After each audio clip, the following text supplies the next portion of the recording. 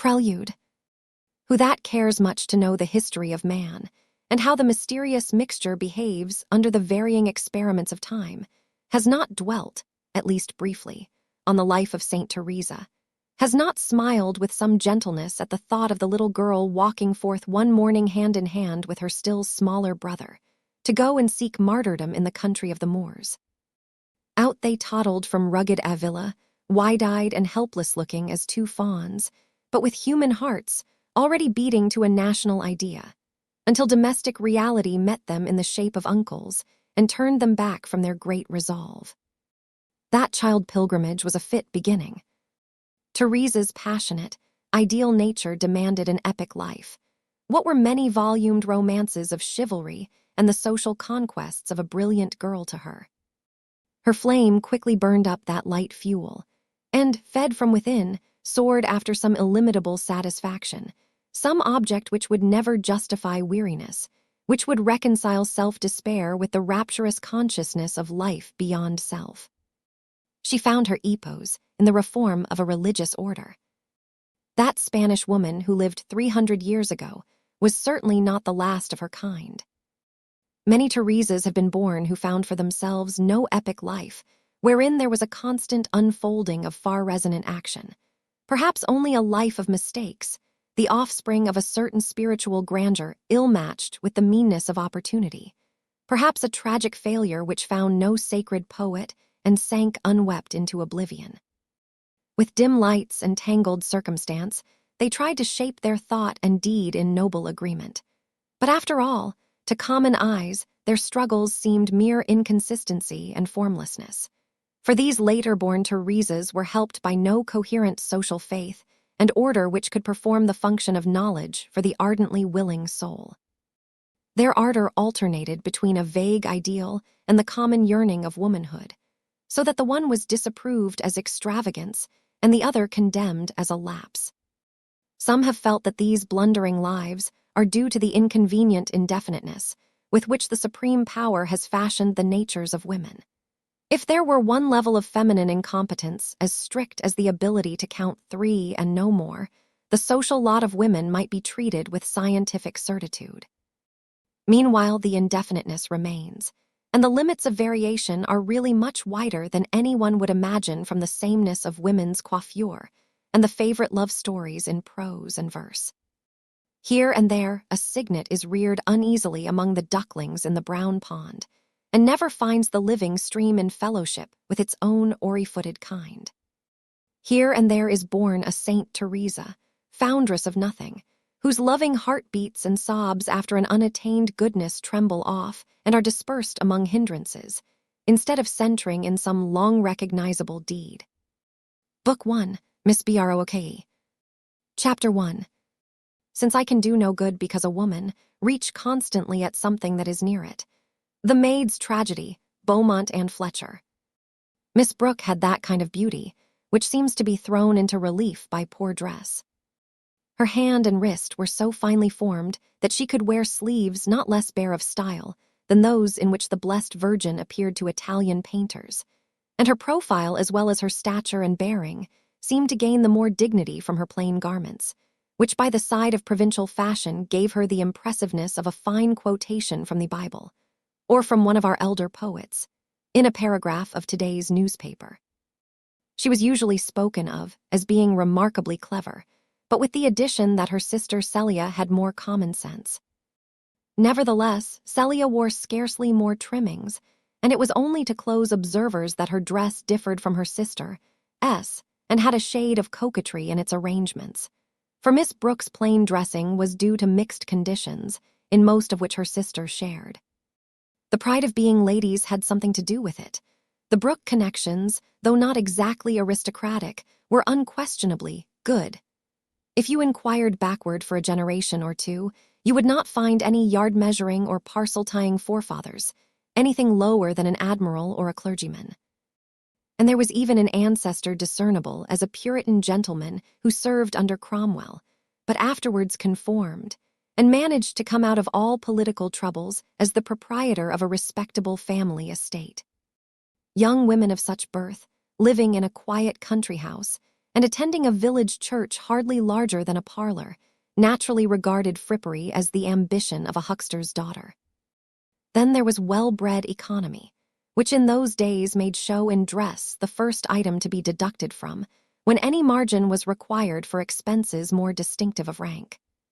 Such reasons would have been enough to account for plain dress, quite apart from religious feeling. But in Miss Brooke's case, religion alone would have determined it, and Celia mildly acquiesced in all her sister's sentiments, only infusing them with that common sense which is able to accept momentous doctrines without any eccentric agitation. Dorothea knew many passages of Pascal's Pensies and of Jeremy Taylor by heart, and to her the destinies of mankind, seen by the light of Christianity, made the solicitudes of feminine fashion appear an occupation for bedlam. She could not reconcile the anxieties of a spiritual life involving eternal consequences with a keen interest in gimp and artificial protrusions of drapery. Her mind was theoretic and yearned by its nature after some lofty conception of the world which might frankly include the parish of Tipton and her own rule of conduct there. She was enamored of intensity and greatness, and rash in embracing whatever seemed to her to have those aspects, likely to seek martyrdom, to make retractations, and then to incur martyrdom after all in a quarter where she had not sought it. Certainly such elements in the character of a marriageable girl tended to interfere with her lot, and hinder it from being decided according to custom, by good looks, vanity, and merely canine affection. With all this, she, the elder of the sisters, was not yet 20, and they had both been educated, since they were about 12 years old and had lost their parents, on plans at once narrow and promiscuous, first in an English family and afterwards in a Swiss family at Lausanne, their bachelor uncle and guardian trying in this way to remedy the disadvantages of their orphaned condition. It was hardly a year since they had come to live at Tipton Grange with their uncle, a man nearly 60, of acquiescent temper, miscellaneous opinions, and uncertain vote. He had traveled in his younger years, and was held in this part of the county to have contracted a too rambling habit of mind. Mr. Brooke's conclusions were as difficult to predict as the weather. It was only safe to say that he would act with benevolent intentions, and that he would spend as little money as possible in carrying them out. For the most glutinously indefinite minds enclose some hard grains of habit, and a man has been seen lax about all his own interests except the retention of his snuff-box, concerning which he was watchful, suspicious, and greedy of clutch. In Mr. Brooke, the hereditary strain of Puritan energy was clearly in abeyance, but in his niece Dorothea it glowed alike through faults and virtues, turning sometimes into impatience of her uncle's talk, or his way of letting things be on his estate, and making her long all the more for the time when she would be of age and have some command of money for generous schemes. She was regarded as an heiress, for not only had the sisters 700 a year each from their parents, but if Dorothea married and had a son, that son would inherit Mr. Brooke's estate, presumably worth about 3,000 a year, a rental which seemed wealth to provincial families, still discussing Mr. Peel's late conduct on the Catholic question, innocent of future gold fields, and of that gorgeous plutocracy which has so nobly exalted the necessities of genteel life. And how should Dorothea not marry, a girl so handsome and with such prospects? Nothing could hinder it but her love of extremes, and her insistence on regulating life according to notions which might cause a wary man to hesitate before he made her an offer, or even might lead her at last to refuse all offers. A young lady of some birth and fortune, who knelt suddenly down on a brick floor by the side of a sick laborer and prayed fervidly as if she thought herself living in the time of the apostles, who had strange whims of fasting like a papist, and of sitting up at night to read old theological books. Such a wife might awaken you some fine morning with a new scheme for the application of her income, which would interfere with political economy and the keeping of saddle horses. A man would naturally think twice before he risked himself in such fellowship. Women were expected to have weak opinions, but the great safeguard of society and of domestic life was that opinions were not acted on. Sane people did what their neighbors did, so that if any lunatics were at large, one might know and avoid them. The rural opinion about the new young ladies, even among the cottagers, was generally in favor of Celia, as being so amiable and innocent-looking, while Miss Brooke's large eyes seemed, like her religion, too unusual and striking. Poor Dorothea. Compared with her, the innocent-looking Celia was knowing and worldly wise. So much subtler is a human mind than the outside tissues, which make a sort of blazonry or clock face for it. Yet those who approached Dorothea, though prejudiced against her by this alarming hearsay, found that she had a charm unaccountably reconcilable with it. Most men thought her bewitching when she was on horseback. She loved the fresh air and the various aspects of the country, and when her eyes and cheeks glowed with mingled pleasure, she looked very little like a devotee. Riding was an indulgence which she allowed herself in spite of conscientious qualms. She felt that she enjoyed it in a pagan, sensuous way, and always looked forward to renouncing it. She was open, ardent, and not in the least self-admiring. Indeed, it was pretty to see how her imagination adorned her sister Celia with attractions altogether superior to her own, and if any gentleman appeared to come to the Grange from some other motive than that of seeing Mr. Brooke, she concluded that he must be in love with Celia. Sir James Chatham, for example, whom she constantly considered from Celia's point of view, inwardly debating whether it would be good for Celia to accept him. That he should be regarded as a suitor to herself would have seemed to her a ridiculous irrelevance. Dorothea, with all her eagerness to know the truths of life, retained very childlike ideas about marriage. She felt sure that she would have accepted the judicious Hooker if she had been born in time to save him from that wretched mistake he made in matrimony, or John Milton when his blindness had come on, or any of the other great men whose odd habits it would have been glorious piety to endure. But an amiable, handsome baronet, who said exactly to her remarks even when she expressed uncertainty, how could he affect her as a lover? The really delightful marriage must be that where your husband was a sort of father, and could teach you even Hebrew if you wished it. These peculiarities of Dorothea's character caused Mr. Brooke to be all the more blamed in neighboring families for not securing some middle-aged lady as guide and companion to his nieces. But he himself dreaded so much the sort of superior woman likely to be available for such a position that he allowed himself to be dissuaded by Dorothea's objections, and was in this case brave enough to defy the world. That is to say, Mrs. Cadwallader, the rector's wife, and the small group of gentry with whom he visited in the northeast corner of Loamshire. So Miss Brooke presided in her uncle's household, and did not at all dislike her new authority, with the homage that belonged to it. Sir James Chatham was going to dine at the Grange today with another gentleman whom the girls had never seen, and about whom Dorothea felt some venerating expectation. This was the Reverend Edward Casaubon, noted in the county as a man of profound learning, understood for many years to be engaged on a great work concerning religious history, also as a man of wealth enough to give luster to his piety, and having views of his own which were to be more clearly ascertained on the publication of his book. His very name carried an impressiveness hardly to be measured, without a precise chronology of scholarship.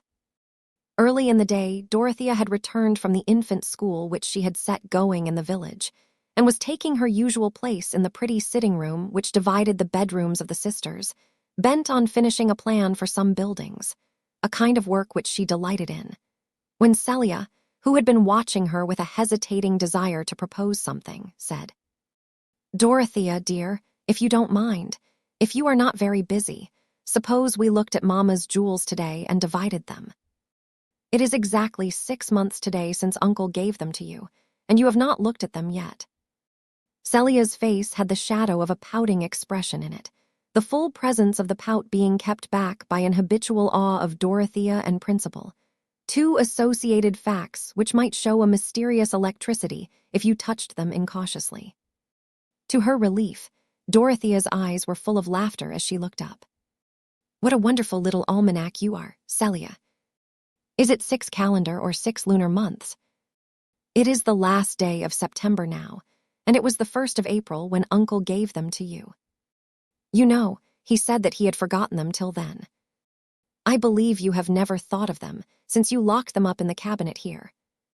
Well, dear, We should never wear them, you know." Dorothea spoke in a full cordial tone, half caressing, half explanatory. She had her pencil in her hand and was making tiny side plans on a margin. Celia colored and looked very grave. "I think, dear, we are wanting in respect to Mamma's memory to put them by and take no notice of them."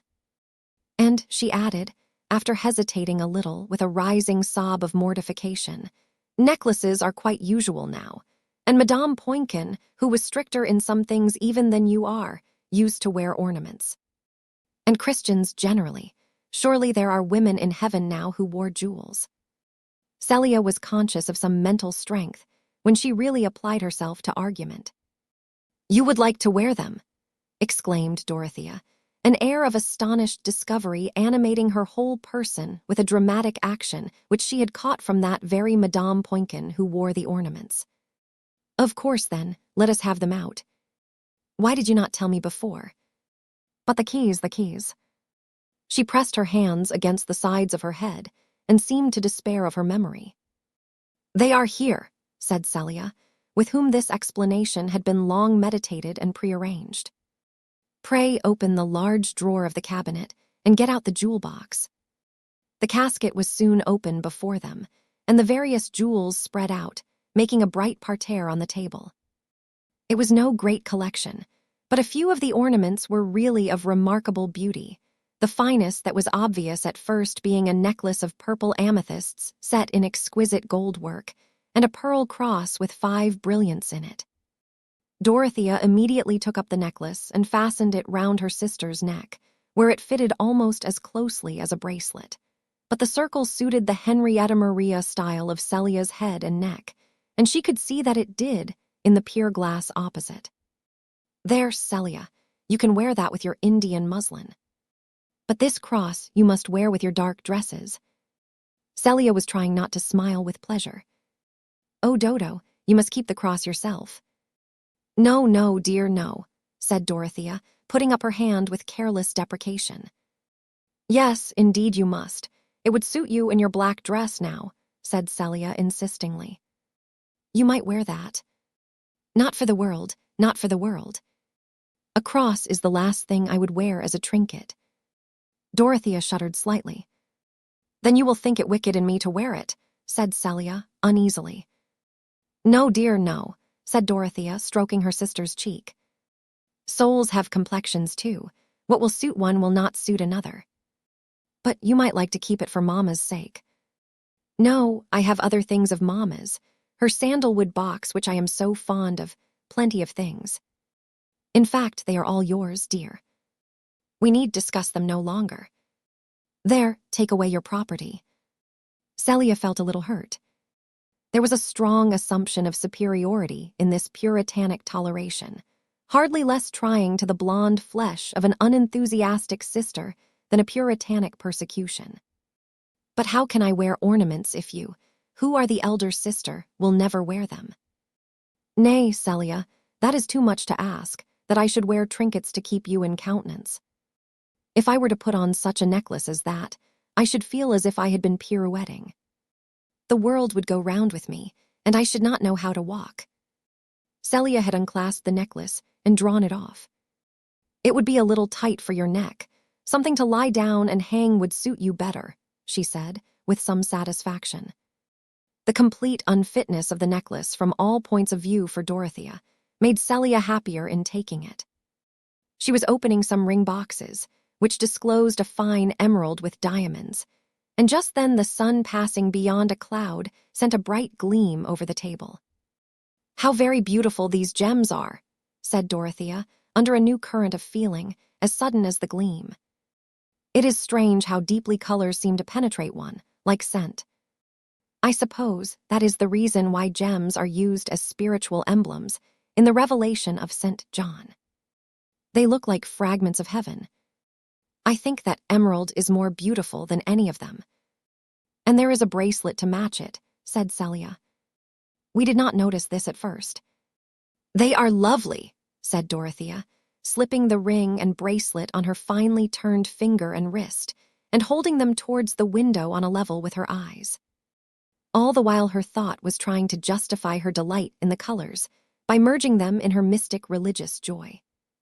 "You would like those, Dorothea," said Celia, rather falteringly, beginning to think with wonder that her sister showed some weakness, and also that emeralds would suit her own complexion even better than purple amethysts. "You must keep that ring and bracelet, if nothing else. But see, these agates are very pretty and quiet." "Yes, I will keep this ring and bracelet," said Dorothea. Then, letting her hand fall on the table, she said in another tone, "Yet what miserable men find such things and work at them and sell them." She paused again, and Celia thought that her sister was going to renounce the ornaments, as in consistency she ought to do. "Yes, dear, I will keep these," said Dorothea decidedly. "But take all the rest away, and the casket." She took up her pencil without removing the jewels, and still looking at them. She thought of often having them by her, to feed her eye at these little fountains of pure color. "Shall you wear them in company?" said Celia, who was watching her with real curiosity as to what she would do. Dorothea glanced quickly at her sister. Across all her imaginative adornment of those whom she loved, there darted now and then a keen discernment, which was not without a scorching quality. If Miss Brooke ever attained perfect meekness, it would not be for lack of inward fire. "Perhaps," she said rather haughtily, "I cannot tell to what level I may sink." Celia blushed and was unhappy. She saw that she had offended her sister, and dared not say even anything pretty about the gift of the ornaments which she put back into the box and carried away. Dorothea, too, was unhappy, as she went on with her plan drawing, questioning the purity of her own feeling and speech in the scene which had ended with that little explosion. Celia's consciousness told her that she had not been at all in the wrong. It was quite natural and justifiable that she should have asked that question, and she repeated to herself that Dorothea was inconsistent. Either she should have taken her full share of the jewels, or, after what she had said, she should have renounced them altogether. "I am sure, at least I trust," thought Celia, "that the wearing of a necklace will not interfere with my prayers. And I do not see that I should be bound by Dorothea's opinions now we are going into society, though of course she herself ought to be bound by them. But Dorothea is not always consistent."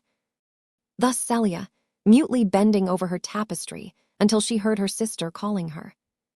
"Here, Kitty, come and look at my plan. I shall think I am a great architect if I have not got incompatible stairs and fireplaces."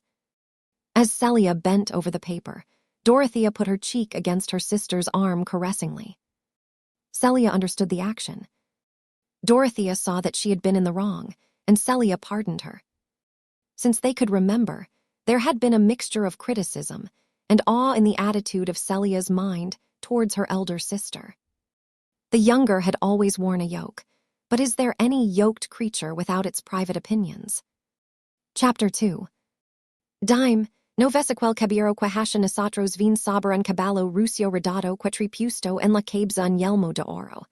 Lo que vi columbro, respondio Sancho, no es sino un hombre saberan es no pardo como el mío, quatri saber la cabeza una cosa que relumbra. Pues es el yelmo de Mambrino, dijo Don Quixote. Cervantes. "Seest thou not yon cavalier who cometh toward us on a dapple grey steed and weareth a golden helmet?" "What I see," answered Sancho, "is nothing but a man on a grey ass like my own, who carries something shiny on his head." "Just so," answered Don Quixote, "and that resplendent object is the helmet of Mambrino."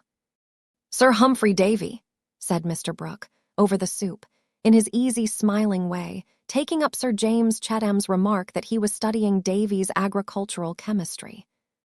"Well now, Sir Humphrey Davy, I dined with him years ago at Cartwright-'s, and Wordsworth was there too.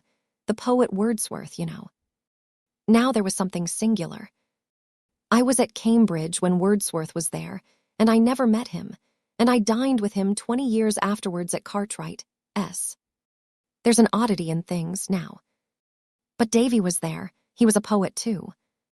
Or, as I may say, Wordsworth was poet one, and Davy was poet too. That was true in every sense, you know." Dorothea felt a little more uneasy than usual. In the beginning of dinner, the party being small and the room still, these motes from the mass of a magistrate's mind fell too noticeably. She wondered how a man like Mr. Casaubon would support such triviality. His manners, she thought, were very dignified. The set of his iron-gray hair and his deep eye sockets made him resemble the portrait of Locke. He had the spare form and the pale complexion which became a student, as different as possible from the blooming Englishman of the red-whiskered type represented by Sir James Chatham. "I am reading the agricultural chemistry," said this excellent baronet, "because I am going to take one of the farms into my own hands and see if something cannot be done in setting a good pattern of farming among my tenants. Do you approve of that, Miss Brooke?" "A great mistake, Chatham," interposed Mr. Brooke, "going into electrifying your land and that kind of thing and making a parlor of your cow-house. It won't do. I went into science a great deal myself at one time, but I saw it would not do. It leads to everything. You can let nothing alone. No, see that your tenants don't sell their straw and that kind of thing, and give them draining tiles, you know. But your fancy farming will not do. The most expensive sort of whistle you can buy. You may as well keep a pack of hounds." "Surely," said Dorothea, "it is better to spend money in finding out how men can make the most of the land which supports them all, than in keeping dogs and horses only to gallop over it. It is not a sin to make yourself poor in performing experiments for the good of all." She spoke with more energy than is expected of so young a lady, but Sir James had appealed to her. He was accustomed to do so, and she had often thought that she could urge him to many good actions when he was her brother-in-law. Mr. Casaubon turned his eyes very markedly on Dorothea while she was speaking, and seemed to observe her newly. "Young ladies don't understand political economy, you know," said Mr. Brooke, smiling towards Mr. Casaubon. "I remember when we were all reading Adam Smith. There is a book now. I took in all the new ideas at one time, human perfectibility now. But some say history moves in circles, and that may be very well argued. I have argued it myself. The fact is, human reason may carry you a little too far, over the hedge, in fact. It carried me a good way at one time, but I saw it would not do. I pulled up in time. But not too hard. I have always been in favor of a little theory. We must have thought, else we shall be landed back in the Dark Ages. But talking of books, there is Southey's Peninsular War. I am reading that of a morning. You know Southey?" "No," said Mr. Casaubon, not keeping pace with Mr. Brooke's impetuous reason and thinking of the book only. "I have little leisure for such literature just now. I have been using up my eyesight on old characters lately. The fact is, I want a reader for my evenings, but I am fastidious in voices, and I cannot endure listening to an imperfect reader. It is a misfortune, in some senses. I feed too much on the inward sources. I live too much with the dead. My mind is something like the ghost of an ancient, wandering about the world and trying mentally to construct it as it used to be, in spite of ruin and confusing changes. But I find it necessary to use the utmost caution about my eyesight." This was the first time that Mr. Casaubon had spoken at any length. He delivered himself with precision, as if he had been called upon to make a public statement, and the balanced, sing-song neatness of his speech, occasionally corresponded to by a movement of his head, was the more conspicuous from its contrast with good Mr. Brooke's scrappy slovenliness. Dorothea said to herself that Mr. Casaubon was the most interesting man she had ever seen, not excepting even Monsieur Eliot, the Vaudois clergyman who had given conferences on the history of the Waldenses. To reconstruct a past world, doubtless with a view to the highest purposes of truth, what a work to be in any way present at, to assist in, though only as a lamp-holder. This elevating thought lifted her above her annoyance at being twitted with her ignorance of political economy, that never-explained science which was thrust as an extinguisher over all her lights. "But you are fond of riding, Miss Brooke," Sir James presently took an opportunity of saying. "I should have thought you would enter a little into the pleasures of hunting." I wish you would let me send over a chestnut horse for you to try. It has been trained for a lady. I saw you on Saturday cantering over the hill on a nag not worthy of you. My groom shall bring Corydon for you every day, if you will only mention the time. Thank you, you're very good. I mean to give up riding. I shall not ride any more, said Dorothea, urged to this brusque resolution by a little annoyance that Sir James would be soliciting her attention when she wanted to give it all to Mr. Casaubon. No, that is too hard, said Sir James, in a tone of reproach that showed strong interest. Your sister is given to self-mortification, is she not? He continued, turning to Celia, who sat at his right hand. I think she is, said Celia, feeling afraid lest she should say something that would not please her sister, and blushing as prettily as possible above her necklace. She likes giving up. If that were true, Celia, my giving up would be self-indulgence, not self-mortification. But there may be good reasons for choosing not to do what is very agreeable, said Dorothea.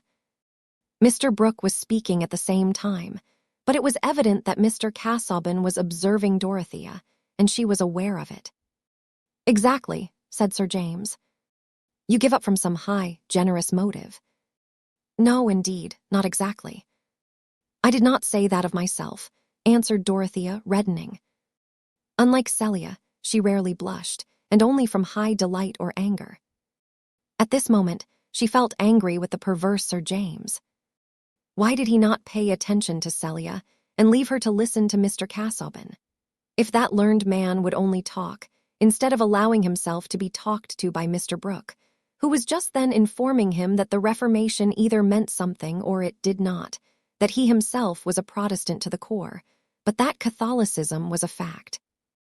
And as to refusing an acre of your ground for a Romanist chapel, all men needed the bridle of religion, which, properly speaking, was the dread of a hereafter. I made a great study of theology at one time, said Mr. Brooke, as if to explain the insight just manifested. I know something of all schools. I knew Wilberforce in his best days. Do you know Wilberforce? Mr. Casaubon said, no. Well, Wilberforce was perhaps not enough of a thinker, but if I went into Parliament, as I have been asked to do, I should sit on the independent bench, as Wilberforce did, and work at philanthropy. Mr. Casaubon bowed, and observed that it was a wide field. Yes, said Mr. Brooke with an easy smile, but I have documents. I began a long while ago to collect documents. They want arranging, but when a question has struck me, I have written to somebody and got an answer. I have documents at my back. But now, how do you arrange your documents? In pigeonholes partly, said Mr. Casaubon, with rather a startled air of effort. Ah, pigeonholes will not do. I have tried pigeonholes, but everything gets mixed in pigeonholes. I never know whether a paper is in A or Z. I wish you would let me sort your papers for you, uncle, said Dorothea. I would letter them all, and then make a list of subjects under each letter. Mr. Casaubon gravely smiled approval, and said to Mr. Brooke, You have an excellent secretary at hand, you perceive. No, no, said Mr. Brooke, shaking his head. I cannot let young ladies meddle with my documents. Young ladies are too flighty. Dorothea felt hurt. Mr. Casaubon would think that her uncle had some special reason for delivering this opinion, whereas the remark lay in his mind as lightly as the broken wing of an insect among all the other fragments there, and a chance current had sent it alighting on her. When the two girls were in the drawing-room alone, Celia said, How very ugly Mr. Casaubon is. Celia, he is one of the most distinguished-looking men I ever saw. He is remarkably like the portrait of Locke. He has the same deep eye sockets. Had Locke those two white moles with hairs on them? Oh, I dare say, when people of a certain sort looked at him, said Dorothea, walking away a little. Mr. Casaubon is so sallow. All the better. I suppose you admire a man with the complexion of a cochon de lait. Dodo, exclaimed Celia, looking after her in surprise. I never heard you make such a comparison before. Why should I make it before the occasion came? It is a good comparison, The match is perfect. Miss Brooke was clearly forgetting herself, and Celia thought so. I wonder you show temper, Dorothea. It is so painful in you, Celia, that you will look at human beings as if they were merely animals with a toilet, and never see the great soul in a man's face. Has Mr. Casaubon a great soul? Celia was not without a touch of naive malice. Yes, I believe he has, said Dorothea, with the full voice of decision. Everything I see in him corresponds to his pamphlet on biblical cosmology. He talks very little, said Celia. There is no one for him to talk to. Celia thought privately, Dorothea quite despises Sir James Chatham. I believe she would not accept him. Celia felt that this was a pity. She had never been deceived as to the object of the baronet's interest. Sometimes, indeed, she had reflected that Dodo would perhaps not make a husband happy who had not her way of looking at things, and stifled in the depths of her heart was the feeling that her sister was too religious for family comfort. Notions and scruples were like spilt needles, making one afraid of treading, or sitting down, or even eating. When Miss Brooke was at the tea table, Sir James came to sit down by her, not having felt her mode of answering him at all offensive. Why should he? He thought it probable that Miss Brooke liked him, and manners must be very marked indeed before they cease to be interpreted by preconceptions either confident or distrustful. She was thoroughly charming to him, but of course he theorized a little about his attachment. He was made of excellent human dough, and had the rare merit of knowing that his talents, even if let loose, would not set the smallest stream in the county on fire. Hence he liked the prospect of a wife to whom he could say, "What shall we do?" about this or that, who could help her husband out with reasons, and would also have the property qualification for doing so. As to the excessive religiousness alleged against Miss Brooke, he had a very indefinite notion of what it consisted in, and thought that it would die out with marriage. In short, he felt himself to be in love in the right place, and was ready to endure a great deal of predominance, which, after all, a man could always put down when he liked.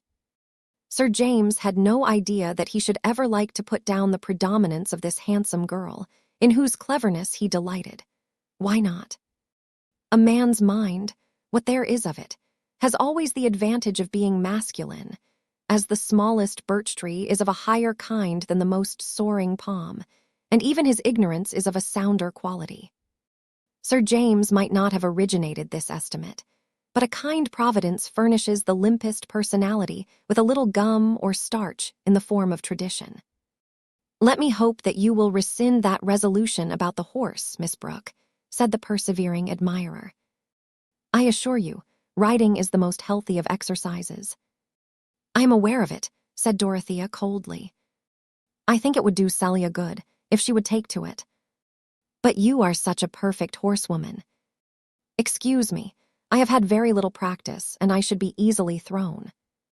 Then that is a reason for more practice. Every lady ought to be a perfect horsewoman, that she may accompany her husband. You see how widely we differ, Sir James. I have made up my mind that I ought not to be a perfect horsewoman, and so I should never correspond to your pattern of a lady. Dorothea looked straight before her, and spoke with cold brusquerie, very much with the air of a handsome boy, in amusing contrast with the solicitous amiability of her admirer. I should like to know your reasons for this cruel resolution. It is not possible that you should think horsemanship wrong. It is quite possible that I should think it wrong for me. Oh, why? Said Sir James, in a tender tone of remonstrance. Mr. Casaubon had come up to the table, teacup in hand, and was listening.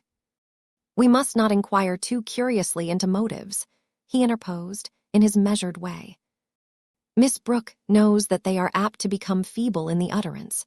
The aroma is mixed with the grosser air.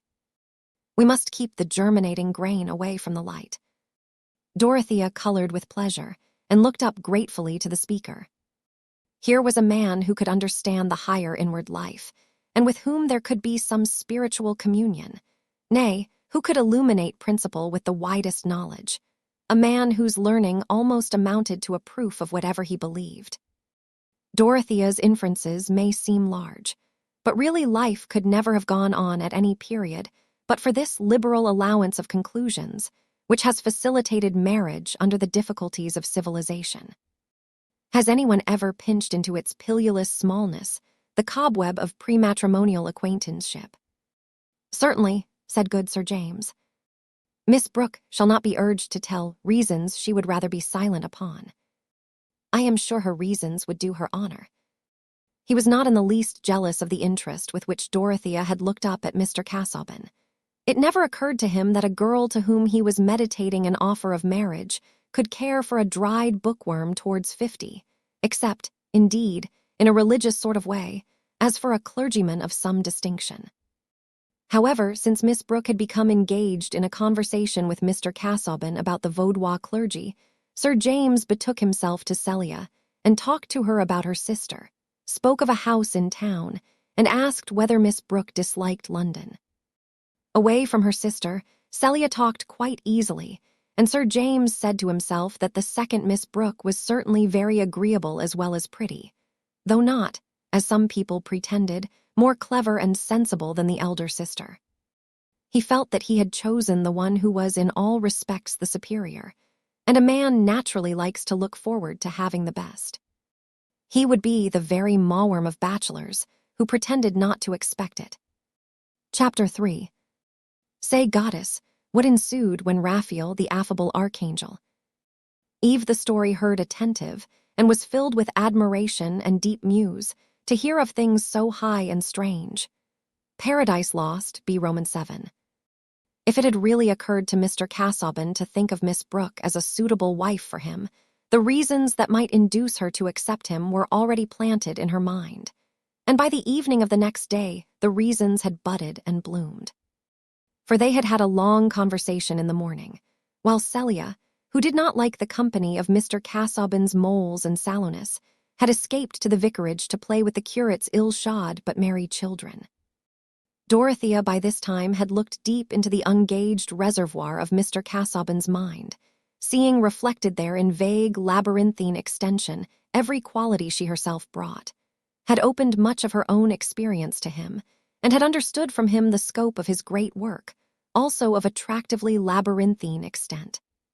For he had been as instructive as Milton's affable archangel, and with something of the archangelic manner, he told her how he had undertaken to show what indeed had been attempted before, but not with that thoroughness, justice of comparison, and effectiveness of arrangement at which Mr. Casaubon aimed, that all the mythical systems or erratic mythical fragments in the world were corruptions of a tradition originally revealed. Having once mastered the true position and taken a firm footing there, the vast field of mythical constructions became intelligible, nay, luminous with the reflected light of correspondences. But to gather in this great harvest of truth was no light or speedy work. His notes already made a formidable range of volumes, but the crowning task would be to condense these voluminous, still accumulating results and bring them, like the earlier vintage of Hippocratic books, to fit a little shelf. In explaining this to Dorothea, Mr. Casaubon expressed himself nearly as he would have done to a fellow student, for he had not two styles of talking at command. It is true that when he used a Greek or Latin phrase, he always gave the English with scrupulous care, but he would probably have done this in any case. A learned provincial clergyman is accustomed to think of his acquaintances as of lords, nits, and other noble and worthy men, that con Latin but little. Dorothea was altogether captivated by the wide embrace of this conception.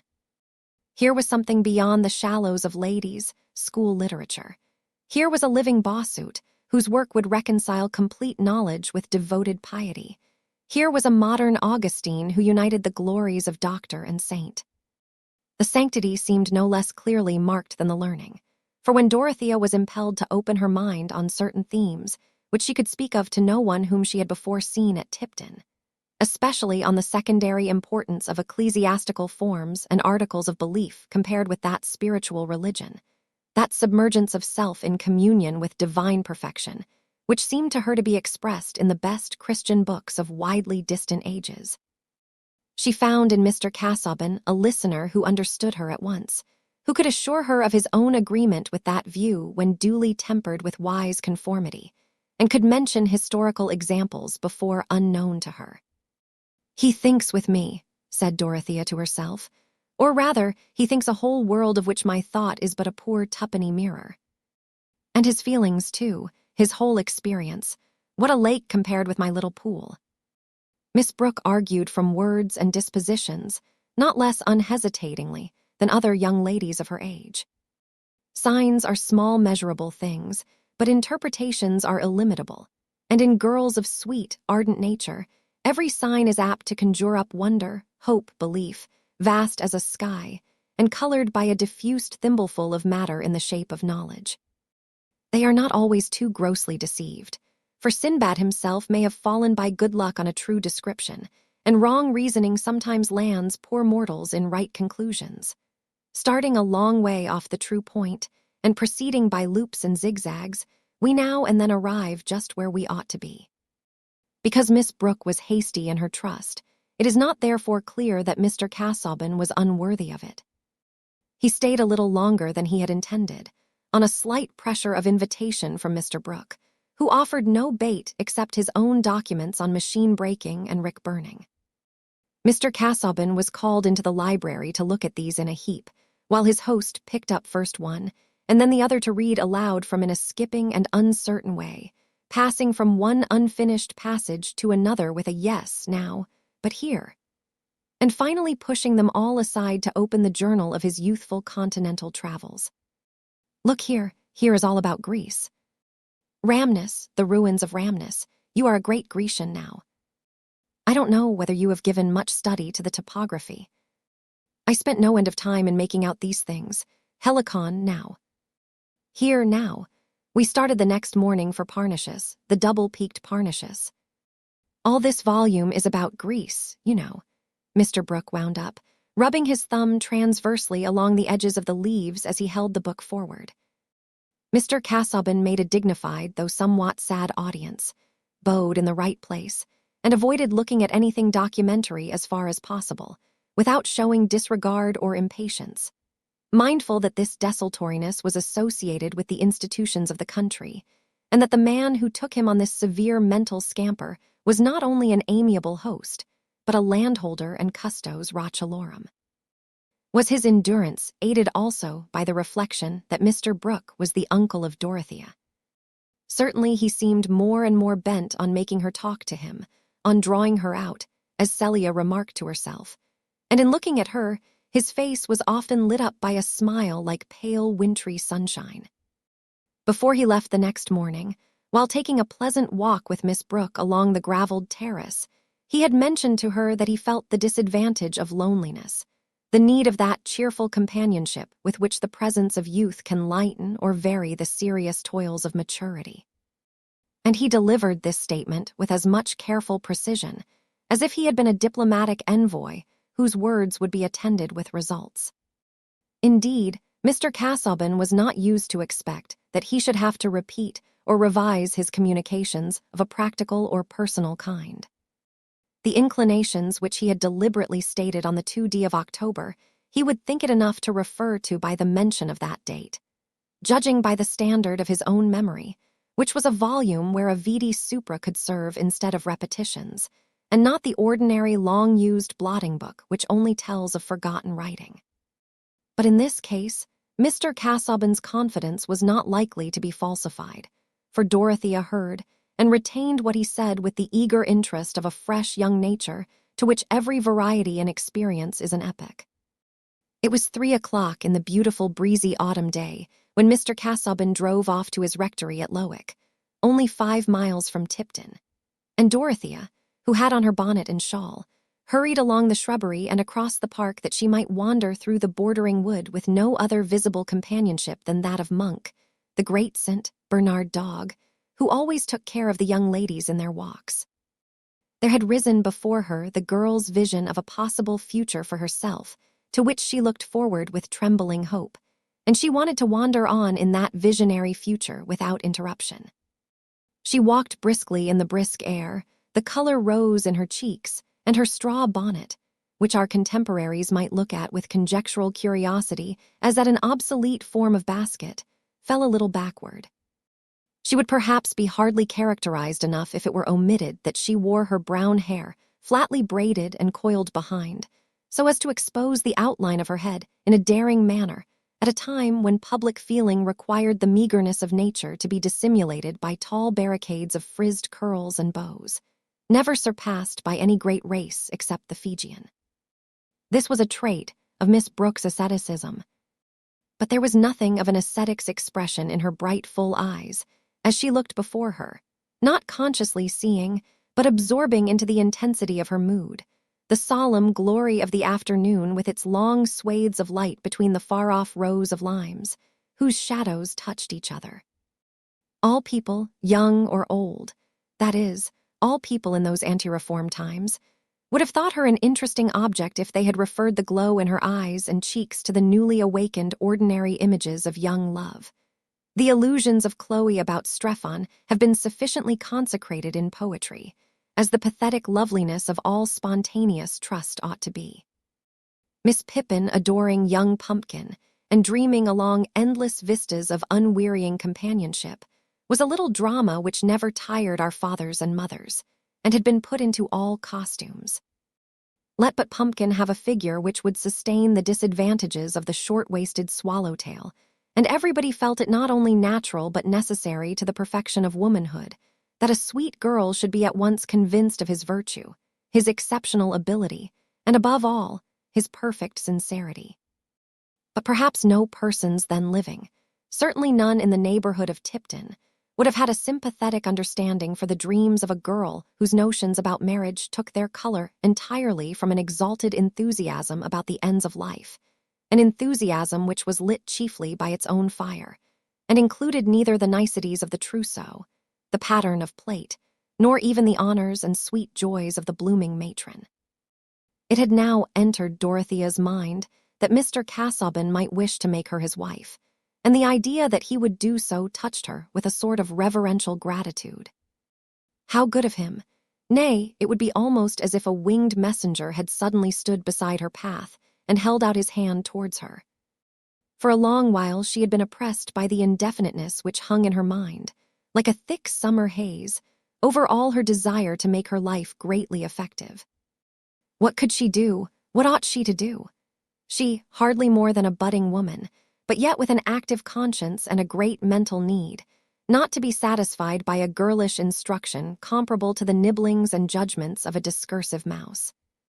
With some endowment of stupidity and conceit, she might have thought that a Christian young lady of fortune should find her ideal of life in village charities, patronage of the humbler clergy, the perusal of female scripture characters, unfolding the private experience of Sarah under the old dispensation, and Dorcas under the new, and the care of her soul over her embroidery in her own boudoir, with a background of prospective marriage to a man who, if less strict than herself, as being involved in affairs religiously inexplicable, might be prayed for and seasonably exhorted. From such contentment, poor Dorothea was shut out. The intensity of her religious disposition, the coercion it exercised over her life, was but one aspect of a nature altogether ardent, theoretic, and intellectually consequent. And with such a nature struggling in the bands of a narrow teaching, hemmed in by a social life which seemed nothing but a labyrinth of petty courses, a walled-in maze of small paths that led no whither, the outcome was sure to strike others as at once exaggeration and inconsistency. The thing which seemed to her best, she wanted to justify by the completest knowledge, and not to live in a pretended admission of rules which were never acted on. Into this soul hunger, as yet all her youthful passion was poured. The union which attracted her was one that would deliver her from her girlish subjection to her own ignorance, and give her the freedom of voluntary submission to a guide who would take her along the grandest path. I should learn everything then, she said to herself, still walking quickly along the bridle road through the wood. It would be my duty to study that I might help him the better in his great works. There would be nothing trivial about our lives. Everyday things with us would mean the greatest things. It would be like marrying Pascal. I should learn to see the truth by the same light as great men have seen it by.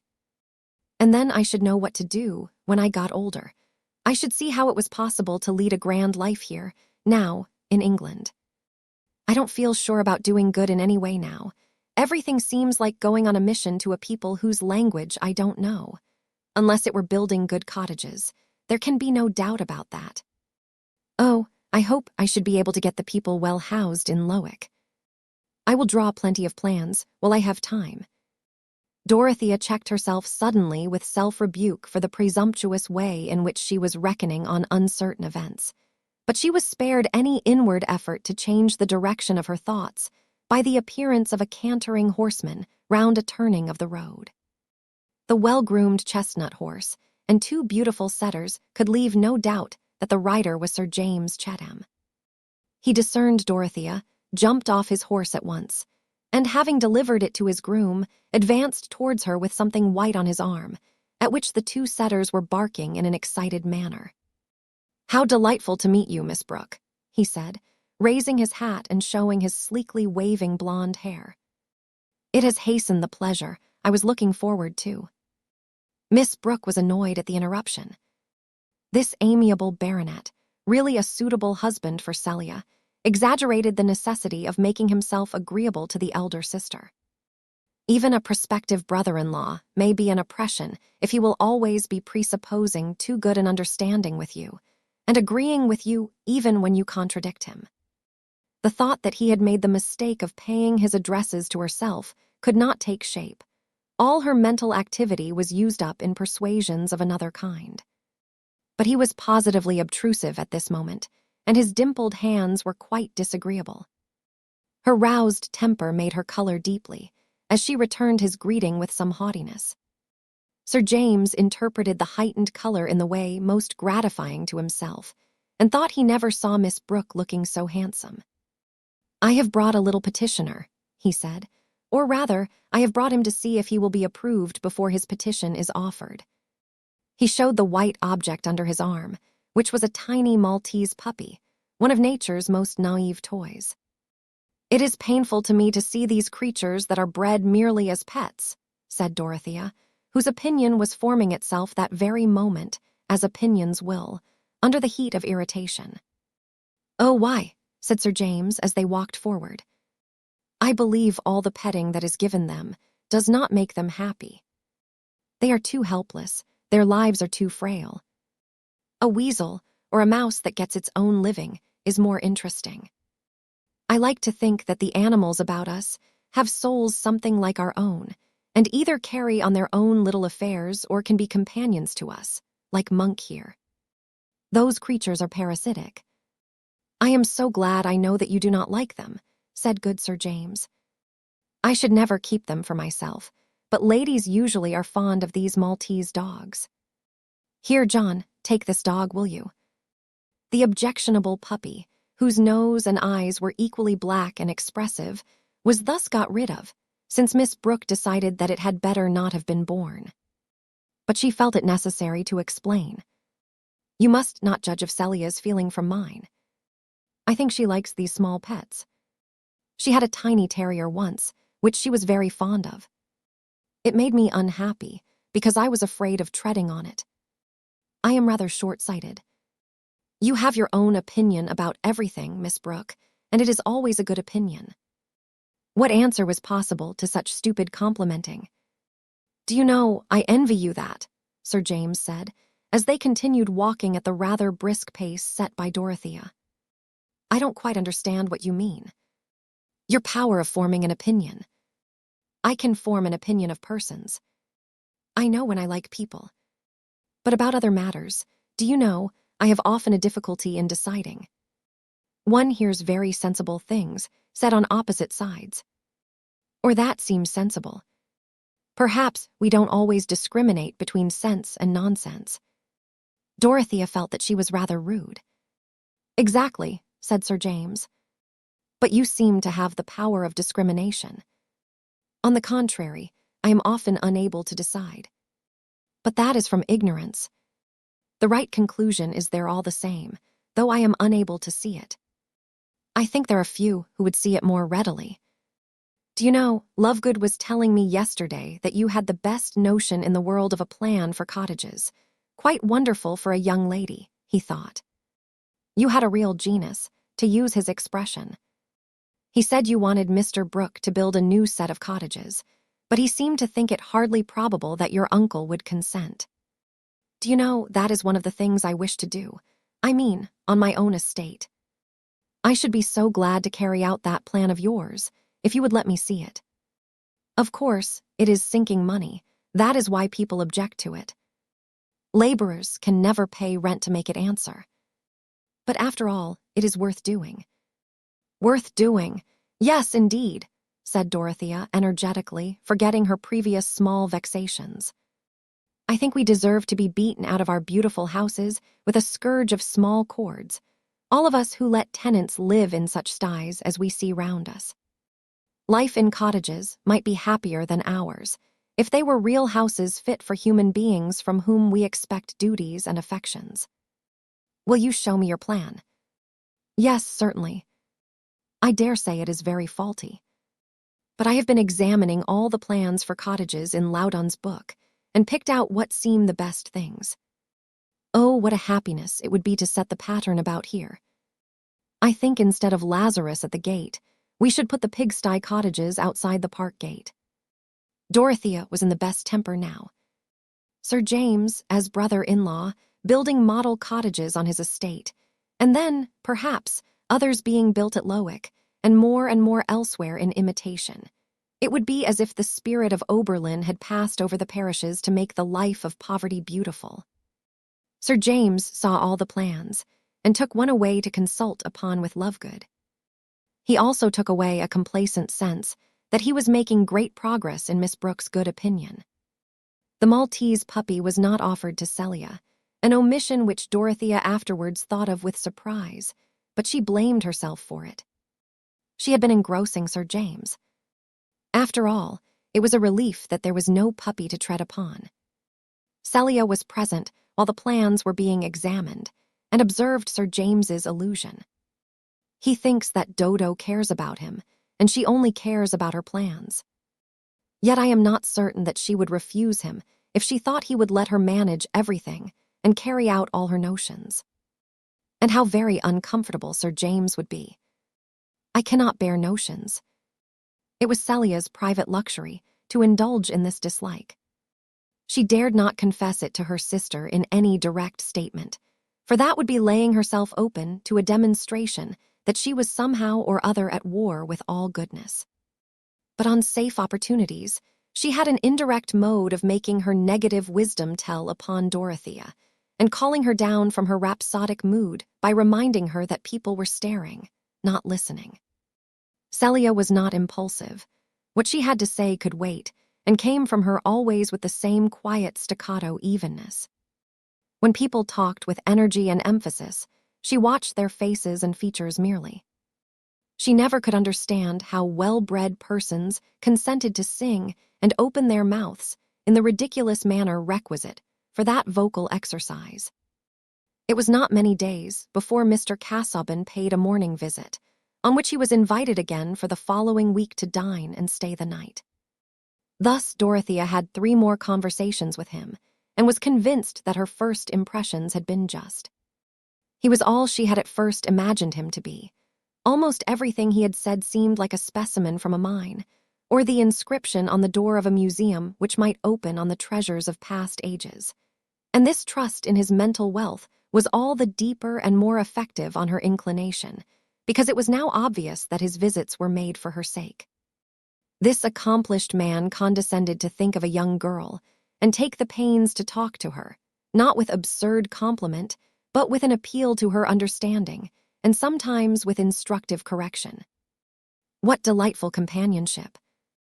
Mr. Casaubon seemed even unconscious that trivialities existed, and never handed round that small talk of heavy men, which is as acceptable as stale bride cake brought forth with an odor of cupboard.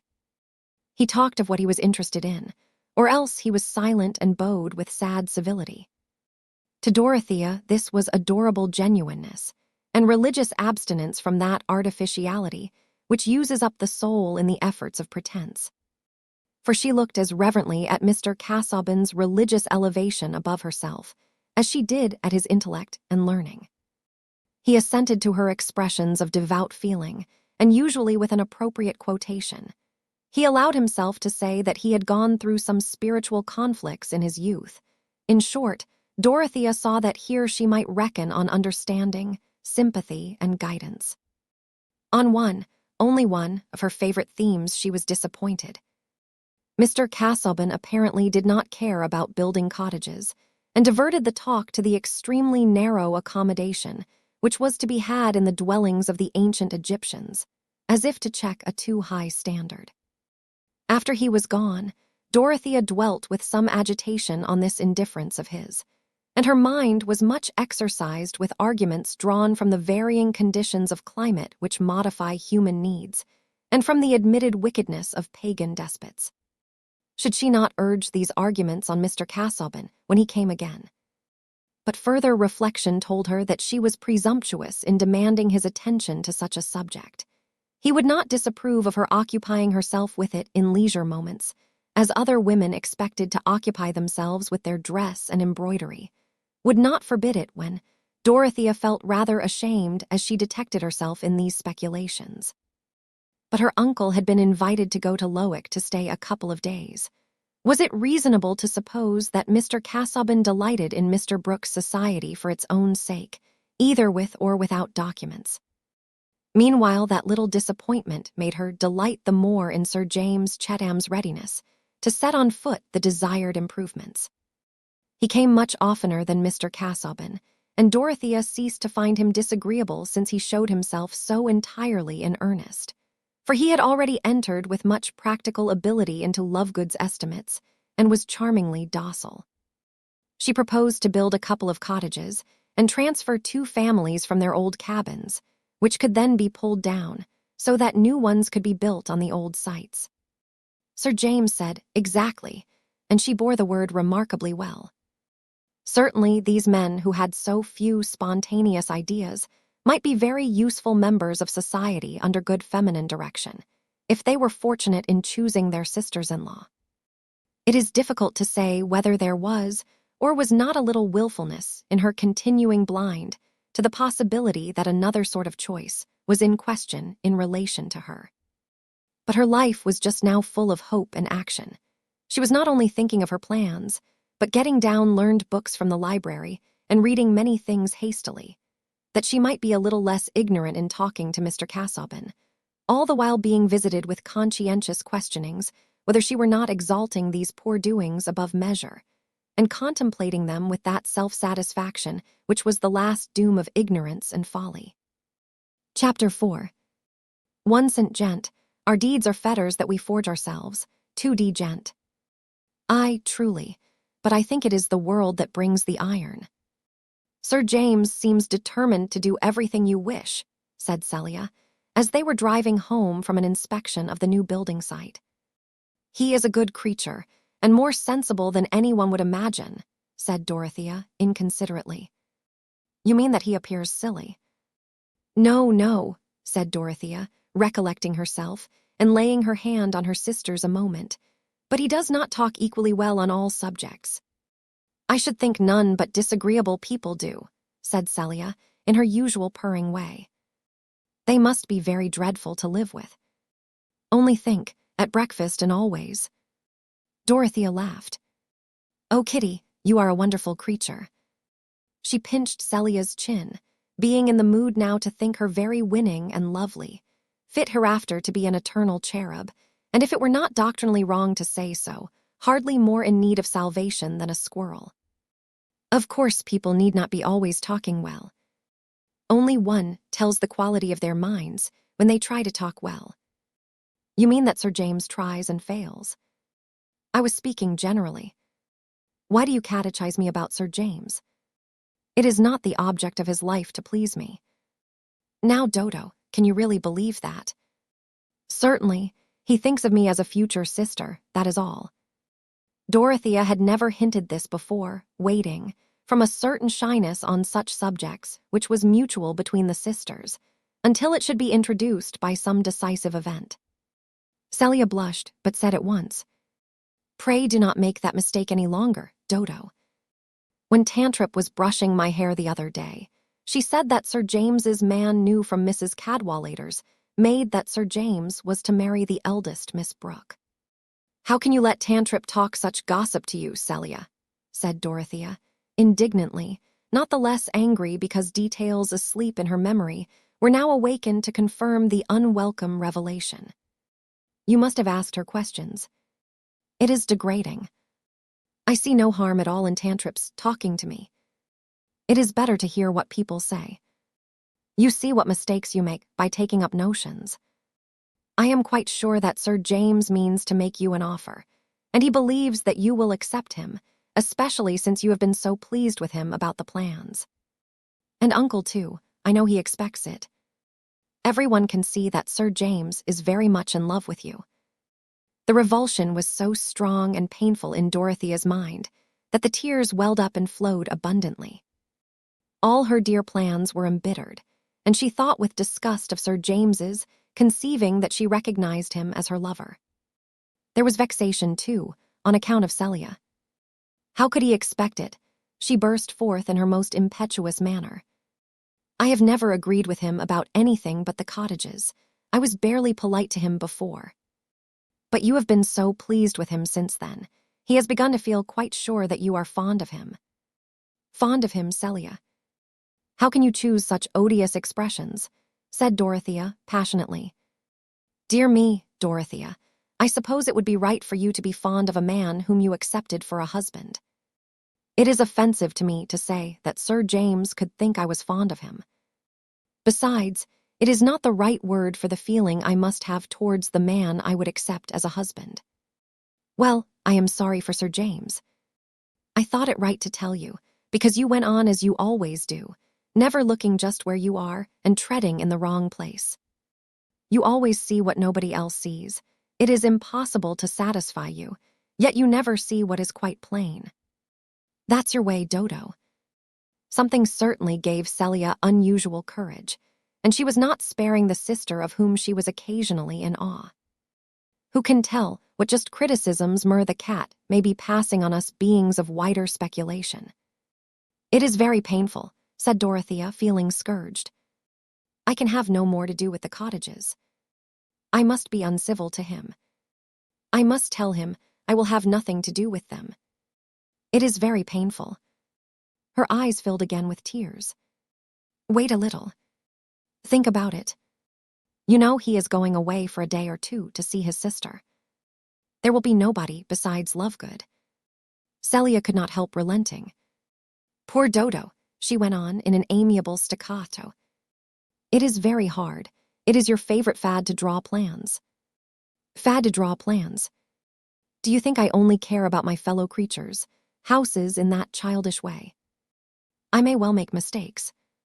How can one ever do anything nobly Christian, living among people with such petty thoughts? No more was said. Dorothea was too much jarred to recover her temper and behave so as to show that she admitted any error in herself. She was disposed rather to accuse the intolerable narrowness and the purblind conscience of the society around her. And Celia was no longer the eternal cherub, but a thorn in her spirit, a pink-hand white nullifidian, worse than any discouraging presence in the Pilgrim's Progress.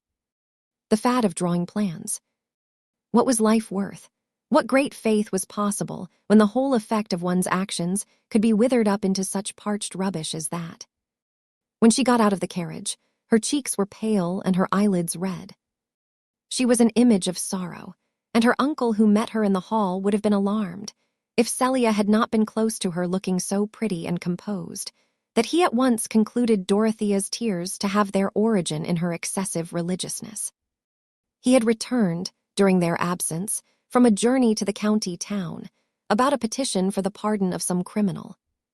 Well, my dears, he said, kindly, as they went up to kiss him, I hope nothing disagreeable has happened while I have been away.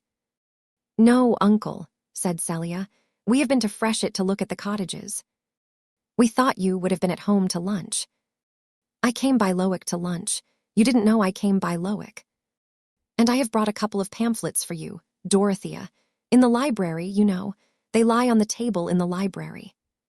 It seemed as if an electric stream went through Dorothea, thrilling her from despair into expectation. They were pamphlets about the early church. The oppression of Celia, Tantrip, and Sir James was shaken off, and she walked straight to the library.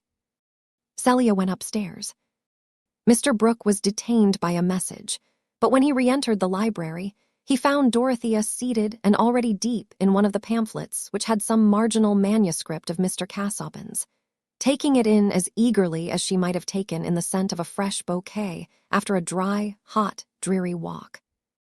She was getting away from Tipton and Freshet, and her own sad liability to tread in the wrong places on her way to the New Jerusalem. Mr. Brooke sat down in his armchair, stretched his legs towards the wood fire, which had fallen into a wondrous mass of glowing dice between the dogs, and rubbed his hands gently, looking very mildly towards Dorothea, but with a neutral, leisurely air, as if he had nothing particular to say. Dorothea closed her pamphlet as soon as she was aware of her uncle's presence, and rose as if to go. Usually she would have been interested about her uncle's merciful errand on behalf of the criminal, but her late agitation had made her absent-minded. "I came back by Lowick, you know," said Mr. Brooke, not as if with any intention to arrest her departure, but apparently from his usual tendency to say what he had said before. This fundamental principle of human speech was markedly exhibited in Mr. Brooke.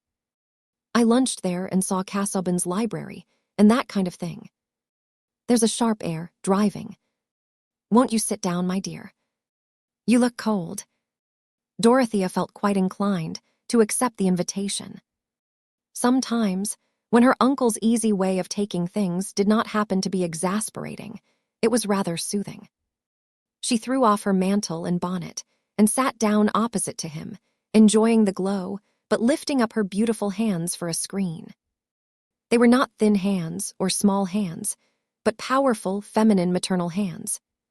She seemed to be holding them up in propitiation for her passionate desire to know and to think, which in the unfriendly mediums of Tipton and Freshet had issued in crying and red eyelids. She bethought herself, now, of the condemned criminal. "What news have you brought about the sheep-stealer, uncle?" "What poor bunch? Well, it seems we can't get him off. He is to be hanged." Dorothea's brow took an expression of reprobation and pity. "Hanged, you know," said Mr. Brooke with a quiet nod. "Poor Romilly, he would have helped us." "I knew Romilly." "Casaubon didn't know Romilly. He is a little buried in books. You know, Casaubon is. When a man has great studies and is writing a great work, he must of course give up seeing much of the world. How can he go about making acquaintances?" "That's true, but a man mopes, you know. I have always been a bachelor too, but I have that sort of disposition that I never moped. It was my way to go about everywhere and take in everything. I never moped, but I can see that Casaubon does, you know. He wants a companion, you know." "It would be a great honor to anyone to be his companion," said Dorothea, energetically. "You like him, eh?" said Mr. Brooke, without showing any surprise or other emotion. "Well now, I've known Casaubon 10 years, ever since he came to Lowick. But I never got anything out of him, any ideas, you know. However, he is a tip-top man and may be a bishop, that kind of thing, you know, if Peel stays in. And he has a very high opinion of you, my dear." Dorothea could not speak. "The fact is, he has a very high opinion indeed of you. And he speaks uncommonly well, does Casaubon. He has deferred to me, you not being of age. In short, I have promised to speak to you, though I told him I thought there was not much chance. I was bound to tell him that. I said, my niece is very young and that kind of thing. But I didn't think it necessary to go into everything. However, the long and the short of it is that he has asked my permission to make you an offer of marriage, you know," said Mr. Brooke, with his explanatory nod. "I thought it better to tell you, my dear." No one could have detected any anxiety in Mr. Brooke's manner, but he did really wish to know something of his niece's mind, that, if there were any need for advice, he might give it in time. What feeling he, as a magistrate who had taken in so many ideas, could make room for, was unmixedly kind. Since Dorothea did not speak immediately, he repeated, "I thought it better to tell you, my dear." "Thank you, uncle," said Dorothea in a clear, unwavering tone. "I am very grateful to Mr. Casaubon. If he makes me an offer, I shall accept him. I admire and honor him more than any man I ever saw." Mr. Brooke paused a little, and then said in a lingering low tone, "Ah, well, he is a good match in some respects. But now Chatham is a good match, and our land lies together. I shall never interfere against your wishes, my dear. People should have their own way in marriage, and that sort of thing, up to a certain point, you know. I have always said that, up to a certain point. I wish you to marry well, and I have good reason to believe that Chatham wishes to marry you. I mention it, you know. It is impossible that I should ever marry Sir James Chatham," said Dorothea. "If he thinks of marrying me, he has made a great mistake. That is it, you see. One never knows. I should have thought Chatham was just the sort of man a woman would like, now." "Pray do not mention him in that light again, uncle," said Dorothea, feeling some of her late irritation revive. Mr. Brooke wondered, and felt that women were an inexhaustible subject of study, since even he at his age was not in a perfect state of scientific prediction about them. Here was a fellow like Chatham with no chance at all. "Well, but Casaubon now. There is no hurry, I mean for you. It's true, every year will tell upon him. He is over 45, you know. I should say a good 27 years older than you. To be sure, if you like learning and standing, and that sort of thing, we can't have everything. And his income is good. He has a handsome property independent of the church. His income is good. Still he is not young, and I must not conceal from you, my dear, that I think his health is not over-strong. I know nothing else against him. I should not wish to have a husband very near my own age," said Dorothea, with grave decision. "I should wish to have a husband who is above me in judgment and in all knowledge." Mr. Brooke repeated his subdued, "Ah, I thought you had more of your own opinion than most girls. I thought you liked your own opinion, liked it, you know. I cannot imagine myself living without some opinions, but I should wish to have good reasons for them, and a wise man could help me to see which opinions had the best foundation, and would help me to live according to them." "Very true. You couldn't put the thing better, couldn't put it better beforehand, you know. But there are oddities in things," continued Mr. Brooke, whose conscience was really roused to do the best he could for his niece on this occasion. "Life isn't cast in a mold, not cut out by rule and line, and that sort of thing. I never married myself, and it will be the better for you and yours. The fact is, I never loved anyone well enough to put myself into a noose for them. It is a noose, you know, temper now. There is temper, and a husband likes to be master. I know that I must expect trials, uncle. Marriage is a state of higher duties. I never thought of it as mere personal ease," said poor Dorothea. "Well, you are not fond of show. A great establishment, balls, dinners, that kind of thing. I can see that Casaubon's ways might suit you better than Chatham's. And you shall do as you like, my dear. I would not hinder Casaubon. I said so at once, for there is no knowing how anything may turn out. You have not the same tastes as every young lady, and a clergyman and scholar, who may be a bishop, that kind of thing, may suit you better than Chatham. Chatham is a good fellow, a good sound-hearted fellow, you know, but he doesn't go much into ideas. I did, when I was his age. But Casaubon's eyes now. I think he has hurt them a little with too much reading. I should be all the happier, uncle, the more room there was for me to help him," said Dorothea ardently. "You have quite made up your mind, I see. Well, my dear, the fact is, I have a letter for you in my pocket." Mr. Brooke handed the letter to Dorothea, but as she rose to go away, he added, "There is not too much hurry, my dear. Think about it, you know." When Dorothea had left him, he reflected that he had certainly spoken strongly. He had put the risks of marriage before her in a striking manner. It was his duty to do so. But as to pretending to be wise for young people, no uncle, however much he had traveled in his youth, absorbed the new ideas, and dined with celebrities now deceased, could pretend to judge what sort of marriage would turn out well for a young girl who preferred Casaubon to Chatham. In short, woman was a problem which, since Mr. Brooke's mind felt blank before it, could be hardly less complicated than the revolutions of an irregular solid. Chapter 5.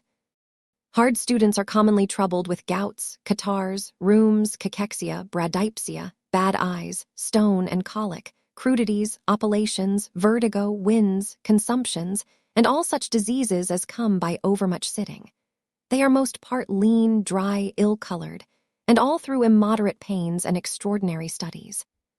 If you will not believe the truth of this, look upon great Tostatus and Thomas Aquina's works, and tell me whether those men took pains. Burton's Anatomy of Melancholy, P.I. S2. This was Mr. Casaubon's letter. M.Y. Dear Miss Brooke, I have your guardian's permission to address you on a subject than which I have none more at heart. I am not, I trust, mistaken in the recognition of some deeper correspondence than that of date in the fact that a consciousness of need in my own life had arisen contemporaneously with the possibility of my becoming acquainted with you. For in the first hour of meeting you, I had an impression of your eminent and perhaps exclusive fitness to supply that need, connected, I may say, with such activity of the affections as even the preoccupations of a work too special to be abdicated could not uninterruptedly dissimulate. And each succeeding opportunity for observation has given the impression an added depth by convincing me more emphatically of that fitness which I had preconceived, and thus evoking more decisively those affections to which I have but now referred. Our conversations have, I think, made sufficiently clear to you the tenor of my life and purposes, a tenor unsuited, I am aware, to the commoner order of minds.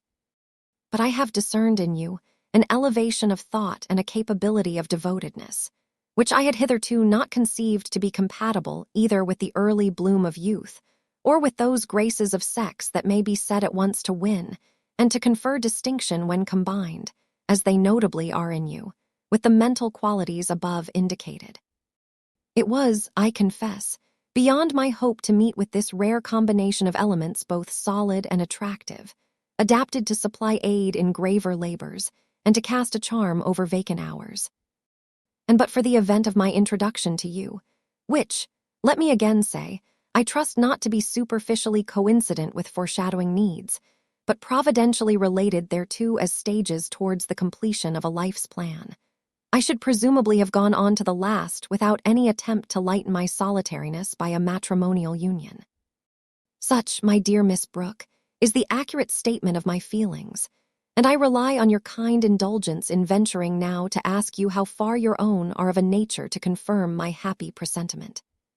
To be accepted by you as your husband and the earthly guardian of your welfare, I should regard as the highest of providential gifts. In return, I can at least offer you an affection hitherto unwasted, and the faithful consecration of a life which, however short in the sequel, has no backward pages whereon, if you choose to turn them, you will find records such as might justly cause you either bitterness or shame. I await the expression of your sentiments with an anxiety which it would be the part of wisdom, were it possible, to divert by a more arduous labor than usual. But in this order of experience I am still young, and in looking forward to an unfavorable possibility, I cannot but feel that resignation to solitude will be more difficult after the temporary illumination of hope. In any case, I shall remain, yours with sincere devotion, Edward Casaubon. Dorothea trembled while she read this letter. Then she fell on her knees, buried her face, and sobbed. She could not pray. Under the rush of solemn emotion in which thoughts became vague and images floated uncertainly, she could but cast herself, with a childlike sense of reclining, in the lap of a divine consciousness which sustained her own. She remained in that attitude till it was time to dress for dinner. How could it occur to her to examine the letter, to look at it critically as a profession of love? Her whole soul was possessed by the fact that a fuller life was opening before her. She was a neophyte about to enter on a higher grade of initiation. She was going to have room for the energies which stirred uneasily under the dimness and pressure of her own ignorance and the petty peremptoriness of the world's habits. Now she would be able to devote herself to large yet definite duties. Now she would be allowed to live continually in the light of a mind that she could reverence. This hope was not unmixed with the glow of proud delight, the joyous maiden surprise that she was chosen by the man whom her admiration had chosen. All Dorothea's passion was transfused through a mind struggling towards an ideal life. The radiance of her transfigured girlhood fell on the first object that came within its level. The impetus with which inclination became resolution was heightened by those little events of the day which had roused her discontent with the actual conditions of her life. After dinner, when Celia was playing an air with variations, a small kind of tinkling which symbolized the aesthetic part of the young lady's education, Dorothea went up to her room to answer Mr. Casaubon's letter. Why should she defer the answer? She wrote it over 3 times, not because she wished to change the wording, but because her hand was unusually uncertain, and she could not bear that Mr. Casaubon should think her handwriting bad and illegible. She piqued herself on writing a hand in which each letter was distinguishable without any large range of conjecture, and she meant to make much use of this accomplishment to save Mr. Casaubon's eyes. 3 times she wrote, "My dear Mr. Casaubon, I am very grateful to you for loving me and thinking me worthy to be your wife. I can look forward to no better happiness than that which would be one with yours. If I said more, it would only be the same thing written out at greater length, for I cannot now dwell on any other thought than that I may be through life. Yours devotedly, Dorothea Brooke." Later in the evening, she followed her uncle into the library to give him the letter, that he might send it in the morning. He was surprised, but his surprise only issued in a few moments' silence, during which he pushed about various objects on his writing table, and finally stood with his back to the fire, his glasses on his nose, looking at the address of Dorothea's letter. "Have you thought enough about this, my dear?" he said at last. "There was no need to think long, uncle. I know of nothing to make me vacillate. If I changed my mind, it must be because of something important and entirely new to me." "Ah, then you have accepted him. Then Chatham has no chance." "Has Chatham offended you? Offended you, you know." "What is it you don't like in Chatham?" "There is nothing that I like in him," said Dorothea, rather impetuously. Mr. Brooke threw his head and shoulders backward as if someone had thrown a light missile at him. Dorothea immediately felt some self-rebuke and said, "I mean in the light of a husband. He is very kind, I think, really very good about the cottages. A well-meaning man. But you must have a scholar and that sort of thing. Well, it lies a little in our family.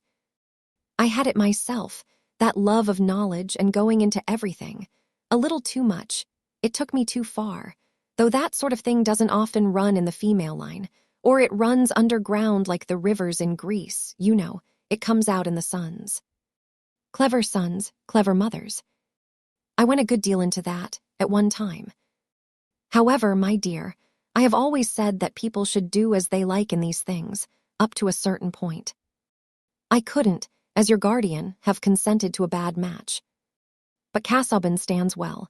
His position is good. I am afraid Chatham will be hurt, though, and Mrs. Cadwallader will blame me." That evening, of course, Celia knew nothing of what had happened. She attributed Dorothea's abstracted manner and the evidence of further crying since they had got home to the temper she had been in about Sir James Chatham and the buildings, and was careful not to give further offense. Having once said what she wanted to say, Celia had no disposition to recur to disagreeable subjects. It had been her nature, when a child, never to quarrel with anyone, only to observe with wonder that they quarreled with her and looked like turkey-cocks, whereupon she was ready to play at cat's cradle with them whenever they recovered themselves. And as to Dorothea, it had always been her way to find something wrong in her sister's words, though Celia inwardly protested that she always said just how things were, and nothing else. She never did and never could put words together out of her own head. But the best of Dodo was that she did not keep angry for long together. Now, though they had hardly spoken to each other all the evening, yet when Celia put by her work, intending to go to bed, a proceeding in which she was always much the earlier, Dorothea, who was seated on a low stool, unable to occupy herself except in meditation, said, with the musical intonation which in moments of deep but quiet feeling made her speech like a fine bit of recitative, "Celia, dear, come and kiss me," holding her arms open as she spoke. Celia knelt down to get the right level and gave her little butterfly kiss, while Dorothea encircled her with gentle arms and pressed her lips gravely on each cheek in turn. "Don't sit up, Dodo, you are so pale tonight. Go to bed soon," said Celia in a comfortable way without any touch of pathos. "No, dear, I am very, very happy," said Dorothea fervently. "So much the better," thought Celia. But how strangely Dodo goes from one extreme to the other. The next day at luncheon, the butler, handing something to Mr. Brooke, said, "Jonas is come back, sir, and has brought this letter." Mr. Brooke read the letter, and then, nodding toward Dorothea, said, "Casaubon, my dear, he will be here to dinner. He didn't wait to write more, didn't wait, you know." It could not seem remarkable to Celia that a dinner guest should be announced to her sister beforehand, but her eyes following the same direction as her uncle's, she was struck with the peculiar effect of the announcement on Dorothea. It seemed as if something like the reflection of a white, sunlit wing had passed across her features, ending in one of her rare blushes. For the first time it entered into Celia's mind that there might be something more between Mr. Casaubon and her sister than his delight in bookish talk and her delight in listening. Hitherto she had classed the admiration for this ugly, and learned acquaintance with the admiration for Monsieur Eliot at Lausanne, also ugly and learned. Dorothea had never been tired of listening to old Monsieur Eliot when Celia's feet were as cold as possible, and when it had really become dreadful to see the skin of his bald head moving about. Why then should her enthusiasm not extend to Mr. Casaubon simply in the same way as to Monsieur Eliot? And it seemed probable that all learned men had a sort of schoolmaster's view of young people. But now Celia was really startled at the suspicion which had darted into her mind. She was seldom taken by surprise in this way, her marvelous quickness in observing a certain order of signs generally preparing her to expect such outward events as she had an interest in. Not that she now imagined Mr. Casaubon to be already an accepted lover. She had only begun to feel disgust at the possibility that anything in Dorothea's mind could tend towards such an issue. Here was something really to vex her about Dodo. It was all very well not to accept Sir James Chetham, but the idea of marrying Mr. Casaubon. Celia felt a sort of shame, mingled with a sense of the ludicrous. But perhaps Dodo, if she were really bordering on such an extravagance, might be turned away from it. Experience had often shown that her impressibility might be calculated on.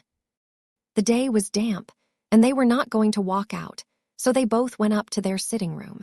And there Celia observed that Dorothea, instead of settling down with her usual diligent interest to some occupation, simply leaned her elbow on an open book and looked out of the window at the great cedar silvered with the damp. She herself had taken up the making of a toy for the curate's children, and was not going to enter on any subject too precipitately. Dorothea was in fact thinking that it was desirable for Celia to know of the momentous change in Mr. Casaubon's position since he had last been in the house. It did not seem fair to leave her in ignorance of what would necessarily affect her attitude towards him, but it was impossible not to shrink from telling her. Dorothea accused herself of some meanness in this timidity. It was always odious to her to have any small fears or contrivances about her actions, but at this moment she was seeking the highest aid possible that she might not dread the corrosiveness of Celia's pretty carnally minded prose. Her reverie was broken, and the difficulty of decision banished, by Celia's small and rather guttural voice speaking in its usual tone, of a remark aside or a by-the-by. "Is anyone else coming to dine, besides Mr. Casaubon?" "Not that I know of." "I hope there is someone else." Then I shall not hear him eat his soup so. What is there remarkable about his soup eating? Really, Dodo, can't you hear how he scrapes his spoon? And he always blinks before he speaks. I don't know whether Locke blinked, but I'm sure I am sorry for those who sat opposite to him if he did. Celia, said Dorothea, with emphatic gravity, pray don't make any more observations of that kind. Why not? They are quite true, returned Celia, who had her reasons for persevering, though she was beginning to be a little afraid. Many things are true, which only the commonest minds observe. Then I think the commonest minds must be rather useful. I think it is a pity Mr. Casaubon's mother had not a commoner mind. She might have taught him better. Celia was inwardly frightened and ready to run away, now she had hurled this light javelin. Dorothea's feelings had gathered to an avalanche, and there could be no further preparation. It is right to tell you, Celia, that I am engaged to marry Mr. Casaubon. Perhaps Celia had never turned so pale before. The paper man she was making would have had his leg injured, but for her habitual care of whatever she held in her hands. She laid the fragile figure down at once and sat perfectly still for a few moments. When she spoke, there was a tear gathering. Oh, Dodo, I hope you will be happy. Her sisterly tenderness could not but surmount other feelings at this moment, and her fears were the fears of affection. Dorothea was still hurt and agitated. It is quite decided, then, said Celia in an awed undertone. And Uncle knows. I have accepted Mr. Casaubon's offer. My uncle brought me the letter that contained it. He knew about it beforehand. I beg your pardon if I have said anything to hurt you, Dodo, said Celia with a slight sob. She never could have thought that she should feel as she did. There was something funereal in the whole affair, and Mr. Casaubon seemed to be the officiating clergyman, about whom it would be indecent to make remarks. Never mind, Kitty, do not grieve. We should never admire the same people. I often offend in something of the same way. I am apt to speak too strongly of those who don't please me. In spite of this magnanimity, Dorothea was still smarting, perhaps as much from Celia's subdued astonishment as from her small criticisms. Of course, all the world round Tipton would be out of sympathy with this marriage. Dorothea knew of no one who thought as she did about life and its best objects. Nevertheless, before the evening was at an end, she was very happy. In an hour's tete-a-tete with Mr. Casaubon, she talked to him with more freedom than she had ever felt before, even pouring out her joy at the thought of devoting herself to him, and of learning how she might best share and further all his great ends. Mr. Casaubon was touched with an unknown delight. What man would not have been? At this childlike, unrestrained ardor, he was not surprised. What lover would have been? That he should be the object of it. My dear young lady, Miss Brooke, Dorothea, he said, pressing her hand between his hands, this is a happiness greater than I had ever imagined to be in reserve for me. That I should ever meet with a mind and person so rich in the mingled graces which could render marriage desirable, was far indeed from my conception. You have all, nay, more than all, those qualities which I have ever regarded as the characteristic excellences of womanhood. The great charm of your sex is its capability of an ardent self-sacrificing affection, and herein we see its fitness to round and complete the existence of our own. Hitherto, I have known few pleasures save of the sever kind. My satisfactions have been those of the solitary student. I have been little disposed to gather flowers that would wither in my hand, but now I shall pluck them with eagerness to place them in your bosom. No speech could have been more thoroughly honest in its intention. The frigid rhetoric at the end was as sincere as the bark of a dog or the cawing of an amorous rook.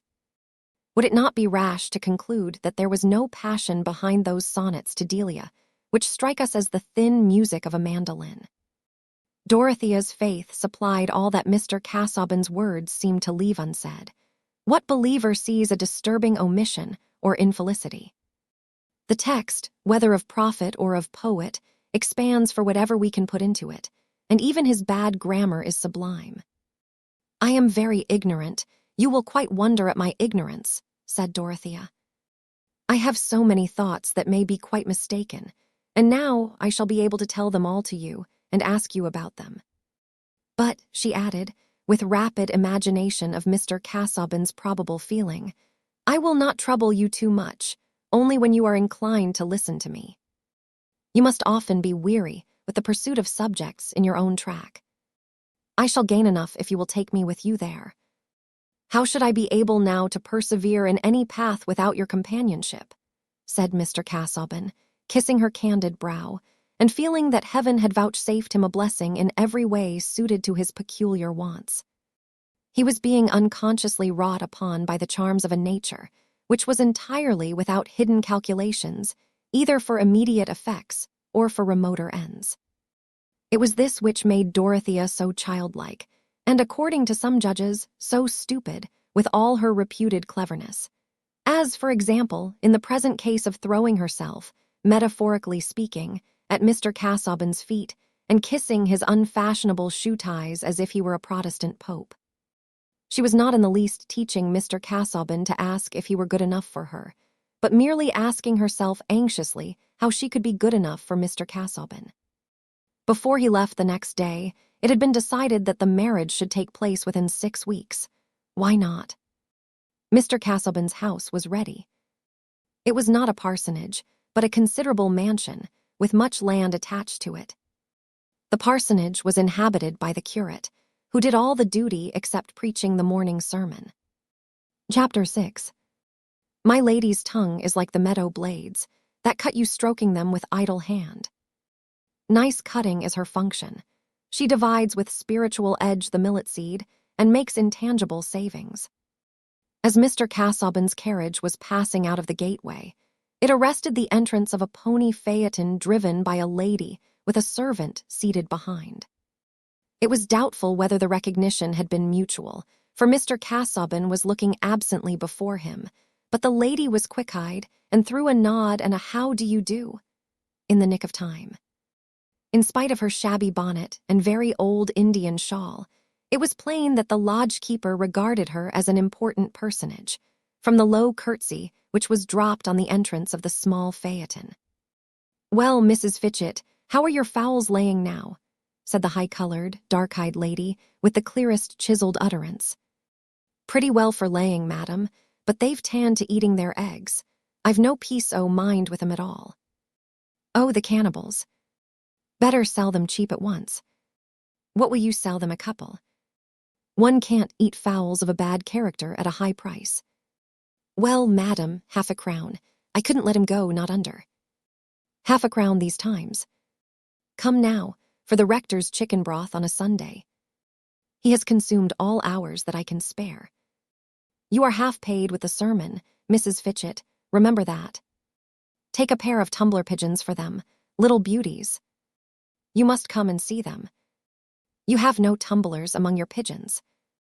Well, madam, Master Fitchett shall go and see 'em after work. He's very hot on new sorts, to oblige you." "Oblige me. It will be the best bargain he ever made. A pair of church pigeons for a couple of wicked Spanish fowls that eat their own eggs. Don't you and Fitchett boast too much, that is all." The phaeton was driven onwards with the last words, leaving Mrs. Fitchett laughing and shaking her head slowly, with an interjectional, sure lie, from which it might be inferred that she would have found the countryside somewhat duller if the rector's lady had been less free-spoken and less of a skinflint. Indeed, both the farmers and labourers in the parishes of Freshitt and Tipton would have felt a sad lack of conversation, but for the stories about what Mrs. Cadwallader said and did. A lady of immeasurably high birth, descended, as it were, from unknown earls, dim as the crowd of heroic shades, who pleaded poverty, pared down prices, and cut jokes in the most companionable manner, though with a turn of tongue that let you know who she was. Such a lady gave a neighborliness to both rank and religion, and mitigated the bitterness of uncommuted tithe. A much more exemplary character with an infusion of sour dignity would not have furthered their comprehension of the 39 Articles, and would have been less socially uniting. Mr. Brooke, seeing Mrs. Cadwallader's merits from a different point of view, winced a little when her name was announced in the library, where he was sitting alone. "I see you have had our Loic Cicero here, she said, seating herself comfortably, throwing back her wraps and showing a thin but well-built figure. I suspect you and he are brewing some bad polities, else you would not be seeing so much of the lively man. I shall inform against you. Remember, you are both suspicious characters since you took Peel's side about the Catholic bill. I shall tell everybody that you are going to put up for Middlemarch on the Whig side when old Pinkerton resigns, and that Casaubon is going to help you in an underhand manner, going to bribe the voters with pamphlets and throw open the public houses to distribute them. Come, confess. Nothing of the sort, said Mr. Brooke, smiling and rubbing his eyeglasses, but really blushing a little at the impeachment. Casaubon and I don't talk politics much. He doesn't care much about the philanthropic side of things, punishments, and that kind of thing. He only cares about church questions. That is not my line of action, you know. Rather too much, my friend. I have heard of your doings. Who was it that sold his bit of land to the papists at Middlemarch? I believe you bought it on purpose. You are a perfect Guy Faux. See if you are not burnt in effigy this 5th of November coming. Humphrey would not come to quarrel with you about it, so I am come. Very good. I was prepared to be persecuted for not persecuting, you know. There you go. That is a piece of claptrap you have got ready for the hustings. Now, do not let them lure you to the hustings, my dear Mr. Brooke. A man always makes a fool of himself, speechifying. There's no excuse but being on the right side, so that you can ask a blessing on your humming and hawing. You will lose yourself, I forewarn you. You will make a Saturday pie of all parties' opinions, and be pelted by everybody. That is what I expect, you know, said Mr. Brooke, not wishing to betray how little he enjoyed this prophetic sketch, what I expect as an independent man. As to the Whigs, a man who goes with the thinkers is not likely to be hooked on by any party. He may go with them up to a certain point, you know. But that is what you ladies never understand. Where your certain point is. Number one should like to be told how a man can have any certain point when he belongs to no party, leading a roving life, and never letting his friends know his address. Nobody knows where Brooke will be. There's no counting on Brooke. That is what people say of you, to be quite frank. Now, do turn respectable. How will you like going to sessions with everybody looking shy on you, and you with a bad conscience and an empty pocket? I don't pretend to argue with a lady on politics, said Mr. Brooke, with an air of smiling indifference, but feeling rather unpleasantly conscious that this attack of Mrs. Cadwallader's had opened the defensive campaign to which certain rash steps had exposed him. Your sex are not thinkers, you know, varium et mutabile semper, that kind of thing. You do know Virgil. I knew, Mr. Brooke reflected in time that he had not had the personal acquaintance of the Augustan poet. I was going to say, poor Stoddart, you know. That was what he said. You ladies are always against an independent attitude, a man's caring for nothing but truth, and that sort of thing. And there is no part of the county where opinion is narrower than it is here. I don't mean to throw stones, you know, but somebody has wanted to take the independent line, and if I don't take it, who will? Who? Why, any upstart who has got neither blood nor position. People of standing should consume their independent nonsense at home, not hawk it about. And you, who are going to marry your niece as good as your daughter to one of our best men. Sir James would be cruelly annoyed. It will be too hard on him if you turn round now and make yourself a Whig signboard. Mr. Brooke again winced inwardly, for Dorothea's engagement had no sooner been decided than he had thought of Mrs. Cadwallader's prospective taunts. It might have been easy for ignorant observers to say, quarrel with Mrs. Cadwallader, but where is a country gentleman to go who quarrels with his oldest neighbors? Who could taste the fine flavor in the name of Brooke if it were delivered casually, like wine without a seal? Certainly, a man can only be cosmopolitan up to a certain point. I hope Chatham and I shall always be good friends, but I am sorry to say there is no prospect of his marrying my niece, said Mr. Brooke, much relieved to see through the window that Celia was coming in. "Why not?" said Mrs. Cadwallader with a sharp note of surprise.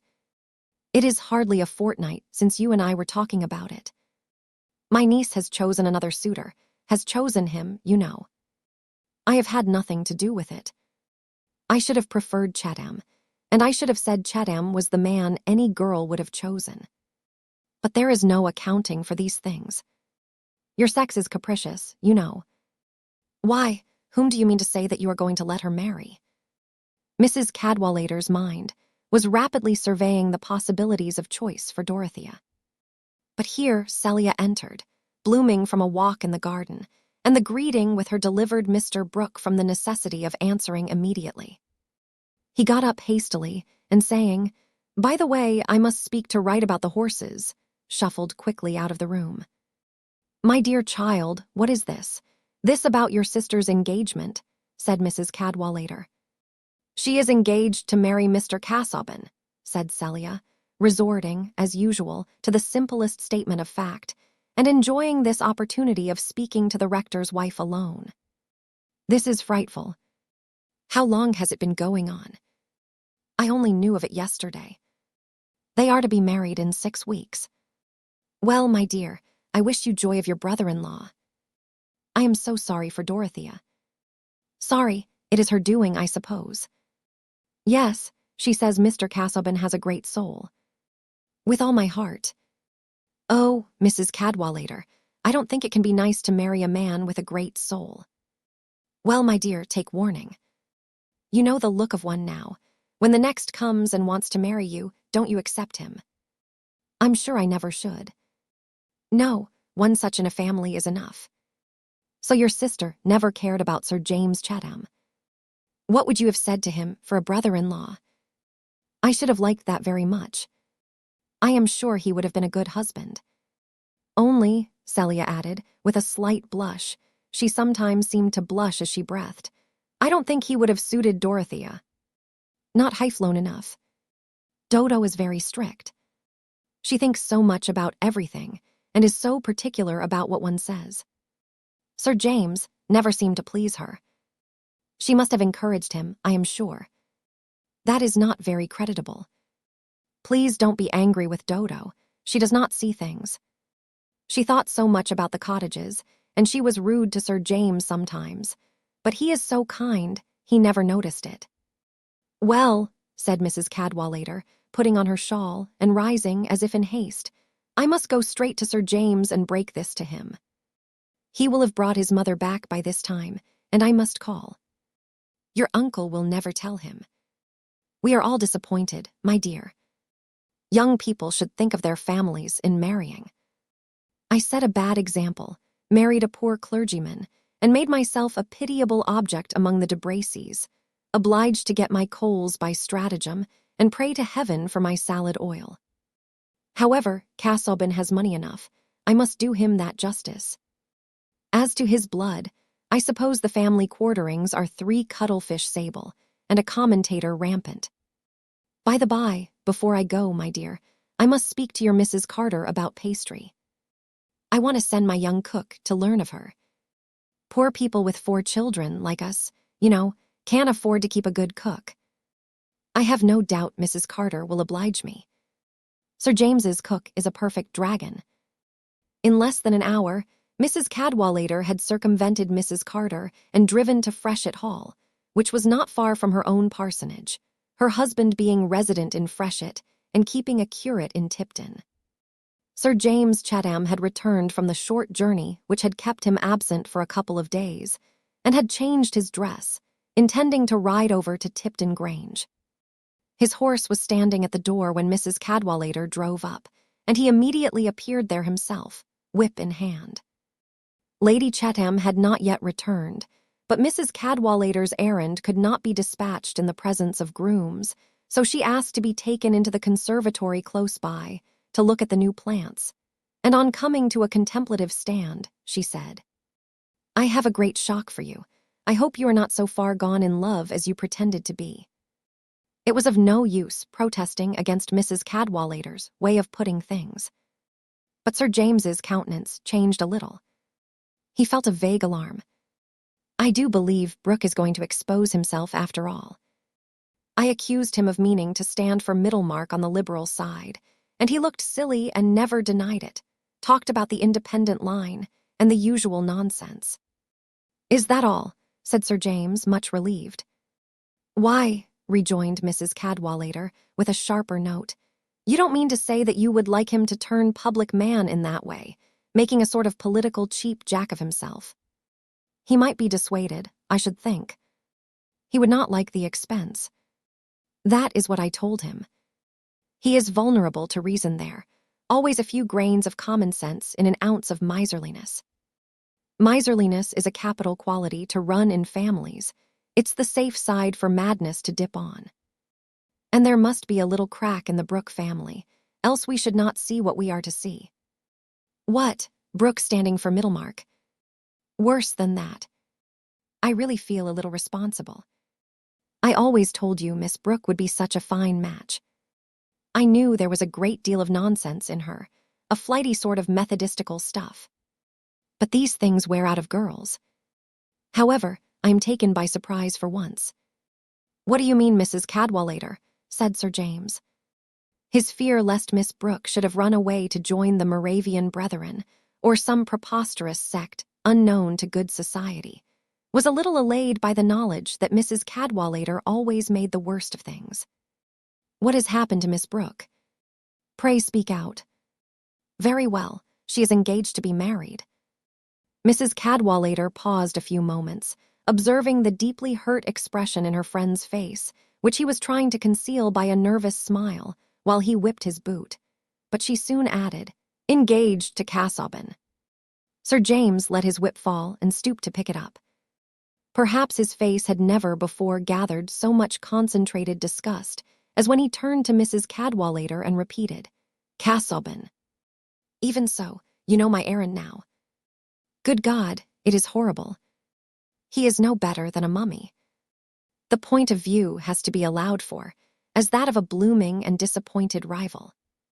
She says he is a great soul, a great bladder for dried peas to rattle in, said Mrs. Cadwallader. What business has an old bachelor like that to marry? Said Sir James. He has one foot in the grave. He means to draw it out again, I suppose. Brooke ought not to allow it. He should insist on its being put off till she is of age. She would think better of it then. What is a guardian for? As if you could ever squeeze a resolution out of Brooke. Cadwallader might talk to him. Not he. Humphrey finds everybody charming. I never can get him to abuse Casaubon. He will even speak well of the bishop, though I tell him it is unnatural in a beneficed clergyman. What can one do with a husband who attends so little to the decencies? I hide it as well as I can by abusing everybody myself. Come, cheer up. You are well rid of Miss Brooke, a girl who would have been requiring you to see the stars by daylight. Between ourselves, little Celia is worth two of her, and likely after all to be the better match. For this marriage to Casaubon is as good as going to a nunnery. Oh, on my own account, it is for Miss Brooke's sake I think her friends should try to use their influence. Well, Humphrey doesn't know yet. But when I tell him, you may depend on it he will say, why not? Casaubon is a good fellow, and young enough. These charitable people never know vinegar from wine till they have swallowed it and got the colic. However, if I were a man I should prefer Celia, especially when Dorothea was gone. The truth is, you have been courting one and have won the other. I can see that she admires you almost as much as a man expects to be admired. If it were anyone but me who said so, you might think it exaggeration. Goodbye. Sir James handed Mrs. Cadwallader to the phaeton, and then jumped on his horse. He was not going to renounce his ride because of his friend's unpleasant news, only to ride the faster in some other direction than that of Tipton Grange. Now, why on earth should Mrs. Cadwallader have been at all busy about Miss Brooke's marriage? And why, when one match that she liked to think she had a hand in was frustrated, should she have straightway contrived the preliminaries of another? Was there any ingenious plot, any hide-and-seek course of action, which might be detected by a careful telescopic watch? Not at all. A telescope might have swept the parishes of Tipton and Freshitt, the whole area visited by Mrs. Cadwallader in her phaeton, without witnessing any interview that could excite suspicion, or any scene from which she did not return with the same unperturbed keenness of eye and the same high natural color. In fact, if that convenient vehicle had existed in the days of the 7 sages, one of them would doubtless have remarked that you can know little of women by following them about in their pony phaetons. Even with a microscope directed on a water drop, we find ourselves making interpretations which turn out to be rather coarse. For whereas under a weak lens you may seem to see a creature exhibiting an active veracity into which other smaller creatures actively play as if they were so many animated taxpennies, a stronger lens reveals to you certain tiniest hairlets, which make vortices for these victims, while the swallower waits passively at his receipt of custom. In this way, metaphorically speaking, a strong lens applied to Mrs. Cadwallader's matchmaking will show a play of minute causes producing what may be called thought and speech vortices to bring her the sort of food she needed. Her life was rurally simple, quite free from secrets either foul, dangerous, or otherwise important, and not consciously affected by the great affairs of the world. All the more did the affairs of the great world interest her, when communicated in the letters of high-born relations. The way in which fascinating younger sons had gone to the dogs by marrying their mistresses, the fine old-blooded idiocy of young Lord Taper, and the furious gouty humors of old Lord Megatherium.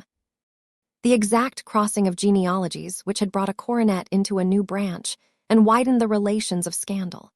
These were topics of which she retained details with the utmost accuracy, and reproduced them in an excellent pickle of epigrams, which she herself enjoyed the more because she believed as unquestionably in birth and no birth as she did in game and vermin. She would never have disowned anyone on the ground of poverty. A de Bracy reduced to take his dinner in a basin would have seemed to her an example of pathos worth exaggerating, and I fear his aristocratic vices would not have horrified her. But her feeling towards the vulgar rich was a sort of religious hatred.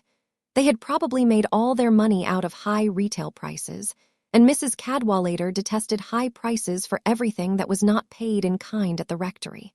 Such people were no part of God's design in making the world, and their accent was an affliction to the ears.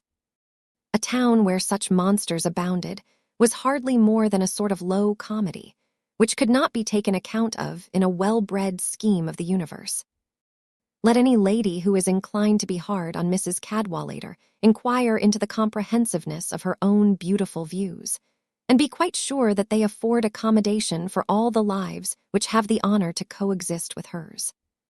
With such a mind, active as phosphorus, biting everything that came near into the form that suited it, how could Mrs. Cadwallader feel that the Miss Brookes and their matrimonial prospects were alien to her? Especially as it had been the habit of years for her to scold Mr. Brooke with the friendliest frankness, and let him know in confidence that she thought him a poor creature.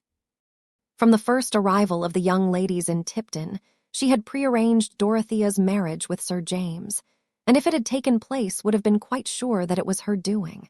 That it should not take place after she had preconceived it caused her an irritation which every thinker will sympathize with. She was the diplomatist of Tipton and Freshitt, and for anything to happen in spite of her was an offensive irregularity.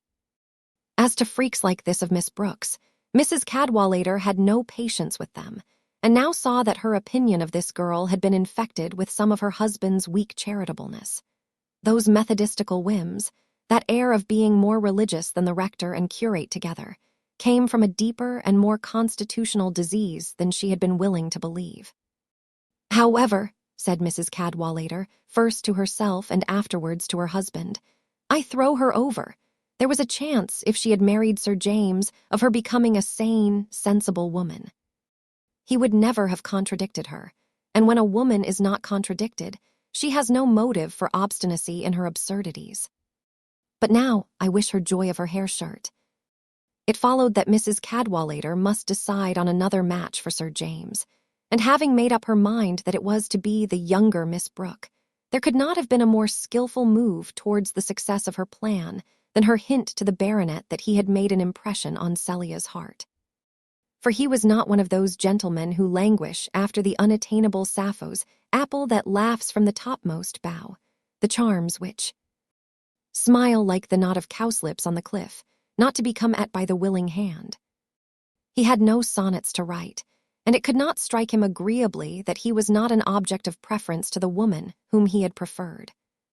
Already the knowledge that Dorothea had chosen Mr. Casaubon had bruised his attachment and relaxed its hold. Although Sir James was a sportsman, he had some other feelings towards women than towards grouse and foxes, and did not regard his future wife in the light of prey, valuable chiefly for the excitements of the chase. Neither was he so well acquainted with the habits of primitive races as to feel that an ideal combat for her, tomahawk in hand, so to speak, was necessary to the historical continuity of the marriage tie. On the contrary, having the amiable vanity which knits us to those who are fond of us, and disinclines us to those who are indifferent, and also a good grateful nature, the mere idea that a woman had a kindness towards him spun little threads of tenderness from out his heart towards hers. Thus it happened that after Sir James had ridden rather fast for half an hour in a direction away from Tipton Grange, he slackened his pace, and at last turned into a road which would lead him back by a shorter cut. Various feelings wrought in him, the determination after all to go to the Grange today, as if nothing new had happened. He could not help rejoicing that he had never made the offer and been rejected. Mere friendly politeness required that he should call to see Dorothea about the cottages, and now happily Mrs. Cadwallader had prepared him to offer his congratulations, if necessary, without showing too much awkwardness. He really did not like it. Giving up Dorothea was very painful to him, but there was something in the resolve to make this visit forthwith and conquer all show of feeling, which was a sort of file-biting and counter-irritant. And without his distinctly recognizing the impulse, there certainly was present in him the sense that Celia would be there, and that he should pay her more attention than he had done before. We mortals, men and women, devour many a disappointment between breakfast and dinner time, keep back the tears and look a little pale about the lips, and in answer to inquiries say, "Oh, nothing." Pride helps us, and pride is not a bad thing when it only urges us to hide our own hurts, not to hurt others. Chapter 7. Piecer e popon vuola sua stagione, Italian proverb. Mr. Casaubon, as might be expected, spent a great deal of his time at the Grange in these weeks, and the hindrance which courtship occasioned to the progress of his great work, the key to all mythologies, naturally made him look forward the more eagerly to the happy termination of courtship. But he had deliberately incurred the hindrance, having made up his mind that it was now time for him to adorn his life with the graces of female companionship, to irradiate the gloom which fatigue was apt to hang over the intervals of studious labor with the play of female fancy, and to secure in this, his culminating age, the solace of female tendance for his declining years. Hence he determined to abandon himself to the stream of feeling, and perhaps was surprised to find what an exceedingly shallow rill it was. As in droughty regions baptism by immersion could only be performed symbolically, Mr. Casaubon found that sprinkling was the utmost approach to a plunge which his stream would afford him, and he concluded that the poets had much exaggerated the force of masculine passion. Nevertheless, he observed with pleasure that Miss Brooke showed an ardent submissive affection, which promised to fulfill his most agreeable previsions of marriage. It had once or twice crossed his mind that possibly there was some deficiency in Dorothea to account for the moderation of his abandonment, but he was unable to discern the deficiency, or to figure to himself a woman who would have pleased him better, so that there was clearly no reason to fall back upon but the exaggerations of human tradition. "Could I not be preparing myself now to be more useful?" said Dorothea to him, one morning, early in the time of courtship. "Could I not learn to read Latin and Greek aloud to you, as Milton's daughters did to their father, without understanding what they read?" "I fear that would be wearisome to you," said Mr. Casaubon, smiling. "And indeed, if I remember rightly, the young women you have mentioned regarded that exercise in unknown tongues as a ground for rebellion against the poet." "Yes, but in the first place they were very naughty girls, else they would have been proud to minister to such a father. And in the second place, they might have studied privately and taught themselves to understand what they read, and then it would have been interesting. I hope you don't expect me to be naughty and stupid. I expect you to be all that an exquisite young lady can be in every possible relation of life. Certainly, it might be a great advantage if you were able to copy the Greek character, and to that end were well to begin with a little reading. Dorothea seized this as a precious permission. She would not have asked Mr. Casaubon at once to teach her the languages, dreading of all things to be tiresome instead of helpful. But it was not entirely out of devotion to her future husband that she wished to know Latin and Greek. Those provinces of masculine knowledge seemed to her a standing ground from which all truth could be seen more truly. As it was, she constantly doubted her own conclusions because she felt her own ignorance. How could she be confident that one-roomed cottages were not for the glory of God, when men who knew the classics appeared to conciliate indifference to the cottages with zeal for the glory? Perhaps even Hebrew might be necessary, at least the alphabet and a few roots, in order to arrive at the core of things and judge soundly on the social duties of the Christian. And she had not reached that point of renunciation at which she would have been satisfied with having a wise husband. She wished, poor child, to be wise herself. Miss Brooke was certainly very naive, with all her alleged cleverness. Celia, whose mind had never been thought too powerful, saw the emptiness of other people's pretensions much more readily. To have in general but little feeling seems to be the only security against feeling too much on any particular occasion. However, Mr. Casaubon consented to listen and teach for an hour together, like a schoolmaster of little boys, or rather like a lover, to whom a mistress's elementary ignorance and difficulties have a touching fitness. Few scholars would have disliked teaching the alphabet under such circumstances.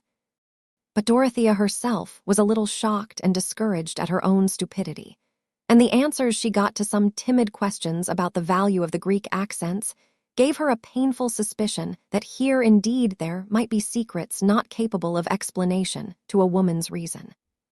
Mr. Brooke had no doubt on that point, and expressed himself with his usual strength upon it one day that he came into the library while the reading was going forward. Well, but now, Casaubon, such deep studies, classics, mathematics, that kind of thing are too taxing for a woman. Too taxing, you know. Dorothea is learning to read the characters simply, said Mr. Casaubon, evading the question. She had the very considerate thought of saving my eyes. Ah, well, without understanding, you know, that may not be so bad. But there is a lightness about the feminine mind, a touch-and-go, music, the fine arts, that kind of thing.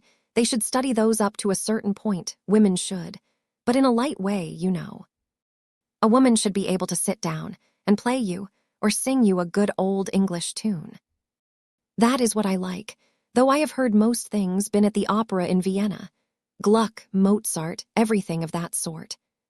But I'm a conservative in music. It's not like ideas, you know. I stick to the good old tunes. Mr. Casaubon is not fond of the piano, and I am very glad he is not, said Dorothea, whose slight regard for domestic music and feminine fine art must be forgiven her, considering the small tinkling and smearing in which they chiefly consisted at that dark period. She smiled and looked up at her betrothed with grateful eyes. If he had always been asking her to play the Last Rose of Summer, she would have required much resignation.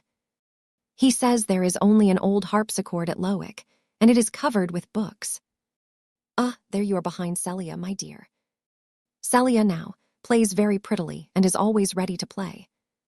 However, since Casaubon does not like it, you are all right. But it's a pity you should not have little recreations of that sort, Casaubon. The bow always strung, that kind of thing, you know, will not do. I never could look on it in the light of a recreation, to have my ears teased with measured noises, said Mr. Casaubon. A tune much iterated has the ridiculous effect of making the words in my mind perform a sort of minuet to keep time, an effect hardly tolerable, I imagine, after boyhood. As to the grander forms of music, worthy to accompany solemn celebrations, and even to serve as an educating influence according to the ancient conception, I say nothing, for with these we are not immediately concerned. No, but music of that sort I should enjoy, said Dorothea. When we were coming home from Lausanne, my uncle took us to hear the great organ at Freiburg, and it made me sob. That kind of thing is not healthy, my dear, said Mr. Brooke. Casaubon, she will be in your hands now.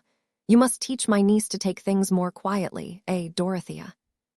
He ended with a smile, not wishing to hurt his niece, but really thinking that it was perhaps better for her to be early married to so sober a fellow as Casaubon, since she would not hear of Chatham. It is wonderful, though, he said to himself as he shuffled out of the room. It is wonderful that she should have liked him. However, the match is good. I should have been traveling out of my brief to have hindered it. Let Mrs. Cadwallader say what she will. He is pretty certain to be a bishop, is Casaubon. That was a very seasonable pamphlet of his on the Catholic question. A deanery, at least. They owe him a deanery. And here I must vindicate a claim to philosophical reflectiveness by remarking that Mr. Brooke on this occasion little thought of the radical speech which, at a later period, he was led to make on the incomes of the bishops. What elegant historian would neglect a striking opportunity for pointing out that his heroes did not foresee the history of the world, or even their own actions? For example, that Henry of Navarre, when a Protestant baby, little thought of being a Catholic monarch. Or that Alfred the Great, when he measured his laborious nights with burning candles, had no idea of future gentlemen measuring their idle days with watches. Here is a mine of truth, which, however vigorously it may be worked, is likely to outlast our coal. But of Mr. Brooke I make a further remark perhaps less warranted by precedent, namely, that if he had foreknown his speech, it might not have made any great difference. To think with pleasure of his niece's husband having a large ecclesiastical income was one thing, to make a liberal speech was another thing, and it is a narrow mind which cannot look at a subject from various points of view. Chapter 8. Oh, rescue her. I am her brother now, and you her father. Every gentle maid should have a guardian in each gentleman. It was wonderful to Sir James, Chatham, how well he continued to like going to the Grange, after he had once encountered the difficulty of seeing Dorothea for the first time in the light of a woman who was engaged to another man. Of course, the forked lightning seemed to pass through him when he first approached her, and he remained conscious throughout the interview of hiding uneasiness. But good as he was, it must be owned that his uneasiness was less than it would have been if he had thought his rival a brilliant and desirable match. He had no sense of being eclipsed by Mr. Casaubon. He was only shocked that Dorothea was under a melancholy illusion, and his mortification lost some of its bitterness by being mingled with compassion. Nevertheless, while Sir James said to himself that he had completely resigned her, since with the perversity of a Desdemona she had not effected a proposed match that was clearly suitable and according to nature, he could not yet be quite passive under the idea of her engagement to Mr. Casaubon. On the day when he first saw them together in the light of his present knowledge, it seemed to him that he had not taken the affair seriously enough. Brooke was really culpable. He ought to have hindered it. Who could speak to him? Something might be done perhaps even now, at least to defer the marriage. On his way home, he turned into the rectory and asked for Mr. Cadwallader. Happily, the rector was at home, and his visitor was shown into the study, where all the fishing tackle hung. But he himself was in a little room adjoining, at work with his turning apparatus, and he called to the baronet to join him there. The two were better friends than any other landholder and clergyman in the county, a significant fact which was in agreement with the amiable expression of their faces. Mr. Cadwallader was a large man, with full lips and a sweet smile, very plain and rough in his exterior, but with that solid, imperturbable ease and good humor which is infectious, and like great grassy hills in the sunshine, quiets even an irritated egoism and makes it rather ashamed of itself. "Well, how are you?" he said, showing a hand not quite fit to be grasped. "Sorry I missed you before. Is there anything particular? You look vexed." Sir James's brow had a little crease in it, a little depression of the eyebrow, which he seemed purposely to exaggerate as he answered. It is only this conduct of Brooke, S. I really think somebody should speak to him. What? Meaning to stand, said Mr. Cadwallader, going on with the arrangement of the reels which he had just been turning. I hardly think he means it. But where's the harm if he likes it? Anyone who objects to Whiggery should be glad when the Whigs don't put up the strongest fellow. They won't overturn the Constitution with our friend Brooke's head for a battering ram. Oh, I don't mean that, said Sir James, who, after putting down his hat and throwing himself into a chair, had begun to nurse his leg and examine the sole of his boot with much bitterness. I mean this marriage. I mean his letting that blooming young girl marry Casaubon. What is the matter with Casaubon? I see no harm in him, if the girl likes him. She is too young to know what she likes. Her guardian ought to interfere. He ought not to allow the thing to be done in this headlong manner. I wonder a man like you, Cadwallader, a man with daughters, can look at the affair with indifference, and with such a heart as yours. Do think seriously about it. I am not joking. I am as serious as possible, said the rector with a provoking little inward laugh. You are as bad as a linner. She has been wanting me to go and lecture Brooke, and I have reminded her that her friends had a very poor opinion of the match she made when she married me. But look at Casaubon, said Sir James indignantly.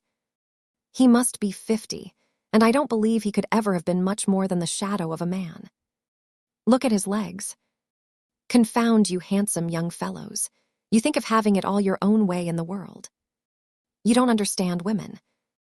They don't admire you half so much as you admire yourselves. Elinor used to tell her sisters that she married me for my ugliness. It was so various and amusing that it had quite conquered her prudence. It was easy enough for a woman to love you. But this is no question of beauty. I don't like Casaubon. This was Sir James's strongest way of implying that he thought ill of a man's character. Why, what do you know against him? Said the rector, laying down his reels and putting his thumbs into his armholes with an air of attention. Sir James paused. He did not usually find it easy to give his reasons. It seemed to him strange that people should not know them without being told, since he only felt what was reasonable. At last he said, Now, Cadwallader, has he got any heart? Well, yes. I don't mean of the melting sort, but a sound kernel that you may be sure of. He is very good to his poor relations, pensions several of the women, and is educating a young fellow at a good deal of expense. Casaubon acts up to his sense of justice. His mother's sister made a bad match. A Pole, I think, lost herself, at any rate was disowned by her family. If it had not been for that, Casaubon would not have had so much money by half. I believe he went himself to find out his cousins and see what he could do for them. Every man would not ring so well as that, if you tried his mettle. You would, Chatham, but not every man. I don't know, said Sir James, coloring. I am not so sure of myself. He paused a moment, and then added, That was a right thing for Casaubon to do. But a man may wish to do what is right, and yet be a sort of parchment code. A woman may not be happy with him. And I think when a girl is so young as Miss Brooke is, her friends ought to interfere a little to hinder her from doing anything foolish. You laugh, because you fancy I have some feeling on my own account. But upon my honor, it is not that. I should feel just the same if I were Miss Brooke's brother or uncle. Well, but what should you do? I should say that the marriage must not be decided on until she was of age. And depend upon it, in that case, it would never come off. I wish you saw it as I do. I wish you would talk to Brooke about it. Sir James rose as he was finishing his sentence, for he saw Mrs. Cadwallader entering from the study. She held by the hand her youngest girl, about 5 years old, who immediately ran to Papa and was made comfortable on his knee. I hear what you are talking about, said the wife. But you will make no impression on Humphrey. As long as the fish rise to his bait, everybody is what he ought to be. Bless you, Casaubon has got a trout stream and does not care about fishing in it himself. Could there be a better fellow? Well, there is something in that, said the rector with his quiet, inward laugh. It is a very good quality in a man to have a trout stream. But seriously, said Sir James, whose vexation had not yet spent itself, don't you think the rector might do some good by speaking? Oh, I told you beforehand what he would say, answered Mrs. Cadwallader, lifting up her eyebrows. I have done what I could. I wash my hands of the marriage. In the first place, said the rector, looking rather grave, it would be nonsensical to expect that I could convince Brooke and make him act accordingly. Brooke is a very good fellow, but pulpy. He will run into any mold, but he won't keep shape. He might keep shape long enough to defer the marriage, said Sir James. But, my dear Chatham, why should I use my influence to Casaubon's disadvantage, unless I were much surer than I am that I should be acting for the advantage of Miss Brooke? I know no harm of Casaubon. I don't care about his Xisuthrus and fee-fo-fum and the rest, but then he doesn't care about my fishing tackle. As to the line he took on the Catholic question, that was unexpected, but he has always been civil to me, and I don't see why I should spoil his sport. For anything I can tell, Miss Brooke may be happier with him than she would be with any other man. Humphrey, I have no patience with you. You know you would rather dine under the hedge than with Casaubon alone. You have nothing to say to each other. What has that to do with Miss Brooke's marrying him? She does not do it for my amusement. He has got no good red blood in his body, said Sir James. No, somebody put a drop under a magnifying glass, and it was all semicolons and parentheses, said Mrs. Cadwallader. Why does he not bring out his book instead of marrying? Said Sir James, with a disgust which he held warranted by the sound feeling of an English layman. Oh, he dreams footnotes, and they run away with all his brains.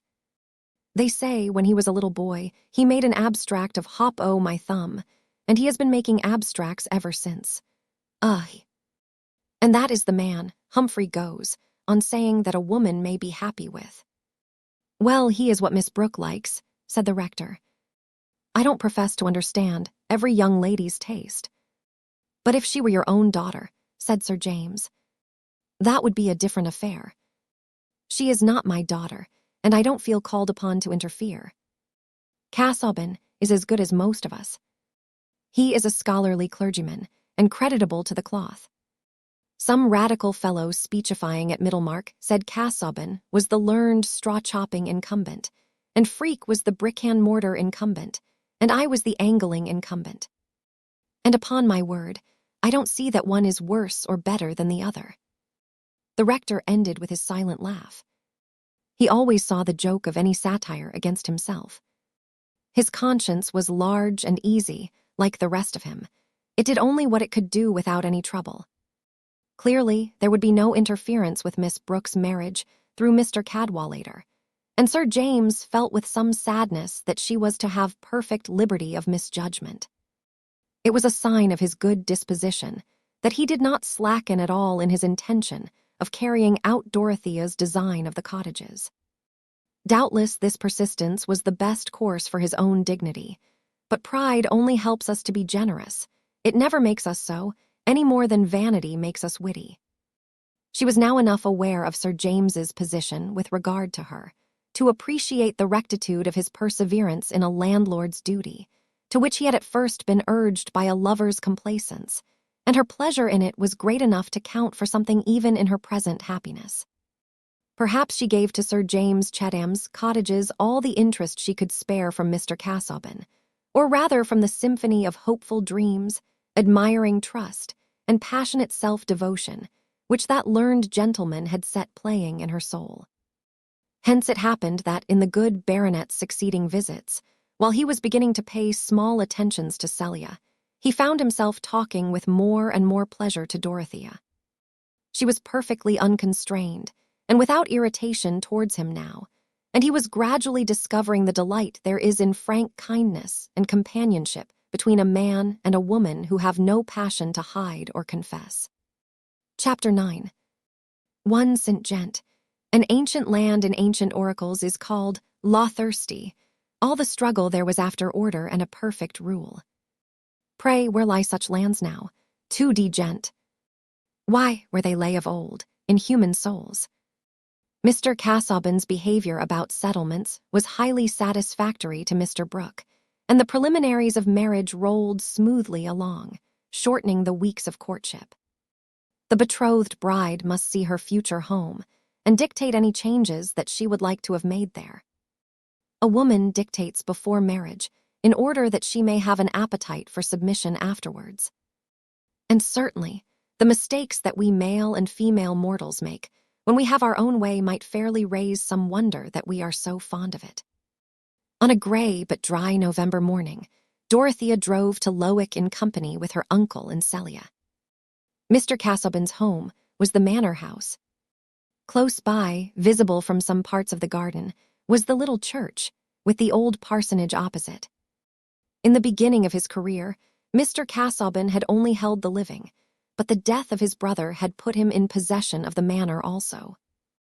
It had a small park, with a fine old oak here and there, and an avenue of limes towards the southwest front, with a sunk fence between park and pleasure ground, so that from the drawing-room windows the glance swept uninterruptedly along a slope of greensward till the limes ended in a level of corn and pastures, which often seemed to melt into a lake under the setting sun.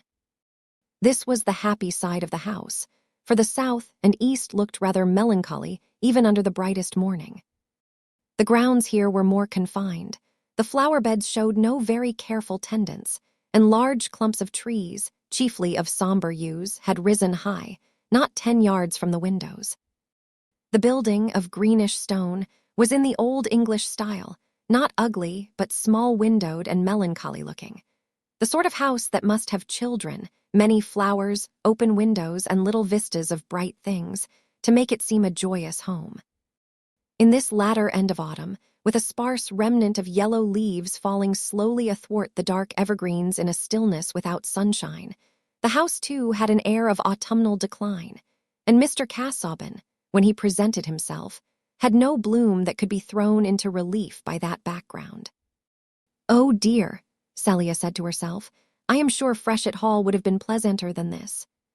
She thought of the white freestone, the pillared portico, and the terrace full of flowers, Sir James smiling above them like a prince issuing from his enchantment in a rosebush, with a handkerchief swiftly metamorphosed from the most delicately odorous petals. Sir James, who talked so agreeably, always about things which had common sense in them, and not about learning. Celia had those light young feminine tastes which grave and weather-worn gentlemen sometimes prefer in a wife. But happily Mr. Casaubon's bias had been different, for he would have had no chance with Celia. Dorothea, on the contrary, found the house and grounds all that she could wish. The dark bookshelves in the long library, the carpets and curtains with colors subdued by time, the curious old maps and bird's-eye views on the walls of the corridor, with here and there an old vase below, had no oppression for her, and seemed more cheerful than the casts and pictures at the Grange, which her uncle had long ago brought home from his travels, they being probably among the ideas he had taken in at one time. To poor Dorothea, these severe classical nudities and smirking Renaissance corrigiosities were painfully inexplicable, staring into the midst of her puritanic conceptions. She had never been taught how she could bring them into any sort of relevance with her life.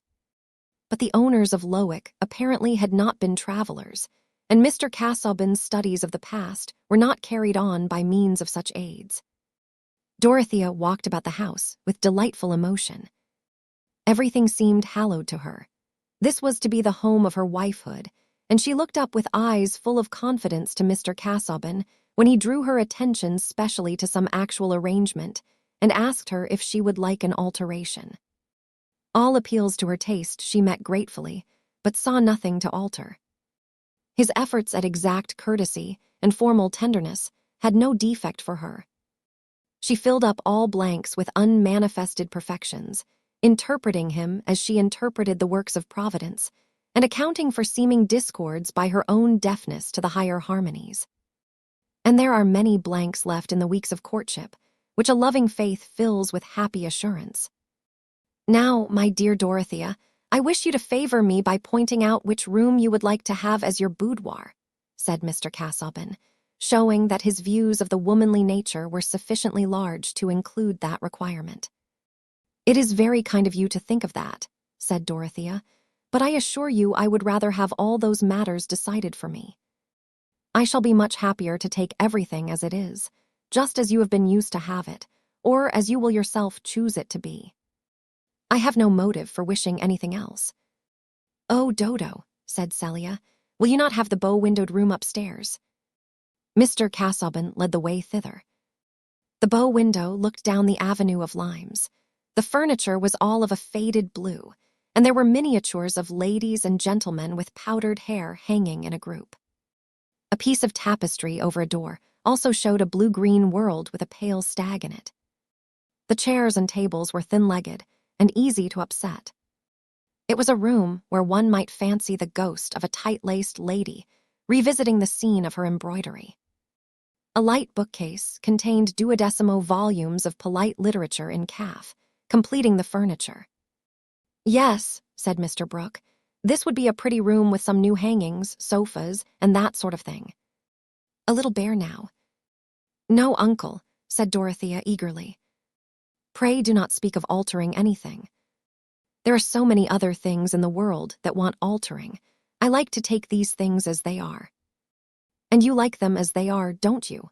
She added, looking at Mr. Casaubon. Perhaps this was your mother's room when she was young. It was, he said, with his slow bend of the head. This is your mother, said Dorothea, who had turned to examine the group of miniatures. It is like the tiny one you brought me, only, I should think, a better portrait. And this one opposite, who is this? Her elder sister. They were, like you and your sister, the only 2 children of their parents who hang above them, you see. The sister is pretty, said Celia, implying that she thought less favorably of Mr. Casaubon's mother. It was a new opening to Celia's imagination, that he came of a family who had all been young in their time, the ladies wearing necklaces. It is a peculiar face, said Dorothea, looking closely. Those deep gray eyes rather near together, and the delicate, irregular nose with a sort of ripple in it, and all the powdered curls hanging backward.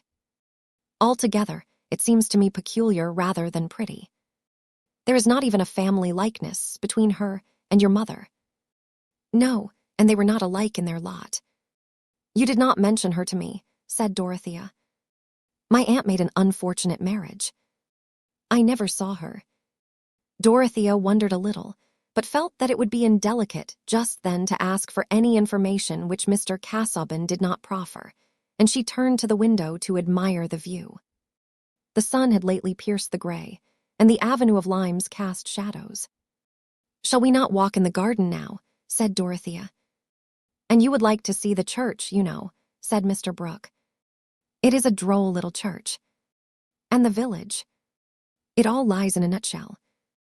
By the way, it will suit you, Dorothea, for the cottages are like a row of almshouses, little gardens, gilly flowers, that sort of thing. Yes, please, said Dorothea, looking at Mr. Casaubon. I should like to see all that. She had got nothing from him more graphic about the Lowick cottages than that they were not bad. They were soon on a gravel walk, which led chiefly between grassy borders and clumps of trees, this being the nearest way to the church, Mr. Casaubon said. At the little gate leading into the churchyard, there was a pause while Mr. Casaubon went to the parsonage close by to fetch a key. Celia, who had been hanging a little in the rear, came up presently, when she saw that Mr. Casaubon was gone away, and said in her easy staccato, which always seemed to contradict the suspicion of any malicious intent. Do you know, Dorothea, I saw someone quite young coming up one of the walks. Is that astonishing, Celia? There may be a young gardener, you know. Why not? Said Mr. Brooke. I told Casaubon he should change his gardener. No, not a gardener, said Celia. A gentleman with a sketchbook. He had light brown curls. I only saw his back. But he was quite young. The curate's son, perhaps, said Mr. Brooke. Ah, there is Casaubon again, and Tucker with him. He is going to introduce Tucker. You do know Tucker yet? Mr. Tucker was the middle-aged curate, one of the inferior clergy, who are usually not wanting in sons. But after the introduction, the conversation did not lead to any question about his family, and the startling apparition of youthfulness was forgotten by everyone but Celia. She inwardly declined to believe that the light brown curls and slim figure could have any relationship to Mr. Tucker, who was just as old and musty-looking as she would have expected Mr. Casaubon's curate to be. Doubtless an excellent man who would go to heaven, for Celia wished not to be unprincipled. But the corners of his mouth were so unpleasant. Celia thought with some dismalness of the time she should have to spend as bridesmaid at Lowick, while the curate had probably no pretty little children whom she could like, irrespective of principle. Mr. Tucker was invaluable in their walk, and perhaps Mr. Casaubon had not been without foresight on this head, the curate being able to answer all Dorothea's questions about the villagers and the other parishioners. Everybody, he assured her, was well off in Lowick. Not a cottager in those double cottages at a low rent but kept a pig, and the strips of garden at the back were well tended. The small boys wore excellent corduroy, the girls went out as tidy servants, or did a little straw plaiting at home. No looms here, no dissent, and though the public disposition was rather towards laying by money than towards spirituality, there was not much vice. The speckled fowls were so numerous that Mr. Brooke observed, "Your farmers leave some barley for the women to glean, I see. The poor folks here might have a fowl in their pot, as the good French king used to wish for all his people. The French eat a good many fowls, skinny fowls, you know." "I think it was a very cheap wish of his," said Dorothea, indignantly. "Are kings such monsters that a wish like that must be reckoned a royal virtue?" "And if he wished them a skinny fowl," said Celia, "that would not be nice. But perhaps he wished them to have fat fowls." "Yes, but the word has dropped out of the text, or perhaps was subaditum. That is, present in the king's mind, but not uttered," said Mr. Casaubon, smiling and bending his head towards Celia, who immediately dropped backward a little, because she could not bear Mr. Casaubon to blink at her. Dorothea sank into silence on the way back to the house. She felt some disappointment, of which she was yet ashamed, that there was nothing for her to do in Lowick. And in the next few minutes, her mind had glanced over the possibility, which she would have preferred, of finding that her home would be in a parish which had a larger share of the world's misery, so that she might have had more active duties in it. Then, recurring to the future actually before her, she made a picture of more complete devotion to Mr. Casaubon's aims in which she would await new duties. Many such might reveal themselves to the higher knowledge gained by her in that companionship. Mr. Tucker soon left them, having some clerical work which would not allow him to lunch at the hall, and as they were re-entering the garden through the little gate, Mr. Casaubon said, "You seem a little sad, Dorothea. I trust you are pleased with what you have seen." "I am feeling something which is perhaps foolish and wrong," answered Dorothea, with her usual openness, almost wishing that the people wanted more to be done for them here. "I have known so few ways of making my life good for anything. Of course, my notions of usefulness must be narrow. I must learn new ways of helping people." "Doubtless," said Mr. Casaubon. "Each position has its corresponding duties. Yours, I trust, as the mistress of Lowick, will not leave any yearning unfulfilled." "Indeed, I believe that," said Dorothea earnestly. "Do not suppose that I am sad. That is well, but if you are not tired, we will take another way to the house than that by which we came." Dorothea was not at all tired, and a little circuit was made towards a fine yew tree, the chief hereditary glory of the grounds on this side of the house. As they approached it, a figure, conspicuous on a dark background of evergreens, was seated on a bench, sketching the old tree. Mr. Brooke, who was walking in front with Celia, turned his head and said, "Who is that youngster, Casaubon?" They had come very near, when Mr. Casaubon answered, "That is a young relative of mine, a second cousin, the grandson, in fact," he added, looking at Dorothea, "of the lady whose portrait you have been noticing, my Aunt Julia." The young man had laid down his sketchbook and risen. His bushy light brown curls, as well as his youthfulness, identified him at once with Celia's apparition. "Dorothea, let me introduce to you my cousin, Mr. Ladislaw. Will, this is Miss Brooke."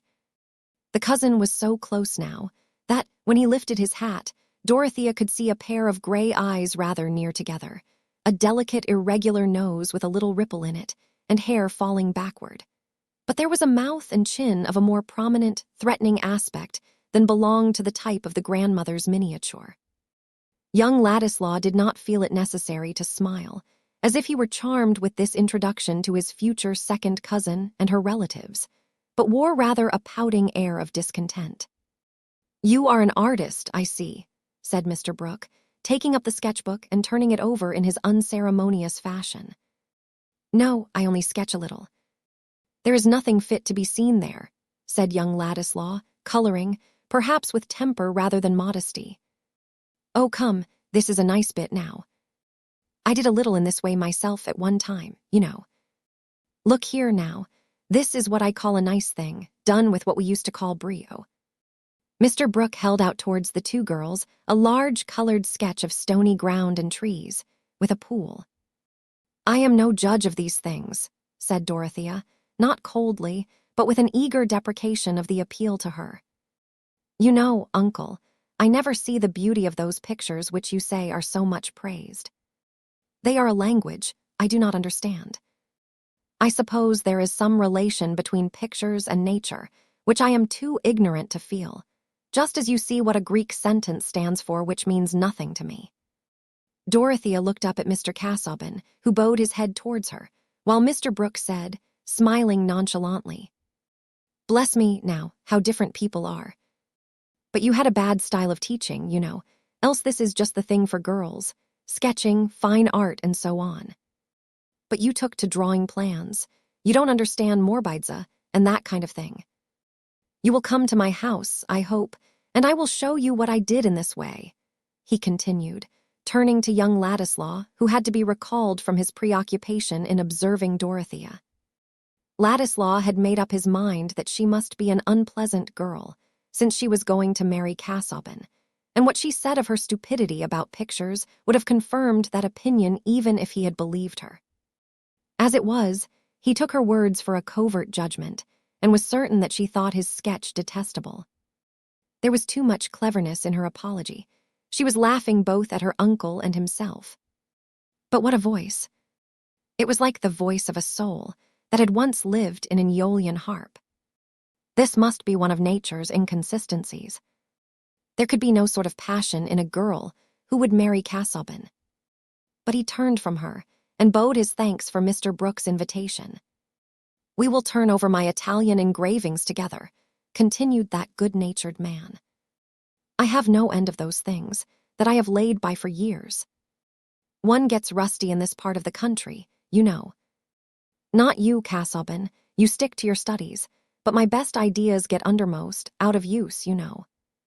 You clever young men must guard against indolence. I was too indolent, you know, else I might have been anywhere at one time."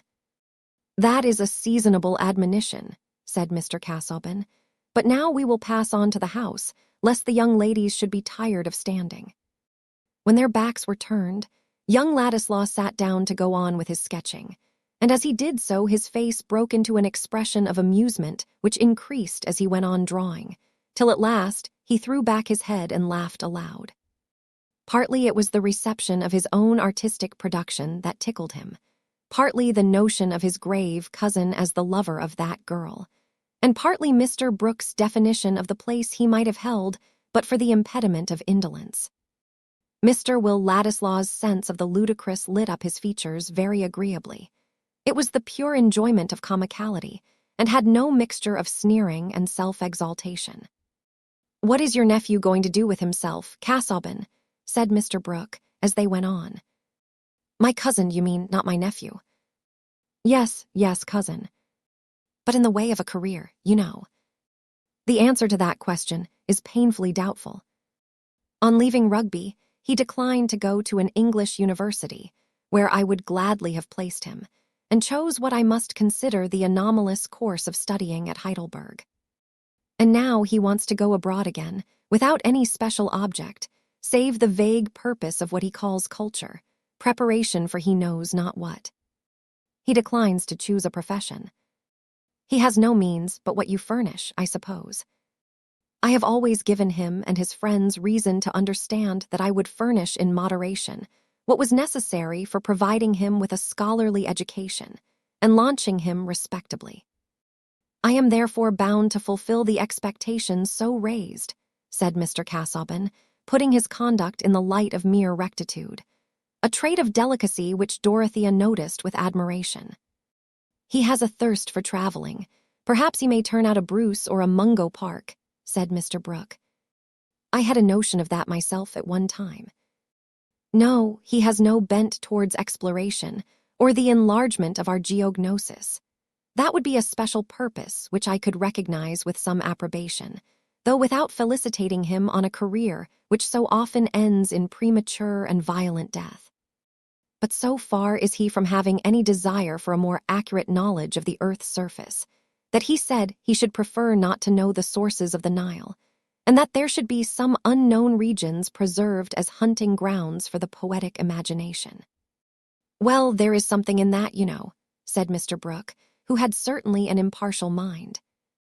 It is, I fear, nothing more than a part of his general inaccuracy and indisposition to thoroughness of all kinds, which would be a bad augury for him in any profession, civil or sacred, even were he so far submissive to ordinary rule as to choose one. Perhaps he has conscientious scruples founded on his own unfitness, said Dorothea, who was interesting herself in finding a favorable explanation.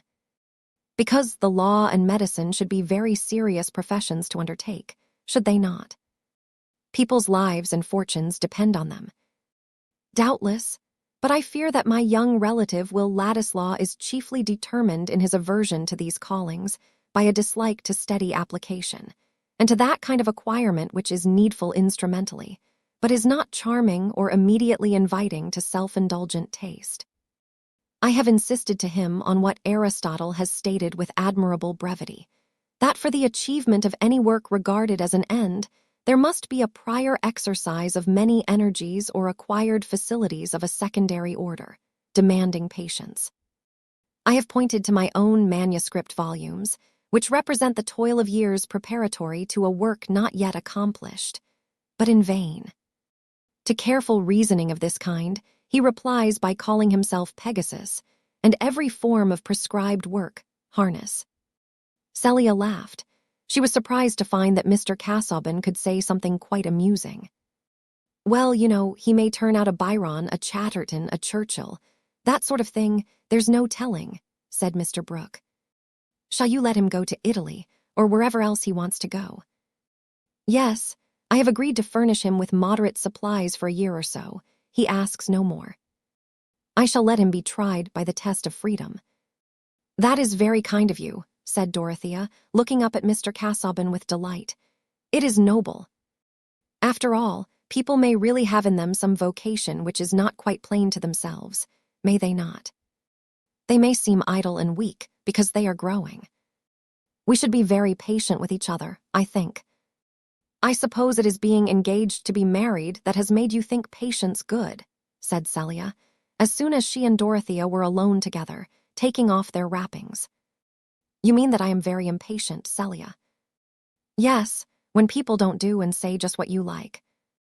Celia had become less afraid of saying things to Dorothea since this engagement. Cleverness seemed to her more pitiable than ever. Chapter 10.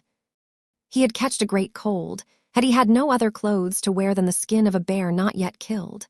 Fuller.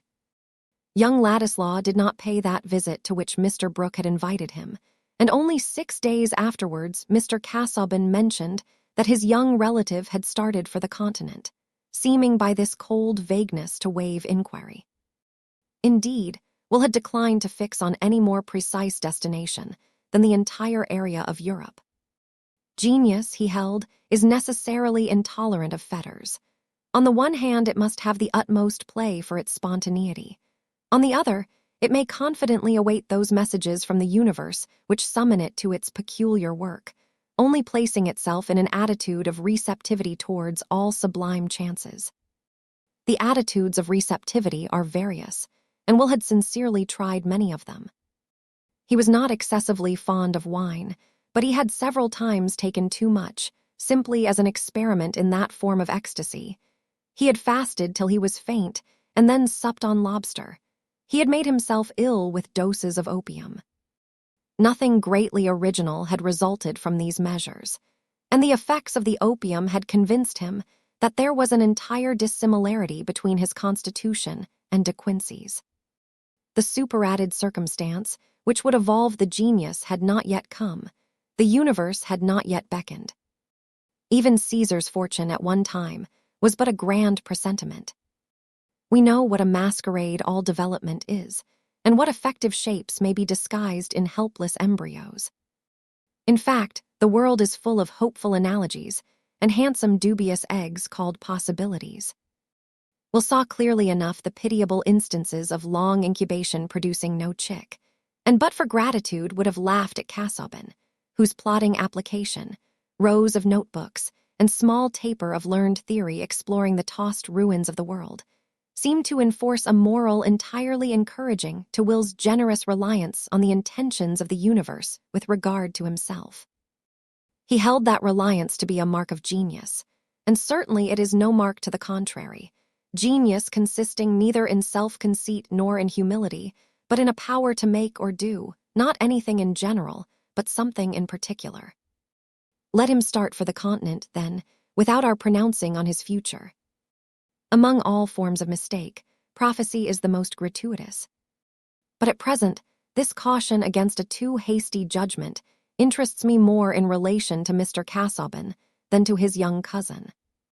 If to Dorothea Mr. Casaubon had been the mere occasion which had set alight the fine inflammable material of her youthful illusions, does it follow that he was fairly represented in the minds of those less impassioned personages who have hitherto delivered their judgments concerning him?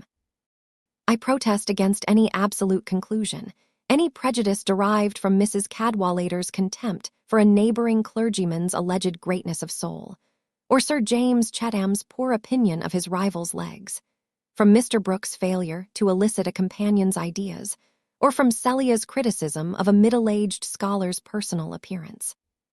I am not sure that the greatest man of his age, if ever that solitary superlative existed, could escape these unfavorable reflections of himself in various small mirrors. And even Milton, looking for his portrait in a spoon, must submit to have the facial angle of a bumpkin. Moreover, if Mr. Casaubon, speaking for himself, has rather a chilling rhetoric, it is not therefore certain that there is no good work or fine feeling in him. Did not an immortal physicist, an interpreter of hieroglyphs, write detestable verses? Has the theory of the solar system been advanced by graceful manners and conversational tact? Suppose we turn from outside estimates of a man to wonder, with keener interest, what is the report of his own consciousness about his doings or capacity? With what hindrances he is carrying on his daily labors, what fading of hopes, or what deeper fixity of self-delusion the years are marking off within him, and with what spirit he wrestles against universal pressure, which will one day be too heavy for him and bring his heart to its final pause. Doubtless his lot is important in his own eyes, and the chief reason that we think he asks too large a place in our consideration must be our want of room for him, since we refer him to the divine regard with perfect confidence. Nay, it is even held sublime for our neighbor to expect the utmost there, however little he may have got from us. Mr. Casaubon, too, was the center of his own world. If he was liable to think that others were providentially made for him, and especially to consider them in the light of their fitness for the author of a key to all mythologies, this trait is not quite alien to us, and, like the other mendicant hopes of mortals, claims some of our pity. Certainly this affair of his marriage with Miss Brooke touched him more nearly than it did any one of the persons who have hitherto shown their disapproval of it, and in the present stage of things, I feel more tenderly towards his experience of success than towards the disappointment of the amiable Sir James. For in truth, as the day fixed for his marriage came nearer, Mr. Casaubon did not find his spirits rising, nor did the contemplation of that matrimonial garden scene, where, As all experience showed, the path was to be bordered with flowers, prove persistently more enchanting to him than the accustomed vaults where he walked taper in hand. He did not confess to himself, still less could he have breath to another, his surprise that though he had won a lovely and noble-hearted girl, he had not won delight, which he had also regarded as an object to be found by search. It is true that he knew all the classical passages implying the contrary, but knowing classical passages, we find, is a mode of motion, which explains why they leave so little extra force for their personal application. Poor Mr. Casaubon had imagined that his long, studious bachelorhood had stored up for him a compound interest of enjoyment, and that large drafts on his affections would not fail to be honored. For we all of us, grave or light, get our thoughts entangled in metaphors and act fatally on the strength of them. And now he was in danger of being saddened by the very conviction that his circumstances were unusually happy. There was nothing external by which he could account for a certain blankness of sensibility, which came over him just when his expectant gladness should have been most lively, just when he exchanged the accustomed dullness of his Lowick library for his visits to the Grange. Here was a weary experience in which he was as utterly condemned to loneliness as in the despair which sometimes threatened him while toiling in the morass of authorship, without seeming nearer to the goal. And his was that worst loneliness which would shrink from sympathy. He could not but wish that Dorothea should think him not less happy than the world would expect her successful suitor to be, and in relation to his authorship he leaned on her young trust and veneration. He liked to draw forth her fresh interest in listening, as a means of encouragement to himself. In talking to her, he presented all his performance and intention with the reflected confidence of the pedagogue, and rid himself for the time of that chilling ideal audience, which crowded his laborious, uncreative hours with the vaporous pressure of Tartarian shades. For to Dorothea, after that toy-box history of the world adapted to young ladies which had made the chief part of her education, Mr. Casaubon's talk about his great book was full of new vistas. And this sense of revelation, this surprise of a nearer introduction to Stoics and Alexandrians, as people who had ideas not totally unlike her own, kept in abeyance for the time her usual eagerness for a binding theory, which could bring her own life and doctrine into strict connection with that amazing past, and give the remotest sources of knowledge some bearing on her actions. That more complete teaching would come. Mr. Casaubon would tell her all that. She was looking forward to higher initiation in ideas, as she was looking forward to marriage, and blending her dim conceptions of both. It would be a great mistake to suppose that Dorothea would have cared about any share in Mr. Casaubon's learning as mere accomplishment. For though opinion in the neighborhood of Freshitt and Tipton had pronounced her clever, that epithet would not have described her to circles in whose more precise vocabulary cleverness implies mere aptitude for knowing and doing, apart from character. All her eagerness for acquirement lay within that full current of sympathetic motive in which her ideas and impulses were habitually swept along. She did not want to deck herself with knowledge, to wear it loose from the nerves and blood that fed her action, and if she had written a book she must have done it as Saint Theresa did, under the command of an authority that constrained her conscience. But something she yearned for by which her life might be filled with action at once rational and ardent. And since the time was gone by for guiding visions and spiritual directors, since prayer heightened yearning but not instruction, what lamp was there but knowledge? Surely learned men kept the only oil, and who more learned than Mr. Casaubon? Thus, in these brief weeks, Dorothea's joyous, grateful expectation was unbroken, and however her lover might occasionally be conscious of flatness, he could never refer it to any slackening of her affectionate interest. The season was mild enough to encourage the project of extending the wedding journey as far as Rome, and Mr. Casaubon was anxious for this, because he wished to inspect some manuscripts in the Vatican. "I still regret that your sister is not to accompany us," he said one morning, some time after it had been ascertained that Celia objected to go, and that Dorothea did not wish for her companionship. "You will have many lonely hours, Dorothea, for I shall be constrained to make the utmost use of my time during our stay in Rome, and I should feel more at liberty if you had a companion." The words, "I should feel more at liberty," grated on Dorothea. For the first time in speaking to Mr. Casaubon, she colored from annoyance. "You must have misunderstood me very much," she said. "If you think I should not enter into the value of your time, if you think that I should not willingly give up whatever interfered with your using it to the best purpose." "That is very amiable in you, my dear Dorothea," said Mr. Casaubon, not in the least noticing that she was hurt. "But if you had a lady as your companion, I could put you both under the care of a cicerone, and we could thus achieve two purposes in the same space of time." "I beg you will not refer to this again," said Dorothea, rather haughtily. But immediately she feared that she was wrong, and turning towards him she laid her hand on his, adding in a different tone, "Pray do not be anxious about me. I shall have so much to think of when I am alone. And Tantrip will be a sufficient companion, just to take care of me. I could not bear to have Celia. She would be miserable." It was time to dress. There was to be a dinner party that day, the last of the parties which were held at the Grange as proper preliminaries to the wedding, and Dorothea was glad of a reason for moving away at once on the sound of the bell, as if she needed more than her usual amount of preparation. She was ashamed of being irritated from some cause she could not define even to herself, for though she had no intention to be untruthful, her reply had not touched the real hurt within her.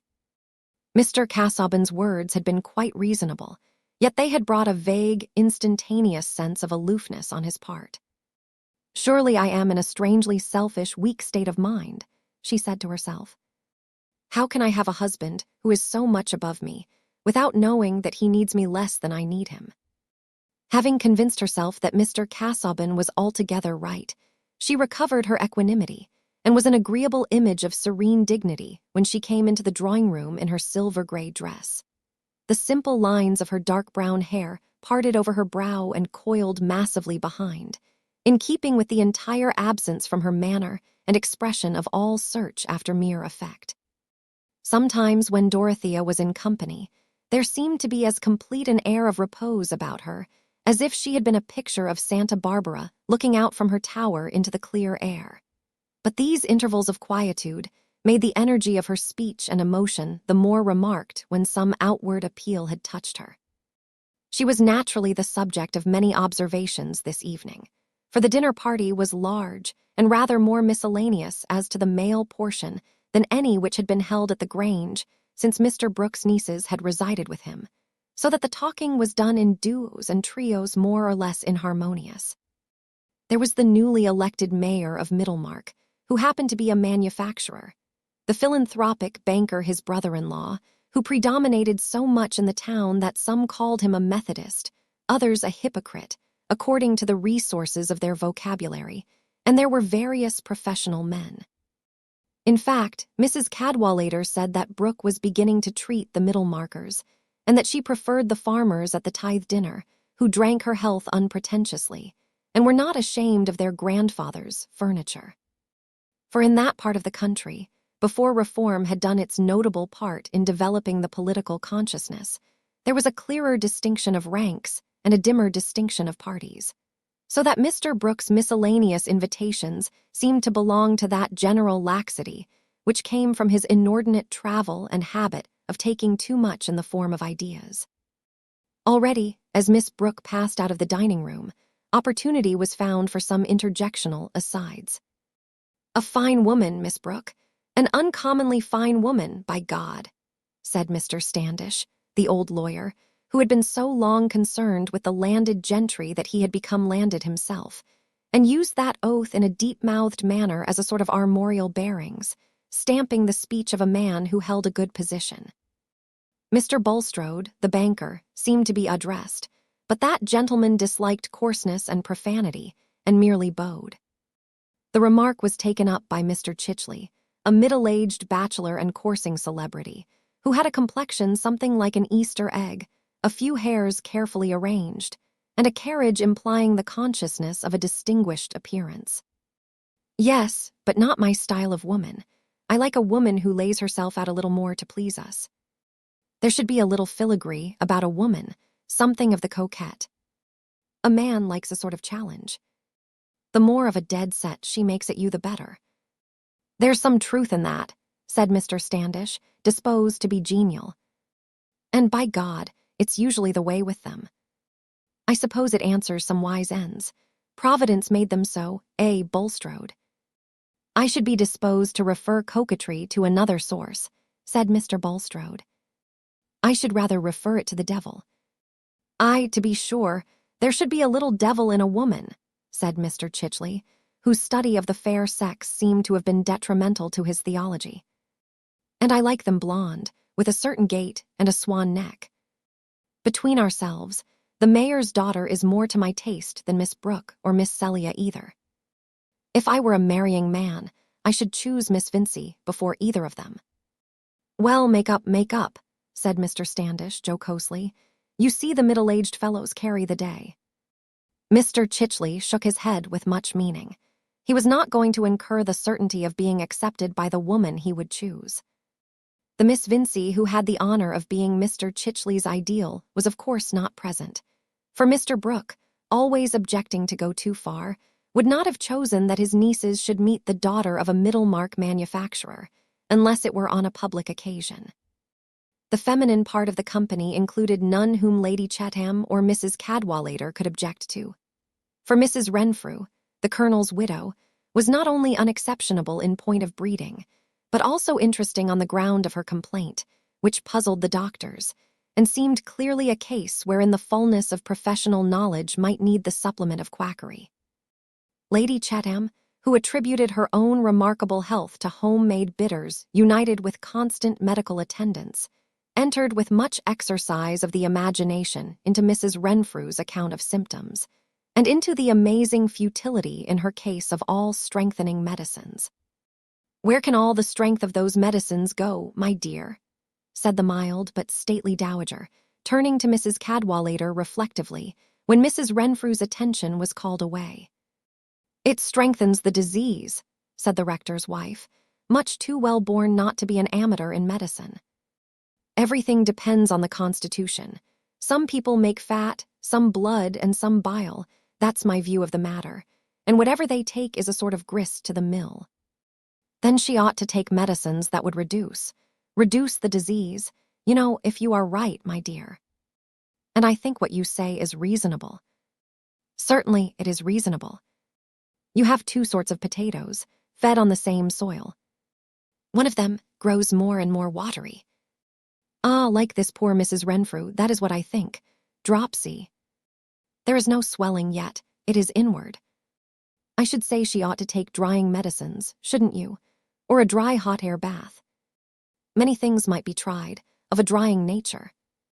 "Let her try a certain person's pamphlets," said Mrs. Cadwallader in an undertone, seeing the gentleman enter. "He does not want drying." "Who, my dear?" said Lady Chatham, a charming woman, not so quick as to nullify the pleasure of explanation. "The bridegroom, Casaubon. He has certainly been drying up faster since the engagement. The flame of passion, I suppose." "I should think he is far from having a good constitution," said Lady Chatham, with a still deeper undertone.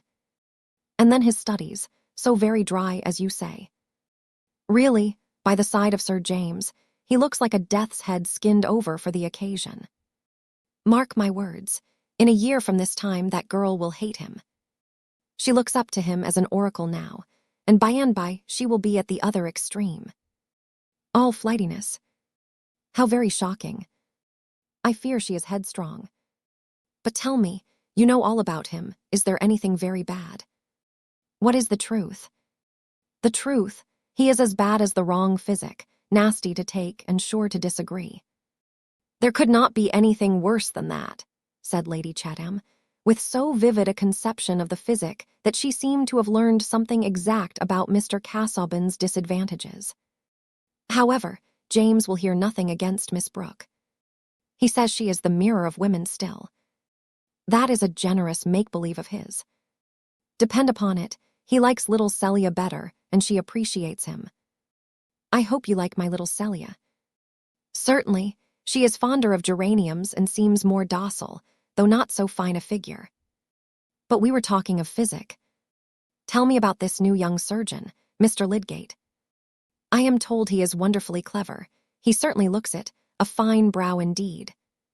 He is a gentleman. I heard him talking to Humphrey. He talks well.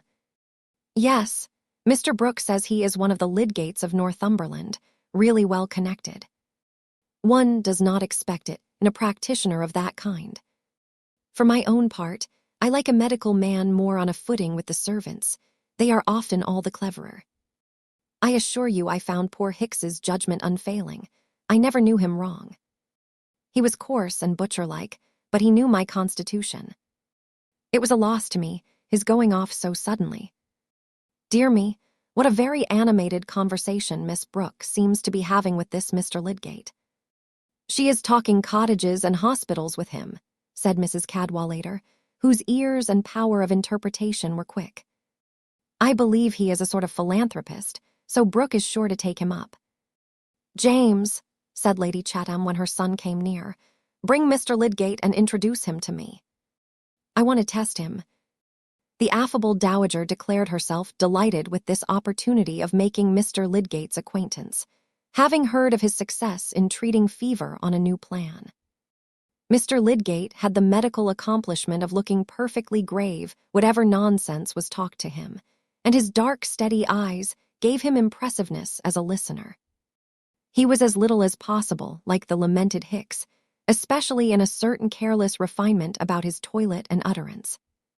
Yet Lady Chatham gathered much confidence in him. He confirmed her view of her own constitution as being peculiar, by admitting that all constitutions might be called peculiar, and he did not deny that hers might be more peculiar than others. He did not approve of a too lowering system, including reckless cupping, nor, on the other hand, of incessant port wine and bark. He said, I think so, with an air of so much deference accompanying the insight of agreement, that she formed the most cordial opinion of his talents. I am quite pleased with your protégé, she said to Mr. Brooke before going away. My protégé, dear me, who is that? Said Mr. Brooke. This young Lydgate, the new doctor. He seems to me to understand his profession admirably. Oh, Lydgate, he is not my protégé, you know, only I knew an uncle of his who sent me a letter about him. However, I think he is likely to be first-rate, has studied in Paris, new brow size, has ideas, you know, wants to raise the profession. Lydgate has lots of ideas, quite new, about ventilation and diet, that sort of thing, resumed Mr. Brooke, after he had handed out Lady Chatham, and had returned to be civil to a group of Middlemarchers. Hang it, do you think that is quite sound?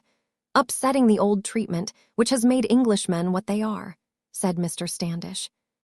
Medical knowledge is at a low ebb among us, said Mr. Bulstrode, who spoke in a subdued tone and had rather a sickly air. I, for my part, hail the advent of Mr. Lydgate.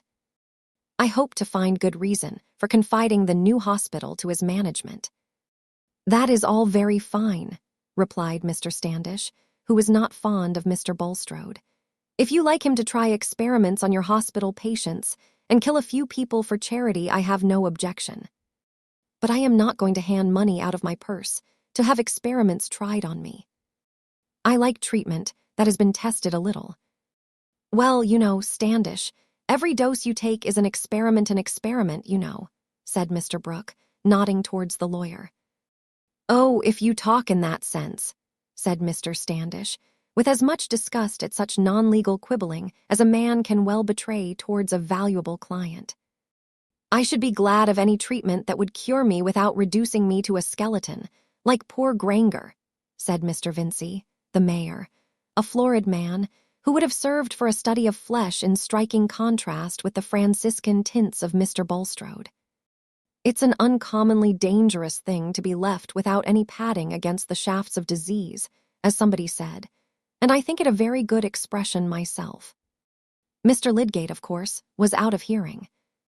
He had quitted the party early, and would have thought it altogether tedious but for the novelty of certain introductions, especially the introduction to Miss Brooke, whose youthful bloom, with her approaching marriage to that faded scholar, and her interest in matters socially useful, gave her the piquancy of an unusual combination.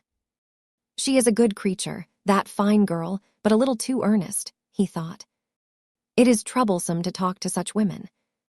They are always wanting reasons, yet they are too ignorant to understand the merits of any question, and usually fall back on their moral sense to settle things after their own taste. Evidently, Miss Brooke was not Mr. Lydgate's style of woman any more than Mr. Chichley's. Considered, indeed, in relation to the latter, whose mind was matured, she was altogether a mistake, and calculated to shock his trust in final causes, including the adaptation of fine young women to purple-faced bachelors. But Lydgate was less ripe, and might possibly have experience before him which would modify his opinion as to the most excellent things in woman. Miss Brooke, however, was not again seen by either of these gentlemen under her maiden name. Not long after that dinner party, she had become Mrs. Casaubon, and was on her way to Rome. Chapter 11. But deeds and language such as men do use, and persons such as comedy would choose, when she would show an image of the times, and sport with human follies, not with crimes. Ben Jonson. Lydgate, in fact, was already conscious of being fascinated by a woman strikingly different from Miss Brooke. He did not in the least suppose that he had lost his balance and fallen in love, but he had said of that particular woman, "She is grace itself. She is perfectly lovely and accomplished." That is what a woman ought to be. She ought to produce the effect of exquisite music. Plain women he regarded, as he did the other severe facts of life, to be faced with philosophy and investigated by science. But Rosamond Vincy seemed to have the true melodic charm, and when a man has seen the woman whom he would have chosen if he had intended to marry speedily, his remaining a bachelor will usually depend on her resolution rather than on his. Lydgate believed that he should not marry for several years. Not marry until he had trodden out a good clear path for himself away from the broad road, which was quite ready-made. He had seen Miss Vincy above his horizon almost as long as it had taken Mr. Casaubon to become engaged and married. But this learned gentleman was possessed of a fortune. He had assembled his voluminous notes, and had made that sort of reputation which precedes performance, often the larger part of a man's fame. He took a wife, as we have seen, to adorn the remaining quadrant of his course, and be a little moon that would cause hardly a calculable perturbation. But Lydgate was young, poor, ambitious. He had his half-century before him instead of behind him, and he had come to Middlemarch bent on doing many things that were not directly fitted to make his fortune or even secure him a good income. To a man under such circumstances, taking a wife is something more than a question of adornment, however highly he may rate this, and Lydgate was disposed to give it the first place among wifely functions. To his taste, guided by a single conversation, here was the point on which Miss Brooke would be found wanting, notwithstanding her undeniable beauty. She did not look at things from the proper feminine angle. The society of such women was about as relaxing as going from your work to teach the second form, instead of reclining in a paradise with sweet laughs for bird notes and blue eyes for a heaven. Certainly nothing at present could seem much less important to Lydgate than the turn of Miss Brooke's mind, or to Miss Brooke than the qualities of the woman who had attracted this young surgeon. But anyone watching keenly the stealthy convergence of human lots sees a slow preparation of effects from one life on another, which tells like a calculated irony on the indifference or the frozen stare with which we look at our unintroduced neighbor. Destiny stands by sarcastic, with our dramatis personae folded in her hand. Old provincial society had its share of this subtle movement, had not only its striking downfalls, its brilliant young professional dandies who ended by living up an entry with a drab and 6 children for their establishment, but also those less marked vicissitudes which are constantly shifting the boundaries of social intercourse and begetting new consciousness of interdependence. Some slipped a little downward, some got higher footing. People denied aspirates, gained wealth, and fastidious gentlemen stood for boroughs. Some were caught in political currents, some in ecclesiastical, and perhaps found themselves surprisingly grouped in consequence, while a few personages or families that stood with rocky firmness amid all this fluctuation were slowly presenting new aspects in spite of solidity, and altering with the double change of self and beholder. Municipal town and rural parish gradually made fresh threads of connection, gradually, as the old stocking gave way to the savings bank, and the worship of the solar guinea became extinct, while squires and baronets, and even lords who had once lived blamelessly afar from the civic mind, gathered the faultiness of closer acquaintanceship. Settlers, too, came from distant counties, some with an alarming novelty of skill, others with an offensive advantage in cunning. In fact, much the same sort of movement and mixture went on in Old England as we find in older Herodotus, who also, in telling what had been, thought it well to take a woman's lot for his starting point. Though Io, as a maiden apparently beguiled by attractive merchandise, was the reverse of Miss Brooke, and in this respect perhaps bore more resemblance to Rosamond Vincy, who had excellent taste in costume, with that nymph-like figure and pure blondness which give the largest range to choice in the flow and color of drapery. But these things made only part of her charm. She was admitted to be the flower of Mrs. Lemon's school, the chief school in the county, where the teaching included all that was demanded in the accomplished female, even to extras, such as the getting in and out of a carriage. Mrs. Lemon herself had always held up Miss Vincy as an example. No pupil, she said, exceeded that young lady for mental acquisition and propriety of speech, while her musical execution was quite exceptional. We cannot help the way in which people speak of us, and probably if Mrs. Lemon had undertaken to describe Juliet or Imogen, these heroines would not have seemed poetical. The first vision of Rosamond would have been enough with most judges to dispel any prejudice excited by Mrs. Lemon's praise.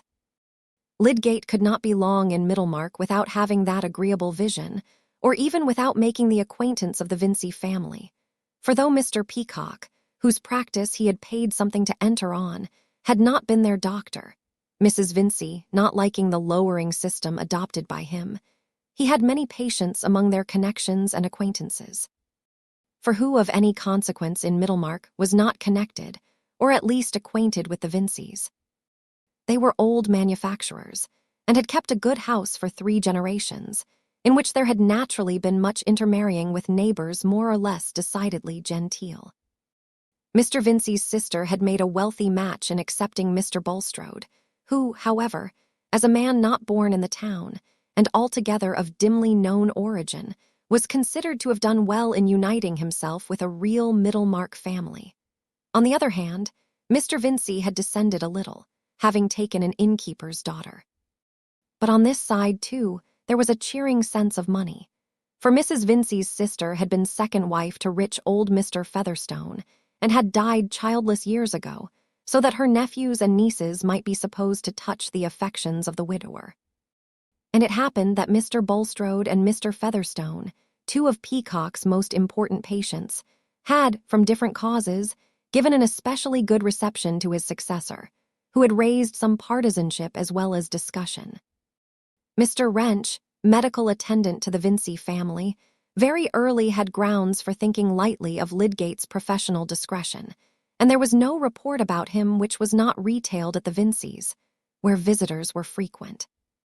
Mr. Vincy was more inclined to general good fellowship than to taking sides, but there was no need for him to be hasty in making any new man acquaintance. Rosamond silently wished that her father would invite Mr. Lydgate. She was tired of the faces and figures she had always been used to, the various irregular profiles and gaits and turns of phrase distinguishing those Middlemarch young men whom she had known as boys. She had been at school with girls of higher position, whose brothers, she felt sure, it would have been possible for her to be more interested in than in these inevitable Middlemarch companions. But she would not have chosen to mention her wish to her father, and he, for his part, was in no hurry on the subject. An alderman about to be mayor must by and by enlarge his dinner parties, but at present there were plenty of guests at his well-spread table. That table often remained covered with the relics of the family breakfast long after Mr. Vincy had gone with his second son to the warehouse, and when Miss Morgan was already far on in morning lessons with the younger girls in the schoolroom. It awaited the family laggard, who found any sort of inconvenience, to others, less disagreeable than getting up when he was called.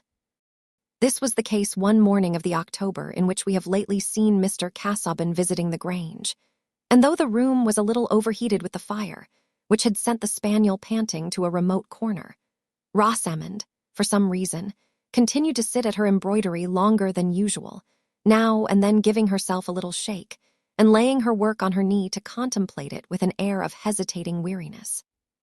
Her mamma, who had returned from an excursion to the kitchen, sat on the other side of the small work table with an air of more entire placidity, until, the clock again giving notice that it was going to strike, she looked up from the lace mending which was occupying her plump fingers and rang the bell. "Knock at Mr. Fred's door again, Pritchard, and tell him it has struck 10:30. This was said without any change in the radiant good humor of Mrs. Vincey's face, in which 45 years had delved neither angles nor parallels, and pushing back her pink cap-strings, she let her work rest on her lap, while she looked admiringly at her daughter. "Mamma," said Rosamond, "when Fred comes down, I wish you would not let him have red herrings. I cannot bear the smell of them all over the house at this hour of the morning. Oh, my dear, you are so hard on your brothers. It is the only fault I have to find with you. You are the sweetest temper in the world, but you are so tetchy with your brothers." "Not tetchy, Mamma. You never hear me speak in an unladylike way." "Well, but you want to deny them things. Brothers are so unpleasant. Oh, my dear, you must allow for young men. Be thankful if they have good hearts. A woman must learn to put up with little things. You will be married someday. Not to anyone who is like Fred. Don't decry your own brother, my dear. Few young men have less against them, although he couldn't take his degree. I'm sure I can't understand why, for he seems to me most clever. And you know yourself, he was thought equal to the best society at college. So particular as you are, my dear, I wonder you are not glad to have such a gentlemanly young man for a brother. You are always finding fault with Bob, because he is not Fred." "Oh no, Mamma, only because he is Bob." "Well, my dear, you will not find any Middlemarch young man who has not something against him. But," here Rosamond's face broke into a smile, which suddenly revealed 2 dimples. She herself thought unfavorably of these dimples, and smiled little in general society. "But I shall not marry any Middlemarch young man." "So it seems, my love, for you have as good as refused the pick of them, and if there's better to be had, I'm sure there's no girl better deserves it." "Excuse me, Mamma, I wish you would not say, the pick of them." "Why, what else are they?" "I mean, Mamma, it is rather a vulgar expression." "Very likely, my dear, I never was a good speaker." "What should I say?" "The best of them." "Why, that seems just as plain and common. If I had had time to think, I should have said, the most superior young men. But with your education, you must know." "What must Rosie know, Mother?" said Mr. Fred, who had slid in unobserved through the half-open door while the ladies were bending over their work, and now going up to the fire stood with his back towards it, warming the soles of his slippers. "Whether it's right to say superior young men," said Mrs. Vincey, ringing the bell. "Oh, there are so many superior teas and sugars now. Superior is getting to be shopkeepers, slang." "Are you beginning to dislike slang, then?" said Rosamond with mild gravity. "Only the wrong sort. All choice of words is slang. It marks a class. There is correct English, that is not slang. I beg your pardon. Correct English is the slang of prigs who write history and essays. And the strongest slang of all is the slang of poets. You will say anything, Fred, to gain your point. Well, tell me whether it is slang or poetry to call an ox a leg plater." "Of course you can call it poetry if you like." "Aha, Miss Rosie, you don't know Homer from slang." "I shall invent a new game. I shall write bits of slang and poetry on slips and give them to you to separate." "Dear me, how amusing it is to hear young people talk," said Mrs. Vincey, with cheerful admiration. "Have you got nothing else for my breakfast, Pritchard?" said Fred, to the servant who brought in coffee and buttered toast. while he walked round the table surveying the ham, potted beef, and other cold remnants with an air of silent rejection and polite forbearance from signs of disgust. "Should you like eggs, sir?" "Eggs, no. Bring me a grilled bone." "Really, Fred," said Rosamond, when the servant had left the room, "if you must have hot things for breakfast, I wish you would come down earlier. You can get up at 6 o'clock to go out hunting. I cannot understand why you find it so difficult to get up on other mornings. That is your want of understanding, Rosie. I can get up to go hunting because I like it. What would you think of me if I came down 2 hours after everyone else and ordered grilled bone?" "I should think you were an uncommonly fast young lady," said Fred, eating his toast with the utmost composure. "I cannot see why brothers are to make themselves disagreeable, any more than sisters. I don't make myself disagreeable. It is you who find me so. Disagreeable is a word that describes your feelings and not my actions. I think it describes the smell of grilled bone." "Not at all. It describes a sensation in your little nose associated with certain finicking notions, which are the classics of Mrs. Lemon's school. Look at my mother. You don't see her objecting to everything except what she does herself. She is my notion of a pleasant woman." "Bless you both, my dears, and don't quarrel," said Mrs. Vincey with motherly cordiality. "Come, Fred, tell us all about the new doctor. How is your uncle pleased with him?" "Pretty well, I think. He asks Lydgate all sorts of questions, and then screws up his face while he hears the answers, as if they were pinching his toes. That's his way. Ah, here comes my grilled bone. But how came you to stay out so late, my dear? You only said you were going to your uncle, S. "Oh, I dined at Plymdale's. We had whist. Lydgate was there too." "And what do you think of him?" "He is very gentlemanly, I suppose. They say he is of excellent family, his relations quite county people." "Yes," said Fred. "There was a Lydgate at John's who spent no end of money. I find this man is a second cousin of his. But rich men may have very poor devils for second cousins. It always makes a difference, though, to be of good family," said Rosamond, with a tone of decision which showed that she had thought on this subject. Rosamond felt that she might have been happier if she had not been the daughter of a Middlemarch manufacturer. She disliked anything which reminded her that her mother's father had been an innkeeper. Certainly anyone remembering the fact might think that Mrs. Vincey had the air of a very handsome, good-humored landlady, accustomed to the most capricious orders of gentlemen. "I thought it was odd his name was Tertius," said the bright-faced matron, "but of course it's a name in the family. But now, tell us exactly what sort of man he is." "Oh, tallish, dark, clever, talks well, rather a prig, I think." "I never can make out what you mean by a prig," said Rosamond. "A fellow who wants to show that he has opinions." "Why, my dear, doctors must have opinions," said Mrs. Vincey. "What are they there for else?" "Yes, mother, the opinions they are paid for. But a prig is a fellow who is always making you a present of his opinions."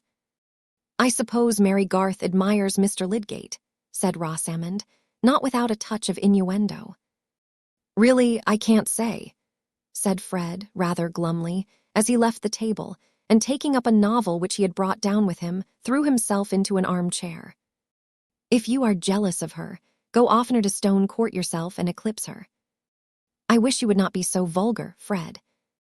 If you have finished, pray ring the bell. It is true, though, what your brother says, Rosamond," Mrs. Vincey began, when the servant had cleared the table. "It is 1,000 pities you haven't patience to go and see your uncle more, so proud of you as he is, and wanted you to live with him. There's no knowing what he might have done for you as well as for Fred. God knows, I'm fond of having you at home with me, but I can part with my children for their good. And now it stands to reason that your Uncle Featherstone will do something for Mary Garth. Mary Garth can bear being at Stone Court, because she likes that better than being a governess," said Rosamond, folding up her work. "I would rather not have anything left to me if I must earn it by enduring much of my uncle's cough and his ugly relations. He can't be long for this world, my dear. I wouldn't hasten his end, but what with asthma and that inward complaint, let us hope there is something better for him in another. And I have no ill will towards Mary Garth, but there's justice to be thought of. And Mr. Featherstone's first wife brought him no money, as my sister did. Her nieces and nephews can't have so much claim as my sister, S. And I must say I think Mary Garth a dreadful plain girl, more fit for a governess. Every one would not agree with you there, mother, said Fred, who seemed to be able to read and listen too. Well, my dear, said Mrs. Vincey, wheeling skillfully, if she had some fortune left her, a man marries his wife's relations, and the Garths are so poor and live in such a small way. But I shall leave you to your studies, my dear, for I must go and do some shopping. Fred's studies are not very deep, said Rosamond, rising with her mamma. He is only reading a novel. Well, well, by and by he'll go to his Latin and things, said Mrs. Vincey, soothingly, stroking her son's head. There's a fire in the smoking room on purpose. It's your father's wish, you know, Fred, my dear, and I always tell him you will be good and go to college again to take your degree. Fred drew his mother's hand down to his lips, but said nothing. I suppose you are not going out riding today, said Rosamond, lingering a little after her mamma was gone. No, why? Papa says I may have the chestnut to ride now. You can go with me tomorrow, if you like. Only I am going to Stone Court, remember. I want to ride so much, it is indifferent to me where we go.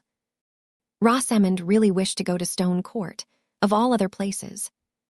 Oh, I say, Rosie, said Fred, as she was passing out of the room, if you are going to the piano, let me come and play some airs with you. Pray do not ask me this morning. Why not this morning? Really, Fred, I wish you would leave off playing the flute.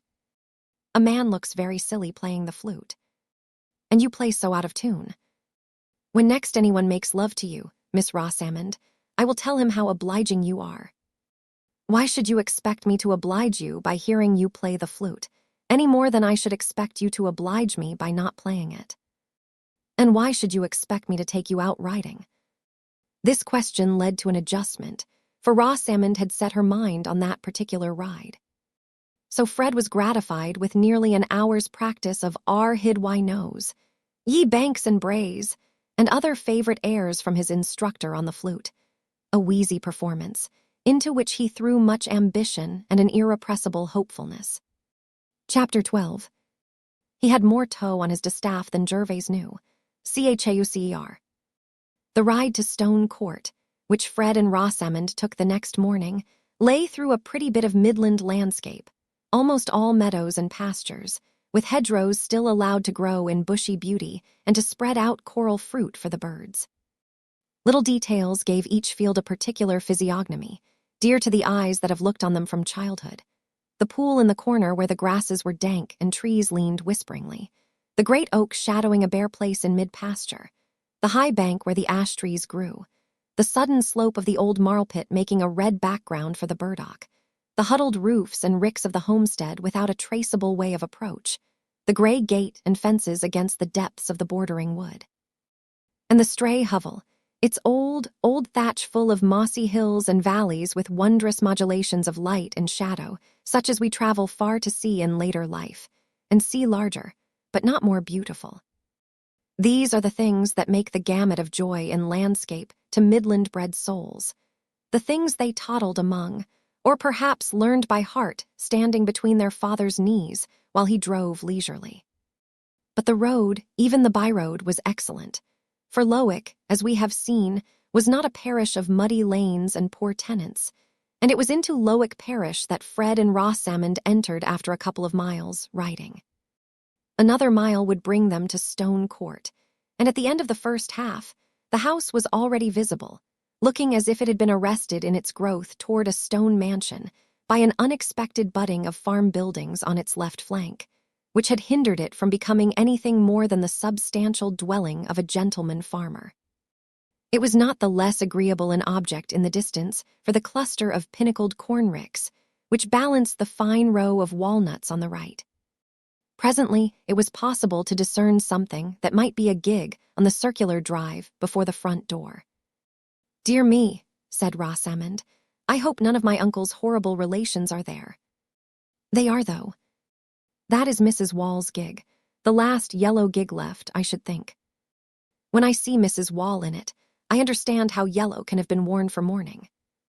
That gig seems to me more funereal than a hearse. But then Mrs. Wall always has black crape on. How does she manage it, Rosie? Her friends can't always be dying. I don't know at all. And she is not in the least evangelical," said Rosamond, reflectively, as if that religious point of view would have fully accounted for perpetual crape. "And not poor," she added after a moment's pause. "No, by George. They are as rich as Jews, those Walls and Featherstones. I mean, for people like them who don't want to spend anything. And yet they hang about my uncle like vultures, and are afraid of a farthing going away from their side of the family. But I believe he hates them all. The Mrs. Wall, who was so far from being admirable in the eyes of these distant connections, had happened to say this very morning, not at all with a defiant air, but in a low, muffled, neutral tone, as of a voice heard through cotton wool, that she did not wish to enjoy their good opinion. She was seated, as she observed, on her own brother's hearth, and had been Jane Featherstone 25 years before she had been Jane Wall, which entitled her to speak when her own brother's name had been made free with by those who had no right to it. "What are you driving at there?" said Mr. Featherstone, holding his stick between his knees and settling his wig, while he gave her a momentary sharp glance, which seemed to react on him like a draught of cold air and set him coughing. Mrs. Wall had to defer her answer till he was quiet again, till Mary Garth had supplied him with fresh syrup, and he had begun to rub the gold knob of his stick, looking bitterly at the fire. It was a bright fire, but it made no difference to the chill-looking purplish tint of Mrs. Wall's face, which was as neutral as her voice, having mere chinks for eyes and lips that hardly moved in speaking. "The doctors can't master that cough, brother. It's just like what I have, for I'm your own sister, constitution and everything. But, as I was saying, it's a pity Mrs. Vincey's family can't be better conducted." "Teacher, you said nothing o' the sort. You said somebody had made free with my name. And no more than can be proved, if what everybody says is true. My brother Solomon tells me it's the talk up and down in Middlemarch how unsteady young Vincey is, and has been forever gambling at billiards since home he came." "Nonsense. What's a game at billiards?" "It's a good gentlemanly game, and young Vincey is not a clodhopper. If your son John took to billiards, now, he'd make a fool of himself. Your nephew John never took to billiards or any other game, brother, and is far from losing hundreds of pounds, which, if what everybody says is true, must be found somewhere else than out of Mr. Vincey the father's pocket. For they say he's been losing money for years, though nobody would think so, to see him go coursing and keeping open house as they do. And I've heard say Mr. Bulstrode condemns Mrs. Vincey beyond anything for her flightiness, and spoiling her children so. What's Bulstrode to me? I don't bank with him. Well, Mrs. Bulstrode is Mr. Vincey's own sister, and they do say that Mr. Vincey mostly trades on the bank money, and you may see yourself, brother, when a woman past 40 has pink strings always flying, and that light way of laughing at everything, it's very unbecoming. But indulging your children is one thing, and finding money to pay their debts is another. And it's openly said that young Vincey has raised money on his expectations. I don't say what expectations. Miss Garth hears me, and is welcome to tell again. I know young people hang together." "No, thank you, Mrs. Wall," said Mary Garth. "I dislike hearing scandal too much to wish to repeat it." Mr. Featherstone rubbed the knob of his stick and made a brief convulsive show of laughter, which had much the same genuineness as an old whist player's chuckle over a bad hand. Still looking at the fire, he said, "And who pretends to say Fred Vincey hasn't got expectations? Such a fine, spirited fellow is like enough to have 'em." There was a slight pause before Mrs. Wall replied, and when she did so, Her voice seemed to be slightly moistened with tears, though her face was still dry. "Whether or no, brother, it is naturally painful to me and my brother Solomon to hear your name made free with, and your complaint being such as may carry you off sudden, and people who are no more Featherstones than the Merry Andrew at the fair, openly reckoning on your property coming to them. And me your own sister, and Solomon your own brother. And if that's to be it, what has it pleased the Almighty to make families for?" Here Mrs. Wall's tears fell, but with moderation. "Come, out with it, Jane," said Mr. Featherstone, looking at her. "You mean to say, Fred Vincy has been getting somebody to advance him money on what he says he knows about my will, eh?" "I never said so, brother." Mrs. Wall's voice had again become dry and unshaken. "It was told me by my brother Solomon last night when he called coming from market to give me advice about the old wheat, me being a widow, and my son John only 23, though steady beyond anything. And he had it from most undeniable authority, and not one, but many. Stuff and nonsense. I don't believe a word of it. It's all a got-up story. Go to the window, missy. I thought I heard a horse. See if the doctor's coming. Not got up by me, brother, nor yet by Solomon, who, whatever else he may be, and I don't deny he has oddities, has made his will and parted his property equal between such kin as he's friends with, though, for my part, I think there are times when some should be considered more than others. But Solomon makes it no secret what he means to do." "The more fool he," said Mr. Featherstone, with some difficulty, breaking into a severe fit of coughing that required Mary Garth to stand near him, so that she did not find out whose horses they were which presently paused stamping on the gravel before the door. Before Mr. Featherstone's cough was quiet, Rosamond entered, bearing up her riding habit with much grace. She bowed ceremoniously to Mrs. Wall, who said stiffly, "How do you do, miss?" smiled and nodded silently to Mary, and remained standing till the coughing should cease, and allow her uncle to notice her.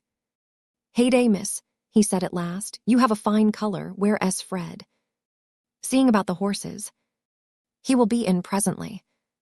Sit down, sit down. Mrs. Wall, you'd better go." Even those neighbors who had called Peter Featherstone an old fox had never accused him of being insincerely polite, and his sister was quite used to the peculiar absence of ceremony with which he marked his sense of blood relationship. Indeed, she herself was accustomed to think that entire freedom from the necessity of behaving agreeably was included in the Almighty's intentions about families. She rose slowly without any sign of resentment, and said in her usual muffled monotone, "Brother, I hope the new doctor will be able to do something for you. Solomon says there's great talk of his cleverness. I'm sure it's my wish you should be spared. And there's none more ready to nurse you than your own sister and your own nieces, if you'd only say the word. There's Rebecca and Joanna and Elizabeth, you know." I remember. You'll see I've remembered 'em all dark and ugly. They'd need have some money, eh?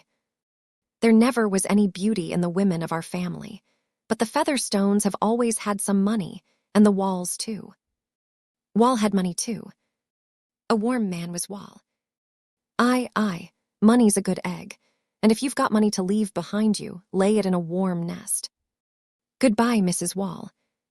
Here Mr. Featherstone pulled at both sides of his wig, as if he wanted to deafen himself, and his sister went away ruminating on this oracular speech of his.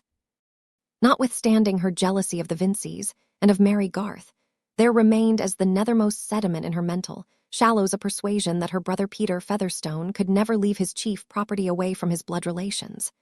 Else, why had the Almighty carried off his 2 wives both childless, after he had gained so much by manganese and things, turning up when nobody expected it? And why was there a Lowick parish church, and the Walls and Powderells all sitting in the same pew for generations? And the Featherstone pew next to them, if, the Sunday after her brother Peter's death, everybody was to know that the property was gone out of the family. The human mind has at no period accepted a moral chaos, and so preposterous a result was not strictly conceivable. But we are frightened at much that is not strictly conceivable. When Fred came in, the old man eyed him with a peculiar twinkle, which the younger had reason to interpret as pride in the satisfactory details of his appearance.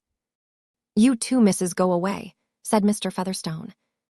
"I want to speak to Fred." "Come into my room, Rosamond. You will not mind the cold for a little while," said Mary. The two girls had not only known each other in childhood, but had been at the same provincial school together, Mary as an articled pupil, so that they had many memories in common and liked very well to talk in private. Indeed, this tete-a-tete was one of Rosamond's objects in coming to Stone Court. Old Featherstone would not begin the dialogue till the door had been closed. He continued to look at Fred with the same twinkle and with one of his habitual grimaces, alternately screwing and widening his mouth. And when he spoke, it was in a low tone, which might be taken for that of an informer ready to be bought off, rather than for the tone of an offended senior. He was not a man to feel any strong moral indignation, even on account of trespasses against himself. It was natural that others should want to get an advantage over him, but then he was a little too cunning for them. "So, sir, you've been paying 10% for money, which you've promised to pay off by mortgaging my land when I'm dead and gone, eh? You put my life at a 12-month, say. But I can alter my will yet." Fred blushed. He had not borrowed money in that way for excellent reasons. But he was conscious of having spoken with some confidence, perhaps with more than he exactly remembered, about his prospect of getting Featherstone's land as a future means of paying present debts. "I don't know what you refer to, sir. I have certainly never borrowed any money on such an insecurity." "Please do explain." "No, sir, it's you must explain. I can alter my will yet, let me tell you. I'm of sound mind, can reckon compound interest in my head, and remember every fool's name as well as I could 20 years ago. What the deuce? I'm under 80. I say, you must contradict this story." "I have contradicted it, sir," Fred answered, with a touch of impatience, not remembering that his uncle did not verbally discriminate contradicting from disproving, though no one was further from confounding the two ideas than old Featherstone, who often wondered that so many fools took his own assertions for proofs. "But I contradict it again. The story is a silly lie." "Nonsense, you must bring documents. It comes from authority." "Name the authority, and make him name the man of whom I borrowed the money, and then I can disprove the story." "It's pretty good authority, I think, a man who knows most of what goes on in Middlemarch. It's that fine, religious, charitable Uncle O yours. Come now." Here Mr. Featherstone had his peculiar inward shake, which signified merriment. "Mr. Bulstrode." "Who else, eh?" "Then the story has grown into this lie, out of some sermonizing words he may have let fall about me. Do they pretend that he named the man who lent me the money? If there is such a man, depend upon it Bulstrode knows him. But supposing you only tried to get the money lent, and didn't get it, Bulstrode 'ud know that too. You bring me a writing from Bulstrode to say he doesn't believe you've ever promised to pay your debts out my land. Come now."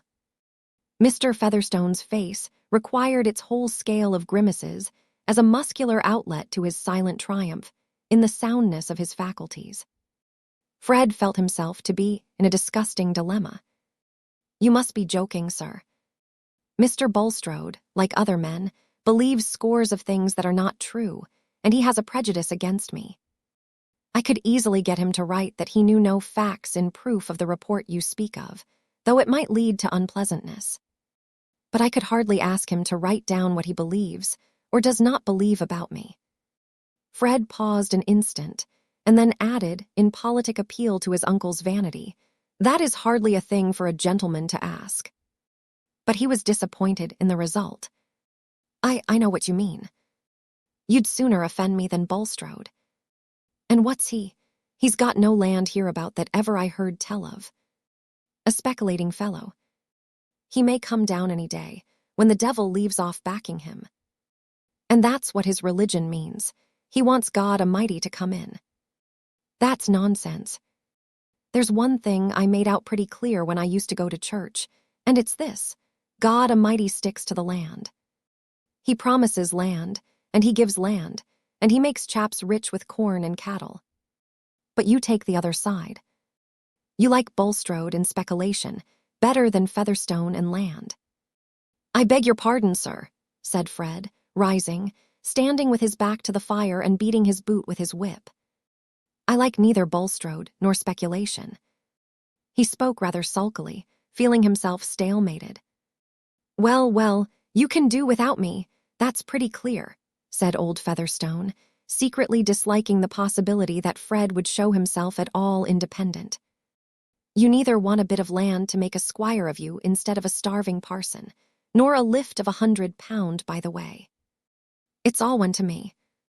I can make 5 codicils if I like, and I shall keep my banknotes for a nest egg. It's all one to me. Fred colored again. Featherstone had rarely given him presents of money, and at this moment it seemed almost harder to part with the immediate prospect of banknotes than with the more distant prospect of the land. I am not ungrateful, sir. I never meant to show disregard for any kind intentions you might have towards me. On the contrary. Very good, then prove it.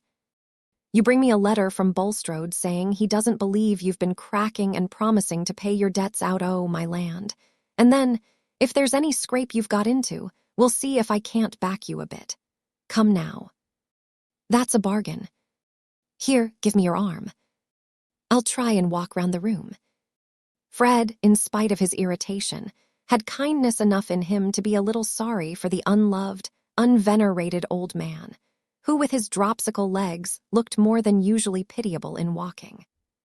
While giving his arm, he thought that he should not himself like to be an old fellow with his constitution breaking up, and he waited good-temperedly, first before the window to hear the wonted remarks about the guinea fowls and the weathercock, and then before the scanty bookshelves, of which the chief glories in dark calf were Josephus, Culpepper, Klopstock, Messiah, and several volumes of the Gentleman's Magazine. Read me the names o' the books. Come now, you're a college man. Fred gave him the titles. What did Missy want with more books? What must you be bringing her more books for? They amuse her, sir. She is very fond of reading. A little too fond, said Mr. Featherstone captiously. She was for reading when she sat with me. But I put a stop to that. She's got the newspaper to read out loud. That's enough for one day, I should think. I can't abide to see her reading to herself. You mind and not bring her any more books, do you hear? Yes, sir, I hear. Fred had received this order before and had secretly disobeyed it. He intended to disobey it again. Ring the bell, said Mr. Featherstone. I want Missy to come down. Rosamond and Mary had been talking faster than their male friends. They did not think of sitting down, but stood at the toilet table near the window while Rosamond took off her hat, adjusted her veil, and applied little touches of her fingertips to her hair of infantine fairness, neither flaxen nor yellow. Mary Garth seemed all the plainer standing at an angle between the two nymphs, the one in the glass, and the one out of it, who looked at each other with eyes of heavenly blue, deep enough to hold the most exquisite meanings an ingenious beholder could put into them, and deep enough to hide the meanings of the owner if these should happen to be less exquisite. Only a few children in Middlemarch looked blonde by the side of Rosamond, and the slim figure displayed by her riding habit had delicate undulations. In fact, most men in Middlemarch, except her brothers, held that Miss Vincey was the best girl in the world, and some called her an angel. Mary Garth, on the contrary, had the aspect of an ordinary sinner. She was brown, her curly dark hair was rough and stubborn, her stature was low, and it would not be true to declare in satisfactory antithesis that she had all the virtues.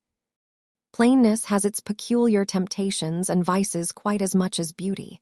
It is apt either to feign amiability, or, not feigning it, to show all the repulsiveness of discontent.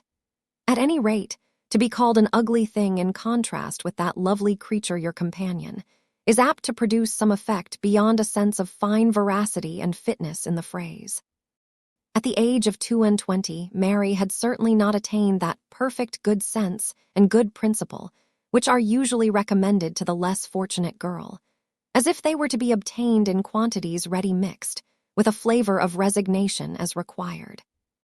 Her shrewdness had a streak of satiric bitterness continually renewed and never carried utterly out of sight, except by a strong current of gratitude towards those who, instead of telling her that she ought to be contented, did something to make her so. Advancing womanhood had tempered her plainness, which was of a good human sort, such as the mothers of our race have very commonly worn in all latitudes under a more or less becoming headgear. Rembrandt would have painted her with pleasure, and would have made her broad features look out of the canvas with intelligent honesty. For honesty, truth-telling fairness, was Mary's reigning virtue. She neither tried to create illusions, nor indulged in them for her own behoof, and when she was in a good mood she had humor enough in her to laugh at herself. When she and Rosamond happened both to be reflected in the glass, she said, laughingly, "What a brown patch I am by the side of you, Rosie. You are the most unbecoming companion." "Oh, no, no one thinks of your appearance. You are so sensible and useful, Mary." "Beauty is of very little consequence in reality," said Rosamond, turning her head towards Mary, but with eyes swerving towards the new view of her neck in the glass. "You mean my beauty," said Mary, rather sardonically. Rosamond thought, "Poor Mary, she takes the kindest things ill." Aloud she said, "What have you been doing lately?" Minding the house, pouring out syrup, pretending to be amiable and contented, learning to have a bad opinion of everybody." "It is a wretched life for you." "No," said Mary curtly, with a little toss of her head. "I think my life is pleasanter than your Miss Morgan's." "Yes, but Miss Morgan is so uninteresting, and not young." "She is interesting to herself, I suppose, and I am not at all sure that everything gets easier as one gets older." "No," said Rosamond, reflectively. "One wonders what such people do without any prospect. To be sure, there is religion as a support. But," she added, dimpling, "it is very different with you, Mary. You may have an offer." "Has anyone told you he means to make me one?" "Of course not. I mean, there is a gentleman who may fall in love with you, seeing you almost every day." A certain change in Mary's face was chiefly determined by the resolve not to show any change. "Does that always make people fall in love?" she answered carelessly. "It seems to me quite as often a reason for detesting each other. Not when they are interesting and agreeable. I hear that Mr. Lydgate is both." "Oh, Mr. Lydgate," said Mary, with an unmistakable lapse into indifference. "You want to know something about him," she added, not choosing to indulge Rosamond's indirectness. "Merely how you like him." "There is no question of liking at present. My liking always wants some little kindness to kindle it. I am not magnanimous enough to like people who speak to me without seeming to see me." "Is he so haughty?" said Rosamond with heightened satisfaction. "You know that he is of good family." "No, he did not give that as a reason." "Mary, you are the oddest girl. But what sort of looking man is he? Describe him to me." "How can one describe a man?" "I can give you an inventory. Heavy eyebrows, dark eyes, a straight nose, thick dark hair, large solid white hands, and let me see, an exquisite cambric pocket handkerchief. But you will see him. You know this is about the time of his visits." Rosamond blushed a little, but said meditatively, "I rather like a haughty manner. I cannot endure a rattling young man."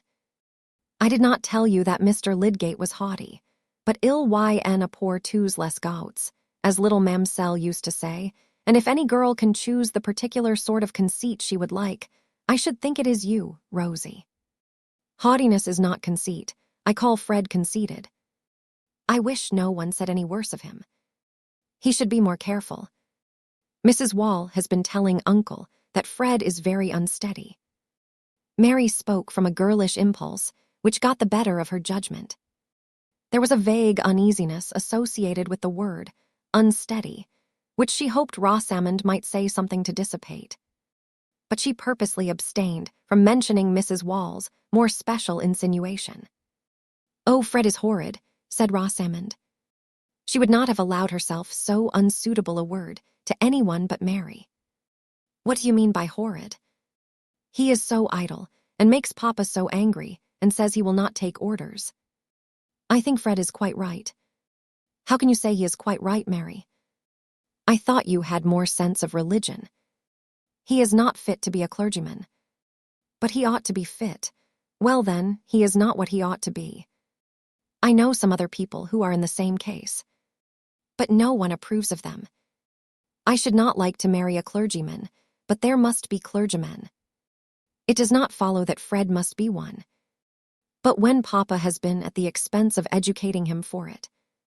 "And only suppose, if he should have no fortune left him." "I can suppose that very well," said Mary dryly. "Then I wonder you can defend Fred," said Rosamond, inclined to push this point. "I don't defend him," said Mary, laughing. "I would defend any parish from having him for a clergyman." "But of course, if he were a clergyman, he must be different." "Yes, he would be a great hypocrite, and he is not that yet." "It is of no use saying anything to you, Mary. You always take Fred's part." "Why should I not take his part?" said Mary, lighting up. "He would take mine." "He is the only person who takes the least trouble to oblige me." "You make me feel very uncomfortable, Mary," said Rosamond, with her gravest mildness. "I would not tell Mamma for the world." "What would you not tell her?" said Mary angrily. "Pray do not go into a rage, Mary," said Rosamond, mildly as ever. "If your Mamma is afraid that Fred will make me an offer, tell her that I would not marry him if he asked me." "But he is not going to do so, that I am aware." "He certainly never has asked me." "Mary, you are always so violent." "And you are always so exasperating." What can you blame me for?" "Oh, blameless people are always the most exasperating." "There is the bell. I think we must go down." "I did not mean to quarrel," said Rosamond, putting on her hat. "Quarrel? Nonsense, we have not quarreled. If one is not to get into a rage sometimes, what is the good of being friends?" "Am I to repeat what you have said?" "Just as you please." "I never say what I am afraid of having repeated. But let us go down." Mr. Lydgate was rather late this morning, but the visitors stayed long enough to see him, for Mr. Featherstone asked Rosamond to sing to him, and she herself was so kind as to propose a second favorite song of his, "Flow on, thou shining river," after she had sung "Home, Sweet Home," which she detested. This hard-headed old overreach approved of the sentimental song as the suitable garnish for girls, and also as fundamentally fine, sentiment being the right thing for a song. Mr. Featherstone was still applauding the last performance and assuring Missy that her voice was as clear as a blackbird's when Mr. Lydgate's horse passed the window. His dull expectation of the usual disagreeable routine with an aged patient, who can hardly believe that medicine would not set him up if the doctor were only clever enough, added to his general disbelief in Middlemarch charms, made a doubly effective background to this vision of Rosamond, whom old Featherstone made haste ostentatiously to introduce as his niece, though he had never thought it worth while to speak of Mary Garth in that light. Nothing escaped Lydgate in Rosamond's graceful behavior. How delicately she waived the notice which the old man's want of taste had thrust upon her by a quiet gravity, not showing her dimples on the wrong occasion, but showing them afterwards in speaking to Mary, to whom she addressed herself with so much good-natured interest, that Lydgate, after quickly examining Mary more fully than he had done before, saw an adorable kindness in Rosamond's eyes. But Mary, from some cause, looked rather out of temper. "Miss Rosie has been singing me a song. You've nothing to say against that, doctor?" said Mr. Featherstone. "I like it better than your physic." "That has made me forget how the time was going," said Rosamond, rising to reach her hat, which she had laid aside before singing, so that her flower-like head on its white stem was seen in perfection above her riding habit. "Fred, we must really go." "Very good," said Fred, who had his own reasons for not being in the best spirits and wanted to get away. Miss Vincy is a musician, said Lydgate, following her with his eyes. Every nerve and muscle in Rosamond was adjusted to the consciousness that she was being looked at. She was by nature an actress of parts that entered into her physique. She even acted her own character, and so well that she did not know it to be precisely her own. "The best in Middlemarch, I'll be bound," said Mr. Featherstone. "Let the next be who she will. Fred. Speak up for your sister."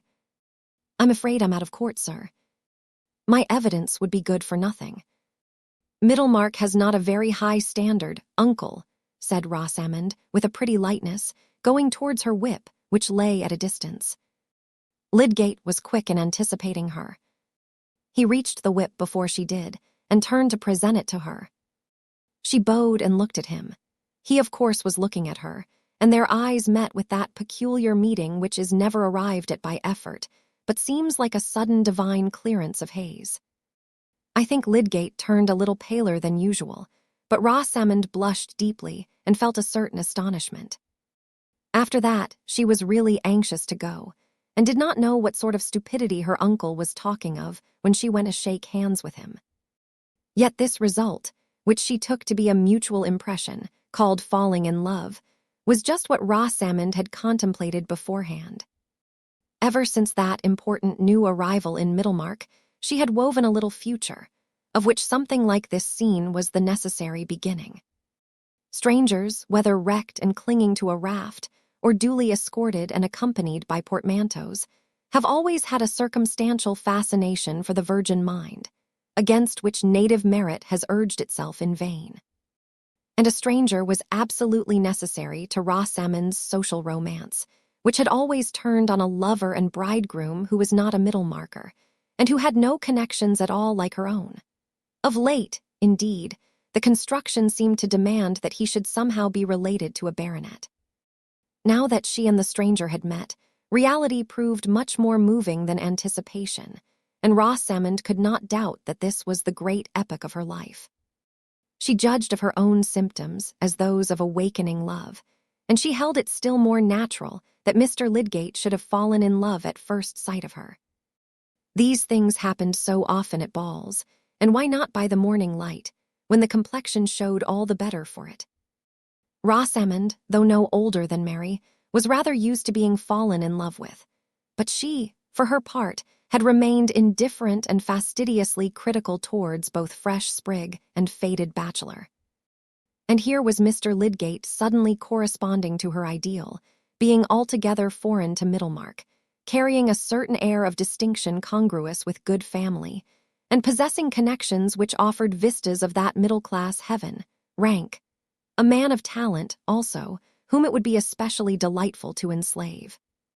In fact, a man who had touched her nature quite newly, and brought a vivid interest into her life, which was better than any fancied might be, such as she was in the habit of opposing to the actual.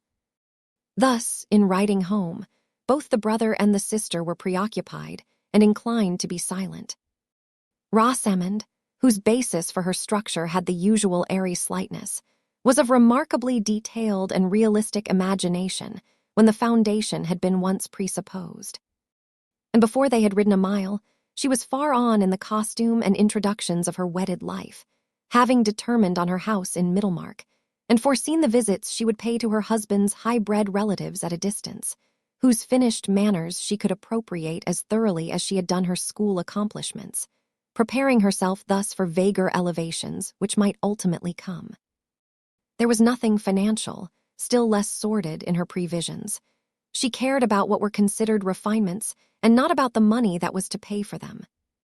Fred's mind, on the other hand, was busy with an anxiety which even his ready hopefulness could not immediately quell. He saw no way of eluding Featherstone's stupid demand without incurring consequences, which he liked less even than the task of fulfilling it. His father was already out of humor with him, and would be still more so if he were the occasion of any additional coolness between his own family and the Bulstrodes. Then he himself hated having to go and speak to his uncle Bulstrode, and perhaps after drinking wine he had said many foolish things about Featherstone's property, and these had been magnified by report.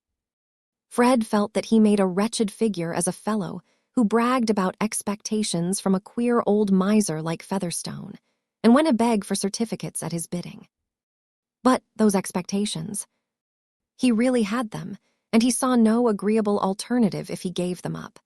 Besides, he had lately made a debt which galled him extremely, and old Featherstone had almost bargained to pay it off. The whole affair was miserably small. His debts were small, even his expectations were not anything so very magnificent. Fred had known men to whom he would have been ashamed of confessing the smallness of his scrapes. Such ruminations naturally produced a streak of misanthropic bitterness. To be born the son of a Middlemarch manufacturer and inevitable heir to nothing in particular, while such men as Mainwaring and Vian, certainly life was a poor business when a spirited young fellow with a good appetite for the best of everything had so poor an outlook. It had not occurred to Fred that the introduction of Bulstrode's name in the matter was a fiction of old Featherstone's, nor could this have made any difference to his position. He saw plainly enough that the old man wanted to exercise his power by tormenting him a little, and also probably to get some satisfaction out of seeing him on unpleasant terms with Bulstrode. Fred fancied that he saw to the bottom of his Uncle Featherstone's soul, though in reality half what he saw there was no more than the reflex of his own inclinations. The difficult task of knowing another soul is not for young gentlemen whose consciousness is chiefly made up of their own wishes. Fred's main point of debate with himself was whether he should tell his father or try to get through the affair without his father's knowledge. It was probably Mrs. Wall who had been talking about him, and if Mary Garth had repeated Mrs. Wall's report to Rosamond, it would be sure to reach his father, who would as surely question him about it. He said to Rosamond, as they slackened their pace, "Rosie, did Mary tell you that Mrs. Wall had said anything about me?" "Yes, indeed, she did." "What?" "That you were very unsteady." "Was that all?" "I should think that was enough, Fred." "You are sure she said no more?" "Mary mentioned nothing else." "But really, Fred, I think you ought to be ashamed." "Oh, fudge, don't lecture me." "What did Mary say about it?" "I am not obliged to tell you." "You care so very much what Mary says, and you are too rude to allow me to speak." "Of course I care what Mary says. She is the best girl I know. I should never have thought she was a girl to fall in love with." "How do you know what men would fall in love with?" "Girls never know." "At least, Fred, let me advise you not to fall in love with her, for she says she would not marry you if you asked her." "She might have waited till I did ask her." "I knew it would nettle you, Fred." "Not at all. She would not have said so if you had not provoked her." Before reaching home, Fred concluded that he would tell the whole affair as simply as possible to his father, who might perhaps take on himself the unpleasant business of speaking to Bulstrode. Book 2, Old and Young. Chapter 13. One St. Gent, how class your man, as better than the most, or seeming better worse beneath that cloak.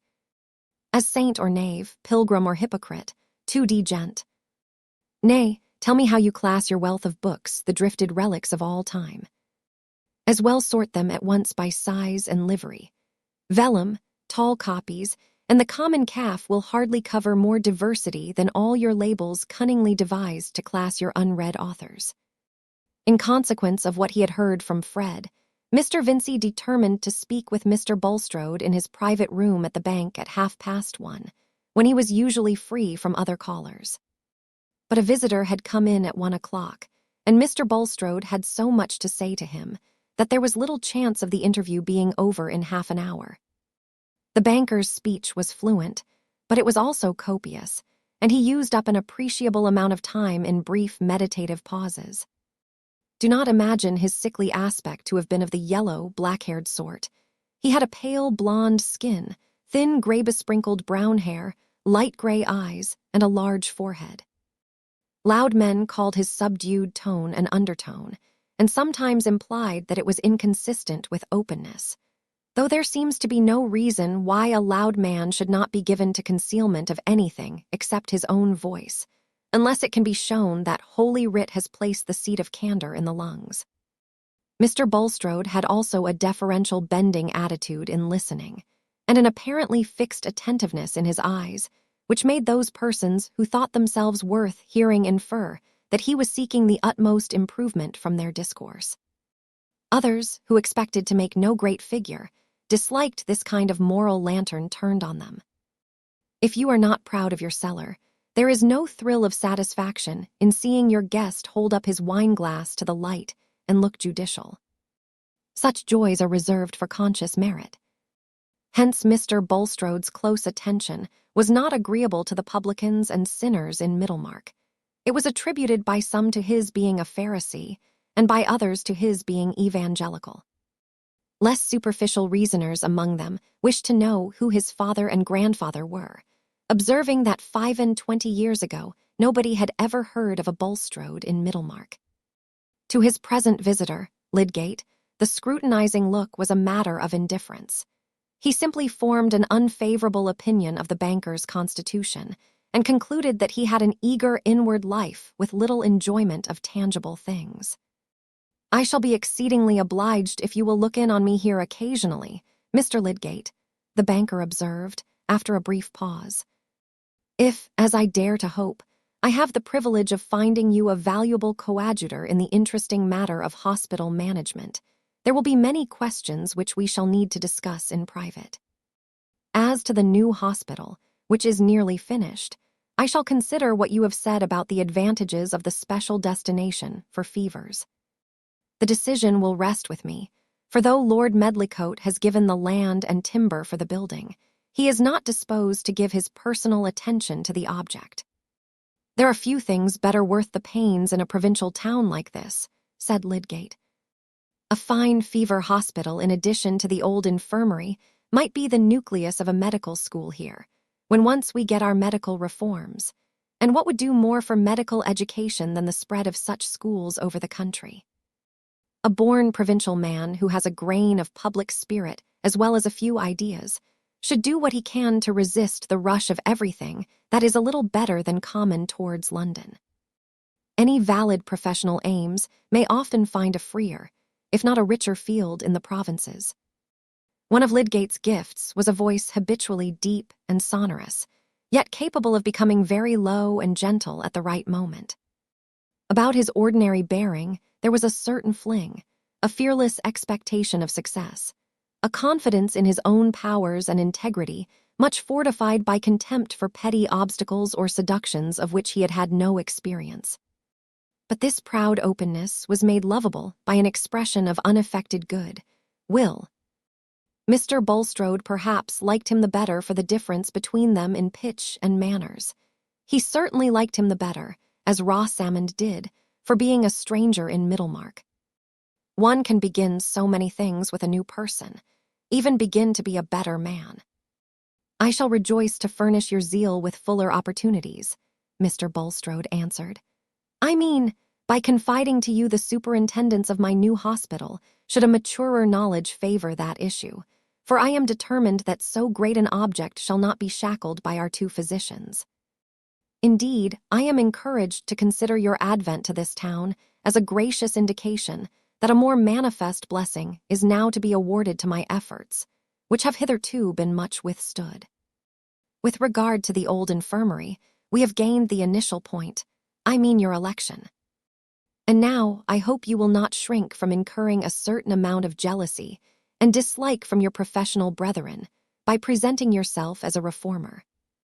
"I will not profess bravery," said Lydgate, smiling, "but I acknowledge a good deal of pleasure in fighting, and I should not care for my profession if I did not believe that better methods were to be found and enforced there as well as everywhere else."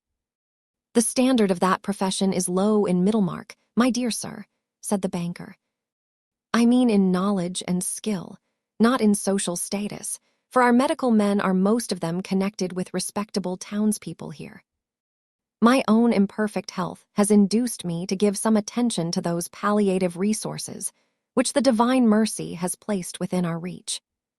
I have consulted eminent men in the metropolis, and I am painfully aware of the backwardness under which medical treatment labors in our provincial districts.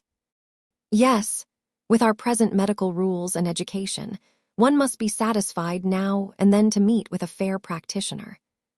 As to all the higher questions which determine the starting point of a diagnosis, as to the philosophy of medical evidence, any glimmering of these can only come from a scientific culture of which country practitioners have usually no more notion than the man in the moon. Mr. Bulstrode, bending and looking intently, found the form which Lydgate had given to his agreement not quite suited to his comprehension. Under such circumstances, a judicious man changes the topic and enters on ground where his own gifts may be more useful. "I am aware," he said, "that the peculiar bias of medical ability is towards material means. Nevertheless, Mr. Lydgate, I hope we shall not vary in sentiment as to a measure in which you are not likely to be actively concerned, but in which your sympathetic concurrence may be an aid to me. You recognize, I hope, the existence of spiritual interests in your patients." "Certainly I do. But those words are apt to cover different meanings to different minds." "Precisely, and on such subjects wrong teaching is as fatal as no teaching.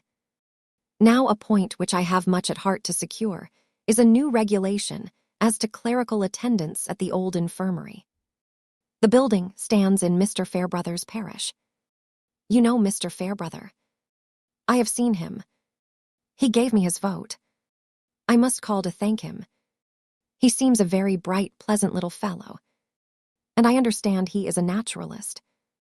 Mr. Fairbrother, my dear sir, is a man deeply painful to contemplate. I suppose there is not a clergyman in this country who has greater talents."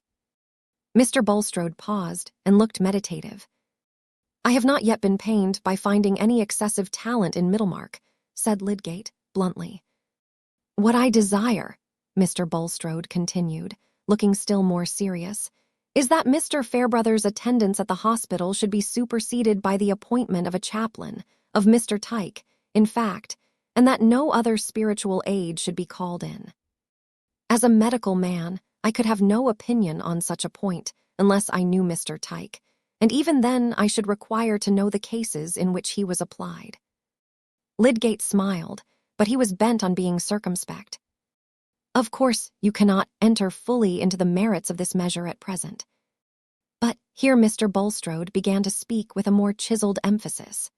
"The subject is likely to be referred to the medical board of the infirmary, and what I trust I may ask of you is, that in virtue of the cooperation between us which I now look forward to, you will not, so far as you are concerned, be influenced by my opponents in this matter." "I hope I shall have nothing to do with clerical disputes," said Lydgate. "The path I have chosen is to work well in my own profession. My responsibility, Mr. Lydgate, is of a broader kind. With me, indeed, this question is one of sacred accountableness, whereas with my opponents, I have good reason to say that it is an occasion for gratifying a spirit of worldly opposition. But I shall not therefore drop one iota of my convictions, or cease to identify myself with that truth which an evil generation hates. I have devoted myself to this object of hospital improvement, but I will boldly confess to you, Mr. Lydgate, that I should have no interest in hospitals if I believed that nothing more was concerned therein than the cure of mortal diseases. I have another ground of action, and in the face of persecution I will not conceal it." Mr. Bulstrode's voice had become a loud and agitated whisper as he said the last words. "There we certainly differ," said Lydgate. But he was not sorry that the door was now opened, and Mr. Vincey was announced. That florid, sociable personage was become more interesting to him since he had seen Rosamond. Not that, like her, he had been weaving any future in which their lots were united, but a man naturally remembers a charming girl with pleasure and is willing to dine where he may see her again. Before he took leave, Mr. Vincey had given that invitation which he had been in no hurry about, for Rosamond at breakfast had mentioned that she thought her Uncle Featherstone had taken the new doctor into great favor. Mr. Bulstrode, alone with his brother-in-law, poured himself out a glass of water and opened a sandwich box. "I cannot persuade you to adopt my regimen, Vincey." No, I've no opinion of that system." "Life wants padding," said Mr. Vincey, unable to omit his portable theory. However, he went on, accenting the word, as if to dismiss all irrelevance, what I came here to talk about was a little affair of my young scapegrace, Fred S. That is a subject on which you and I are likely to take quite as different views as on diet, Vincy. I hope not this time. Mr. Vincy was resolved to be good-humored. The fact is, it's about a whim of old Featherstone's. Somebody has been cooking up a story out of spite and telling it to the old man to try to set him against Fred. He's very fond of Fred and is likely to do something handsome for him. Indeed, he has as good as told Fred that he means to leave him his land, and that makes other people jealous. Vincy, I must repeat that you will not get any concurrence from me as to the course you have pursued with your eldest son. It was entirely from worldly vanity that you destined him for the church. With a family of 3 sons and 4 daughters, you were not warranted in devoting money to an expensive education which has succeeded in nothing, but in giving him extravagant idle habits. You are now reaping the consequences. To point out other people's errors was a duty that Mr. Bulstrode rarely shrank from, but Mr. Vincy was not equally prepared to be patient. When a man has the immediate prospect of being mayor and is ready, in the interests of commerce, to take up a firm attitude on politics generally, he has naturally a sense of his importance to the framework of things which seems to throw questions of private conduct into the background. And this particular reproof irritated him more than any other. It was eminently superfluous to him to be told that he was reaping the consequences. But he felt his neck under Bulstrode's yoke, and though he usually enjoyed kicking, he was anxious to refrain from that relief. As to that, Bulstrode, it's no use going back. I'm not one of your pattern men, and I don't pretend to be. I couldn't foresee everything in the trade. There wasn't a finer business in Middlemarch than ours, and the lad was clever. My poor brother was in the church, and would have done well, had got preferment already, but that stomach fever took him off, else he might have been a dean by this time. I think I was justified in what I tried to do for Fred. If you come to religion, it seems to me a man shouldn't want to carve out his meat to an ounce beforehand. One must trust a little to Providence and be generous. It's a good British feeling to try and raise your family a little. In my opinion, it's a father's duty to give his sons a fine chance. I don't wish to act otherwise than as your best friend, Vincy, when I say that what you have been uttering just now is one mass of worldliness and inconsistent folly. Very well, said Mr. Vincy, kicking in spite of resolutions. I never profess to be anything but worldly, and what's more, I don't see anybody else who is not worldly. I suppose you don't conduct business on what you call unworldly principles. The only difference I see is that one worldliness is a little bit honester than another. This kind of discussion is unfruitful, Vincy, said Mr. Bulstrode, who, finishing his sandwich, had thrown himself back in his chair and shaded his eyes as if weary. You had some more particular business. Yes. The long and short of it is, somebody has told old Featherstone, giving you as the authority, that Fred has been borrowing or trying to borrow money on the prospect of his land. Of course, you never said any such nonsense. But the old fellow will insist on it that Fred should bring him a denial in your handwriting.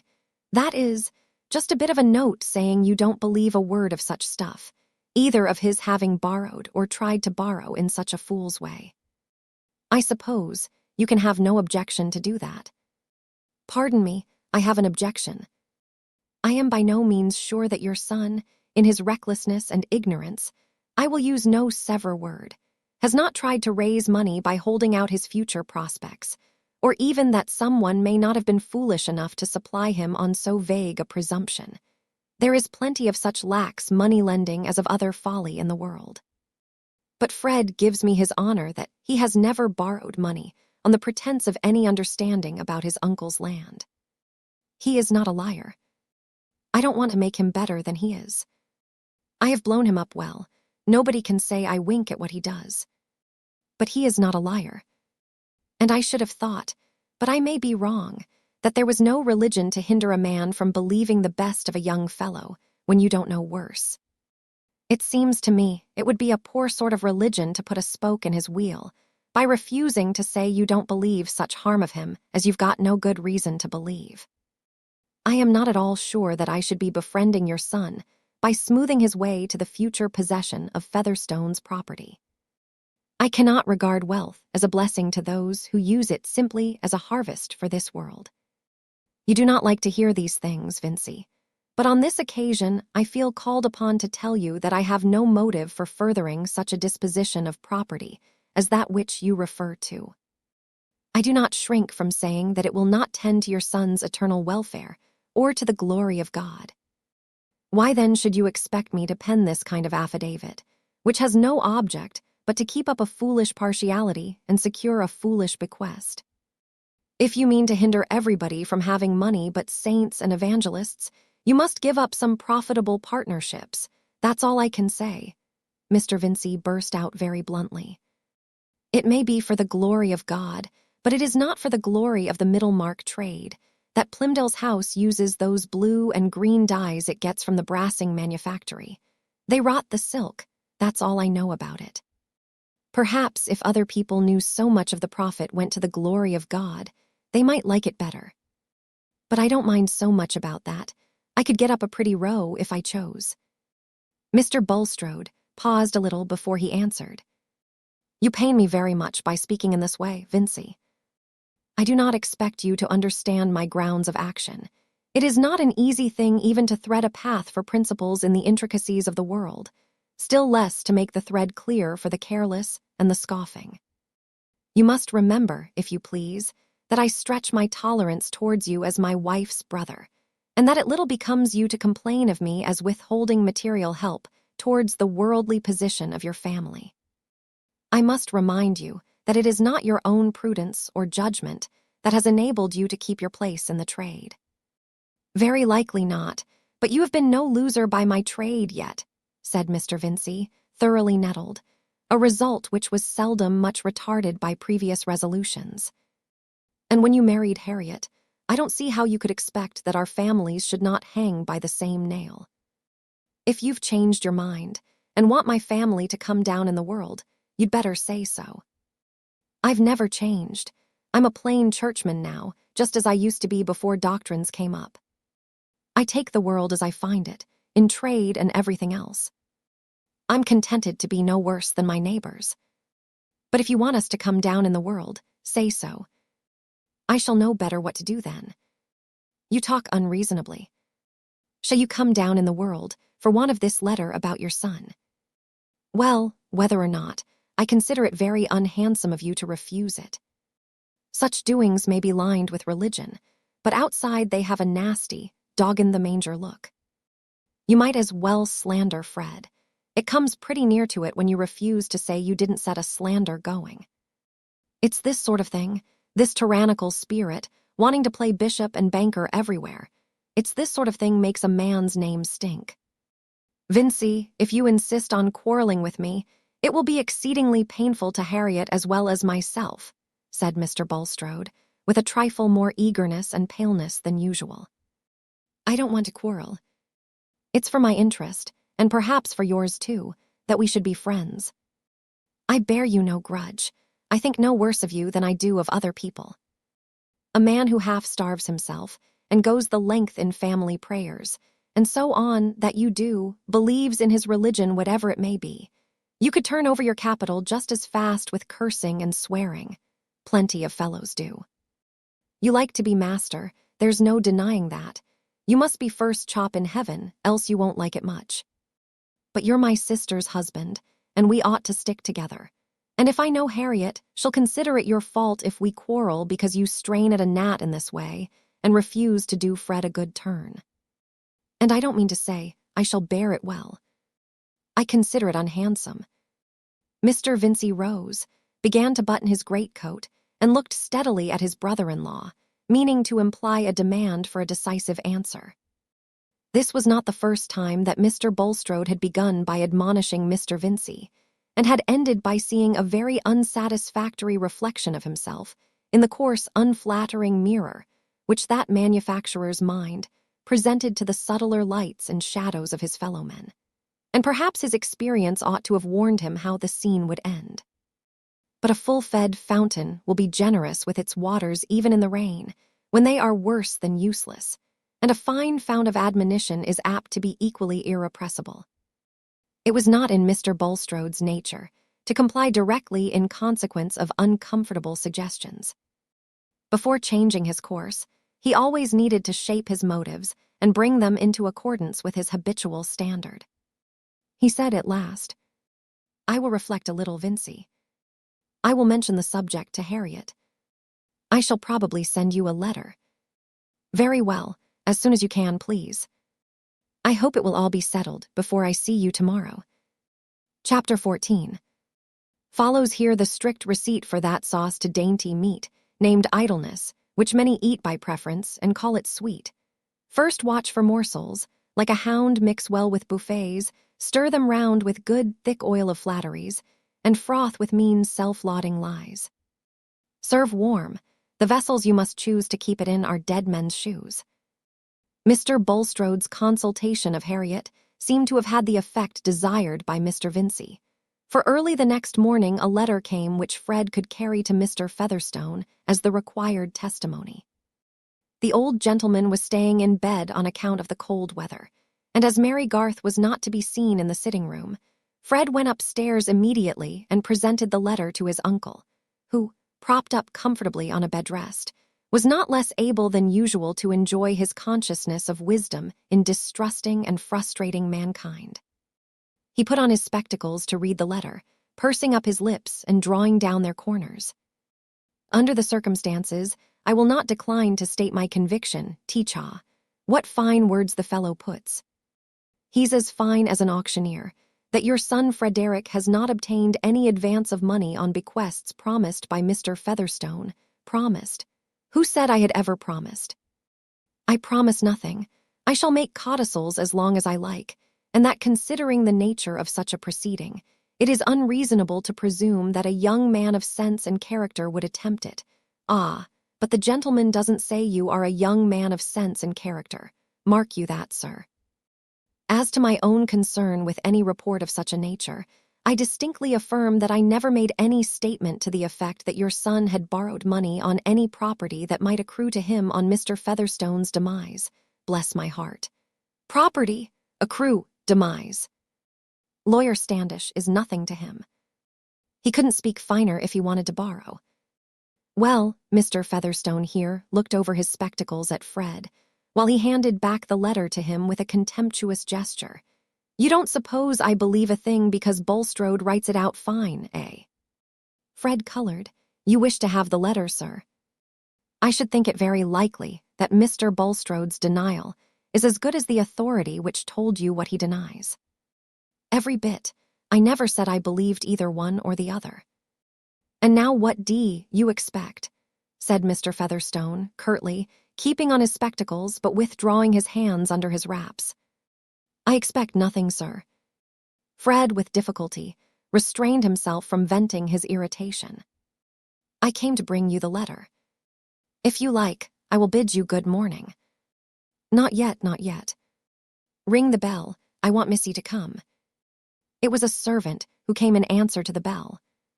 Tell Missy to come, said Mr. Featherstone impatiently. What business had she to go away? He spoke in the same tone when Mary came. Why couldn't you sit still here till I told you to go? I want my waistcoat now. I told you always to put it on the bed. Mary's eyes looked rather red, as if she had been crying. It was clear that Mr. Featherstone was in one of his most snappish humors this morning, and though Fred had now the prospect of receiving the much-needed present of money, he would have preferred being free to turn round on the old tyrant and tell him that Mary Garth was too good to be at his beck. Though Fred had risen as she entered the room, she had barely noticed him, and looked as if her nerves were quivering with the expectation that something would be thrown at her. But she never had anything worse than words to dread. When she went to reach the waistcoat from a peg, Fred went up to her and said, "Allow me." "Let it alone. You bring it, Missy, and lay it down here," said Mr. Featherstone. Now you go away again till I call you, he added, when the waistcoat was laid down by him. It was usual with him to season his pleasure in showing favor to one person by being especially disagreeable to another, and Mary was always at hand to furnish the condiment. When his own relatives came, she was treated better. Slowly he took out a bunch of keys from the waistcoat pocket, and slowly he drew forth a tin box which was under the bedclothes. "You expect I am going to give you a little fortune, eh?" he said, looking above his spectacles and pausing in the act of opening the lid. "Not at all, sir. You were good enough to speak of making me a present the other day, else, of course, I should not have thought of the matter." But Fred was of a hopeful disposition, and a vision had presented itself of a sum just large enough to deliver him from a certain anxiety. When Fred got into debt, it always seemed to him highly probable that something or other, he did not necessarily conceive what, would come to pass, enabling him to pay in due time. And now that the providential occurrence was apparently close at hand, it would have been sheer absurdity to think that the supply would be short of the need. As absurd as a faith that believed in half a miracle for want of strength to believe in a whole one. The deep-veined hands fingered many banknotes one after the other, laying them down flat again, while Fred leaned back in his chair, scorning to look eager. He held himself to be a gentleman at heart, and did not like courting an old fellow for his money. At last, Mr. Featherstone eyed him again over his spectacles and presented him with a little sheaf of notes. Fred could see distinctly that there were but 5, as the less significant edges gaped towards him. But then, each might mean £50. He took them, saying, "I am very much obliged to you, sir," and was going to roll them up without seeming to think of their value. But this did not suit Mr. Featherstone, who was eyeing him intently. "Come, don't you think it worth your while to count 'em? You take money like a lord. I suppose you lose it like one." "I thought I was not to look a gift horse in the mouth, sir. But I shall be very happy to count them."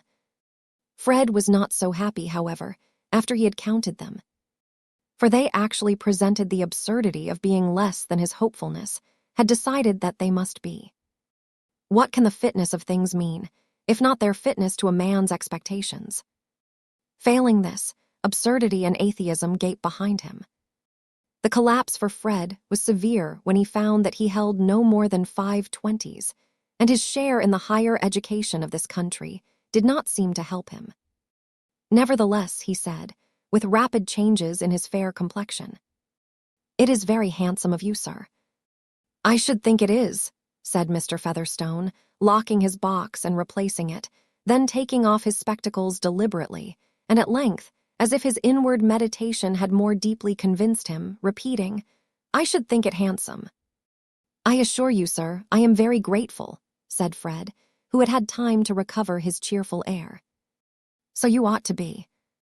You want to cut a figure in the world, and I reckon Peter Featherstone is the only one you've got to trust to." Here the old man's eyes gleamed with a curiously mingled satisfaction in the consciousness that this smart young fellow relied upon him, and that the smart young fellow was rather a fool for doing so.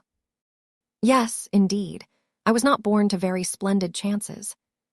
Few men have been more cramped than I have been," said Fred, with some sense of surprise at his own virtue, considering how hardly he was dealt with. "It really seems a little too bad to have to ride a broken-winded hunter and see men, who are not half such good judges as yourself, able to throw away any amount of money on buying bad bargains.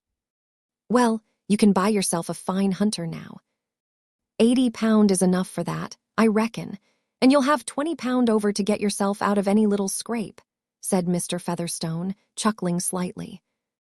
"You are very good, sir," said Fred, with a fine sense of contrast between the words and his feeling. "I, rather a better uncle than your fine Uncle Bulstrode. You won't get much out of his speculations, I think.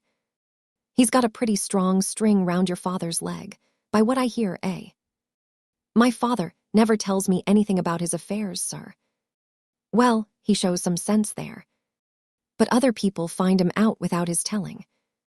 He'll never have much to leave you. He'll most like die without a will. He's the sort of man to do it. Let 'em make him mayor of Middlemarch as much as they like." But you won't get much by his dying without a will, though you are the eldest son. Fred thought that Mr. Featherstone had never been so disagreeable before. True, he had never before given him quite so much money at once. "Shall I destroy this letter of Mr. Bulstrode?" "Yes, sir," said Fred, rising with the letter as if he would put it in the fire. I don't want it. It's worth no money to me." Fred carried the letter to the fire and thrust the poker through it with much zest. He longed to get out of the room, but he was a little ashamed before his inner self, as well as before his uncle, to run away immediately after pocketing the money. Presently, the farm bailiff came up to give his master a report, and Fred, to his unspeakable relief, was dismissed with the injunction to come again soon. He had longed not only to be set free from his uncle, but also to find Mary Garth. She was now in her usual place by the fire, with sewing in her hands and a book open on the little table by her side. Her eyelids had lost some of their redness now, and she had her usual air of self-command. "Am I wanted upstairs?" she said, half rising as Fred entered. "No, I am only dismissed because Simmons is gone up." Mary sat down again and resumed her work. She was certainly treating him with more indifference than usual. She did not know how affectionately indignant he had felt on her behalf upstairs. "May I stay here a little, Mary, or shall I bore you?" "Pray sit down," said Mary. "You will not be so heavy a bore as Mr. John Wall, who was here yesterday, and he sat down without asking my leave. Poor fellow, I think he is in love with you." "I am not aware of it. And to me, it is one of the most odious things in a girl's life, that there must always be some supposition of falling in love coming between her and any man who is kind to her, and to whom she is grateful. I should have thought that I, at least, might have been safe from all that.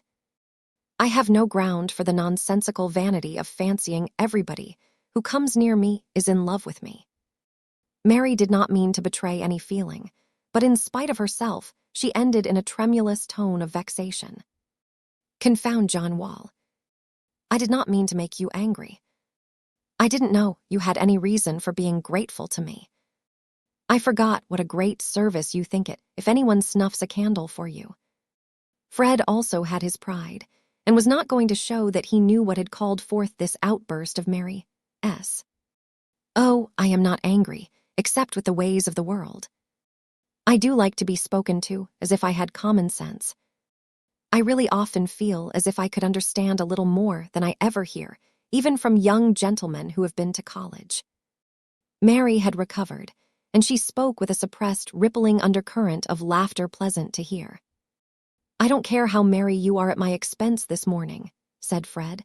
"I thought you looked so sad when you came upstairs. It is a shame you should stay here to be bullied in that way." "Oh, I have an easy life by comparison. I have tried being a teacher, and I am not fit for that. My mind is too fond of wandering on its own way. I think any hardship is better than pretending to do what one is paid for, and never really doing it. Everything here I can do as well as anyone else could, perhaps better than some, Rosie, for example. Though she is just the sort of beautiful creature that is imprisoned with ogres in fairy tales." "Rosie," cried Fred in a tone of profound brotherly skepticism. "Come, Fred," said Mary emphatically, "you have no right to be so critical." "Do you mean anything particular, just now?" "No, I mean something general, always." "Oh, that I am idle and extravagant. Well, I am not fit to be a poor man. I should not have made a bad fellow if I had been rich. You would have done your duty in that state of life to which it has not pleased God to call you," said Mary, laughing. "Well, I couldn't do my duty as a clergyman, any more than you could do yours as a governess. You ought to have a little fellow feeling there, Mary. I never said you ought to be a clergyman. There are other sorts of work. It seems to me very miserable not to resolve on some course and act accordingly. So I could if—" Fred broke off and stood up, leaning against the mantelpiece. "If you were sure you should not have a fortune." "I did not say that. You want to quarrel with me. It is too bad of you to be guided by what other people say about me." "How can I want to quarrel with you? I should be quarreling with all my new books, said Mary, lifting the volume on the table. However naughty you may be to other people, you are good to me. Because I like you better than anyone else. But I know you despise me. Yes, I do, a little, said Mary, nodding with a smile. You would admire a stupendous fellow, who would have wise opinions about everything. Yes, I should. Mary was sewing swiftly, and seemed provokingly mistress of the situation. When a conversation has taken a wrong turn for us, we only get farther and farther into the swamp of awkwardness. This was what Fred Vincy felt. I suppose a woman is never in love with anyone she has always known, ever since she can remember, as a man often is. It is always some new fellow who strikes a girl. Let me see, said Mary, the corners of her mouth curling archly. I must go back on my experience. There is Juliet. She seems an example of what you say. But then Ophelia had probably known Hamlet a long while, and Brenda Troyle. She had known Mordaunt Merton ever since they were children. But then he seems to have been an estimable young man, and Minna was still more deeply in love with Cleveland, who was a stranger. Waverley was new to Flora MacIver, but then she did not fall in love with him.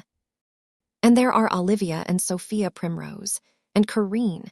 They may be said to have fallen in love with new men. Altogether, my experience is rather mixed. Mary looked up with some roguishness at Fred, and that look of hers was very dear to him, though the eyes were nothing more than clear windows where observation sat laughingly. He was certainly an affectionate fellow, and as he had grown from boy to man, he had grown in love with his old playmate, notwithstanding that share in the higher education of the country which had exalted his views of rank and income. When a man is not loved, it is no use for him to say that he could be a better fellow, could do anything. I mean, if he were sure of being loved in return. Not of the least use in the world for him to say he could be better. Might, could, would, they are contemptible auxiliaries. I don't see how a man is to be good for much, unless he has some one woman to love him dearly. I think the goodness should come before he expects that. You know better, Mary. Women don't love men for their goodness. Perhaps not, but if they love them, they never think them bad. It is hardly fair to say I am bad. I said nothing at all about you. I never shall be good for anything, Mary, if you will not say that you love me, if you will not promise to marry me. I mean, when I am able to marry. If I did love you, I would not marry you. I would certainly not promise ever to marry you. I think that is quite wicked, Mary. If you love me, you ought to promise to marry me. On the contrary, I think it would be wicked in me to marry you even if I did love you. You mean, just as I am, without any means of maintaining a wife. Of course, I am but 23. In that last point you will alter. But I am not so sure of any other alteration. My father says an idle man ought not to exist, much less be married. Then I am to blow my brains out. No, on the whole I should think you would do better to pass your examination. I have heard Mr. Fairbrother say it is disgracefully easy. That is all very fine. Anything is easy to him. Not that cleverness has anything to do with it. I am 10 times clever than many men who pass. Dear me, said Mary, unable to repress her sarcasm, that accounts for the curates like Mr. Crow's. Divide your cleverness by 10, and the quotient, dear me, is able to take a degree. But that only shows you are 10 times more idle than the others. Well, if I did pass, you would not want me to go into the church. That is not the question, what I want you to do. You have a conscience of your own, I suppose. There is Mr. Lydgate. I must go and tell my uncle. Mary, said Fred, seizing her hand as she rose, if you will not give me some encouragement, I shall get worse instead of better. I will not give you any encouragement, said Mary, reddening. Your friends would dislike it, and so would mine. My father would think it a disgrace to me if I accepted a man who got into debt and would not work. Fred was stung and released her hand. She walked to the door, but there she turned and said, Fred, you have always been so good, so generous to me. I am not ungrateful. but never speak to me in that way again." "Very well," said Fred sulkily, taking up his hat and whip. His complexion showed patches of pale pink and dead white. Like many a plucked, idle young gentleman, he was thoroughly in love, and with a plain girl who had no money. But having Mr. Featherstone's land in the background, and a persuasion that, let Mary say what she would, she really did care for him, Fred was not utterly in despair. When he got home, he gave 4 of the 20s to his mother, asking her to keep them for him. "I don't want to spend that money, Mother. I want it to pay a debt with. So keep it safe away from my fingers." "Bless you, my dear," said Mrs. Vincey. She doted on her eldest son and her youngest girl, a child of 6, whom others thought her 2 naughtiest children. The mother's eyes are not always deceived in their partiality. She at least can best judge who is the tender, filial-hearted child. And Fred was certainly very fond of his mother. Perhaps it was his fondness for another person also that made him particularly anxious to take some security against his own liability to spend the £100.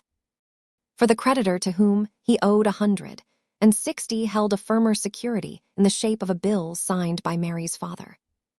Chapter 15.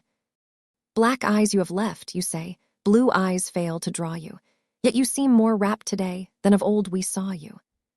Oh, I track the fairest fair through new haunts of pleasure, footprints here and echoes there guide me to my treasure. Lo, she turns, immortal youth wrought to mortal stature, fresh as starlight's aged truth, many-named nature.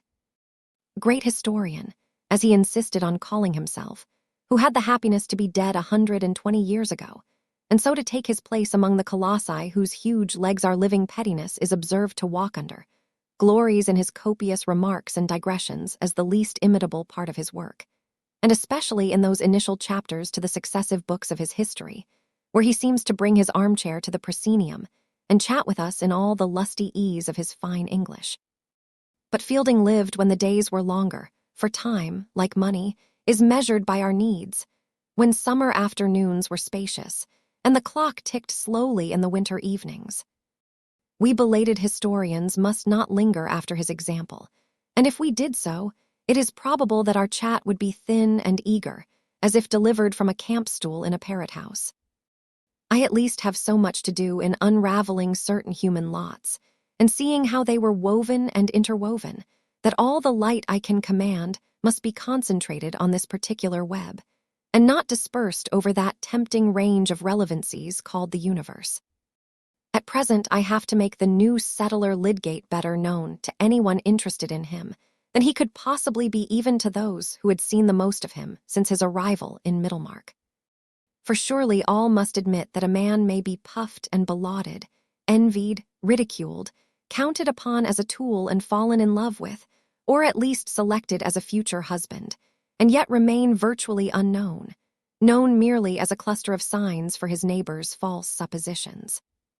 There was a general impression, however, that Lydgate was not altogether a common country doctor, and in Middlemarch at that time, such an impression was significant of great things being expected from him. For everybody's family doctor was remarkably clever, and was understood to have immeasurable skill in the management and training of the most skittish or vicious diseases. The evidence of his cleverness was of the higher intuitive order, lying in his lady patients' immovable conviction, and was unassailable by any objection except that their intuitions were opposed by others equally strong. Each lady who saw medical truth in wrench and the strengthening treatment regarding Toller and the lowering system as medical perdition. For the heroic times of copious bleeding and blistering had not yet departed, still less the times of thoroughgoing theory, when disease in general was called by some bad name and treated accordingly without shilly-shally, as if, for example, it were to be called insurrection, which must not be fired on with blank cartridge, but have its blood drawn at once. The strengtheners and the lowerers were all clever men in somebody's opinion, which is really as much as can be said for any living talents. Nobody's imagination had gone so far as to conjecture that Mr. Lydgate could know as much as Dr. Sprague and Dr. Minchin, the 2 physicians, who alone could offer any hope when danger was extreme, and when the smallest hope was worth a guinea. Still, I repeat, there was a general impression that Lydgate was something rather more uncommon than any general practitioner in Middlemarch. And this was true. He was but 27, an age at which many men are not quite common, at which they are hopeful of achievement, resolute in avoidance, thinking that mammon shall never put a bit in their mouths and get astride their backs, but rather that mammon, if they have anything to do with him, shall draw their chariot.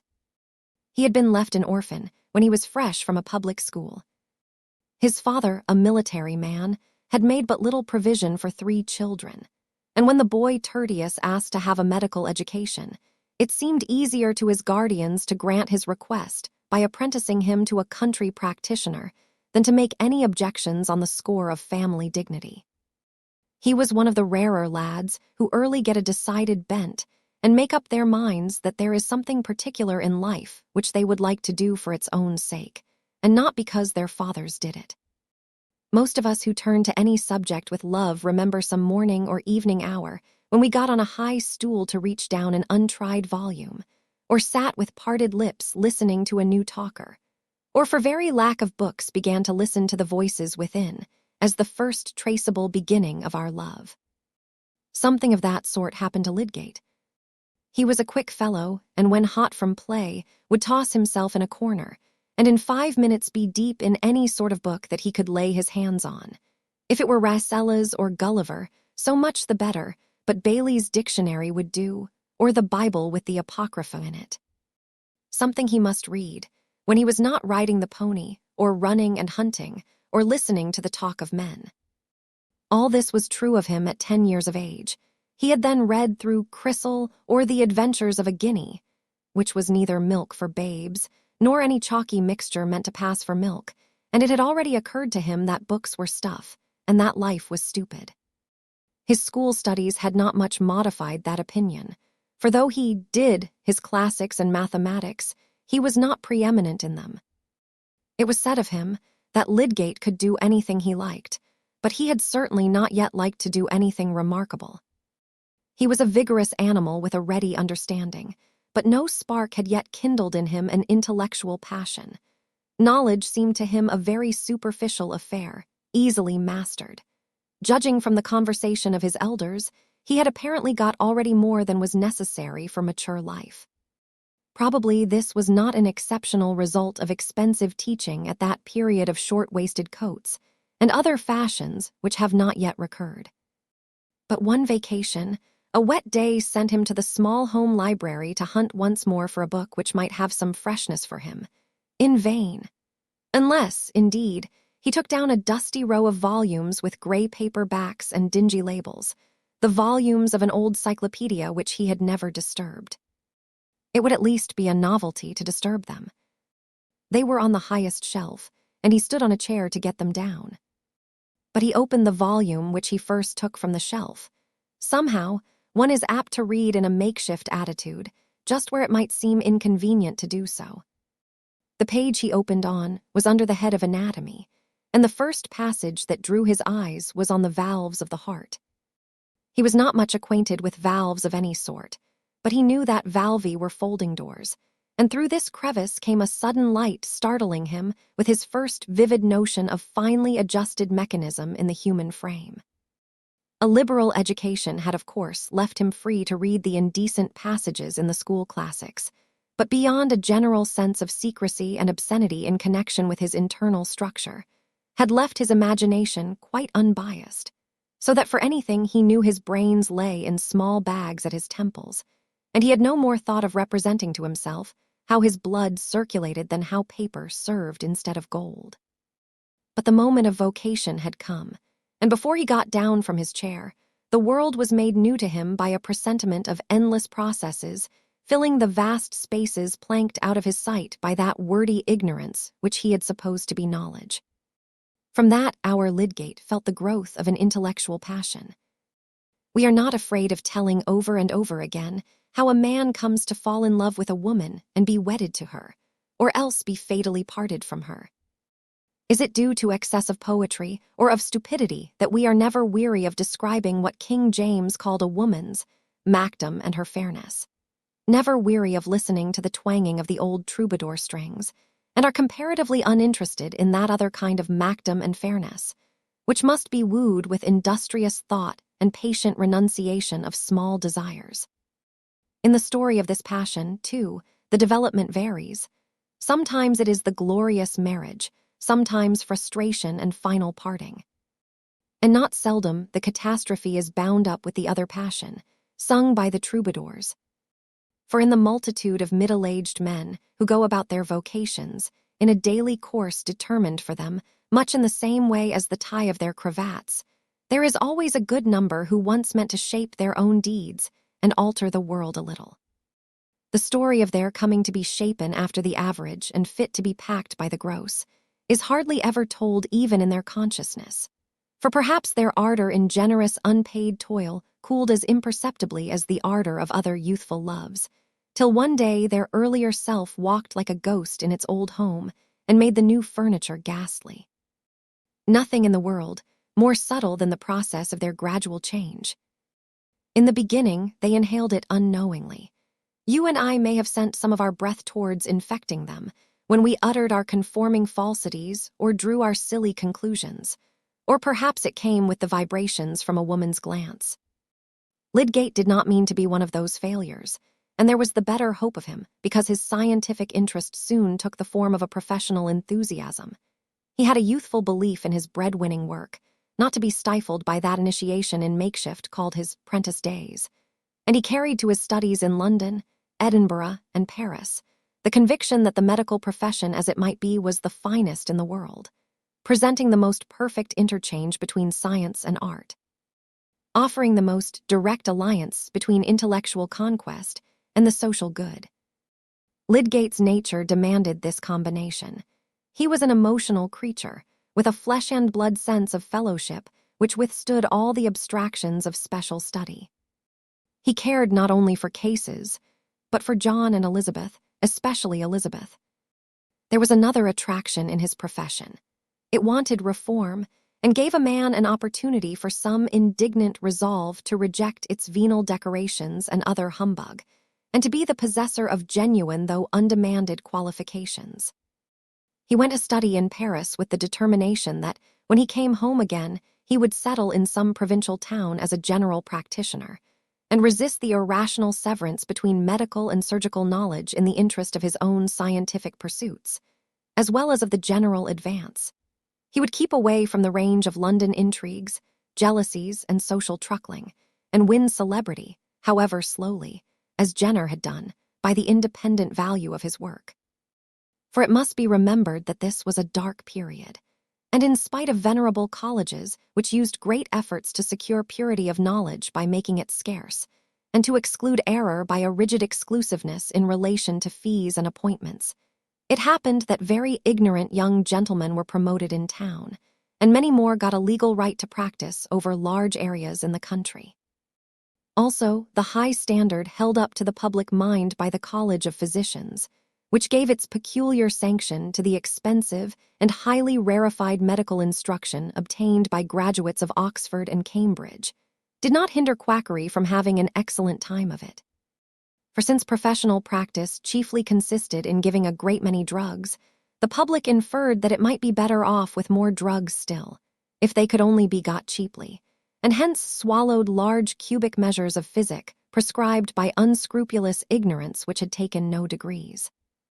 Considering that statistics had not yet embraced a calculation as to the number of ignorant or canting doctors which absolutely must exist in the teeth of all changes, it seemed to Lydgate that a change in the units was the most direct mode of changing the numbers. He meant to be a unit who would make a certain amount of difference towards that spreading change which would one day tell appreciably upon the averages, and in the meantime have the pleasure of making an advantageous difference to the viscera of his own patients. But he did not simply aim at a more genuine kind of practice than was common. He was ambitious of a wider effect. He was fired with the possibility that he might work out the proof of an anatomical conception and make a link in the chain of discovery. Does it seem incongruous to you that a Middlemarch surgeon should dream of himself as a discoverer? Most of us, indeed, Know little of the great originators until they have been lifted up among the constellations and already rule our fates. But that Herschel, for example, who broke the barriers of the heavens, did he not once play a provincial church organ and give music lessons to stumbling pianists? Each of those shining ones had to walk on the earth among neighbors who perhaps thought much more of his gait and his garments than of anything which was to give him a title to everlasting fame. Each of them had his little local personal history, sprinkled with small temptations and sordid cares, which made the retarding friction of his course towards final companionship with the immortals. Lydgate was not blind to the dangers of such friction, but he had plenty of confidence in his resolution to avoid it as far as possible. Being 27, he felt himself experienced. And he was not going to have his vanities provoked by contact with the showy worldly successes of the capital, but to live among people who could hold no rivalry with that pursuit of a great idea, which was to be a twin object with the assiduous practice of his profession. There was fascination in the hope that the two purposes would illuminate each other. The careful observation and inference which was his daily work, the use of the lens to further his judgment in special cases, would further his thought as an instrument of larger inquiry. Was not this the typical preeminence of his profession? He would be a good Middlemarch doctor, and by that very means keep himself in the track of far-reaching investigation. On one point, he may fairly claim approval at this particular stage of his career. He did not mean to imitate those philanthropic models who make a profit out of poisonous pickles to support themselves while they are exposing adulteration, or hold shares in a gambling hell that they may have leisure to represent the cause of public morality.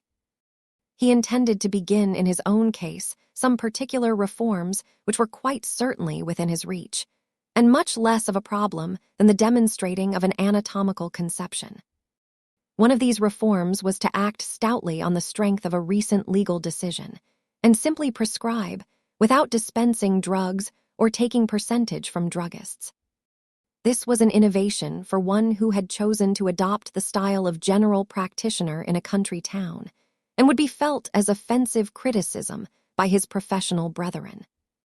But Lydgate meant to innovate in his treatment also, and he was wise enough to see that the best security for his practicing honestly according to his belief was to get rid of systematic temptations to the contrary. Perhaps that was a more cheerful time for observers and theorizers than the present. We are apt to think it the finest era of the world when America was beginning to be discovered, when a bold sailor, even if he were wrecked, might alight on a new kingdom. And about 1829, the dark territories of pathology were a fine America for a spirited young adventurer. Lydgate was ambitious, above all, to contribute towards enlarging the scientific, rational basis of his profession. The more he became interested in special questions of disease, such as the nature of fever or fevers, the more keenly he felt the need for that fundamental knowledge of structure which just at the beginning of the century had been illuminated by the brief and glorious career of Bichat, who died when he was only 31, but, like another Alexander, left a realm large enough for many heirs. That great Frenchman first carried out the conception that living bodies, fundamentally considered, are not associations of organs which can be understood by studying them first apart, and then, as it were, federally, but must be regarded as consisting of certain primary webs or tissues, out of which the various organs, brain, heart, lungs, and so on, are compacted, as the various accommodations of a house are built up in various proportions of wood, iron, stone, brick, zinc, and the rest, each material having its peculiar composition and proportions. No man, one sees, can understand and estimate the entire structure or its parts, what are its frailties and what its repairs, without knowing the nature of the materials. And the conception wrought out by Bichat, with his detailed study of the different tissues, acted necessarily on medical questions, as the turning of gaslight would act on a dim, oil-lit street, showing new connections and hitherto hidden facts of structure, which must be taken into account in considering the symptoms of maladies and the action of medicaments. But results which depend on human conscience and intelligence work slowly, and now, at the end of 1829, Most medical practice was still strutting or shambling along the old paths, and there was still scientific work to be done, which might have seemed to be a direct sequence of bitch hat. This great seer did not go beyond the consideration of the tissues as ultimate facts in the living organism, marking the limit of anatomical analysis. But it was open to another mind to say, have not these structures some common basis from which they have all started, as your sarsenet, gauze, net, satin, and velvet from the raw cocoon? Here would be another light, as of oxyhydrogen, showing the very grain of things and revising all former explanations. Of this sequence to Bichat's work, already vibrating along many currents of the European mind, Lydgate was enamored. He longed to demonstrate the more intimate relations of living structure and help to define men's thought more accurately after the true order. The work had not yet been done, but only prepared for those who knew how to use the preparation. What was the primitive tissue? In that way, Lydgate put the question, not quite in the way required by the awaiting answer, but such missing of the right word befalls many seekers. And he counted on quiet intervals to be watchfully seized, for taking up the threads of investigation, on many hints to be won from diligent application, not only of the scalpel, but of the microscope, which research had begun to use again with new enthusiasm of reliance. Such was Lydgate's plan of his future, to do good small work for Middlemarch and great work for the world. He was certainly a happy fellow at this time. To be 27, without any fixed vices, with a generous resolution that his action should be beneficent, and with ideas in his brain that made life interesting quite apart from the cultus of horseflesh and other mystic rites of costly observance, which the £800 left him after buying his practice would certainly not have gone far in paying for. He was at a starting point which makes many a man's career a fine subject for betting, if there were any gentleman given to that amusement who could appreciate the complicated probabilities of an arduous purpose, with all the possible thwartings and furtherings of circumstance, all the niceties of inward balance, by which a man swims and makes his point or else is carried headlong. The risk would remain even with close knowledge of Lydgate's character, for character, too, is a process and an unfolding. The man was still in the making, as much as the Middlemarch doctor and immortal discoverer, and there were both virtues and faults capable of shrinking or expanding. The faults will not, I hope, be a reason for the withdrawal of your interest in him. Among our valued friends, is there not some one or other who is a little too self-confident and disdainful, whose distinguished mind is a little spotted with commonness, who is a little pinched here and protuberant there with native prejudices, or whose better energies are liable to lapse down the wrong channel under the influence of transient solicitations? All these things might be alleged against Lydgate, but then they are the periphrases of a polite preacher who talks of Adam and would not like to mention anything painful to the purenters. The particular faults from which these delicate generalities are distilled have distinguishable physiognomies, diction, accent, and grimaces, filling up parts in very various dramas. Our vanities differ as our noses do. All conceit is not the same conceit, but varies in correspondence with the minutiae of mental make in which one of us differs from another. Lydgate's conceit was of the arrogant sort, never simpering, never impertinent, but massive in its claims and benevolently contemptuous. He would do a great deal for noodles, being sorry for them, and feeling quite sure that they could have no power over him. He had thought of joining the Saint Simonians when he was in Paris, in order to turn them against some of their own doctrines. All his faults were marked by kindred traits, and were those of a man who had a fine baritone, whose clothes hung well upon him, and who even in his ordinary gestures had an air of inbred distinction. Where then lay the spots of commonness, says a young lady enamored of that careless grace. How could there be any commonness in a man so well-bred, so ambitious of social distinction, so generous and unusual in his views of social duty? As easily as there may be stupidity in a man of genius if you take him unawares on the wrong subject, or as many a man who has the best will to advance the social millennium might be ill-inspired in imagining its lighter pleasures. Unable to go beyond Offenbach's music, or the brilliant punning in the last burlesque. Lydgate's spots of commonness lay in the complexion of his prejudices, which, in spite of noble intention and sympathy, were half of them such as are found in ordinary men of the world. That distinction of mind which belonged to his intellectual ardor did not penetrate his feeling and judgment about furniture or women, or the desirability of its being known, without his telling, that he was better born than other country surgeons. He did not mean to think of furniture at present, but whenever he did so, it was to be feared that neither biology nor schemes of reform would lift him above the vulgarity of feeling that there would be an incompatibility in his furniture not being of the best. As to women, he had once already been drawn headlong by impetuous folly, which he meant to be final, since marriage at some distant period would of course not be impetuous. For those who want to be acquainted with Lydgate, it will be good to know what was that case of impetuous folly, for it may stand as an example of the fitful swerving of passion to which he was prone, together with the chivalrous kindness which helped to make him morally lovable. The story can be told without many words. It happened when he was studying in Paris, and just at the time when, over and above his other work, he was occupied with some galvanic experiments.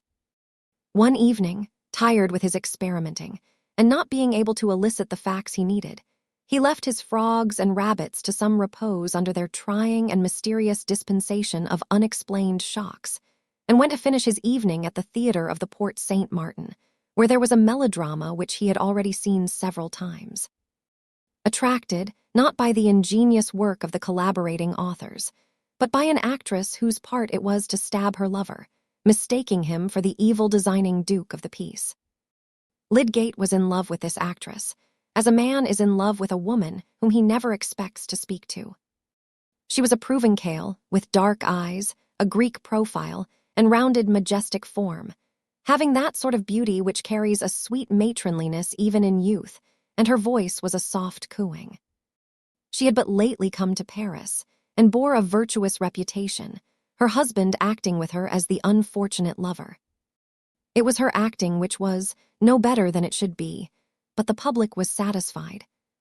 Lydgate's only relaxation now was to go and look at this woman, just as he might have thrown himself under the breath of the sweet south on a bank of violets for a while, without prejudice to his galvanism, to which he would presently return. But this evening, the old drama had a new catastrophe. At the moment when the heroine was to act the stabbing of her lover, and he was to fall gracefully, the wife veritably stabbed her husband, who fell as death willed. A wild shriek pierced the house, and the Provincial fell swooning. A shriek and a swoon were demanded by the play, but the swooning too was real this time. Lydgate leaped and climbed. He hardly knew how, onto the stage, and was active in help, making the acquaintance of his heroine by finding a contusion on her head and lifting her gently in his arms. Paris rang with the story of this death. Was it a murder? Some of the actress's warmest admirers were inclined to believe in her guilt, and liked her the better for it. Such was the taste of those times. But Lydgate was not one of these. He vehemently contended for her innocence, and the remote impersonal passion for her beauty which he had felt before had passed now into personal devotion and tender thought of her lot. The notion of murder was absurd. No motive was discoverable, the young couple being understood to dote on each other, and it was not unprecedented that an accidental slip of the foot should have brought these grave consequences. The legal investigation ended in Madame Laura's release. Lydgate by this time had had many interviews with her, and found her more and more adorable. She talked little, but that was an additional charm. She was melancholy and seemed grateful. Her presence was enough like that of the evening light. Lydgate was madly anxious about her affection, and jealous lest any other man than himself should win it and ask her to marry him. But instead of reopening her engagement at the Porte Saint Martin, where she would have been all the more popular for the fatal episode, she left Paris without warning, forsaking her little court of admirers. Perhaps no one carried inquiry far except Lydgate, who felt that all science had come to a standstill while he imagined the unhappy Laura, stricken by ever-wandering sorrow, herself wandering, and finding no faithful comforter. Hidden actresses, however, are not so difficult to find as some other hidden facts, and it was not long before Lydgate gathered indications that Laura had taken the route to Lyon. He found her at last acting with great success at Avignon under the same name, looking more majestic than ever as a forsaken wife carrying her child in her arms. He spoke to her after the play, was received with the usual quietude which seemed to him beautiful as clear depths of water, and obtained leave to visit her the next day, when he was bent on telling her that he adored her and on asking her to marry him. He knew that this was like the sudden impulse of a madman, incongruous even with his habitual foibles. No matter. It was the one thing which he was resolved to do. He had two selves within him, apparently, and they must learn to accommodate each other and bear reciprocal impediments. Strange that some of us, with quick alternate vision, see beyond our infatuations, and even while we rave on the heights, behold the wide plain where our persistent self pauses and awaits us. To have approached Laura with any suit that was not reverentially tender would have been simply a contradiction of his whole feeling towards her. "You have come all the way from Paris to find me," she said to him the next day, sitting before him with folded arms and looking at him with eyes that seemed to wonder as an untamed, ruminating animal wonders. "Are all Englishmen like that? I came because I could not live without trying to see you.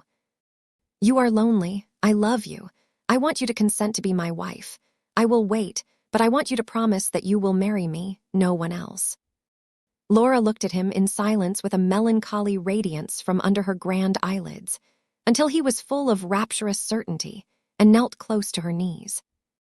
"I will tell you something," she said, in her cooing way, keeping her arms folded. "My foot really slipped." I know," said Lydgate deprecatingly. "It was a fatal accident, a dreadful stroke of calamity that bound me to you the more." Again Laura paused a little and then said slowly, "I meant to do it." Lydgate, strong man as he was, turned pale and trembled. Moments seemed to pass before he rose and stood at a distance from her. "There was a secret then," he said at last, even vehemently. "He was brutal to you. You hated him." "No, he wearied me. He was too fond. He would live in Paris and not in my country. That was not agreeable to me." "Great God," said Lydgate in a groan of horror. "And you planned to murder him." "I did not plan. It came to me in the play. I meant to do it." Lydgate stood mute and unconsciously pressed his hat on while he looked at her. He saw this woman, the first to whom he had given his young adoration, amid the throng of stupid criminals. "You are a good young man," she said. "But I do not like husbands. I will never have another." 3 days afterwards Lydgate was at his galvanism again in his Paris chambers, believing that illusions were at an end for him. He was saved from hardening effects by the abundant kindness of his heart and his belief that human life might be made better. But he had more reason than ever for trusting his judgment, now that it was so experienced, and henceforth he would take a strictly scientific view of woman, entertaining no expectations but such as were justified beforehand. No one in Middlemarch was likely to have such a notion of Lydgate's past as has here been faintly shadowed, and indeed the respectable townsfolk, there were not more given than mortals generally to any eager attempt at exactness in the representation to themselves of what did not come under their own senses.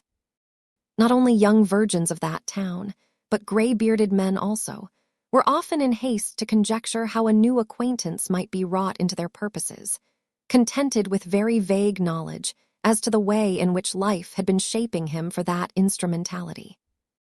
Middlemarch, in fact, counted on swallowing Lydgate and assimilating him very comfortably. Chapter 16. "All that in woman is adored in thy fair self I find, for the whole sex can but afford the handsome and the kind." Sir Charles, Sedley. The question whether Mr. Tyke should be appointed as salaried chaplain to the hospital was an exciting topic to the Middlemarchers, and Lydgate heard it discussed in a way that threw much light on the power exercised in the town by Mr. Bulstrode. The banker was evidently a ruler, but there was an opposition party, and even among his supporters there were some who allowed it to be seen that their support was a compromise, and who frankly stated their impression that the general scheme of things, and especially the casualties of trade, required you to hold a candle to the devil. Mr. Bulstrode's power was not due simply to his being a country banker, who knew the financial secrets of most traders in the town and could touch the springs of their credit. It was fortified by a beneficence that was at once ready and severe, ready to confer obligations, and severe in watching the result. He had gathered, as an industrious man always at his post, a chief share in administering the town charities, and his private charities were both minute and abundant. He would take a great deal of pains about apprenticing Tegg the shoemaker's son, and he would watch over Tegg's church-going. He would defend Mrs. Stripe the washerwoman against Stubbs's unjust exaction on the score of her drying ground, and he would himself scrutinize a calumny against Mrs. Stripe. His private minor loans were numerous, but he would inquire strictly into the circumstances both before and after. In this way, a man gathers a domain in his neighbor's hope and fear as well as gratitude. And power, when once it has got into that subtle region, propagates itself, spreading out of all proportion to its external means. It was a principle with Mr. Bulstrode to gain as much power as possible, that he might use it for the glory of God. He went through a great deal of spiritual conflict and inward argument in order to adjust his motives, and make clear to himself what God's glory required. But, as we have seen, his motives were not always rightly appreciated. There were many crass minds in Middlemarch whose reflective scales could only weigh things in the lump, and they had a strong suspicion that since Mr. Bulstrode could not enjoy life in their fashion, eating and drinking so little as he did, and worrying himself about everything, he must have a sort of vampire's feast in the sense of mastery. The subject of the chaplaincy came up at Mr. Vincey's table when Lydgate was dining there, and the family connection with Mr. Bulstrode did not, he observed, prevent some freedom of remark even on the part of the host himself, though his reasons against the proposed arrangement turned entirely on his objection to Mr. Tyke's sermons, which were all doctrine, and his preference for Mr. Fairbrother, whose sermons were free from that taint.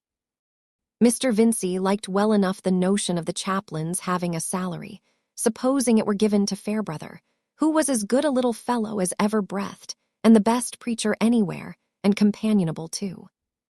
"What line shall you take, then?" said Mr. Chichley, the coroner, a great coursing comrade of Mr. Vincey's. "Oh, I'm precious glad I'm not one of the directors now. I shall vote for referring the matter to the directors and the medical board together. I shall roll some of my responsibility on your shoulders, Doctor," said Mr. Vincey, glancing first at Dr. Sprague, the senior physician of the town, and then at Lydgate, who sat opposite. "You medical gentlemen must consult which sort of black draught you will prescribe, Mr. Lydgate?" "I know little of either," said Lydgate, "but in general, appointments are apt to be made too much a question of personal liking. The fittest man for a particular post is not always the best fellow or the most agreeable. Sometimes, if you wanted to get a reform, your only way would be to pension off the good fellows whom everybody is fond of, and put them out of the question." Dr. Sprague, who was considered the physician of most weight, though Dr. Minchin was usually said to have more penetration, divested his large, heavy face of all expression, and looked at his wine-glass while Lydgate was speaking.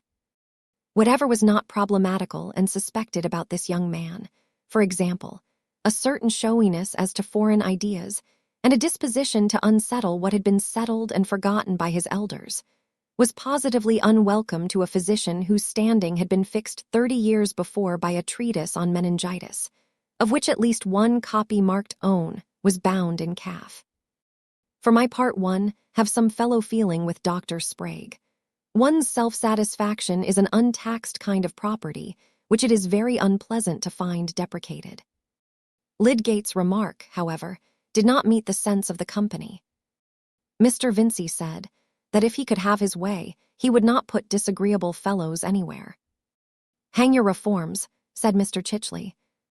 "There's no greater humbug in the world. You never hear of a reform, but it means some trick to put in new men. I hope you are not one of the Lancet's men, Mr. Lydgate, wanting to take the coronership out of the hands of the legal profession. Your words appear to point that way. I disapprove of Wackley, interposed Dr. Sprague. No man more. He is an ill-intentioned fellow who would sacrifice the respectability of the profession, which everybody knows depends on the London colleges, for the sake of getting some notoriety for himself. There are men who don't mind about being kicked blue if they can only get talked about. But Wackley is right sometimes, the doctor added judicially. I could mention 1 or 2 points in which Wackley is in the right. Oh, well, said Mr. Chichley, I blame no man for standing up in favor of his own cloth. But, coming to argument, I should like to know how a coroner is to judge of evidence if he has not had a legal training. In my opinion, said Lydgate, legal training only makes a man more incompetent in questions that require knowledge of another kind. People talk about evidence as if it could really be weighed in scales by a blind justice. No man can judge what is good evidence on any particular subject unless he knows that subject well. A lawyer is no better than an old woman at a post-mortem examination. How is he to know the action of a poison? You might as well say that scanning verse will teach you to scan the potato crops. You are aware, I suppose, that it is not the coroner's business to conduct the post-mortem, but only to take the evidence of the medical witness, said Mr. Chichley with some scorn. Who is often almost as ignorant as the coroner himself, said Lydgate. Questions of medical jurisprudence ought not to be left to the chance of decent knowledge in a medical witness, and the coroner ought not to be a man who will believe that strychnine will destroy the coats of the stomach if an ignorant practitioner happens to tell him so. Lydgate had really lost sight of the fact that Mr. Chichley was His Majesty's coroner, and ended innocently with the question, Don't you agree with me, Dr. Sprague? To a certain extent, with regard to populous districts and in the metropolis, said the doctor. But I hope it will be long before this part of the country loses the services of my friend Chichley, even though it might get the best man in our profession to succeed him. I am sure Vincey will agree with me. Yes, yes, give me a coroner who is a good coursing man, said Mr. Vincey jovially. And in my opinion, you're safest with a lawyer. Nobody can know everything. Most things are visitation of God. And as to poisoning, why, what you want to know is the law. Come, shall we join the ladies? Lydgate's private opinion was that Mr. Chichley might be the very coroner without bias as to the coats of the stomach, but he had not meant to be personal. This was one of the difficulties of moving in good Middlemarch society. It was dangerous to insist on knowledge as a qualification for any salaried office. Fred Vincey had called Lydgate a prig, and now Mr. Chichley was inclined to call him prick-eared, especially when, in the drawing-room, he seemed to be making himself eminently agreeable to Rosamond, whom he had easily monopolized in a tete-a-tete, since Mrs. Vincey herself sat at the tea-table. She resigned no domestic function to her daughter, and the matron's blooming, good-natured face, with the 2 volatile pink strings floating from her fine throat, and her cheery manners to husband and children, was certainly among the great attractions of the Vincey house, attractions which made it all the easier to fall in love with the daughter. The tinge of unpretentious, inoffensive vulgarity in Mrs. Vincey gave more effect to Rosamond's refinement, which was beyond what Lydgate had expected. Certainly, small feet and perfectly turned shoulders aid the impression of refined manners, and the right thing said seems quite astonishingly right when it is accompanied with exquisite curves of lip and eyelid. And Rosamond could say the right thing, for she was clever with that sort of cleverness which catches every tone except the humorous. Happily, she never attempted to joke, and this perhaps was the most decisive mark of her cleverness. She and Lydgate readily got into conversation. He regretted that he had not heard her sing the other day at Stone Court. The only pleasure he allowed himself during the latter part of his stay in Paris was to go and hear music. You have studied music, probably, said Rosamond. No, I know the notes of many birds, and I know many melodies by ear, But the music that I don't know at all and have no notion about delights me, affects me. How stupid the world is that it does not make more use of such a pleasure within its reach. Yes, and you will find Middlemarch very tuneless. There are hardly any good musicians. I only know 2 gentlemen who sing it all well. I suppose it is the fashion to sing comic songs in a rhythmic way, leaving you to fancy the tune, very much as if it were tapped on a drum. "Ah, you have heard Mr. Bowyer," said Rosamond, with one of her rare smiles. "But we are speaking very ill of our neighbors." Lydgate was almost forgetting that he must carry on the conversation, in thinking how lovely this creature was, her garment seeming to be made out of the faintest blue sky, herself so immaculately blonde, as if the petals of some gigantic flower had just opened and disclosed her, and yet with this infantine blondness showing so much ready, self-possessed grace. Since he had had the memory of Laura, Lydgate had lost all taste for large-eyed silence. The divine cow no longer attracted him, and Rosamond was her very opposite. But he recalled himself. "You will let me hear some music tonight, I hope." "I will let you hear my attempts if you like," said Rosamond. "Papa is sure to insist on my singing. But I shall tremble before you, who have heard the best singers in Paris." "I have heard very little. I have only once been to London. But our organist at St. Peter's is a good musician, and I go on studying with him." "Tell me what you saw in London." "Very little. A more naive girl would have said, 'Oh, everything.' But Rosamond knew better. A few of the ordinary sights, such as raw country girls, are always taken to." "Do you call yourself a raw country girl?" said Lydgate, looking at her with an involuntary emphasis of admiration, which made Rosamond blush with pleasure. But she remained simply serious, turned her long neck a little, and put up her hand to touch her wondrous hair plaits, an habitual gesture with her as pretty as any movements of a kitten's paw. Not that Rosamond was in the least like a kitten. She was a sylph caught young and educated at Mrs. Lemon's. "I assure you my mind is raw," she said immediately. "I pass at Middlemarch. I am not afraid of talking to our old neighbors. But I am really afraid of you. An accomplished woman almost always knows more than we men, though her knowledge is of a different sort. I am sure you could teach me 1,000 things, as an exquisite bird could teach a bear if there were any common language between them. Happily, there is a common language between women and men, and so the bears can get taught. Ah, there is Fred beginning to strum. I must go and hinder him from jarring all your nerves," said Rosamond, moving to the other side of the room, where Fred, having opened the piano at his father's desire that Rosamond might give them some music, was parenthetically performing Cherry Ripe with one hand. Able men who have passed their examinations will do these things sometimes, not less than the plucked Fred. "Fred, pray defer your practicing till tomorrow. You will make Mr. Lydgate ill," said Rosamond. "He has an ear." Fred laughed and went on with his tune to the end. Rosamond turned to Lydgate, smiling gently, and said, "You perceive the bears will not always be taught."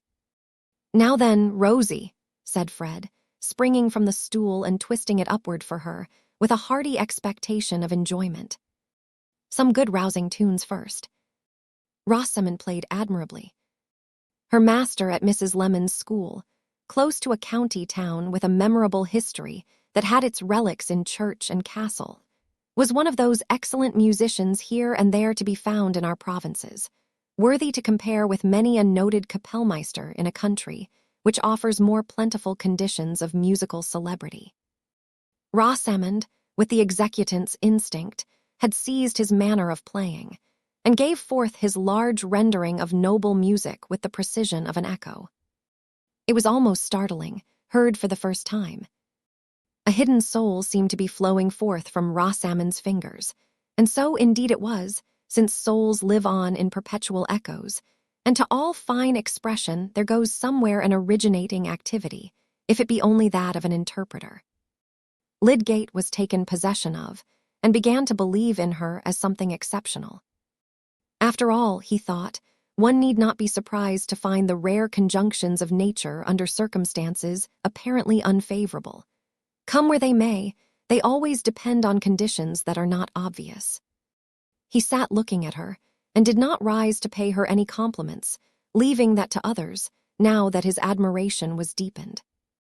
Her singing was less remarkable, but also well-trained, and sweet to hear as a chime perfectly in tune. It is true she sang "Meet Me by Moonlight" and "I've Been Roaming," for mortals must share the fashions of their time, and none but the ancients can be always classical. But Rosamond could also sing "Black-Eyed Susan" with effect, or Haydn's canzonets, or "Voi ci sapit," or "Batty Batty." She only wanted to know what her audience liked. Her father looked round at the company, delighting in their admiration. Her mother sat, like a Niobe before her troubles, with her youngest little girl on her lap, softly beating the child's hand up and down in time to the music. And Fred, notwithstanding his general skepticism about Rosie, listened to her music with perfect allegiance, wishing he could do the same thing on his flute. It was the pleasantest family party that Lydgate had seen since he came to Middlemarch. The Vinceys had the readiness to enjoy, the rejection of all anxiety, and the belief in life as a merry lot, which made a house exceptional in most county towns at that time, when evangelicalism had cast a certain suspicion as of plague infection over the few amusements which survived in the provinces. At the Vinceys, there was always whist, and the card tables stood ready now, making some of the company secretly impatient of the music. Before it ceased, Mr. Fairbrother came in, a handsome, broad-chested but otherwise small man, about 40, whose black was very threadbare. The brilliancy was all in his quick gray eyes. He came like a pleasant change in the light, arresting little Louisa with fatherly nonsense as she was being led out of the room by Miss Morgan, greeting everybody with some special word, and seeming to condense more talk into 10 minutes than had been held all through the evening. He claimed from Lydgate the fulfillment of a promise to come and see him. "I can't let you off, because I have some beetles to show you.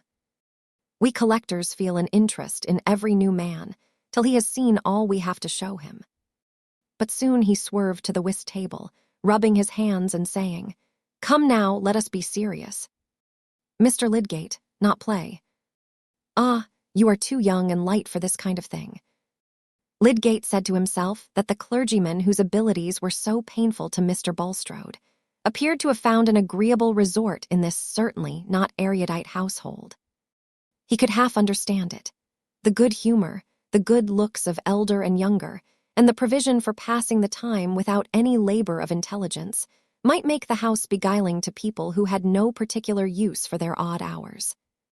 Everything looked blooming and joyous except Miss Morgan, who was brown, dull, and resigned, and altogether, as Mrs. Vincey often said, just the sort of person for a governess. Lydgate did not mean to pay many such visits himself.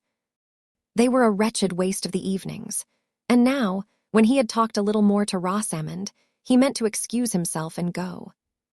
"You will not like us at Middlemarch, I feel sure," she said, when the whist players were settled. "We are very stupid, and you have been used to something quite different." "I suppose all country towns are pretty much alike," said Lydgate.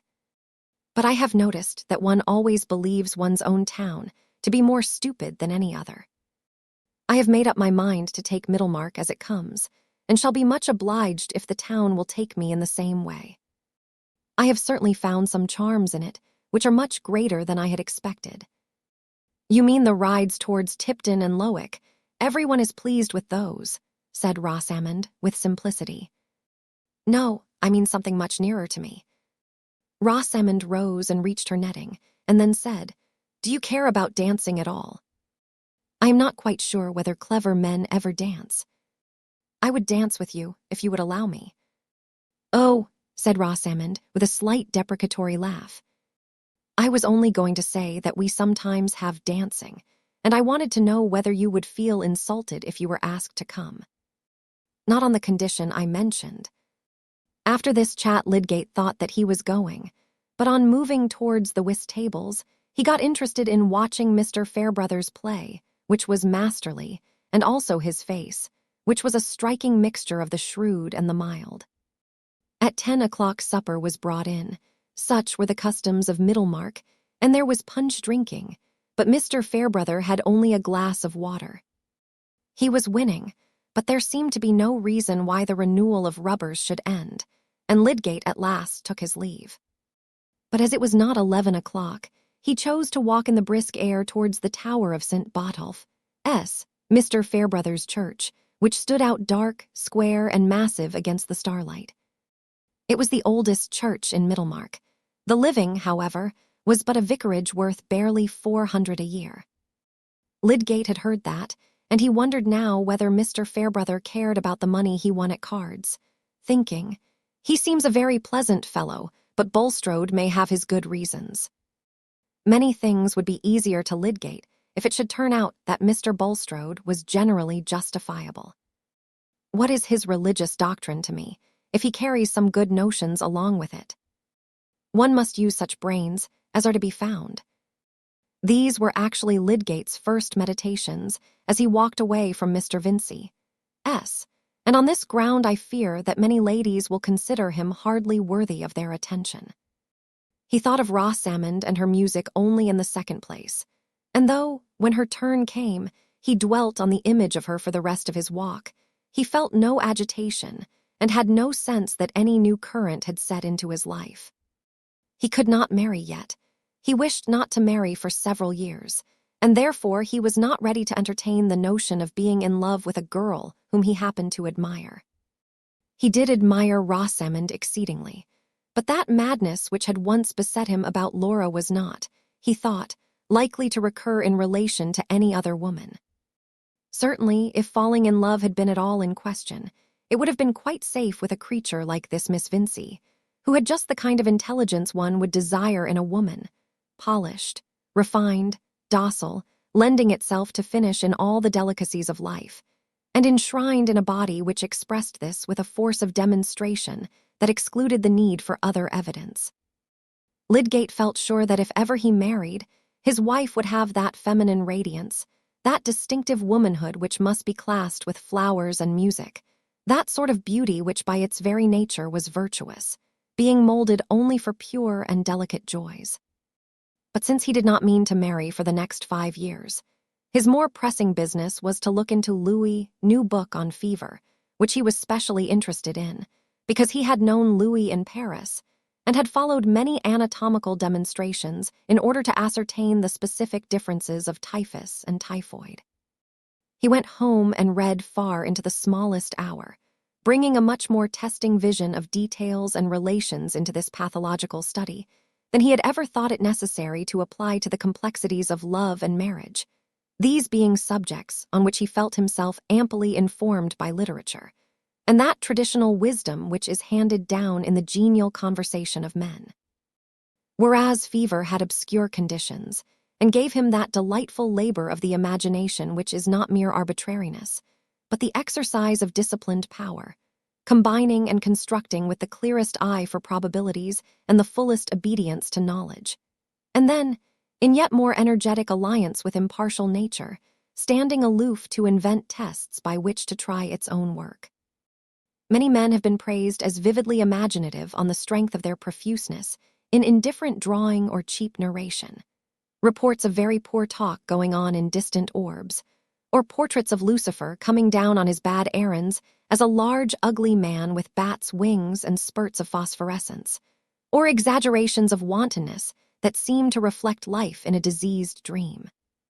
But these kinds of inspiration Lydgate regarded as rather vulgar and vinous compared with the imagination that reveals subtle actions inaccessible by any sort of lens, but tracked in that outer darkness, through long pathways of necessary sequence, by the inward light, which is the last refinement of energy, capable of bathing even the ethereal atoms in its ideally illuminated space. He, for his part, had tossed away all cheap inventions where ignorance finds itself able and at ease. He was enamored of that arduous invention which is the very eye of research, provisionally framing its object and correcting it to more and more exactness of relation. He wanted to pierce the obscurity of those minute processes which prepare human misery and joy, those invisible thoroughfares which are the first lurking places of anguish, mania, and crime, that delicate poise and transition which determine the growth of happy or unhappy consciousness. As he threw down his book, stretched his legs towards the embers in the grate, and clasped his hands at the back of his head, in that agreeable afterglow of excitement when thought lapses from examination of a specific object into a suffusive sense of its connections with all the rest of our existence, seems, as it were, to throw itself on its back after vigorous swimming and float with the repose of unexhausted strength. Lydgate felt a triumphant delight in his studies, and something like pity for those less lucky men who were not of his profession. If I had not taken that turn when I was a lad, he thought, I might have got into some stupid draft horse work or other and lived always in blinkers. I should never have been happy in any profession that did not call forth the highest intellectual strain, and yet keep me in good warm contact with my neighbors. There is nothing like the medical profession for that. One can have the exclusive scientific life that touches the distance and befriend the old fogies in the parish too.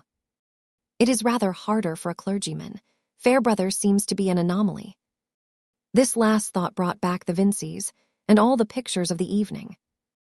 They floated in his mind agreeably enough, and as he took up his bed candle, his lips were curled with that incipient smile which is apt to accompany agreeable recollections. He was an ardent fellow, but at present his ardor was absorbed in love of his work and in the ambition of making his life recognized as a factor in the better life of mankind, like other heroes of science who had nothing but an obscure country practice to begin with. Poor Lydgate, or shall I say poor Rosamond? Each lived in a world of which the other knew nothing. It had not occurred to Lydgate that he had been a subject of eager meditation to Rosamond, who had neither any reason for throwing her marriage into distant perspective, nor any pathological studies to divert her mind from that ruminating habit, that inward repetition of looks, words, and phrases, which makes a large part in the lives of most girls. He had not meant to look at her, or speak to her with more than the inevitable amount of admiration and compliment which a man must give to a beautiful girl. Indeed, it seemed to him that his enjoyment of her music had remained almost silent, for he feared falling into the rudeness of telling her his great surprise at her possession of such accomplishment. But Rosamond had registered every look and word, and estimated them as the opening incidents of a preconceived romance, incidents which gather value from the foreseen development and climax. In Rosamond's romance, it was not necessary to imagine much about the inward life of the hero or of his serious business in the world. Of course, he had a profession and was clever, as well as sufficiently handsome. But the piquant fact about Lydgate was his good birth, which distinguished him from all Middlemarch admirers, and presented marriage as a prospect of rising in rank and getting a little nearer to that celestial condition on earth in which she would have nothing to do with vulgar people, and perhaps at last associate with relatives quite equal to the county people who looked down on the Middlemarchers. It was part of Rosamond's cleverness to discern very subtly the faintest aroma of rank, and once when she had seen the Miss Brookes accompanying their uncle at the county assizes and seated among the aristocracy, she had envied them, notwithstanding their plain dress. If you think it incredible that to imagine Lydgate as a man of family could cause thrills of satisfaction which had anything to do with the sense that she was in love with him, I will ask you to use your power of comparison a little more effectively, and consider whether red cloth and epaulets have never had an influence of that sort. Our passions do not live apart in locked chambers, but, dressed in their small wardrobe of notions, bring their provisions to a common table and mess together, feeding out of the common store according to their appetite. Rosamond, in fact, was entirely occupied not exactly with Tertius Lydgate as he was in himself, but with his relation to her, and it was excusable in a girl who was accustomed to hear that all young men might, could, would be, or actually were in love with her, to believe at once that Lydgate could be no exception. His looks and words meant more to her than other men's, because she cared more for them. She thought of them diligently, and diligently attended to that perfection of appearance, behavior, sentiments, and all other elegancies, which would find in Lydgate a more adequate admirer than she had yet been conscious of. For Rosamond, though she would never do anything that was disagreeable to her, was industrious. And now more than ever she was active in sketching her landscapes and market carts and portraits of friends, in practicing her music, and in being from morning till night her own standard of a perfect lady, having always an audience in her own consciousness, with sometimes the not unwelcome addition of a more variable external audience in the numerous visitors of the house. She found time also to read the best novels, and even the second best, and she knew much poetry by heart. Her favorite poem was Lalla Rookh, "The best girl in the world. He will be a happy fellow who gets her," was the sentiment of the elderly gentlemen who visited the Vinceys, and the rejected young men thought of trying again, as is the fashion in country towns where the horizon is not thick with coming rivals. But Mrs. Plymdale thought that Rosamond had been educated to a ridiculous pitch, for what was the use of accomplishments which would be all laid aside as soon as she was married? While her Aunt Bulstrode, who had a sisterly faithfulness towards her brother's family, had two sincere wishes for Rosamond, that she might show a more serious turn of mind, and that she might meet with a husband whose wealth corresponded to her habits. Chapter 17. The clerkly person smiled and said Promise was a pretty maid, but being poor she died unwed. The Rev. Camden Fairbrother, whom Lydgate went to see the next evening, lived in an old parsonage, built of stone, venerable enough to match the church which it looked out upon. All the furniture, too, in the house was old, but with another grade of age, that of Mr. Fairbrother's father and grandfather. There were painted white chairs, with gilding and wreaths on them, and some lingering red silk damask with slits in it. There were engraved portraits of Lord Chancellors and other celebrated lawyers of the last century, and there were old pier-glasses to reflect them, as well as the little satinwood tables and the sofas resembling a prolongation of uneasy chairs, all standing in relief against the dark wainscot. This was the physiognomy of the drawing-room into which Lydgate was shown, and there were 3 ladies to receive him, who were also old-fashioned and of a faded but genuine respectability. Mrs. Fairbrother, the vicar's white-haired mother, befrilled and kerchiefed with dainty cleanliness, upright, quick-eyed, and still under 70. Miss Noble, her sister, a tiny old lady of meeker aspect, with frills and kerchief decidedly more worn and mendied. And Miss Winifred Fairbrother, the vicar's elder sister, well-looking like himself, but nipped and subdued as single women are apt to be who spend their lives in uninterrupted subjection to their elders. Lydgate had not expected to see so quaint a group. Knowing simply that Mr. Fairbrother was a bachelor, he had thought of being ushered into a snuggery where the chief furniture would probably be books and collections of natural objects. The vicar himself seemed to wear rather a changed aspect, as most men do when acquaintances made elsewhere see them for the first time in their own homes, some indeed showing like an actor of genial parts disadvantageously cast for the curmudgeon in a new piece. This was not the case with Mr. Fairbrother. He seemed a trifle milder and more silent, the chief talker being his mother, while he only put in a good-humored moderating remark here and there.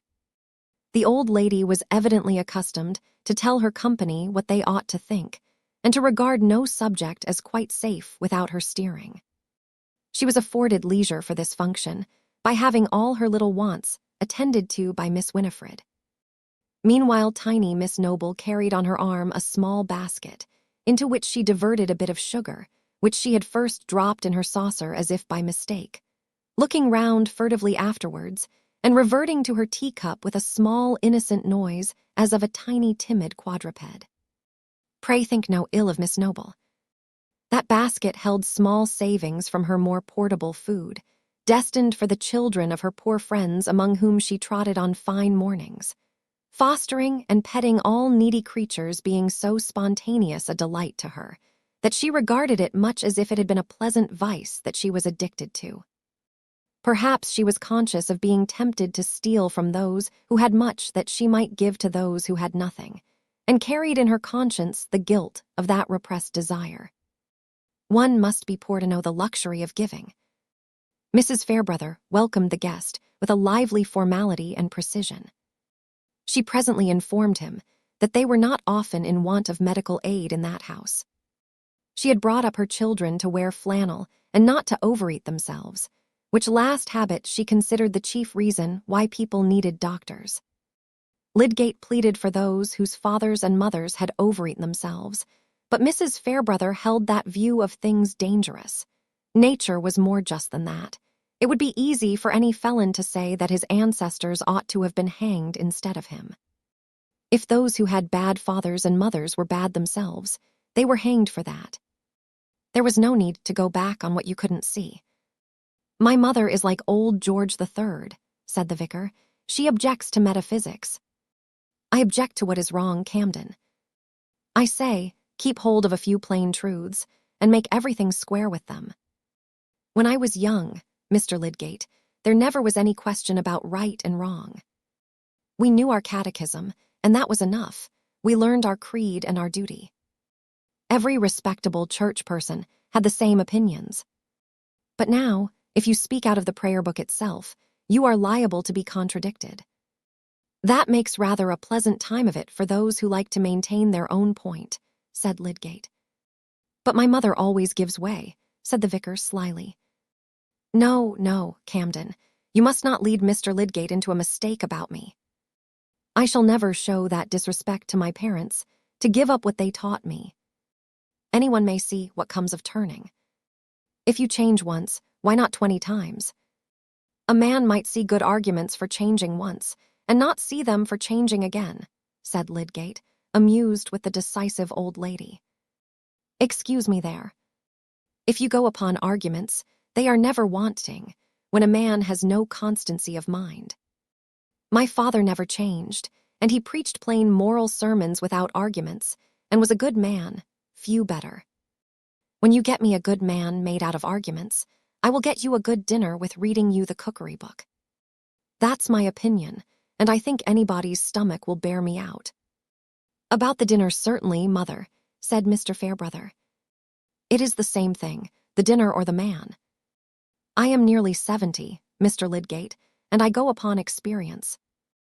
I am not likely to follow new lights, though there are plenty of them here as elsewhere.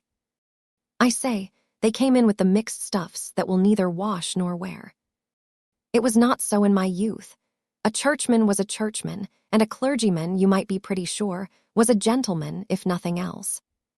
But now he may be no better than a dissenter, and want to push aside my son on pretense of doctrine. But whoever may wish to push him aside, I am proud to say, Mr. Lydgate, that he will compare with any preacher in this kingdom, not to speak of this town, which is but a low standard to go by, at least to my thinking, for I was born and bred at Exeter." "A mother is never partial," said Mr. Fairbrother, smiling. "What do you think Tyke's mother says about him?" "Ah, poor creature, what indeed?" said Mrs. Fairbrother, her sharpness blunted for the moment by her confidence in maternal judgments. "She says the truth to herself, depend upon it." "And what is the truth?" said Lydgate. "I am curious to know." "Oh, nothing bad at all," said Mr. Fairbrother. "He is a zealous fellow, not very learned and not very wise, I think, because I don't agree with him." "Why, Camden," said Miss Winifred, "Griffin and his wife told me only today that Mr. Tyke said they should have no more coals if they came to hear you preach." Mrs. Fairbrother laid down her knitting, which she had resumed after her small allowance of tea and toast, and looked at her son as if to say, "You hear that?" Miss Noble said, "Oh, poor things, in reference, probably, to the double loss of preaching and coal. But the vicar answered quietly, "That is because they are not my parishioners. And I don't think my sermons are worth a load of coals to them." "Mr. Lydgate," said Mrs. Fairbrother, who could not let this pass, "you don't know my son, he always undervalues himself. I tell him he is undervaluing the God who made him, and made him a most excellent preacher." "That must be a hint for me to take Mr. Lydgate away to my study, mother," said the vicar, laughing. "I promise to show you my collection," he added, turning to Lydgate. "Shall we go?" All three ladies remonstrated. Mr. Lydgate ought not to be hurried away without being allowed to accept another cup of tea. Miss Winifred had abundance of good tea in the pot. Why was Camden in such haste to take a visitor to his den? There was nothing but pickled vermin, and drawers full of blue bottles and moths, with no carpet on the floor. Mr. Lydgate must excuse it. A game at cribbage would be far better. In short, it was plain that a vicar might be adored by his womankind as the king of men and preachers, and yet be held by them to stand in much need of their direction. Lydgate, with the usual shallowness of a young bachelor, wondered that Mr. Fairbrother had not taught them better. "My mother is not used to my having visitors who can take any interest in my hobbies," said the vicar, as he opened the door of his study, which was indeed as bare of luxuries for the body as the ladies had implied, unless a short porcelain pipe and a tobacco box were to be accepted. "Men of your profession don't generally smoke," he said. Lydgate smiled and shook his head. "Nor of mine either, properly, I suppose. You will hear that pipe alleged against me by Bulstrode and Company. They don't know how pleased the devil would be if I gave it up. I understand. You are of an excitable temper and want a sedative. I am heavier and should get idle with it. I should rush into idleness and stagnate there with all my might. And you mean to give it all to your work. I am some 10 or 12 years older than you, and have come to a compromise. I feed a weakness or two, lest they should get clamorous. See," continued the vicar, opening several small drawers, "I fancy I have made an exhaustive study of the entomology of this district. I am going on both with the fauna and flora, but I have at least done my insects well. We are singularly rich in orthoptera. I don't know whether— you have got hold of that glass jar. You are looking into that instead of my drawers. You don't really care about these things. Not by the side of this lovely anencephalous monster. I have never had time to give myself much to natural history. I was early bitten with an interest in structure, and it is what lies most directly in my profession. I have no hobby besides. I have the sea to swim in there." "Ah, you are a happy fellow," said Mr. Fairbrother, turning on his heel and beginning to fill his pipe. "You don't know what it is to want spiritual tobacco, bad emendations of old texts, or small items about a variety of Aphis brassicae, with the well-known signature of Philomicron, for the Twaddler's Magazine, or a learned treatise on the entomology of the Pentateuch, including all the insects not mentioned, but probably met with by the Israelites in their passage through the desert, with a monograph on the ant, as treated by Solomon, showing the harmony of the Book of Proverbs with the results of modern research. You don't mind my fumigating you?" Lydgate was more surprised at the openness of this talk than at its implied meaning, that the vicar felt himself not altogether in the right vocation. The neat fitting up of drawers and shelves, and the bookcase filled with expensive illustrated books on natural history, made him think again of the winnings at cards and their destination. But he was beginning to wish that the very best construction of everything that Mr. Fairbrother did should be the true one. The vicar's frankness seemed not of the repulsive sort that comes from an uneasy consciousness seeking to forestall the judgment of others, but simply the relief of a desire to do with as little pretense as possible. Apparently, he was not without a sense that his freedom of speech might seem premature, for he presently said, "I have not yet told you that I have the advantage of you, Mr. Lydgate, and know you better than you know me. You remember Trolley, who shared your apartment at Paris for some time. I was a correspondent of his, and he told me a good deal about you. I was not quite sure when you first came that you were the same man. I was very glad when I found that you were. Only, I don't forget that you have not had the like prologue about me." Lydgate divined some delicacy of feeling here, but did not half understand it. "By the way," he said, "what has become of Trolley? I have quite lost sight of him. He was hot on the French social systems, and talked of going to the backwoods to found a sort of Pythagorean community. Is he gone?" "Not at all. He is practicing at a German bath, and has married a rich patient." "Then my notions were the best, so far," said Lydgate, with a short, scornful laugh. He would have it, the medical profession was an inevitable system of humbug. I said the fault was in the men who truckle to lies and folly. Instead of preaching against humbug outside the walls, It might be better to set up a disinfecting apparatus within. In short, I am reporting my own conversation. You may be sure I had all the good sense on my side. Your scheme is a good deal more difficult to carry out than the Pythagorean community, though. You have not only got the old Adam in yourself against you, but you have got all those descendants of the original Adam who form the society around you. You see, I have paid 12 or 13 years more than you for my knowledge of difficulties. But Mr. Fairbrother broke off a moment and then added, you are eyeing that glass vase again. Do you want to make an exchange? You shall not have it without a fair barter. I have some sea mice, fine specimens in spirits. And I will throw in Robert Brown's new thing, microscopic observations on the pollen of plants, if you don't happen to have it already. Why, seeing how you long for the monster, I might ask a higher price. Suppose I ask you to look through my drawers and agree with me about all my new species. The vicar, while he talked in this way, alternately moved about with his pipe in his mouth and returned to hang rather fondly over his drawers. That would be good discipline, you know, for a young doctor who has to please his patients in Middlemarch. You must learn to be bored, remember. However, you shall have the monster on your own terms. Don't you think men overrate the necessity for humoring everybody's nonsense, till they get despised by the very fools they humor? Said Lydgate, moving to Mr. Fairbrother's side, and looking rather absently at the insects ranged in fine gradation, with names subscribed in exquisite writing. The shortest way is to make your value felt, so that people must put up with you whether you flatter them or not. With all my heart. But then you must be sure of having the value, and you must keep yourself independent. Very few men can do that. Either you slip out of service altogether and become good for nothing, or you wear the harness and draw a good deal where your yoke fellows pull you. But do look at these delicate orthoptera.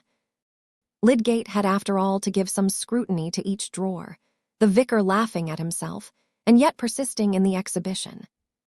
Apropos of what you said about wearing harness, Lydgate began, after they had sat down, I made up my mind some time ago to do with as little of it as possible. That was why I determined not to try anything in London, for a good many years at least. I didn't like what I saw when I was studying there, so much empty bigwigism and obstructive trickery. In the country, people have less pretension to knowledge and are less of companions, but for that reason they affect one's amour propre less. One makes less bad blood and can follow one's own course more quietly. Yes, well, you have got a good start.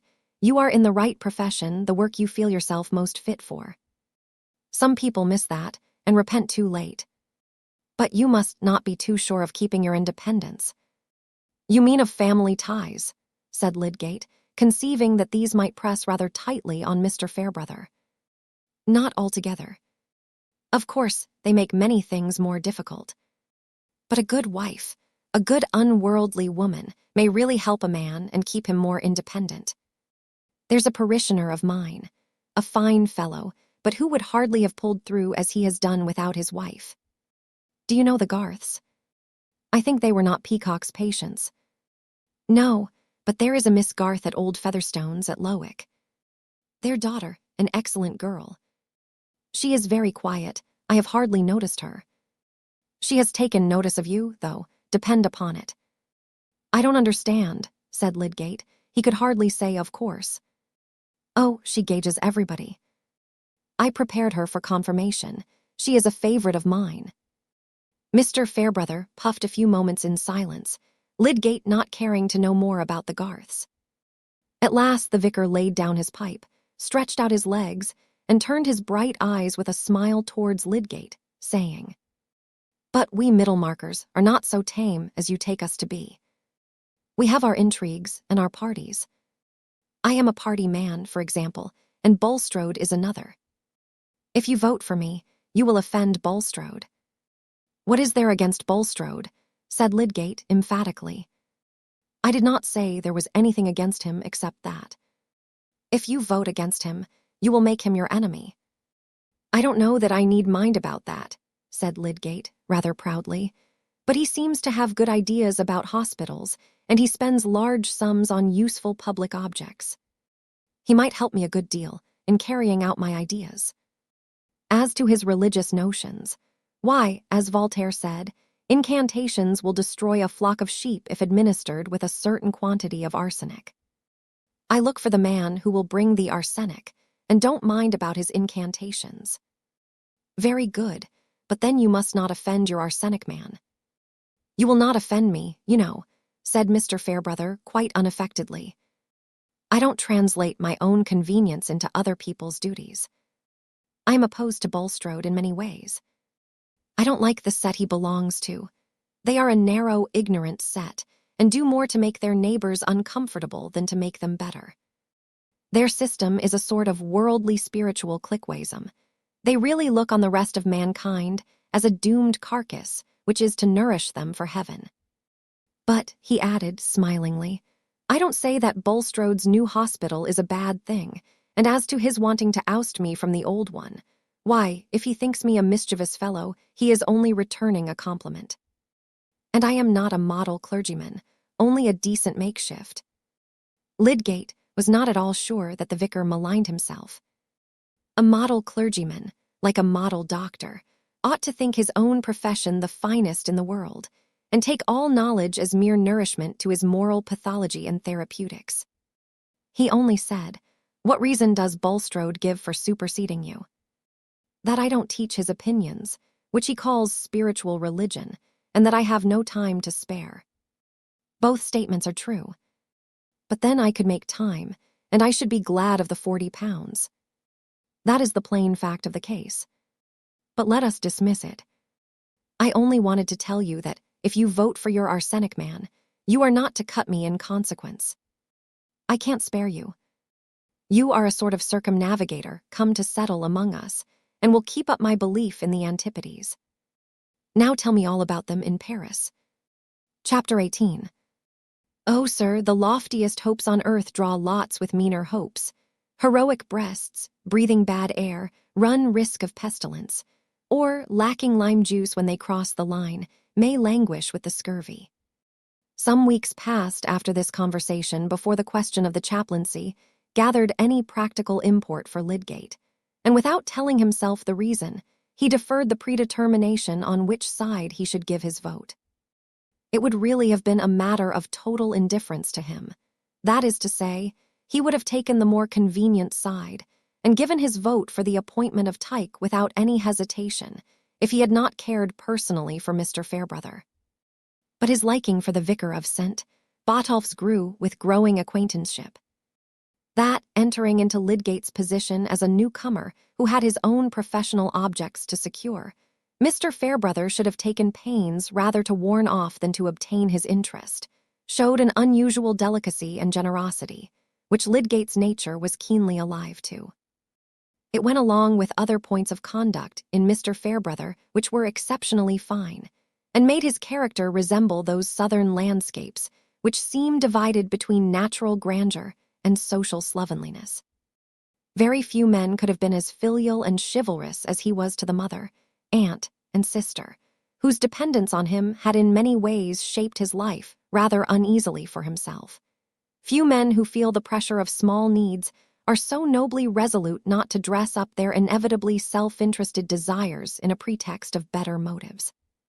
In these matters, he was conscious that his life would bear the closest scrutiny, and perhaps the consciousness encouraged a little defiance towards the critical strictness of persons whose celestial intimacies seemed not to improve their domestic manners, and whose lofty aims were not needed to account for their actions. Then his preaching was ingenious and pithy, like the preaching of the English church in its robust age, and his sermons were delivered without book. People outside his parish went to hear him, and, since to fill the church was always the most difficult part of a clergyman's function, here was another ground for a careless sense of superiority. Besides, he was a likable man, sweet-tempered, ready-witted, frank, without grins of suppressed bitterness or other conversational flavors, which make half of us an affliction to our friends. Lydgate liked him heartily, and wished for his friendship. With this feeling uppermost, he continued to waive the question of the chaplaincy, and to persuade himself that it was not only no proper business of his, but likely enough never to vex him with a demand for his vote. Lydgate, at Mr. Bulstrode's request, was laying down plans for the internal arrangements of the new hospital, and the two were often in consultation. The banker was always presupposing that he could count in general on Lydgate as a coadjutor, but made no special recurrence to the coming decision between Tyke and Fairbrother. When the general board of the infirmary had met, however, and Lydgate had noticed that the question of the chaplaincy was thrown on a council of the directors and medical men, to meet on the following Friday, he had a vexed sense that he must make up his mind on this trivial Middlemarch business. He could not help hearing within him the distinct declaration that Bulstrode was prime minister, and that the Tyke affair was a question of office or no office, and he could not help an equally pronounced dislike to giving up the prospect of office. For his observation was constantly confirming Mr. Fairbrother's assurance that the banker would not overlook opposition. Confound their petty politics, was one of his thoughts for 3 mornings in the meditative process of shaving, when he had begun to feel that he must really hold a court of conscience on this matter.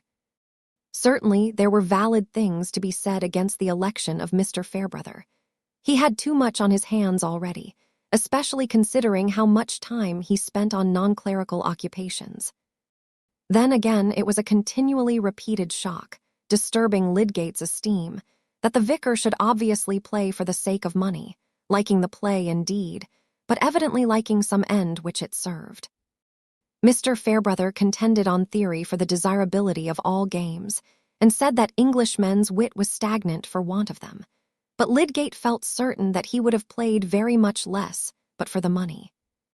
There was a billiard room at the Green Dragon, which some anxious mothers and wives regarded as the chief temptation in Middlemarch.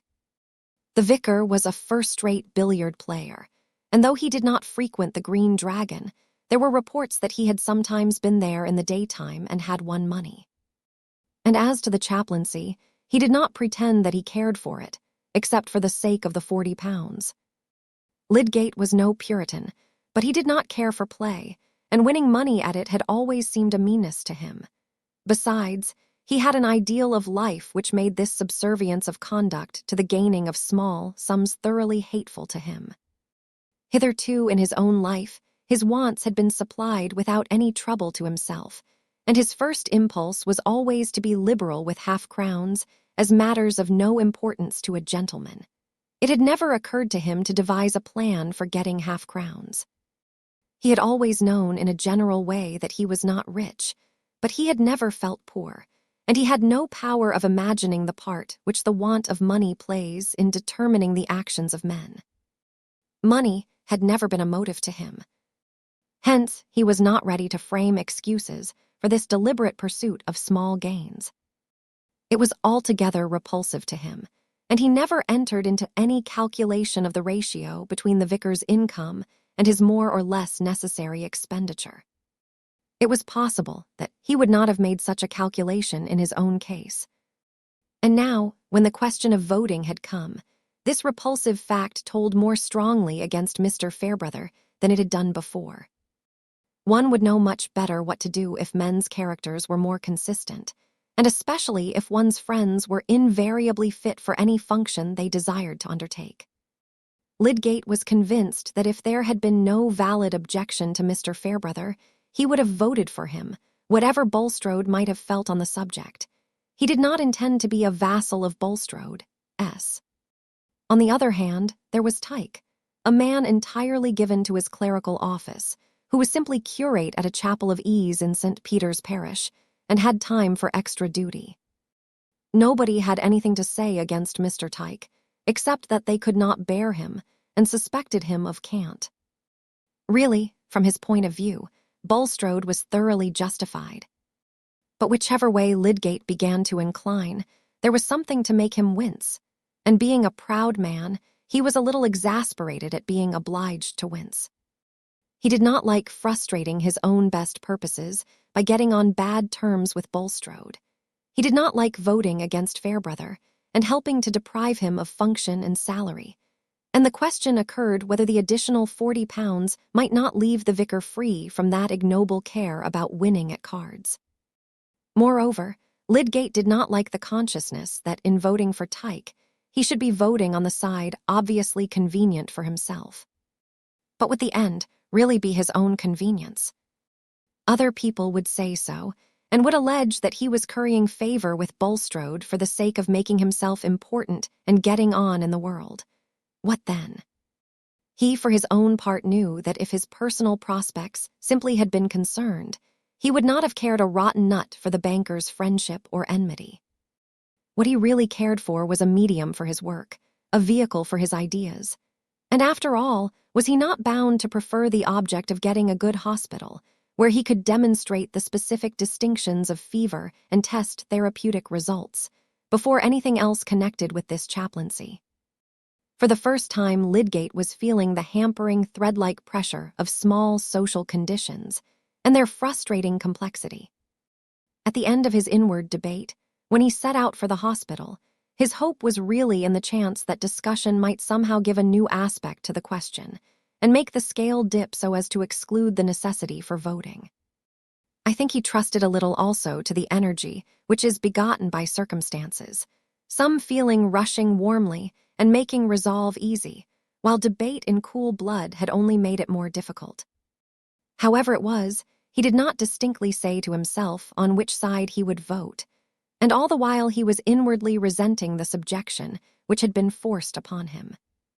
It would have seemed beforehand like a ridiculous piece of bad logic that he, with his unmixed resolutions of independence and his select purposes, would find himself at the very outset in the grasp of petty alternatives, each of which was repugnant to him. In his students' chambers, he had prearranged his social action quite differently.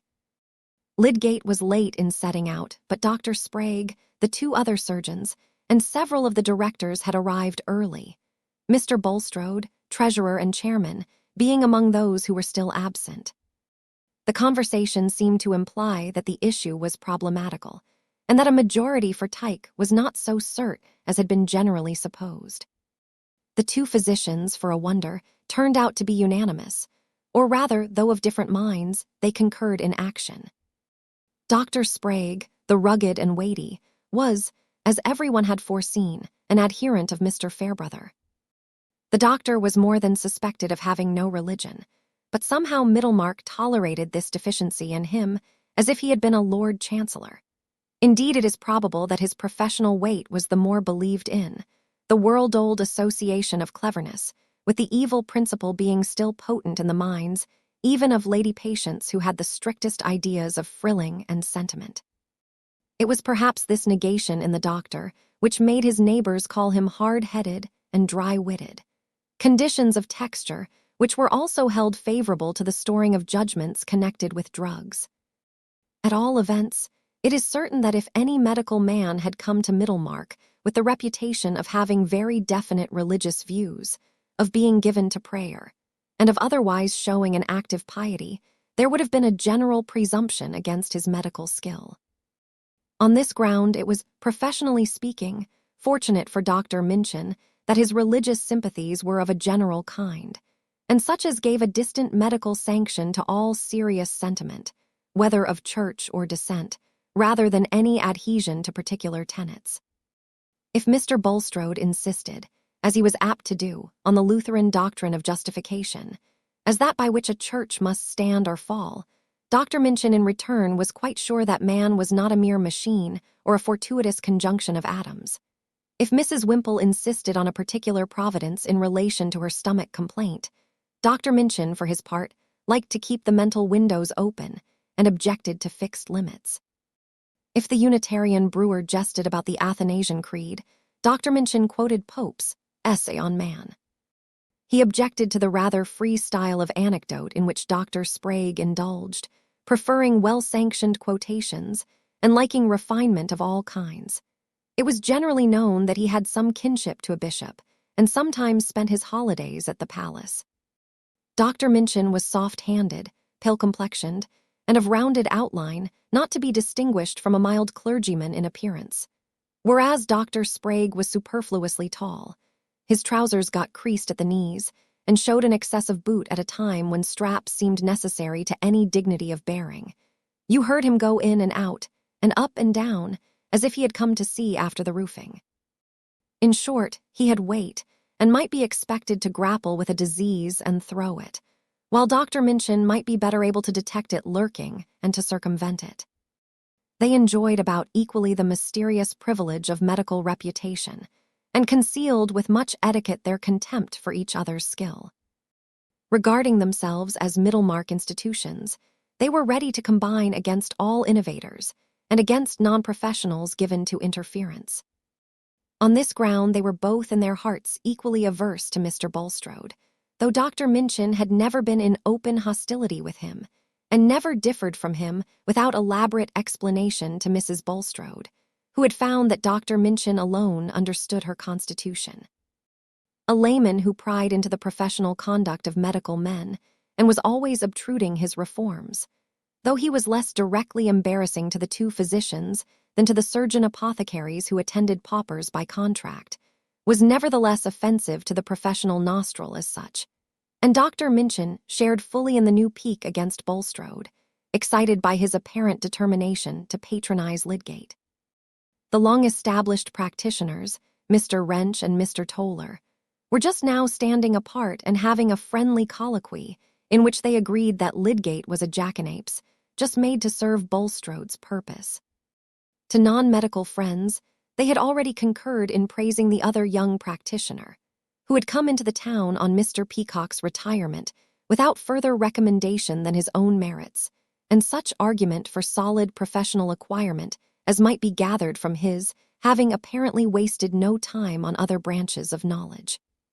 It was clear that Lydgate, by not dispensing drugs, intended to cast imputations on his equals, and also to obscure the limit between his own rank as a general practitioner and that of the physicians, who, in the interest of the profession, felt bound to maintain its various grades, especially against a man who had not been to either of the English universities, and enjoyed the absence of anatomical and bedside study there, but came with a libelous pretension to experience in Edinburgh and Paris, where observation might be abundant indeed, but hardly sound.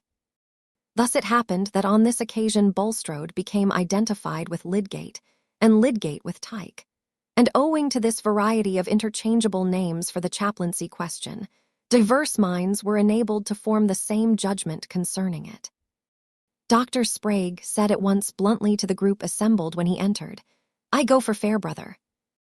A salary, with all my heart. But why take it from the vicar?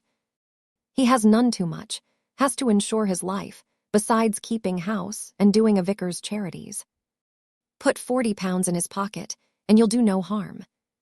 He's a good fellow, is Fairbrother, with as little of the parson about him as will serve to carry orders." "Ho, ho, doctor," said old Mr. Powderell, a retired ironmonger of some standing, his interjection being something between a laugh and a parliamentary disapproval. "We must let you have your say. But what we have to consider is not anybody's income. It's the souls of the poor sick people."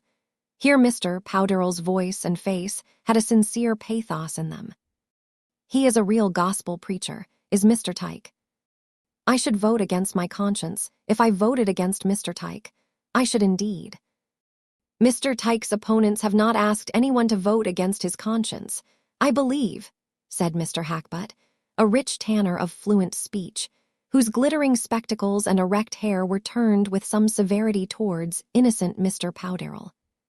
"But in my judgment it behoves us, as directors, to consider whether we will regard it as our whole business to carry out propositions emanating from a single quarter. Will any member of the committee aver that he would have entertained the idea of displacing the gentleman who has always discharged the function of chaplain here, if it had not been suggested to him by parties whose disposition it is to regard every institution of this town as a machinery for carrying out their own views? I tax no man's motives. Let them lie between himself and a higher power. But I do say that there are influences at work here which are incompatible with genuine independence, and that a crawling servility is usually dictated by circumstances which gentlemen so conducting themselves could not afford either morally or financially to avow. I myself am a layman, but I have given no inconsiderable attention to the divisions in the church and— "Oh, damn the divisions!" burst in Mr. Frank Hawley, lawyer and town clerk, who rarely presented himself at the board, but now looked in hurriedly, whip in hand. "We have nothing to do with them here. Fairbrother has been doing the work, what there was, without pay, and if pay is to be given, it should be given to him. I call it a confounded job to take the thing away from Fairbrother. I think it would be as well for gentlemen not to give their remarks a personal bearing," said Mr. Plymdale. "I shall vote for the appointment of Mr. Tyke, but I should not have known, if Mr. Hackbutt hadn't hinted it, that I was a servile crawler. I disclaim any personalities. I expressly said, if I may be allowed to repeat, or even to conclude what I was about to say." "Ah, here's Minchin," said Mr. Frank Hawley, at which everybody turned away from Mr. Hackbutt, leaving him to feel the uselessness of superior gifts in Middlemarch. "Come, doctor, I must have you on the right side, eh?" "I hope so," said Dr. Minchin, nodding and shaking hands here and there, "at whatever cost to my feelings. If there's any feeling here, it should be feeling for the man who is turned out, I think," said Mr. Frank Hawley. "I confess I have feelings on the other side also." "I have a divided esteem," said Dr. Minchin, rubbing his hands. "I consider Mr. Tyke an exemplary man, none more so, and I believe him to be proposed from unimpeachable motives. I, for my part, wish that I could give him my vote. But I am constrained to take a view of the case which gives the preponderance to Mr. Fairbrother's claims. He is an amiable man, an able preacher, and has been longer among us." Old Mr. Powderell looked on, sad and silent. Mr. Plymdale settled his cravat uneasily. "You don't set up Fairbrother as a pattern of what a clergyman ought to be, I hope," said Mr. Larcher, the eminent carrier, who had just come in. "I have no ill will towards him, but I think we owe something to the public, not to speak of anything higher in these appointments. In my opinion, Fairbrother is too lax for a clergyman. I don't wish to bring up particulars against him, but he will make a little attendance here go as far as he can." "And a devilish deal better than too much," said Mr. Hawley, whose bad language was notorious in that part of the county. "Sick people can't bear so much praying and preaching. And that methodistical sort of religion is bad for the spirits, bad for the inside, eh?" he added, turning quickly round to the 4 medical men who were assembled. But any answer was dispensed with by the entrance of 3 gentlemen, with whom there were greetings more or less cordial. These were the Reverend Edward the Siger, rector of St. Peter's, Mr. Bulstrode, and our friend Mr. Brooke of Tipton, who had lately allowed himself to be put on the board of directors in his turn, but had never before attended, his attendance now being due to Mr. Bulstrode's exertions. Lydgate was the only person still expected. Everyone now sat down, Mr. Bulstrode presiding, pale and self-restrained as usual. Mr. the Siger, a moderate evangelical, wished for the appointment of his friend Mr. Tyke, a zealous, able man, who, officiating at a chapel of ease, had not a cure of souls too extensive to leave him ample time for the new duty. It was desirable that chaplaincies of this kind should be entered on with a fervent intention. They were peculiar opportunities for spiritual influence, and while it was good that a salary should be allotted, there was the more need for scrupulous watching, lest the office should be perverted into a mere question of salary. Mr. the Siger's manner had so much quiet propriety that objectors could only simmer in silence. Mr. Brooke believed that everybody meant well in the matter. He had not himself attended to the affairs of the infirmary, though he had a strong interest in whatever was for the benefit of Middlemarch, and was most happy to meet the gentlemen present on any public question. "Any public question, you know," Mr. Brooke repeated, with his nod of perfect understanding. "I am a good deal occupied as a magistrate, and in the collection of documentary evidence, but I regard my time as being at the disposal of the public, and in short, my friends have convinced me that a chaplain with a salary, you know, is a very good thing, and I am happy to be able to come here and vote for the appointment of Mr. Tyke, who, I understand, is an unexceptionable man, apostolic and eloquent and everything of that kind, and I am the last man to withhold my vote. Under the circumstances, you know. It seems to me that you have been crammed with one side of the question, Mr. Brooke, said Mr. Frank Hawley, who was afraid of nobody, and was a Tory suspicious of electioneering intentions. You don't seem to know that one of the worthiest men we have has been doing duty as chaplain here for years without pay, and that Mr. Tyke is proposed to supersede him. Excuse me, Mr. Hawley, said Mr. Bulstrode. Mr. Brooke has been fully informed of Mr. Fairbrother's character and position. By his enemies, flashed out Mr. Hawley. I trust there is no personal hostility concerned here, said Mr. the Siger. I'll swear there is, though, retorted Mr. Hawley. Gentlemen, said Mr. Bulstrode, in a subdued tone, the merits of the question may be very briefly stated, and if anyone present doubts that every gentleman who is about to give his vote has not been fully informed, I can now recapitulate the considerations that should weigh on either side. I don't see the good of that, said Mr. Hawley. I suppose we all know whom we mean to vote for. Any man who wants to do justice does not wait till the last minute to hear both sides of the question. I have no time to lose, and I propose that the matter be put to the vote at once. A brief but still hot discussion followed before each person wrote Tyke or Fairbrother on a piece of paper and slipped it into a glass tumbler. And in the meantime, Mr. Bulstrode saw Lydgate enter. I perceive that the votes are equally divided at present, said Mr. Bulstrode, in a clear, biting voice. Then, looking up at Lydgate, there is a casting vote still to be given. It is yours, Mr. Lydgate. Will you be good enough to write? The thing is settled now, said Mr. Wrench, rising. We all know how Mr. Lydgate will vote. You seem to speak with some peculiar meaning, sir, said Lydgate, rather defiantly, and keeping his pencil suspended. I merely mean that you are expected to vote with Mr. Bulstrode. Do you regard that meaning as offensive? It may be offensive to others, but I shall not desist from voting with him on that account. Lydgate immediately wrote down Tyke. So the Rev. Walter Tyke became chaplain to the infirmary, and Lydgate continued to work with Mr. Bulstrode. He was really uncertain whether Tyke were not the more suitable candidate, and yet his consciousness told him that if he had been quite free from indirect bias, he should have voted for Mr. Fairbrother.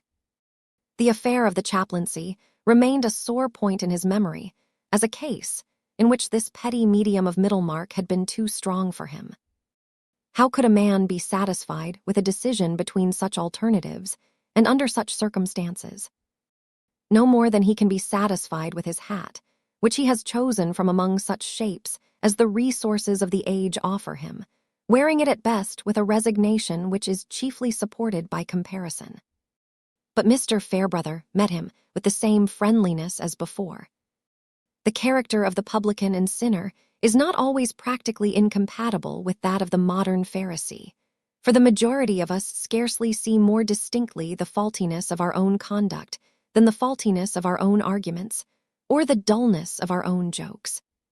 But the vicar of St. Botolph's had certainly escaped the slightest tincture of the Pharisee, and by dint of admitting to himself that he was too much as other men were, he had become remarkably unlike them in this, that he could excuse others for thinking slightly of him, and could judge impartially of their conduct even when it told against him. The world has been too strong for me, I know, he said one day to Lydgate. But then I am not a mighty man. I shall never be a man of renown. The choice of Hercules is a pretty fable, but Prodicus makes it easy work for the hero, as if the first resolves were enough. Another story says that he came to hold the distaff, and at last wore the Nessus shirt. I suppose one good resolve might keep a man right, if everybody else's resolve helped him. The vicar's talk was not always inspiriting. He had escaped being a Pharisee, but he had not escaped that low estimate of possibilities which we rather hastily arrive at as an inference from our own failure. Lydgate thought that there was a pitiable infirmity of will in Mr. Fairbrother. Chapter 19. El ultravedit ch fato alaguancia della su palma, sospirando, ledo. Purgatorio, Romans 7. When George IV was still reigning over the privacies of Windsor, when the Duke of Wellington was Prime Minister, and Mr. Vincey was mayor of the old corporation in Middlemarch, Mrs. Casaubon, born Dorothea Brooke, had taken her wedding journey to Rome. In those days, the world in general was more ignorant of good and evil by 40 years than it is at present. Travelers did not often carry full information on Christian art either in their heads or their pockets, and even the most brilliant English critic of the day mistook the flower-flushed tomb of the Ascended Virgin for an ornamental vase due to the painter's fancy. Romanticism, which has helped to fill some dull blanks with love and knowledge, had not yet penetrated the times with its leaven and entered into everybody's food. It was fermenting still as a distinguishable, vigorous enthusiasm in certain long-haired German artists at Rome, and the youth of other nations who worked or idled near them were sometimes caught in the spreading movement. One fine morning, a young man whose hair was not immoderately long, but abundant and curly, and who was otherwise English in his equipment, had just turned his back on the Belvedere torso in the Vatican and was looking out on the magnificent view of the mountains from the adjoining round vestibule. He was sufficiently absorbed not to notice the approach of a dark-eyed, animated German who came up to him and, placing a hand on his shoulder, said with a strong accent, "Come here, quick, else she will have changed her pose."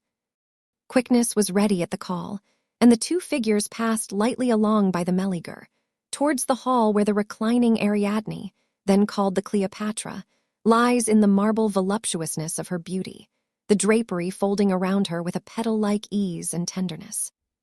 They were just in time to see another figure standing against a pedestal near the reclining marble, a breathing blooming girl, whose form, not shamed by the Ariadne, was clad in Quakerish gray drapery.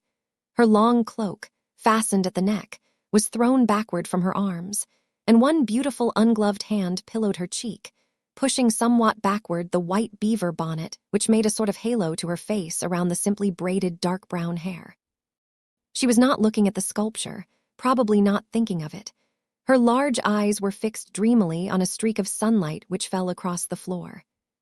But she became conscious of the two strangers who suddenly paused as if to contemplate the Cleopatra, and, without looking at them, immediately turned away to join a maidservant and courier who were loitering along the hall at a little distance off.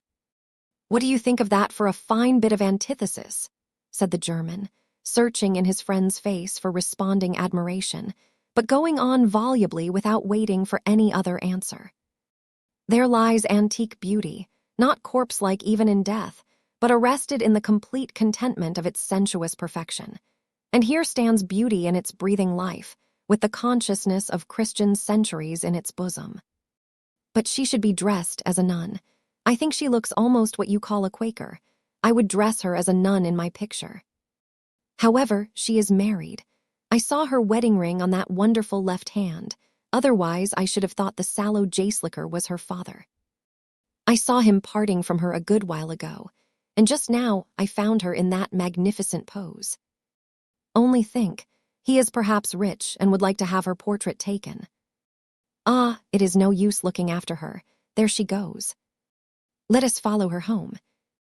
"No, no," said his companion with a little frown. "You are singular, Ladislaw. You look struck together. Do you know her?"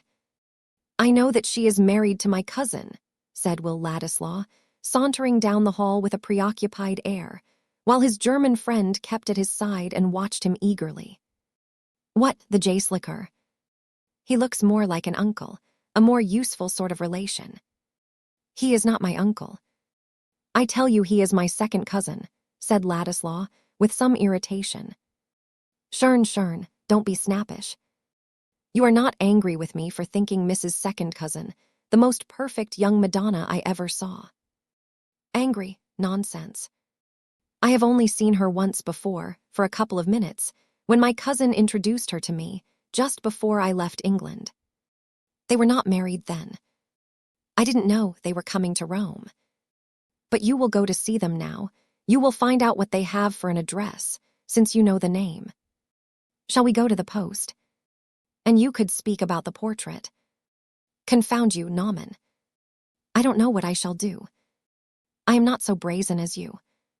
Bah, that is because you are dilettantish and amateurish. If you were an artist, you would think of Mistress Second Cousin as antique form animated by Christian sentiment, a sort of Christian Antigone, sensuous force controlled by spiritual passion. Yes, and that your painting her was the chief outcome of her existence, the divinity passing into higher completeness, and all but exhausted in the act of covering your bit of canvas. I am amateurish, if you like. I do not think that all the universe is straining towards the obscure significance of your pictures. But it is, my dear. So far as it is straining through me, Adolf Naumann, that stands firm, said the good-natured painter, putting a hand on Ladislaw's shoulder, and not in the least disturbed by the unaccountable touch of ill humor in his tone. See now. My existence presupposes the existence of the whole universe, does it not? And my function is to paint, and as a painter I have a conception which is altogether genialish, of your great-aunt or second grandmother as a subject for a picture. Therefore, the universe is straining towards that picture through that particular hook or claw which it puts forth in the shape of me. Not true. But how if another claw in the shape of me is straining to thwart it? The case is a little less simple then. Not at all.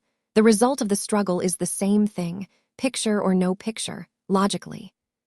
Will could not resist this imperturbable temper, and the cloud in his face broke into sunshiny laughter. Come now, my friend, you will help, said Naumann in a hopeful tone. No, nonsense, Naumann. English ladies are not at everybody's service as models. And you want to express too much with your painting. You would only have made a better or worse portrait, with a background which every connoisseur would give a different reason for or against. And what is a portrait of a woman? Your painting and plastic are poor stuff after all. They perturb and dull conceptions instead of raising them. Language is a finer medium. Yes, for those who can't paint, said Naumann. There you have perfect right. I did not recommend you to paint, my friend. The amiable artist carried his sting, but Ladislaw did not choose to appear stung. He went on as if he had not heard. Language gives a fuller image, which is all the better for being vague. After all, the true seeing is within, and painting stares at you with an insistent imperfection. I feel that especially about representations of women. As if a woman were a mere colored superficies. You must wait for movement and tone. There is a difference in their very breathing. They change from moment to moment. This woman whom you have just seen, for example, how would you paint her voice, pray? But her voice is much diviner than anything you have seen of her. I see, you are jealous. No man must presume to think that he can paint your ideal. This is serious, my friend. Your great-aunt, Der Nefal's uncle in a tragic sense, unjehuer. You and I shall quarrel, Naumann, if you call that lady my aunt again. How is she to be called then? Mrs. Casaubon. Good. Suppose I get acquainted with her in spite of you, and find that she very much wishes to be painted. Yes, suppose, said Will Ladislaw in a contemptuous undertone intended to dismiss the subject. He was conscious of being irritated by ridiculously small causes, which were half of his own creation. Why was he making any fuss about Mrs. Casaubon? And yet he felt as if something had happened to him with regard to her. There are characters which are continually creating collisions and nodes for themselves in dramas, which nobody is prepared to act with them. Their susceptibilities will clash against objects that remain innocently quiet. Chapter 20. A child forsaken, waking suddenly, whose gaze afeard on all things round doth rove, and seeth only that it cannot see the meeting eyes of love. 2 hours later, Dorothea was seated in an inner room or boudoir of a handsome apartment in the Via Sistina. I am sorry to add that she was sobbing bitterly, with such abandonment to this relief of an oppressed heart, as a woman habitually controlled by pride on her own account and thoughtfulness for others will sometimes allow herself when she feels securely alone. And Mr. Casaubon was certain to remain away for some time at the Vatican. Yet Dorothea had no distinctly shapen grievance that she could state even to herself. And in the midst of her confused thought and passion, the mental act that was struggling forth into clearness was a self-accusing cry that her feeling of desolation was the fault of her own spiritual poverty. She had married the man of her choice, and with the advantage over most girls that she had contemplated her marriage chiefly as the beginning of new duties. From the very first, she had thought of Mr. Casaubon as having a mind so much above her own, that he must often be claimed by studies which she could not entirely share. Moreover, after the brief, narrow experience of her girlhood, she was beholding Rome, the city of visible history, where the past of a whole hemisphere seems moving in funeral procession, with strange ancestral images and trophies gathered from afar. But this stupendous fragmentariness heightened the dreamlike strangeness of her bridal life.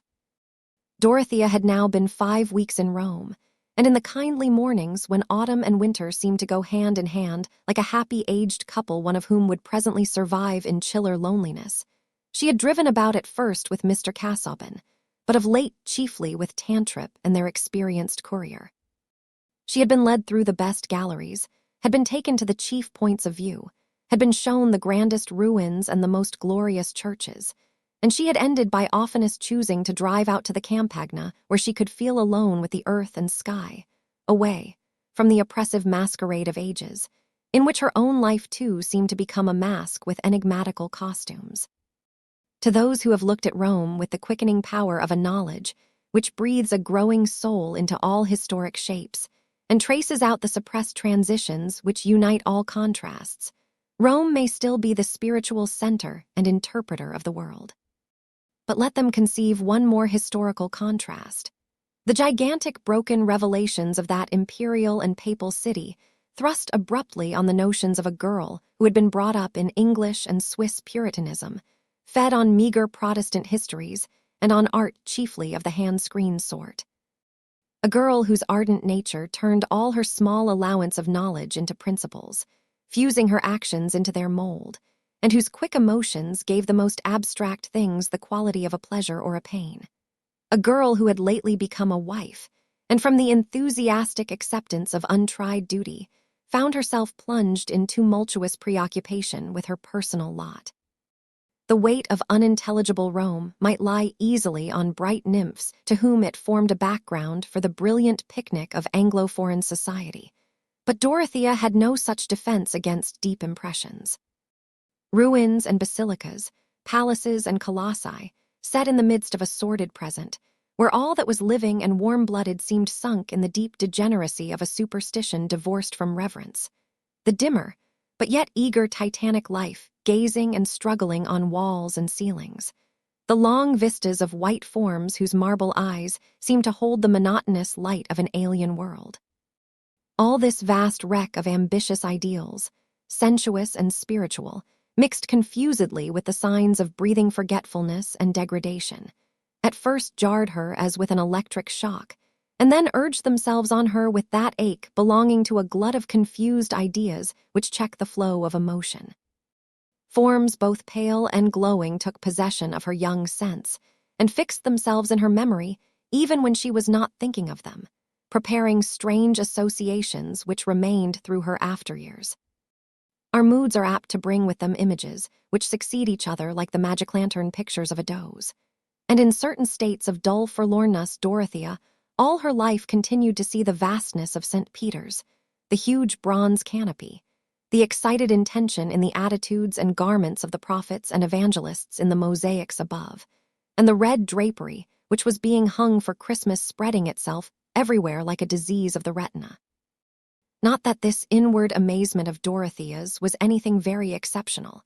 Many souls in their young nudity are tumbled out among incongruities and left to find their feet among them, while their elders go about their business.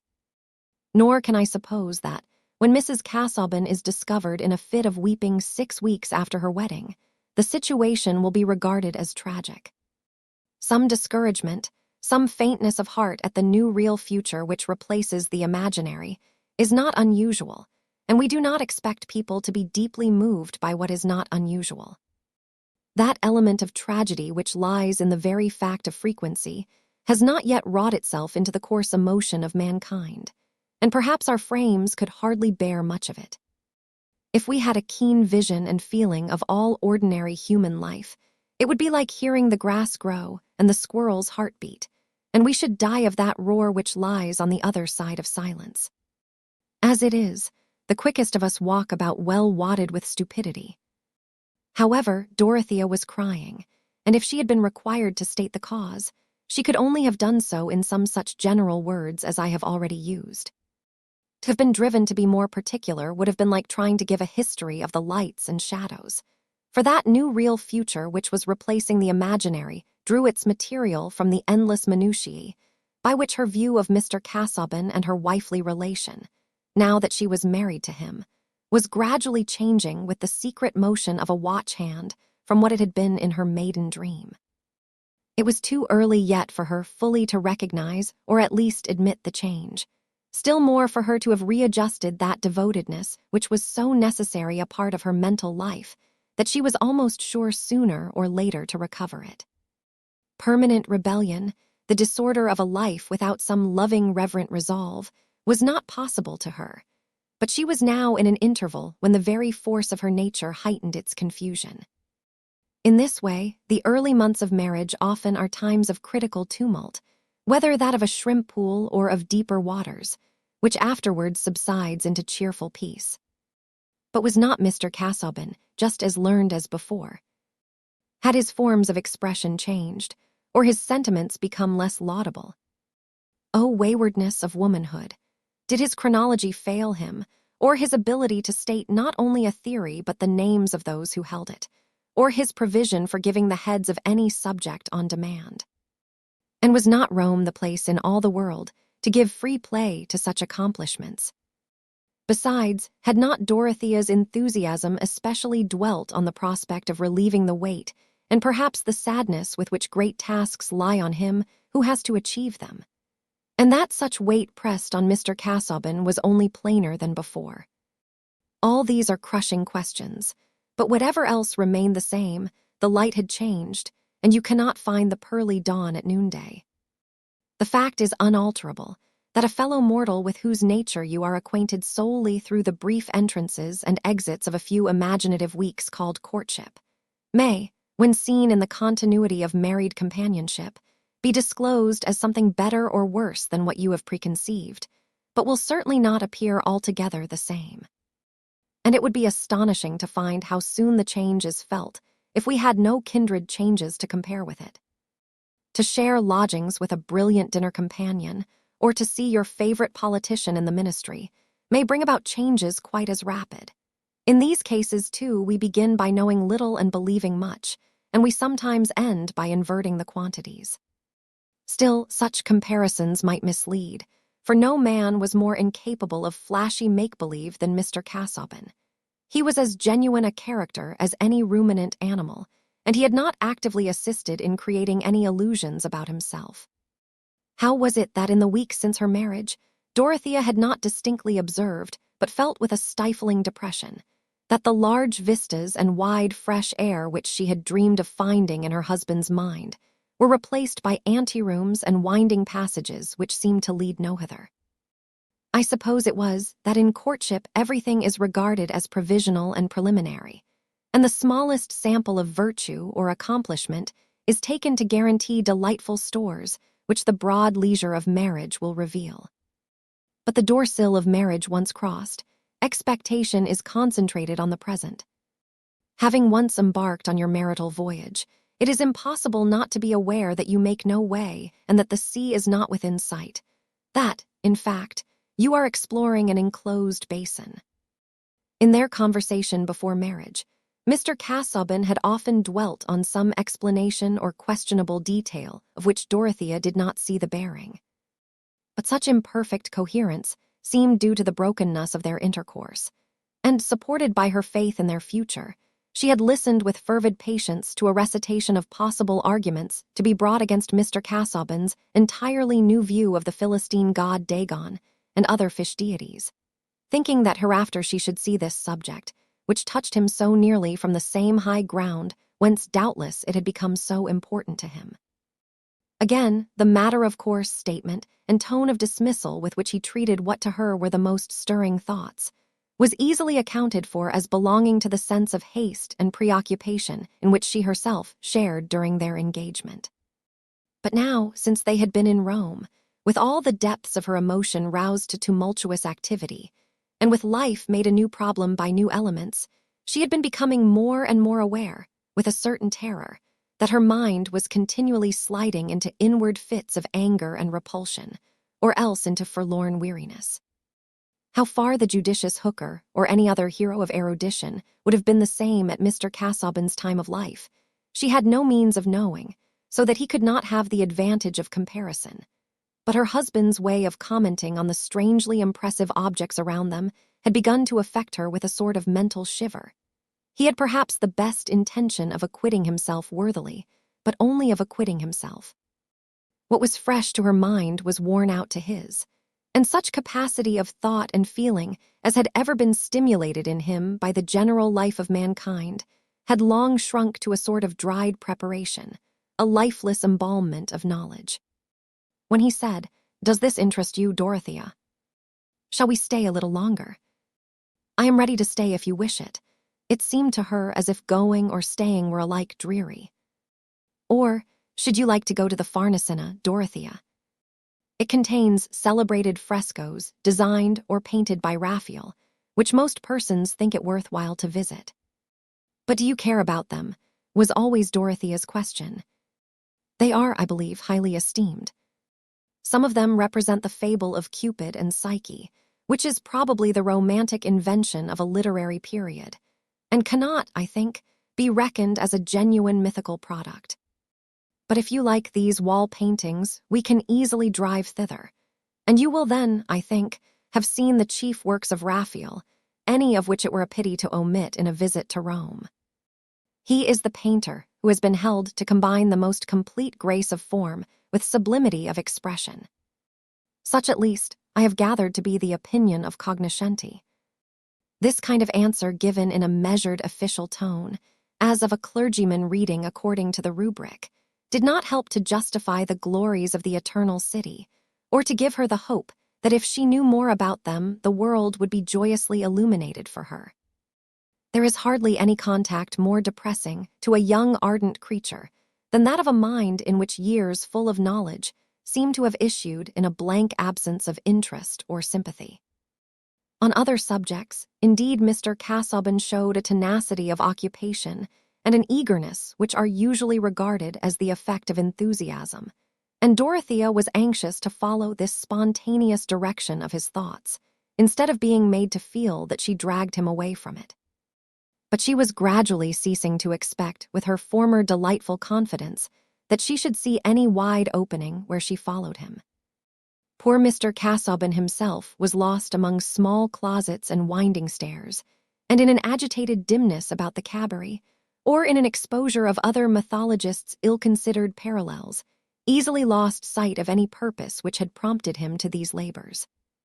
With his taper stuck before him, he forgot the absence of windows, and in bitter manuscript remarks on other men's notions about the solar deities, he had become indifferent to the sunlight.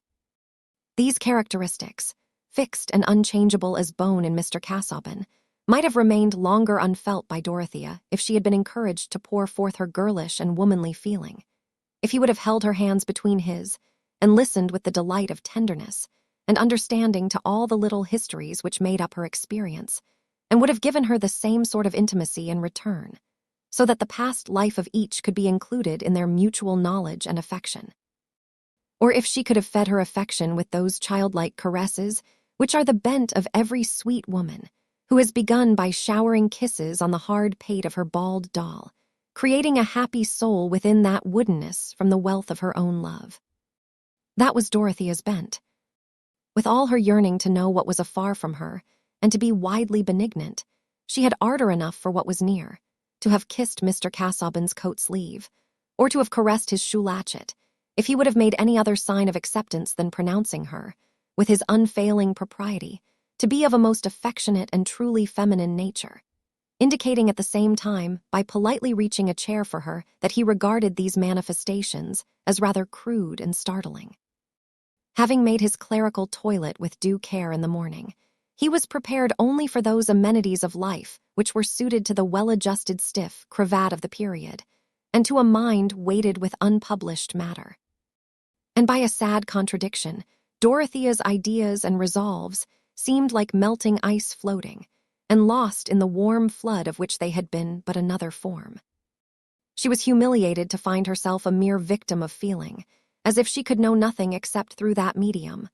All her strength was scattered in fits of agitation, of struggle, of despondency, and then again in visions of more complete renunciation, transforming all hard conditions into duty. Poor Dorothea! She was certainly troublesome, to herself chiefly, but this morning for the first time she had been troublesome to Mr. Casaubon. She had begun, while they were taking coffee, with a determination to shake off what she inwardly called her selfishness, and turn to face all cheerful attention to her husband when he said, "My dear Dorothea, we must now think of all that is yet left undone, as a preliminary to our departure. I would fain have returned home earlier, that we might have been at Lowick for the Christmas, but my inquiries here have been protracted beyond their anticipated period. I trust, however, that the time here has not been passed unpleasantly to you. Among the sights of Europe, that of Rome has ever been held one of the most striking and in some respects edifying.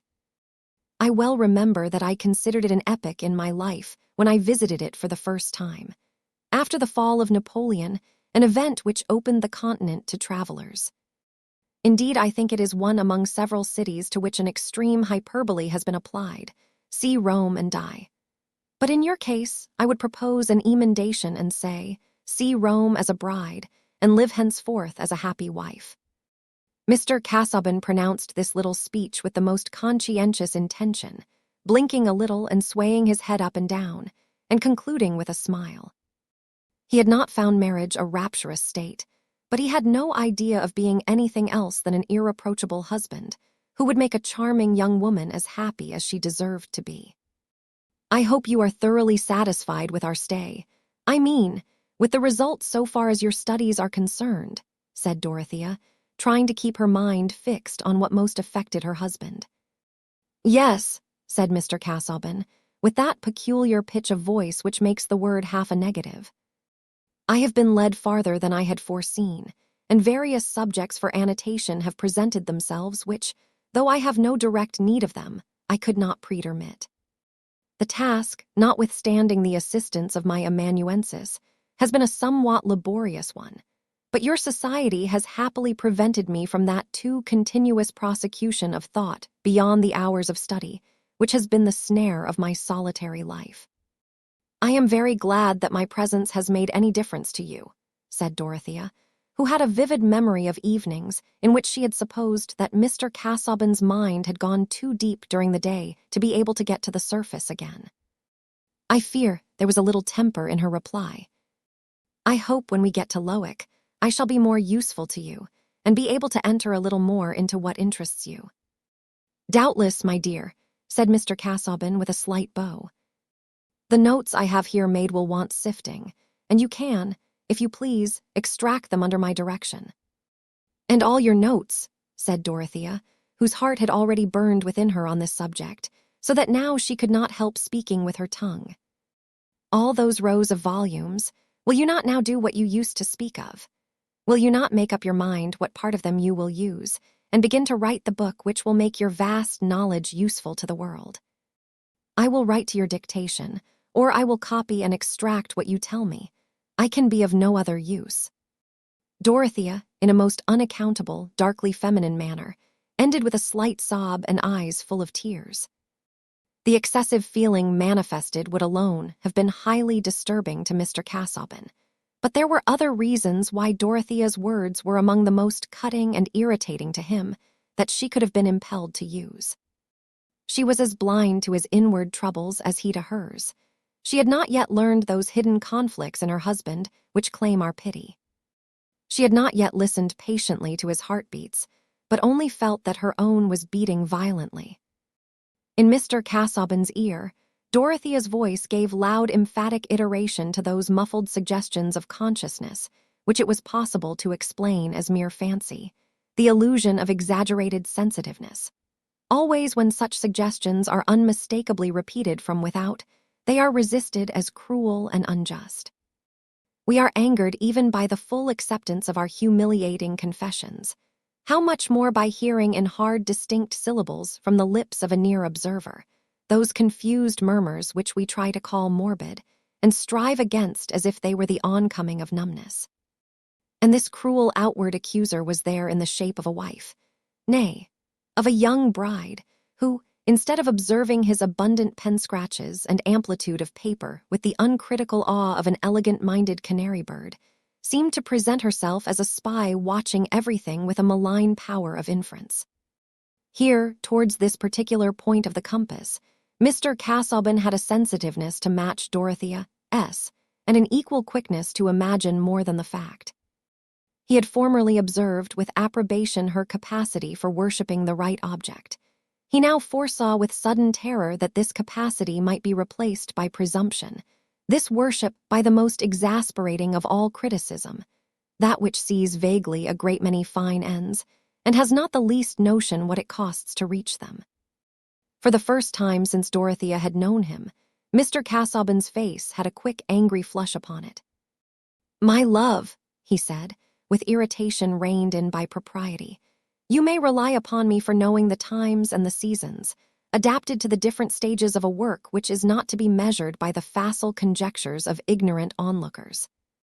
It had been easy for me to gain a temporary effect by a mirage of baseless opinion, but it is ever the trial of the scrupulous explorer to be saluted with the impatient scorn of chatterers who attempt only the smallest achievements, being indeed equipped for no other.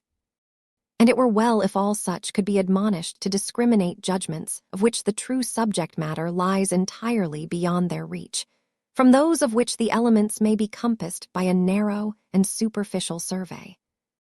This speech was delivered with an energy and readiness quite unusual with Mr. Casaubon. It was not indeed entirely an improvisation, but had taken shape in inward colloquy, and rushed out like the round grains from a fruit when sudden heat cracks it. Dorothea was not only his wife. She was a personification of that shallow world which surrounds the appreciated or desponding author. Dorothea was indignant in her turn. Had she not been repressing everything in herself, except the desire to enter into some fellowship with her husband's chief interests? "My judgment was a very superficial one, such as I am capable of forming," she answered, with a prompt resentment that needed no rehearsal. "You showed me the rows of notebooks. You have often spoken of them. You have often said that they wanted digesting. But I never heard you speak of the writing that is to be published. Those were very simple facts, and my judgment went no farther. I only begged you to let me be of some good to you." Dorothea rose to leave the table, and Mr. Casaubon made no reply, taking up a letter which lay beside him as if to reperuse it. Both were shocked at their mutual situation, that each should have betrayed anger towards the other. If they had been at home, settled at Lowick in ordinary life among their neighbors, the clash would have been less embarrassing. But on a wedding journey, the express object of which is to isolate two people on the ground that they are all the world to each other, the sense of disagreement is, to say the least, confounding and stultifying.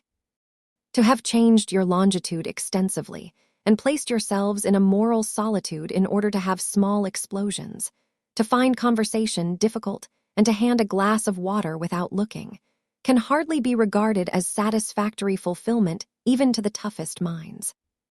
Dorothea's inexperienced sensitiveness, it seemed like a catastrophe, changing all prospects. And to Mr. Casaubon it was a new pain, he never having been on a wedding journey before, or found himself in that close union, which was more of a subjection than he had been able to imagine, since this charming young bride not only obliged him to much consideration on her behalf, which he had sedulously given, but turned out to be capable of agitating him cruelly just where he most needed soothing. Instead of getting a soft fence against the cold, shadowy, unapplausive audience of his life, had he only given it a more substantial presence. Neither of them, felt it possible to speak again at present. To have reversed a previous arrangement and declined to go out would have been a show of persistent anger which Dorothea's conscience shrank from, seeing that she already began to feel herself guilty. However just her indignation might be, her ideal was not to claim justice, but to give tenderness. So when the carriage came to the door, she drove with Mr. Casaubon to the Vatican, walked with him through the stony avenue of inscriptions, and when she parted with him at the entrance to the library, went on through the museum out of mere listlessness as to what was around her. She had not spirit to turn round and say that she would drive anywhere. It was when Mr. Casaubon was quitting her that Naumann had first seen her, and he had entered the long gallery of sculpture at the same time with her. But here, Naumann had to await Ladislaw, with whom he was to settle a bet of champagne about an enigmatical medieval-looking figure there. After they had examined the figure, and had walked on finishing their dispute, they had parted, Ladislaw lingering behind while Naumann had gone into the Hall of Statues, where he again saw Dorothea, and saw her in that brooding abstraction which made her pose remarkable.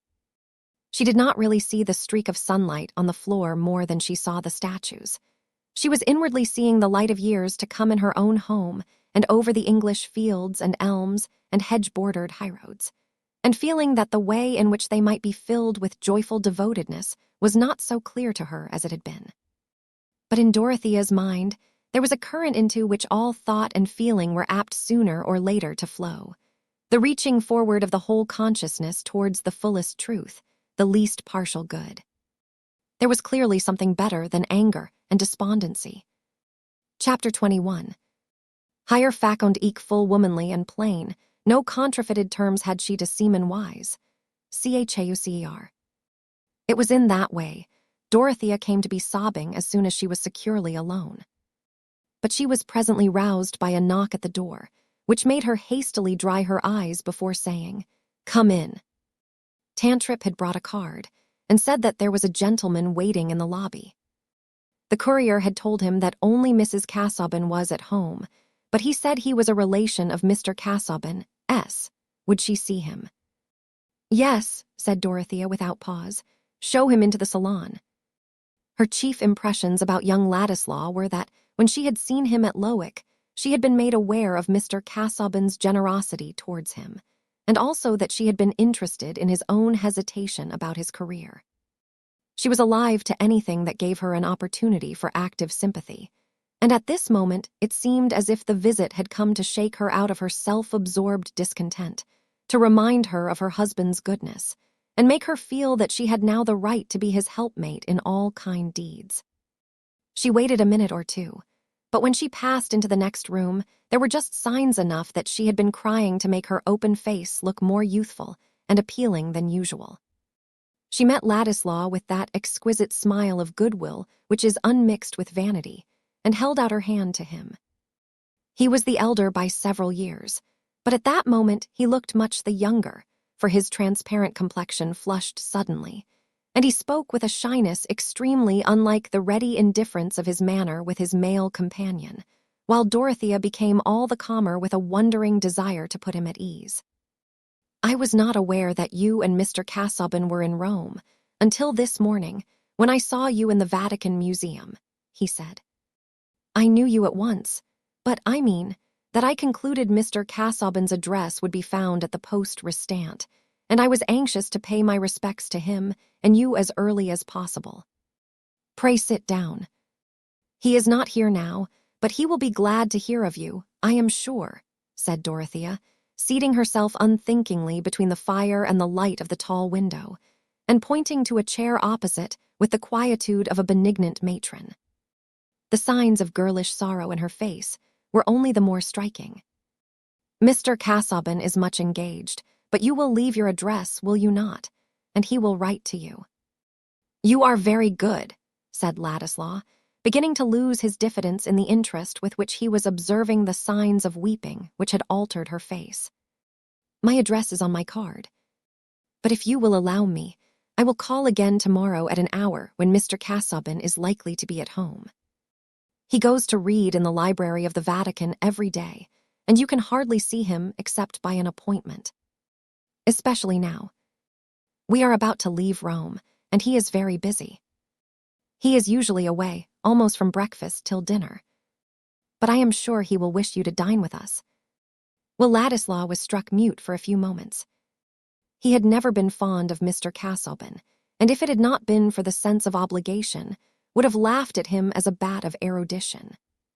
But the idea of this dried-up pedant, this elaborator of small explanations about as important as the surplus stock of false antiquities kept in a vendor's back chamber, having first got this adorable young creature to marry him, and then passing his honeymoon away from her, groping after his moldy futilities, Will was given to hyperbole.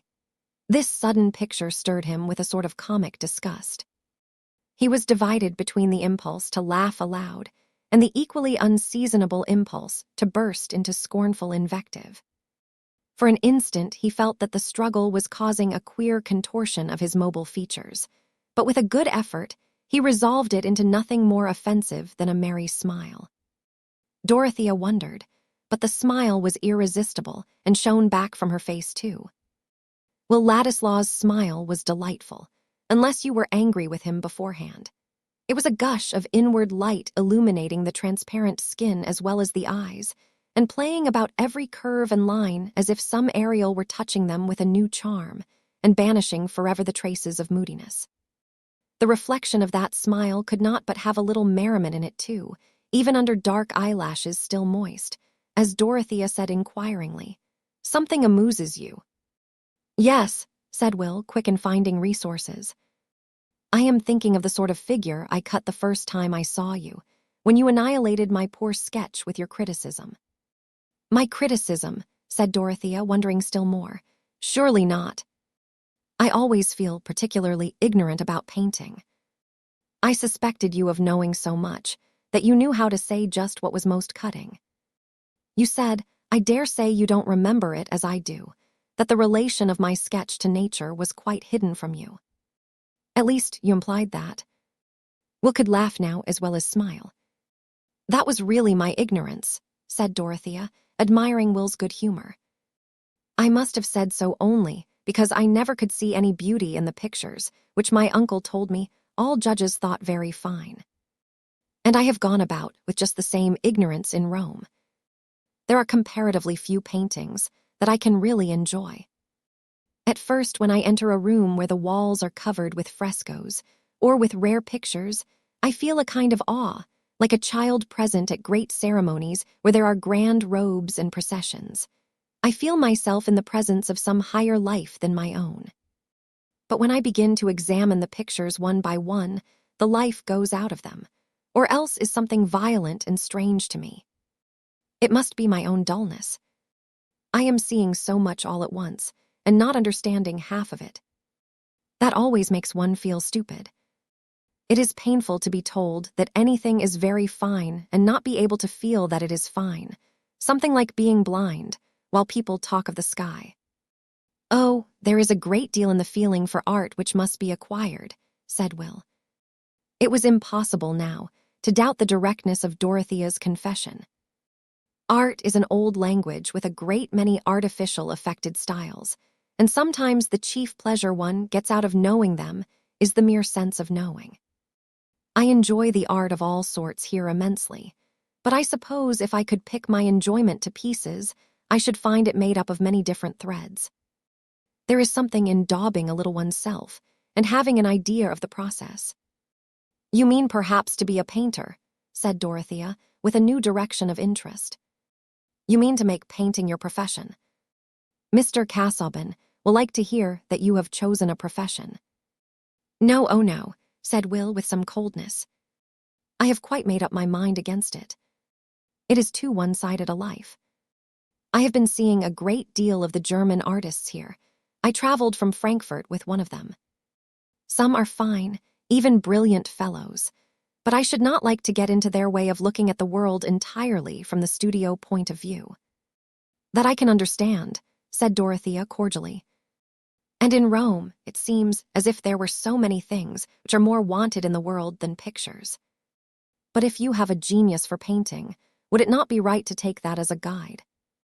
Perhaps you might do better things than these, or different, so that there might not be so many pictures almost all alike in the same place.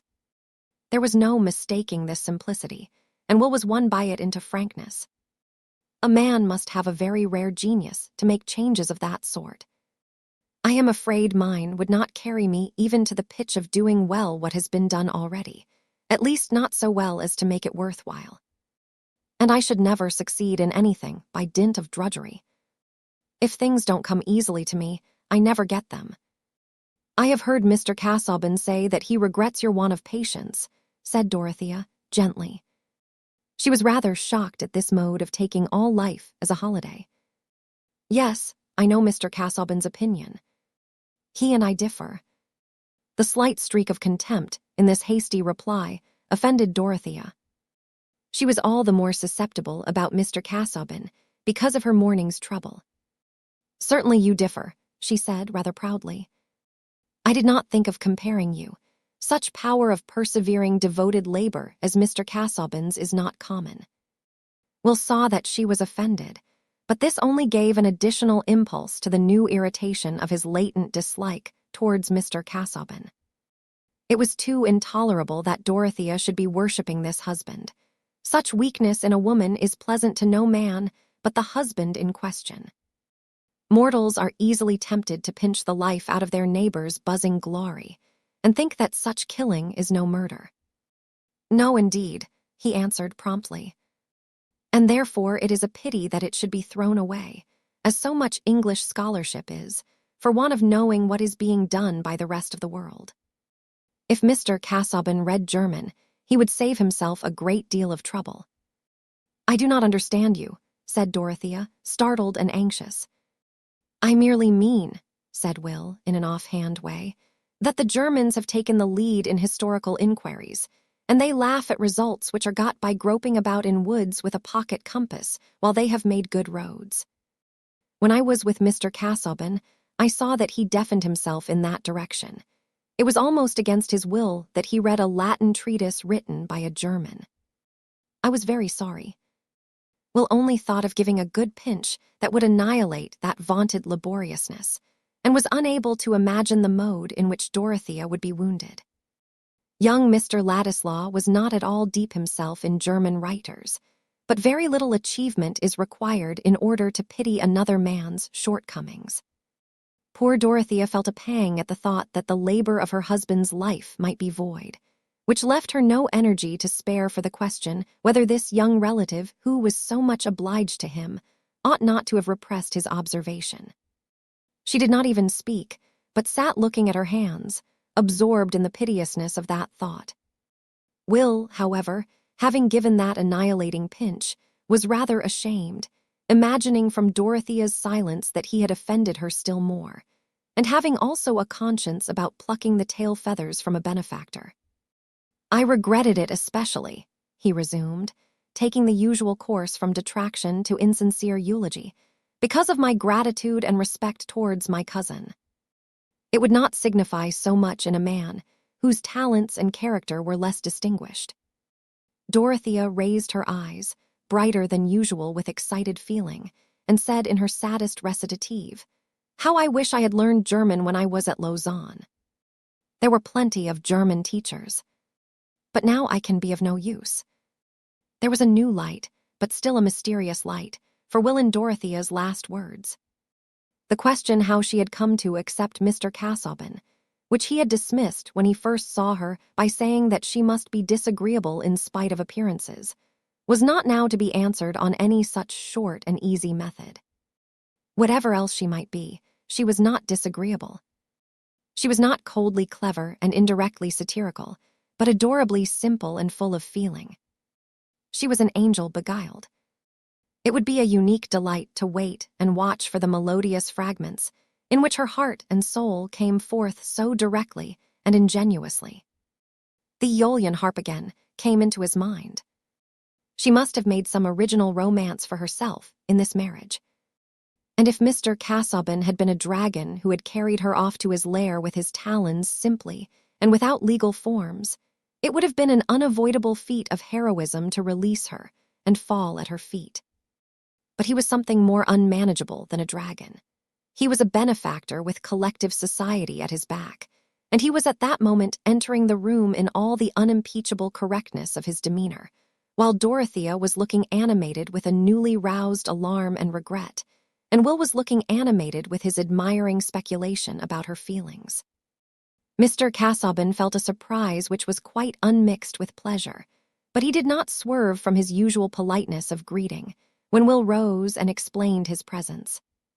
Mr. Casaubon was less happy than usual, and this perhaps made him look all the dimmer and more faded. Else, the effect might easily have been produced by the contrast of his young cousin's appearance. The first impression on seeing Will was one of sunny brightness, which added to the uncertainty of his changing expression. Surely, his very features changed their form. His jaw looked sometimes large and sometimes small, and the little ripple in his nose was a preparation for metamorphosis. When he turned his head quickly, his hair seemed to shake out light, and some persons thought they saw decided genius in this coruscation. Mr. Casaubon, on the contrary, stood rayless. As Dorothea's eyes were turned anxiously on her husband, she was perhaps not insensible to the contrast, but it was only mingled with other causes in making her more conscious of that new alarm on his behalf, which was the first stirring of a pitying tenderness fed by the realities of his lot, and not by her own dreams. Yet it was a source of greater freedom to her that Will was there. His young equality was agreeable, and also perhaps his openness to conviction. She felt an immense need of someone to speak to, and she had never before seen anyone who seemed so quick and pliable, so likely to understand everything. Mr. Casaubon gravely hoped that Will was passing his time profitably as well as pleasantly in Rome, had thought his intention was to remain in South Germany, but begged him to come and dine tomorrow, when he could converse more at large. At present he was somewhat weary. Ladislaw understood, and accepting the invitation, immediately took his leave. Dorothea's eyes followed her husband anxiously, while he sank down wearily at the end of a sofa, and resting his elbow supported his head and looked on the floor. A little flushed, and with bright eyes, she seated herself beside him and said, "Forgive me for speaking so hastily to you this morning. I was wrong. I fear I hurt you, and made the day more burdensome." "I am glad that you feel that, my dear," said Mr. Casaubon. He spoke quietly and bowed his head a little, but there was still an uneasy feeling in his eyes as he looked at her. "But you do forgive me," said Dorothea with a quick sob. In her need for some manifestation of feeling, she was ready to exaggerate her own fault. Would not love see returning penitence afar off, and fall on its neck and kiss it? "My dear Dorothea, who with repentance is not satisfied, is not of heaven nor earth. You do not think me worthy to be banished by that severe sentence," said Mr. Casaubon, exerting himself to make a strong statement, and also to smile faintly. Dorothea was silent, but a tear which had come up with the sob would insist on falling. "You are excited, my dear. And I also am feeling some unpleasant consequences of too much mental disturbance," said Mr. Casaubon. In fact, he had it in his thought to tell her that she ought not to have received young Ladislaw in his absence. But he abstained, partly from the sense that it would be ungracious to bring a new complaint in the moment of her penitent acknowledgement, partly because he wanted to avoid further agitation of himself by speech, and partly because he was too proud to betray that jealousy of disposition which was not so exhausted on his scholarly compeers that there was none to spare in other directions. There is a sort of jealousy which needs very little fire. It is hardly a passion, but a blight bred in the cloudy, damp despondency of uneasy egoism. "I think it is time for us to dress," he added, looking at his watch. They both rose, and there was never any further allusion between them to what had passed on this day. But Dorothea remembered it to the last with the vividness with which we all remember epochs in our experience when some dear expectation dies, or some new motive is born. Today she had begun to see that she had been under a wild illusion in expecting a response to her feeling from Mr. Casaubon, and she had felt the waking of a presentiment that there might be a sad consciousness in his life, which made as great a need on his side as on her own. We are all of us born in moral stupidity, taking the world as an udder to feed our supreme selves. Dorothea had early begun to emerge from that stupidity, but yet it had been easier to her to imagine how she would devote herself to Mr. Casaubon and become wise and strong in his strength and wisdom, than to conceive with that distinctness which is no longer reflection but feeling, an idea wrought back to the directness of sense, like the solidity of objects, that he had an equivalent center of self, whence the lights and shadows must always fall with a certain difference. Chapter 22. Nous causâmes longtemps, Eliot simple et bon. Ni sachant pas le mal, elle faisait le bien. Des richesses du cœur elle me fit l'homme, et tout en accountant comme le cœur si donne, sans oser y penser je lui donne la mine. Elle importe ma vie, et en sut jamais rien. Alfred D. Musset. Will Ladislaw was delightfully agreeable at dinner the next day, and gave no opportunity for Mr. Casaubon to show disapprobation. On the contrary, it seemed to Dorothea that Will had a happier way of drawing her husband into conversation, and of deferentially listening to him, than she had ever observed in anyone before. To be sure, the listeners about Tipton were not highly gifted. Will talked a good deal himself, but what he said was thrown in with such rapidity, and with such an unimportant air of saying something by the way, that it seemed a gay little chime after the great bell. If Will was not always perfect, this was certainly one of his good days. He described touches of incident among the poor people in Rome, only to be seen by one who could move about freely. He found himself in agreement with Mr. Casaubon as to the unsound opinions of Middleton concerning the relations of Judaism and Catholicism, and passed easily to a half-enthusiastic, half-playful picture of the enjoyment he got out of the very miscellaneousness of Rome, which made the mind flexible with constant comparison, and saved you from seeing the world's ages as a set of box-like partitions without vital connection. Mr. Casaubon's studies, Will observed, had always been of too broad a kind for that, and he had perhaps never felt any such sudden effect, but for himself he confessed that Rome had given him quite a new sense of history as a whole. The fragments stimulated his imagination and made him constructive. Then occasionally, but not too often, he appealed to Dorothea, and discussed what she said, as if her sentiment were an item to be considered in the final judgment even of the Madonna di Foligno or the Laocoon.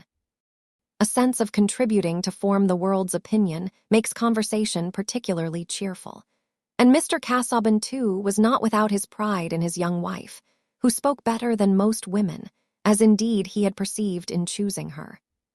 Since things were going on so pleasantly, Mr. Casaubon's statement that his labors in the library would be suspended for a couple of days, and that after a brief renewal he should have no further reason for staying in Rome, encouraged Will to urge that Mrs. Casaubon should not go away without seeing a studio or two.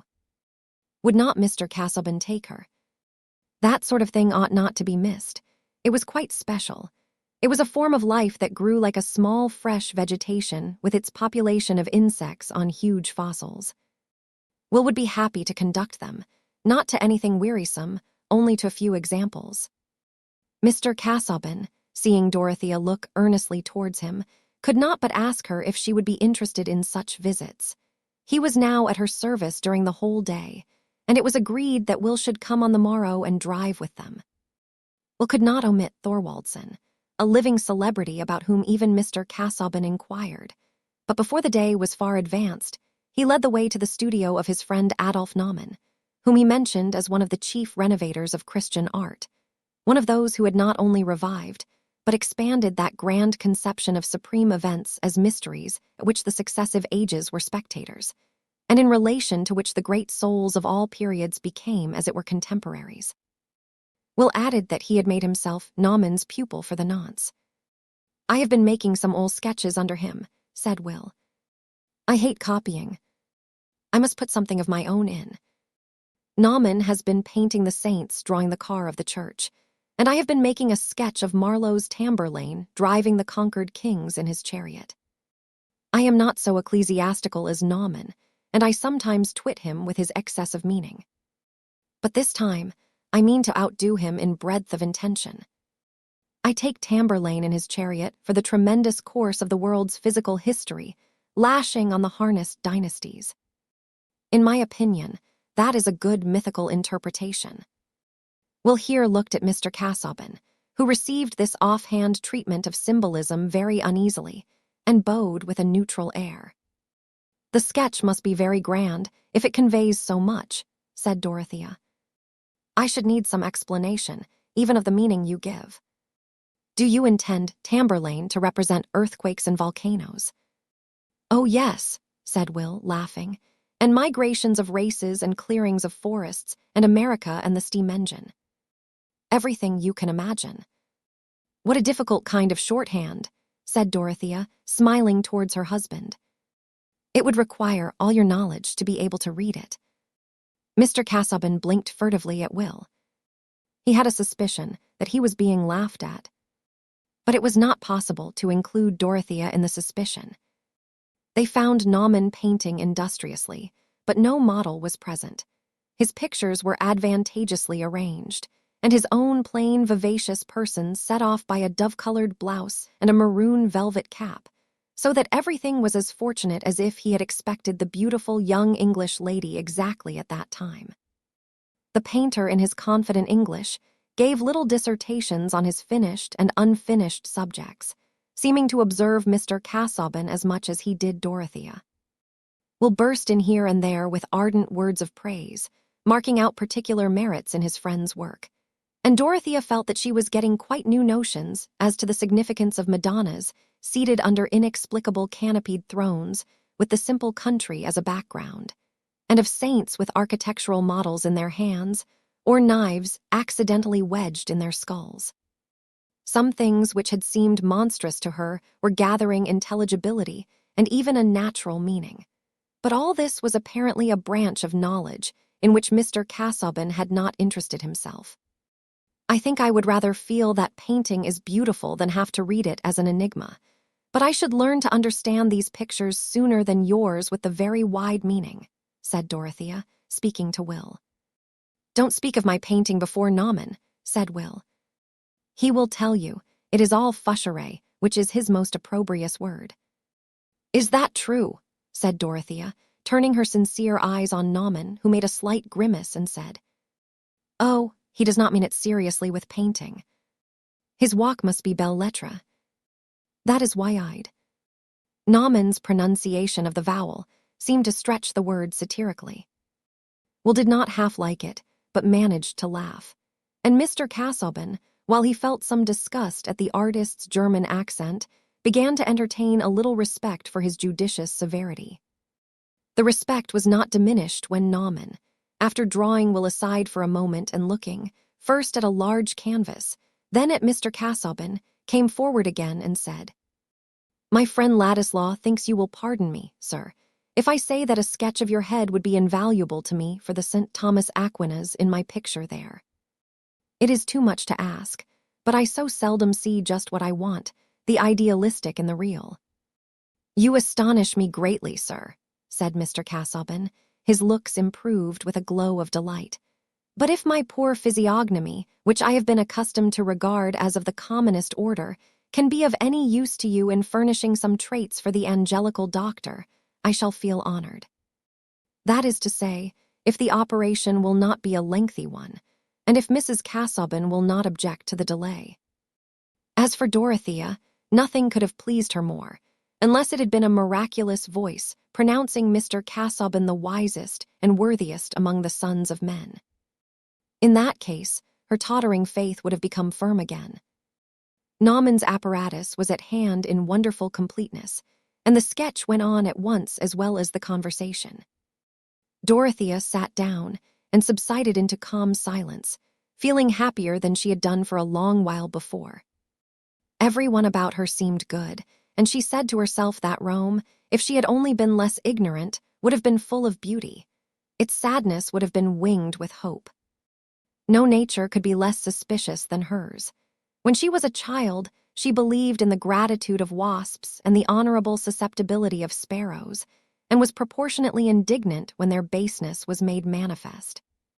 The adroit artist was asking Mr. Casaubon questions about English polities, which brought long answers, and Will meanwhile had perched himself on some steps in the background overlooking all. Presently Naumann said, "Now if I could lay this by for half an hour and take it up again. Come and look, Ladislaw. I think it is perfect so far." Will vented those adjuring interjections, which imply that admiration is too strong for syntax, and Naumann said, in a tone of piteous regret, "Ah, now, if I could but have had more. But you have other engagements. I could not ask it, or even to come again tomorrow." "Oh, let us stay," said Dorothea. "We have nothing to do today except go about, have we?" she added, looking entreatingly at Mr. Casaubon. "It would be a pity not to make the head as good as possible." "I am at your service, sir, in the matter," said Mr. Casaubon, with polite condescension.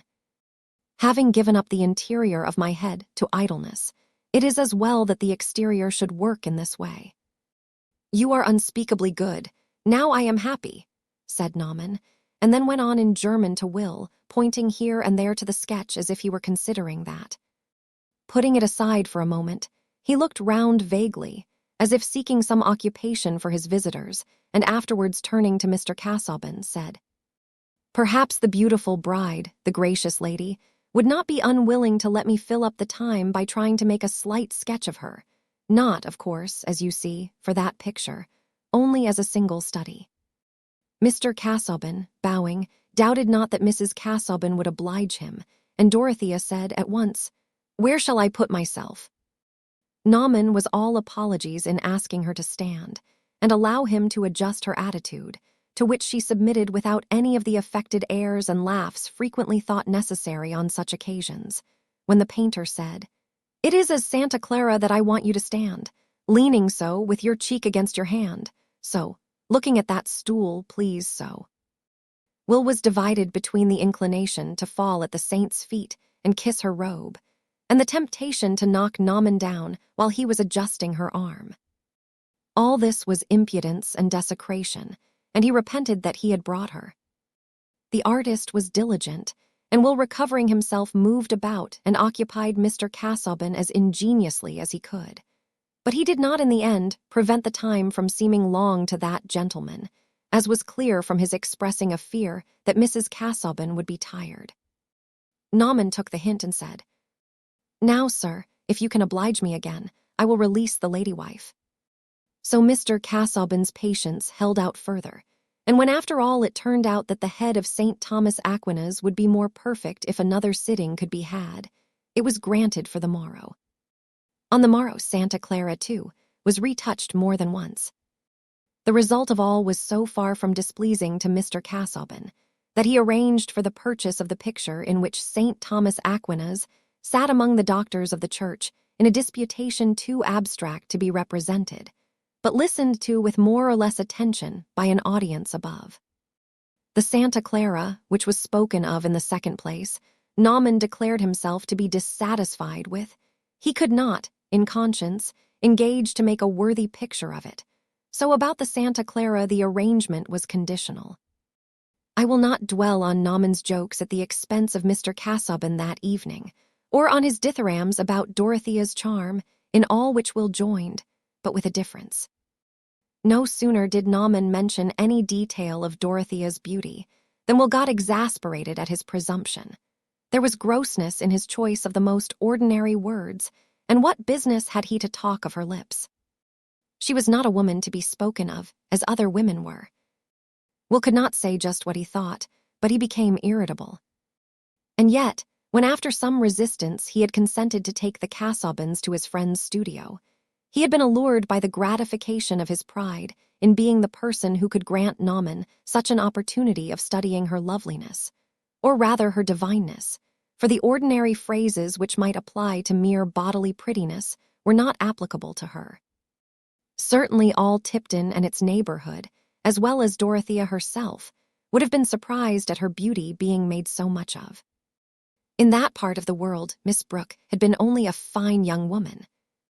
Oblige me by letting the subject drop, Naumann.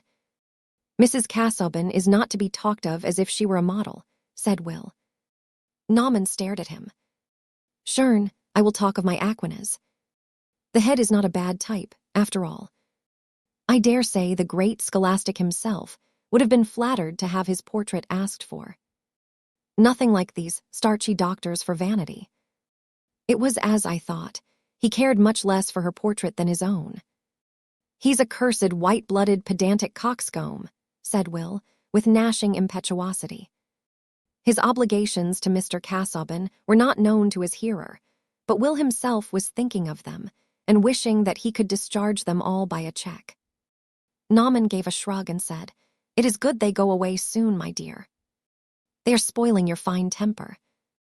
All Will's hope and contrivance were now concentrated on seeing Dorothea when she was alone. He only wanted her to take more emphatic notice of him. He only wanted to be something more special in her remembrance than he could yet believe himself likely to be. He was rather impatient under that open, ardent good will, which he saw was her usual state of feeling. The remote worship of a woman thrown out of their reach plays a great part in men's lives, but in most cases the worshipper longs for some queenly recognition, some approving sign by which his soul's sovereign may cheer him without descending from her high place. That was precisely what Will wanted. But there were plenty of contradictions in his imaginative demands. It was beautiful to see how Dorothea's eyes turned with wifely anxiety and beseeching to Mr. Casaubon. She would have lost some of her halo if she had been without that duteous preoccupation. And yet at the next moment, the husband's sandy absorption of such nectar was too intolerable, and Will's longing to say damaging things about him was perhaps not the less tormenting because he felt the strongest reasons for restraining it. Will had not been invited to dine the next day. Hence he persuaded himself that he was bound to call, and that the only eligible time was the middle of the day, when Mr. Casaubon would not be at home. Dorothea, who had not been made aware that her former reception of Will had displeased her husband, had no hesitation about seeing him, especially as he might be come to pay a farewell visit. When he entered, she was looking at some cameos which she had been buying for Celia. She greeted Will as if his visit were quite a matter of course, and said at once, having a cameo bracelet in her hand, "I am so glad you're come. Perhaps you understand all about cameos, and can tell me if these are really good. I wish to have you with us in choosing them, but Mr. Casaubon objected. He thought there was not time. He will finish his work tomorrow, and we shall go away in 3 days. I have been uneasy about these cameos. Pray sit down and look at them. I am not particularly knowing, but there can be no great mistake about these little Homeric bits. They are exquisitely neat. And the color is fine. It will just suit you. Oh, they are for my sister, who has quite a different complexion. You saw her with me at Lowick. She is light-haired and very pretty, at least I think so. We were never so long away from each other in our lives before. She is a great pet, and never was naughty in her life. I found out before I came away that she wanted me to buy her some cameos, and I should be sorry for them not to be good, after their kind." Dorothea added the last words with a smile. "You seem not to care about cameos," said Will, seating himself at some distance from her and observing her while she closed the cases. "No, frankly, I don't think them a great object in life," said Dorothea. "I fear you are a heretic about art generally. How is that?" "I should have expected you to be very sensitive to the beautiful everywhere." "I suppose I am dull about many things," said Dorothea simply. "I should like to make life beautiful. I mean everybody's life. And then all this immense expense of art, that seems somehow to lie outside life and make it no better for the world, pains one. It spoils my enjoyment of anything when I am made to think that most people are shut out from it." "I call that the fanaticism of sympathy," said Will impetuously. "You might say the same of landscape, of poetry, of all refinement. If you carried it out, you ought to be miserable in your own goodness, and turn evil that you might have no advantage over others. The best piety is to enjoy, when you can. You are doing the most, then, to save the earth's character as an agreeable planet. And enjoyment radiates. It is of no use to try and take care of all the world. That is being taken care of when you feel delight, in art or in anything else. Would you turn all the youth of the world into a tragic chorus, wailing and moralizing over misery? I suspect that you have some false belief in the virtues of misery and want to make your life a martyrdom." Will had gone further than he intended and checked himself. But Dorothea's thought was not taking just the same direction as his own, and she answered without any special emotion. "Indeed, you mistake me. I am not a sad, melancholy creature. I am never unhappy long together. I am angry and naughty, not like Celia. I have a great outburst, and then all seems glorious again. I cannot help believing in glorious things, in a blind sort of way. I should be quite willing to enjoy the art here, but there is so much that I don't know the reason of, so much that seems to me a consecration of ugliness rather than beauty. The painting and sculpture may be wonderful, but the feeling is often low and brutal, and sometimes even ridiculous. Here and there I see what takes me at once as noble, something that I might compare with the Alban Mountains or the sunset from the Pincian Hill. But that makes it the greater pity that there is so little of the best kind among all that mass of things over which men have toiled so. Of course, there is always a great deal of poor work. The rarer things want that soil to grow in." "Oh dear," said Dorothea, taking up that thought into the chief current of her anxiety. "I see it must be very difficult to do anything good. I have often felt since I have been in Rome that most of our lives would look much uglier and more bungling than the pictures, if they could be put on the wall." Dorothea parted her lips again as if she were going to say more, but changed her mind and paused. "You are too young. It is an anachronism for you to have such thoughts," said Will energetically, with a quick shake of the head habitual to him. "You talk as if you had never known any youth. It is monstrous, as if you had had a vision of Hades in your childhood, like the boy in the legend. You have been brought up in some of those horrible notions that choose the sweetest women to devour, like minotaurs. And now you will go and be shut up in that stone prison at Lowick. You will be buried alive. It makes me savage to think of it. I would rather never have seen you than think of you with such a prospect." Will again feared that he had gone too far, but the meaning we attach to words depends on our feeling, and his tone of angry regret had so much kindness in it for Dorothea's heart, which had always been giving out ardor and had never been fed with much from the living beings around her, that she felt a new sense of gratitude and answered with a gentle smile. "It is very good of you to be anxious about me. It is because you did not like Lowick yourself. You had set your heart on another kind of life. But Lowick is my chosen home." The last sentence was spoken with an almost solemn cadence, and Will did not know what to say, since it would not be useful for him to embrace her slippers and tell her that he would die for her. It was clear that she required nothing of the sort, and they were both silent for a moment or two, when Dorothea began again with an air of saying at last what had been in her mind beforehand. "I wanted to ask you again about something you said the other day. Perhaps it was half of it your lively way of speaking. I notice that you like to put things strongly. I myself often exaggerate when I speak hastily." "What was it?" said Will, observing that she spoke with a timidity quite new in her. "I have a hyperbolical tongue. It catches fire as it goes. I dare say I shall have to retract. I mean what you said about the necessity of knowing German. I mean, for the subjects that Mr. Casaubon is engaged in.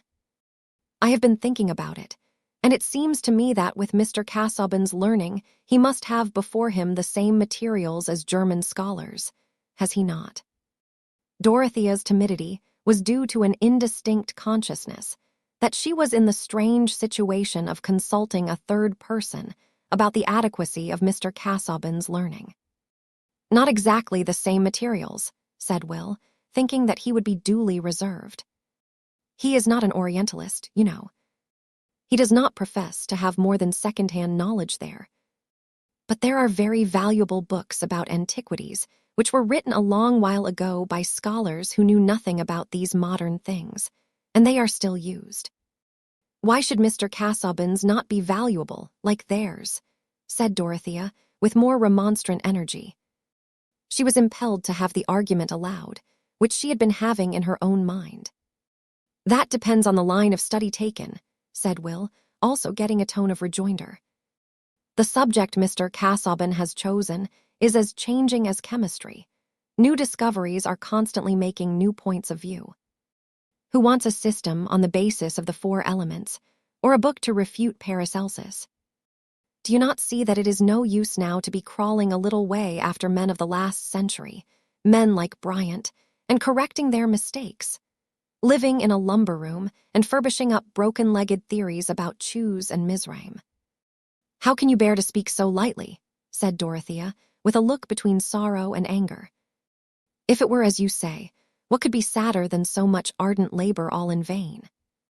I wonder it does not affect you more painfully, if you really think that a man like Mr. Casaubon, of so much goodness, power, and learning, should in any way fail in what has been the labor of his best years.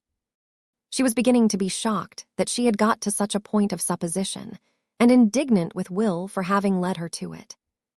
You question me about the matter of fact, not of feeling, said Will.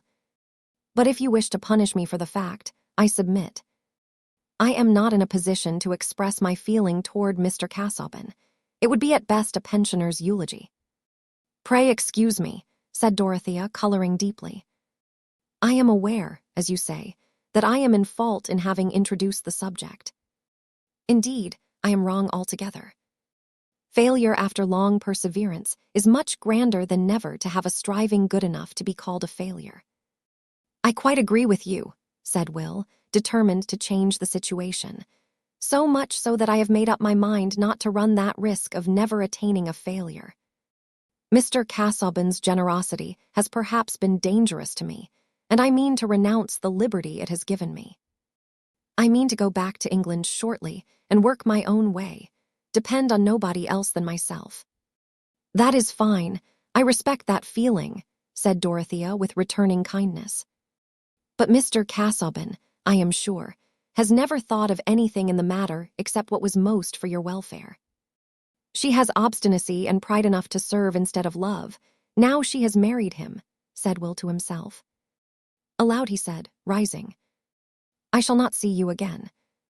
Oh, stay till Mr. Casaubon comes, said Dorothea earnestly. I am so glad we met in Rome. I wanted to know you. And I have made you angry, said Will. I have made you think ill of me. Oh, no. My sister tells me I am always angry with people who do not say just what I like. But I hope I am not given to think ill of them.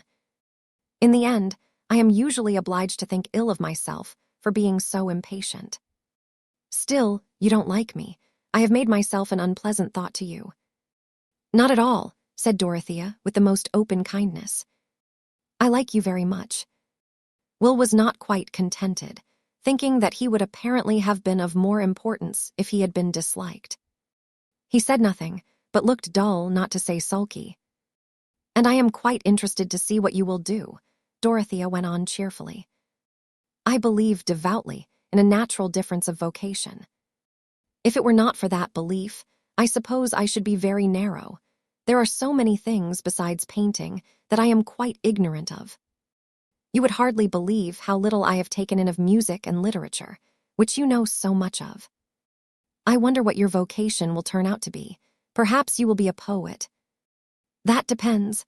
To be a poet is to have a soul so quick to discern that no shade of quality escapes it, and so quick to feel.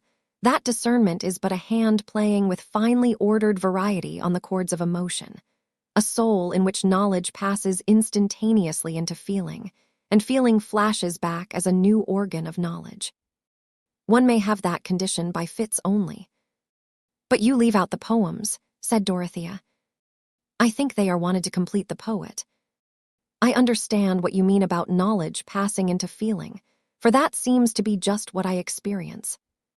But I am sure I could never produce a poem.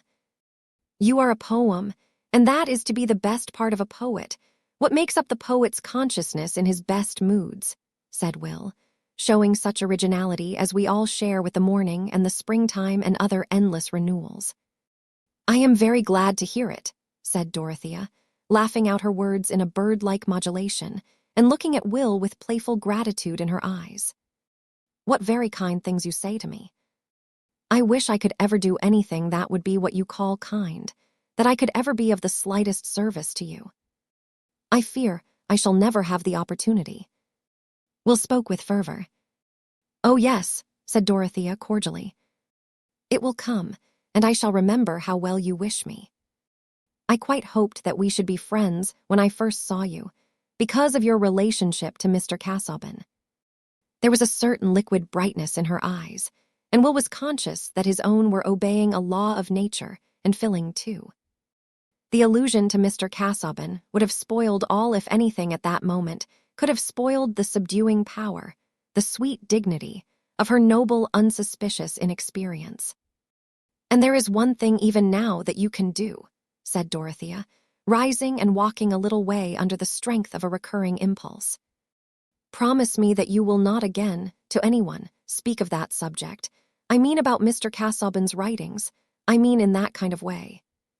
It was I who led to it. It was my fault. But promise me." She had returned from her brief pacing and stood opposite Will, looking gravely at him. "Certainly, I will promise you," said Will, reddening however. If he never said a cutting word about Mr. Casaubon again and left off receiving favors from him, it would clearly be permissible to hate him the more. "The poet must know how to hate," says Goethe, and Will was at least ready with that accomplishment.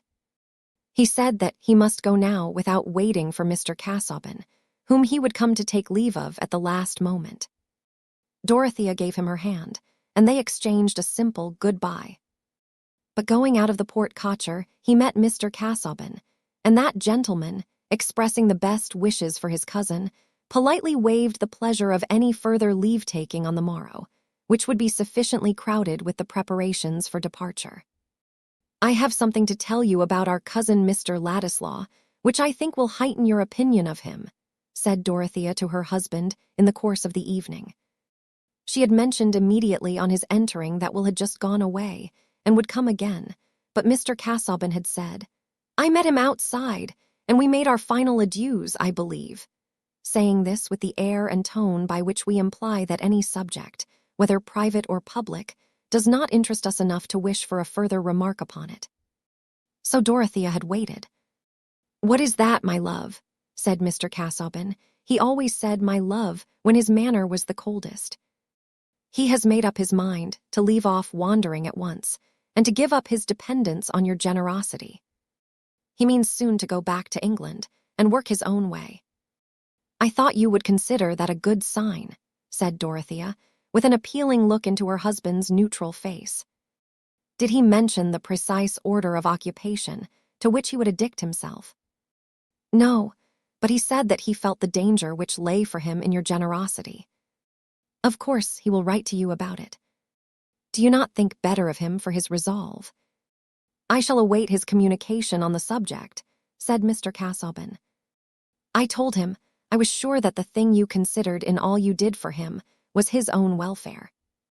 I remembered your goodness in what you said about him when I first saw him at Lowick," said Dorothea, putting her hand on her husband's.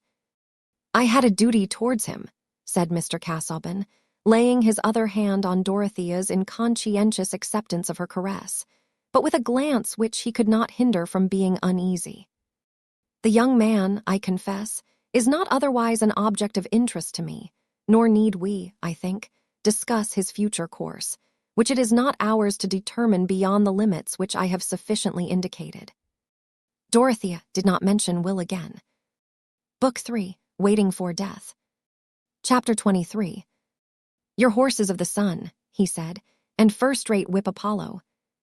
Whate'er they be, I'll eat my head, but I will beat them hollow." Fred Vincy, we have seen, had a debt on his mind, and though no such immaterial burthen could depress that buoyant-hearted young gentleman for many hours together, there were circumstances connected with this debt which made the thought of it unusually importunate. The creditor was Mr. Bambridge, a horse-dealer of the neighborhood, whose company was much sought in Middlemarch by young men understood to be addicted to pleasure.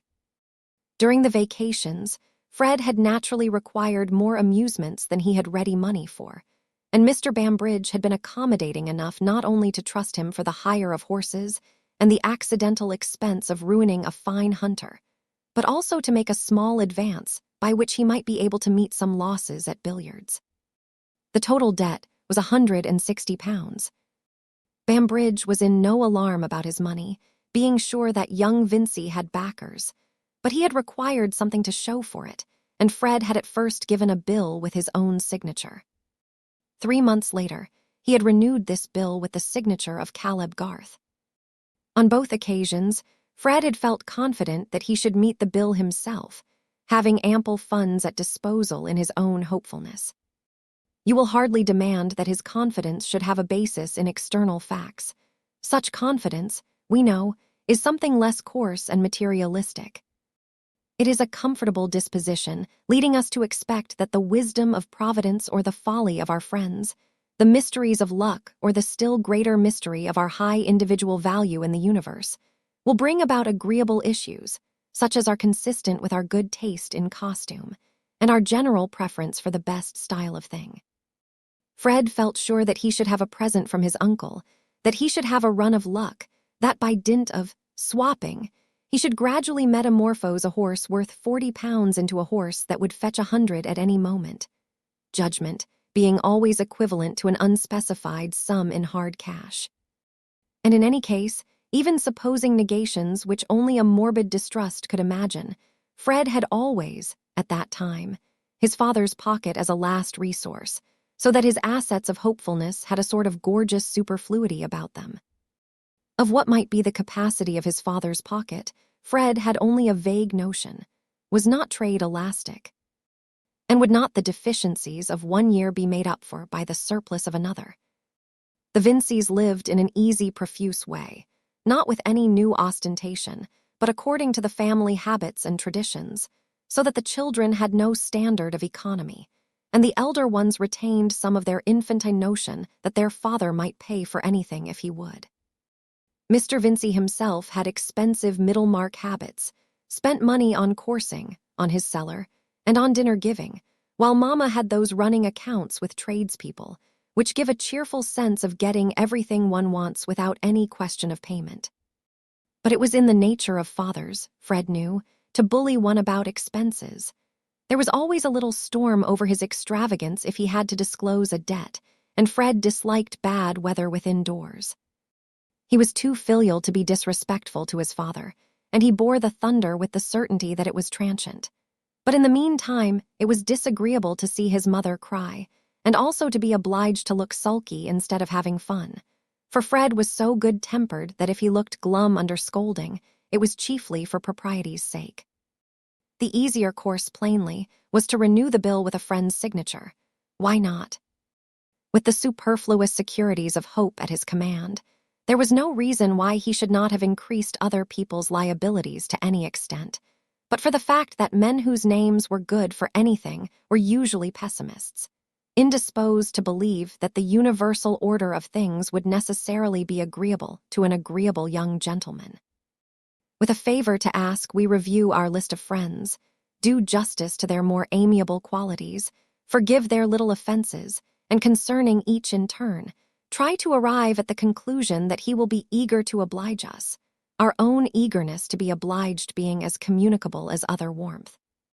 Still, there is always a certain number who are dismissed as but moderately eager until the others have refused, and it happened that Fred checked off all his friends but one, on the ground that applying to them would be disagreeable, being implicitly convinced that he at least, whatever might be maintained about mankind generally, had a right to be free from anything disagreeable. That he should ever fall into a thoroughly unpleasant position, wear trousers shrunk with washing, eat cold mutton, have to walk for want of a horse, or to duck under in any sort of way, was an absurdity irreconcilable with those cheerful intuitions implanted in him by nature. And Fred winced under the idea of being looked down upon as wanting funds for small debts. Thus it came to pass that the friend whom he chose to apply to was at once the poorest and the kindest, namely, Caleb Garth. The Garths were very fond of Fred, as he was of them, for when he and Rosamond were little ones, and the Garths were better off, the slight connection between the two families through Mr. Featherstone's double marriage, the first to Mr. Garth's sister, and the second to Mrs. Vincey's, had led to an acquaintance which was carried on between the children rather than the parents. The children drank tea together out of their toy teacups, and spent whole days together in play.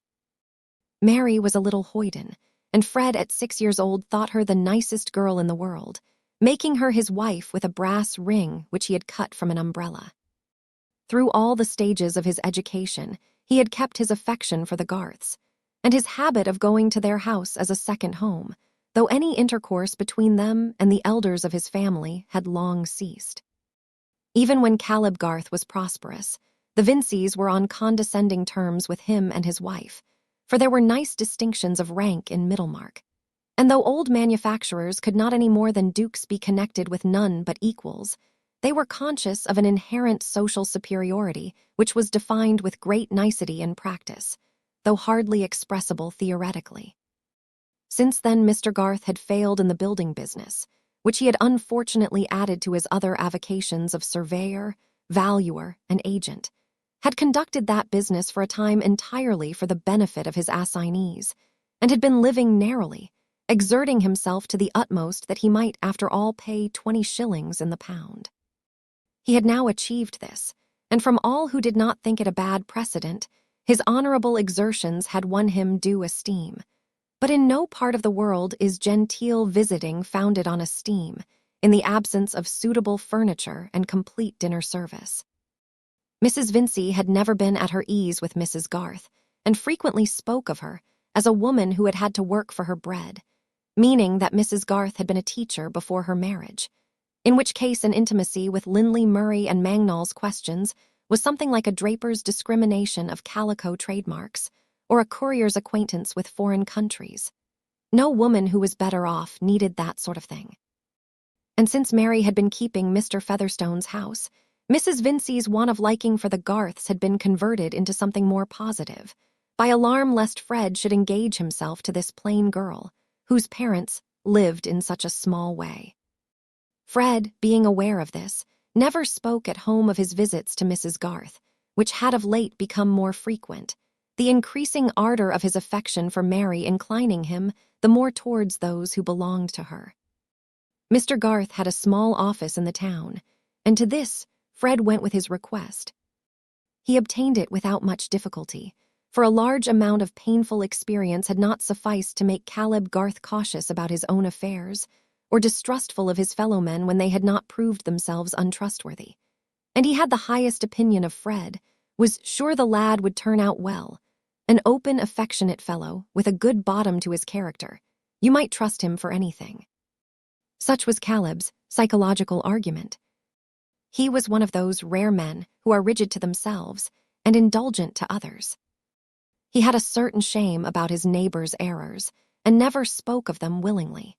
Hence he was not likely to divert his mind from the best mode of hardening timber and other ingenious devices in order to preconceive those errors. If he had to blame anyone, it was necessary for him to move all the papers within his reach, or describe various diagrams with his stick, or make calculations with the odd money in his pocket before he could begin. And he would rather do other men's work than find fault with their doing. I fear he was a bad disciplinarian.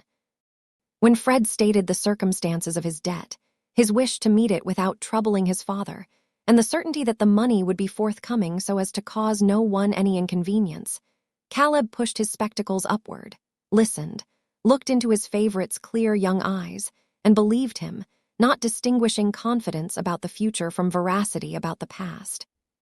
But he felt that it was an occasion for a friendly hint as to conduct, and that before giving his signature, he must give a rather strong admonition. Accordingly, he took the paper and lowered his spectacles, measured the space at his command, reached his pen and examined it, dipped it in the ink and examined it again, then pushed the paper a little way from him, lifted up his spectacles again, showed a deepened depression in the outer angle of his bushy eyebrows, which gave his face a peculiar mildness. Pardon these details for once. You would have learned to love them if you had known Caleb Garth, and said in a comfortable tone, "It was a misfortune, that breaking the horse's knees." And then, these exchanges, they don't answer when you have cute jockeys to deal with. You'll be wiser another time, my boy. Whereupon Caleb drew down his spectacles and proceeded to write his signature with the care which he always gave to that performance. For whatever he did in the way of business he did well. He contemplated the large, well-proportioned letters and final flourish, with his head a trifle on one side for an instant, then handed it to Fred, said goodbye, and returned forthwith to his absorption in a plan for Sir James Chetham's new farm buildings. Either because his interest in this work thrust the incident of the signature from his memory, or for some reason of which Caleb was more conscious, Mrs. Garth remained ignorant of the affair. Since it occurred, a change had come over Fred's sky, which altered his view of the distance, and was the reason why his Uncle Featherstone's present of money was of importance enough to make his color come and go, first with a too definite expectation, and afterwards with a proportionate disappointment. His failure in passing his examination had made his accumulation of college debts the more unpardonable by his father, and there had been an unprecedented storm at home. Mr. Vincey had sworn that if he had anything more of that sort to put up with, Fred should turn out and get his living how he could, and he had never yet quite recovered his good-humored tone to his son, who had especially enraged him by saying at this stage of things that he did not want to be a clergyman, and would rather not go on with that.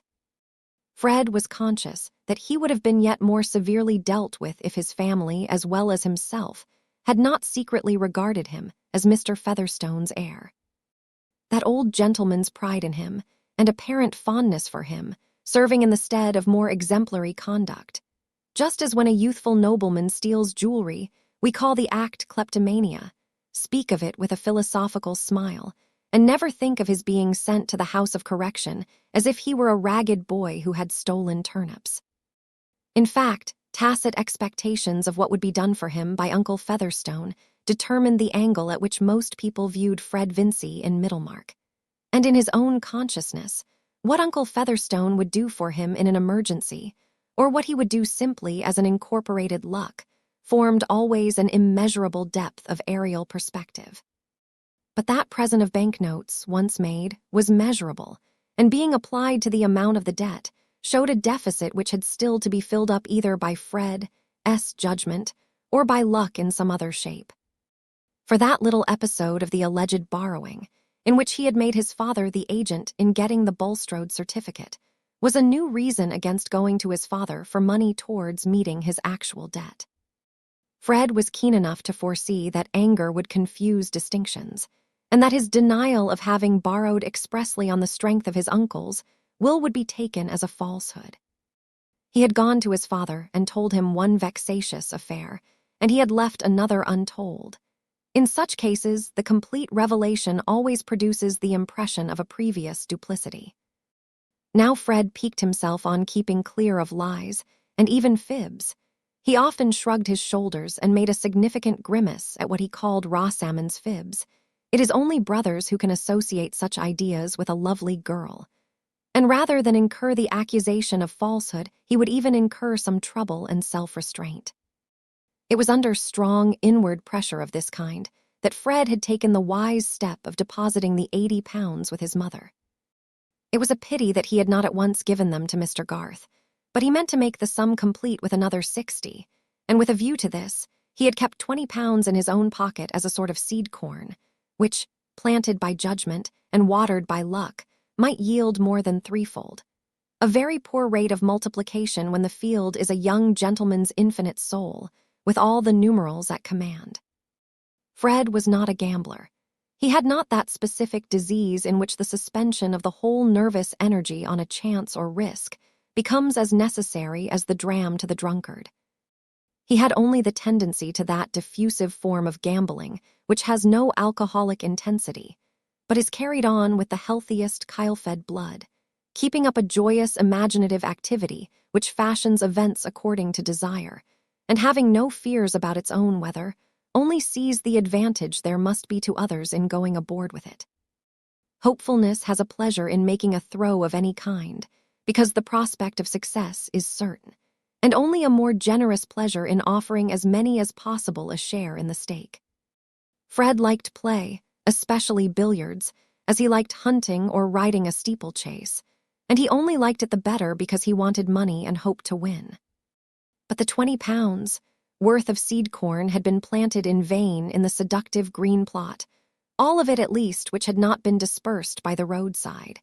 And Fred found himself close upon the term of payment with no money at command beyond the £80 which he had deposited with his mother. The broken-winded horse which he rode represented a present which had been made to him a long while ago by his uncle Featherstone. His father always allowed him to keep a horse, Mr. Vincey's own habits making him regard this as a reasonable demand even for a son who was rather exasperating. This horse, then, was Fred's property, and in his anxiety to meet the imminent bill, he determined to sacrifice a possession without which life would certainly be worth little. He made the resolution with a sense of heroism forced on him by the dread of breaking his word to Mr. Garth, by his love for Mary and awe of her opinion. He would start for Houndsley Horse Fair, which was to be held the next morning, and simply sell his horse, bringing back the money by coach.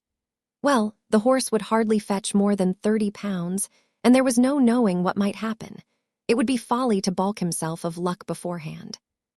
It was 100 to 1 that some good chance would fall in his way. The longer he thought of it, the less possible it seemed that he should not have a good chance, and the less reasonable that he should not equip himself with the powder and shot for bringing it down. He would ride to Houndsley with Bambridge and with Horrock, the vet, and without asking them anything expressly, he should virtually get the benefit of their opinion. Before he set out, Fred got the £80 from his mother. Most of those who saw Fred riding out of Middlemarch in company with Bambridge and Horrock, on his way, of course, to Houndsley Horse Fair, thought that young Vincey was pleasure-seeking as usual, and but for an unwanted consciousness of grave matters on hand, he himself would have had a sense of dissipation, and of doing what might be expected of a gay young fellow. Considering that Fred was not at all coarse, that he rather looked down on the manners and speech of young men who had not been to the university, and that he had written stanzas as pastoral and unvoluptuous as his flute-playing, his attraction towards Bambridge and Horrock was an interesting fact, which even the love of horseflesh would not wholly account for without that mysterious influence of naming, which determinates so much of mortal choice. Under any other name than pleasure, the society of Messrs. Bambridge and Horrock must certainly have been regarded as monotonous.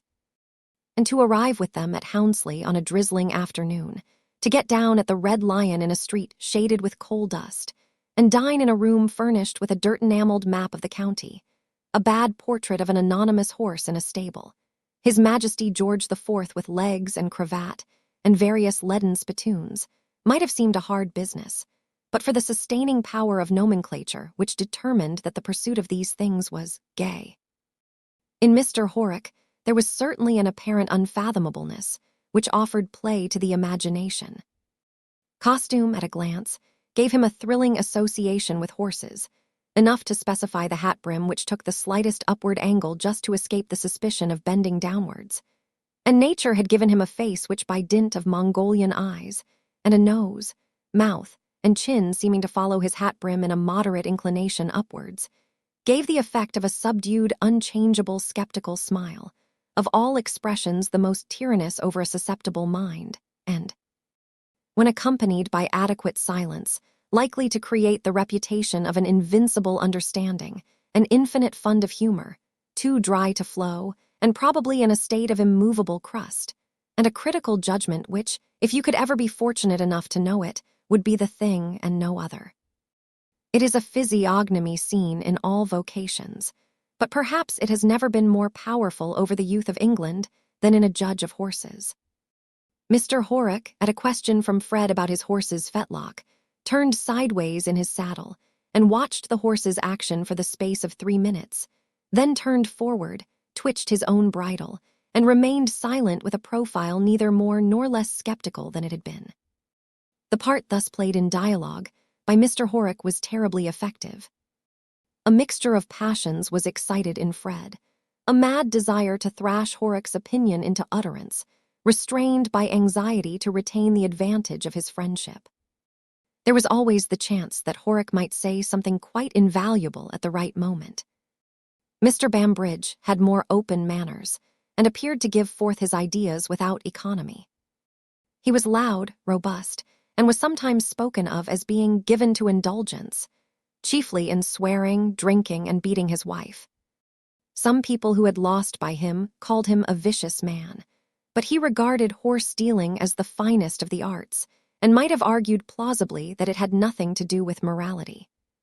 He was undeniably a prosperous man, bore his drinking better than others bore their moderation, and on the whole, flourished like the green bay tree. But his range of conversation was limited, and like the fine old tune, drops of brandy, gave you after a while a sense of returning upon itself in a way that might make weak heads dizzy. But a slight infusion of Mr. Bambridge was felt to give tone and character to several circles in Middlemarch, and he was a distinguished figure in the bar and billiard room at the Green Dragon. He knew some anecdotes about the heroes of the turf, and various clever tricks of marquises and viscounts, which seemed to prove that blood asserted its preeminence even among blacklegs. But the minute retentiveness of his memory was chiefly shown about the horses he had himself bought and sold. The number of miles they would trot you in no time, without turning a hair being, after the lapse of years, still a subject of passionate asseveration, in which he would assist the imagination of his hearers by solemnly swearing that they never saw anything like it. In short, Mr. Bambridge was a man of pleasure and a gay companion. Fred was subtle, and did not tell his friends that he was going to Houndsley bent on selling his horse. He wished to get indirectly at their genuine opinion of its value, not being aware that a genuine opinion was the last thing likely to be extracted from such eminent critics. It was not Mr. Bambridge's weakness to be a gratuitous flatterer. He had never before been so much struck with the fact that this unfortunate bay was a roarer to a degree which required the roundest word for perdition to give you any idea of it. You made a bad hand at swapping, and you went to anybody but me, Vincey. Why, you never threw your leg across a finer horse than that chestnut, and you gave him for this brute. If you set him cantering, he goes on like 20 sawyers. I never heard but one worse roarer in my life, and that was a roan. It belonged to Pegwell, the corn factor. He used to drive him in his gig 7 years ago, and he wanted me to take him, but I said, "Thank you, Peg, I don't deal in wind instruments." That was what I said. It went the round of the country, that joke did. But what the hell? The horse was a penny trumpet to that roarer of yours. Why, you said just now his was worse than mine, said Fred, more irritable than usual. I said a lie then, said Mr. Bambridge emphatically. There wasn't a penny to choose between 'em. Fred spurred his horse, and they trotted on a little way. When they slackened again, Mr. Bambridge said, "Not but what the roan was a better trotter than yours." "I'm quite satisfied with his paces, I know," said Fred, who required all the consciousness of being in gay company to support him. "I say his trot is an uncommonly clean one, eh, Horrock?"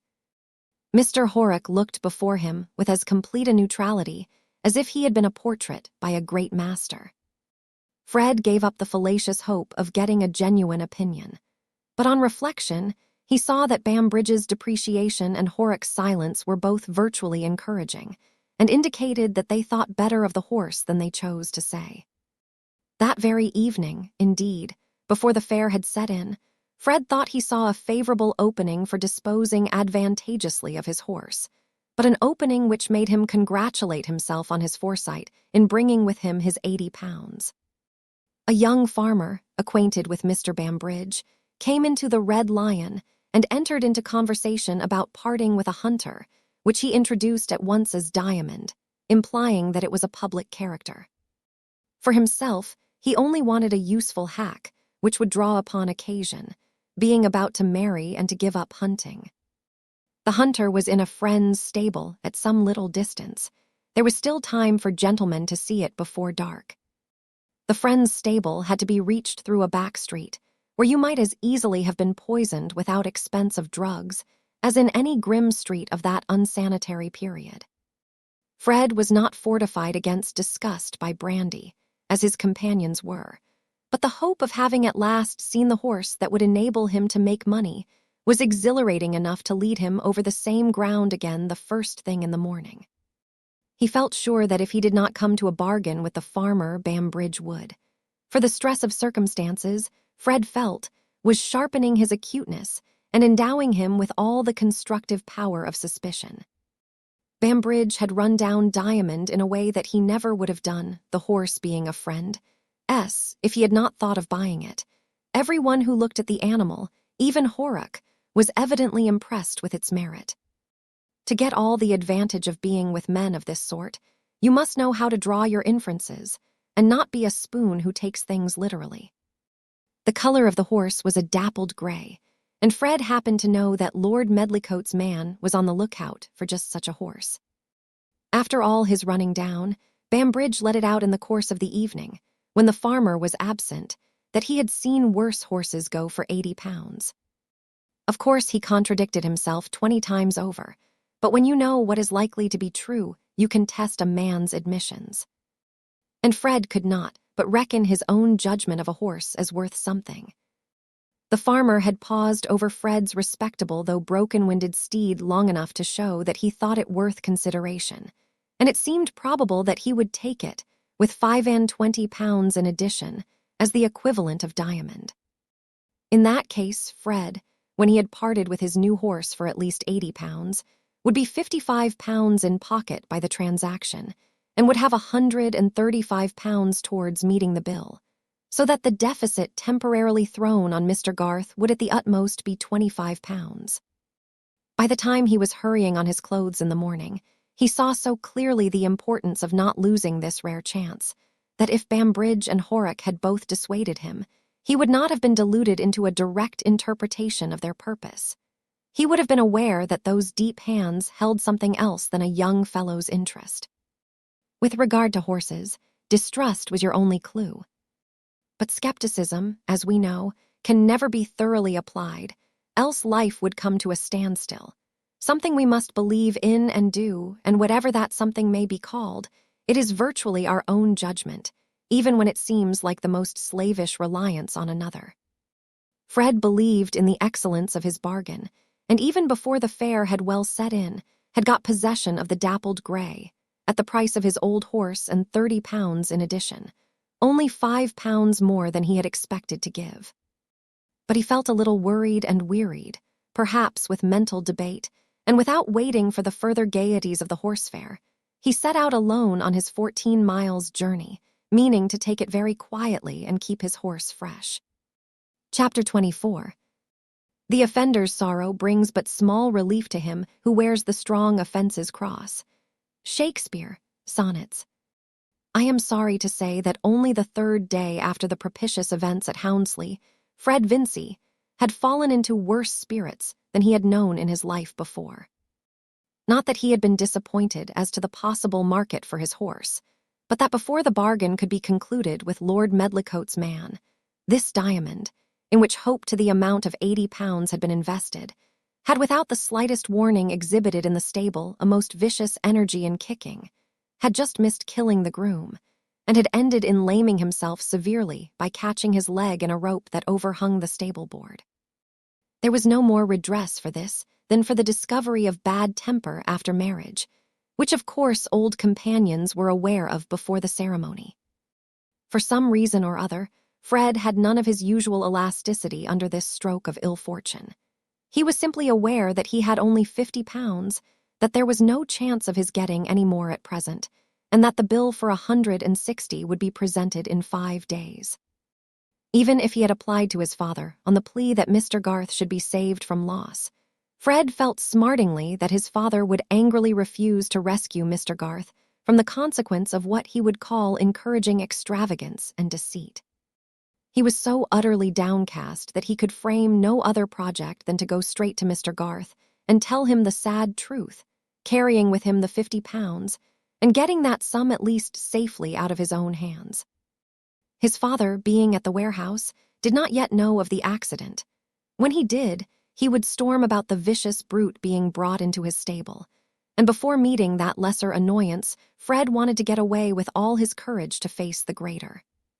He took his father's nag, for he had made up his mind that, when he had told Mr. Garth, he would ride to Stone Court and confess all to Mary. In fact, it is probable that, but for Mary's existence and Fred's love for her, His conscience would have been much less active both in previously urging the debt on his thought and impelling him not to spare himself after his usual fashion by deferring an unpleasant task, but to act as directly and simply as he could. Even much stronger mortals than Fred Vincy hold half their rectitude in the mind of the being they love best.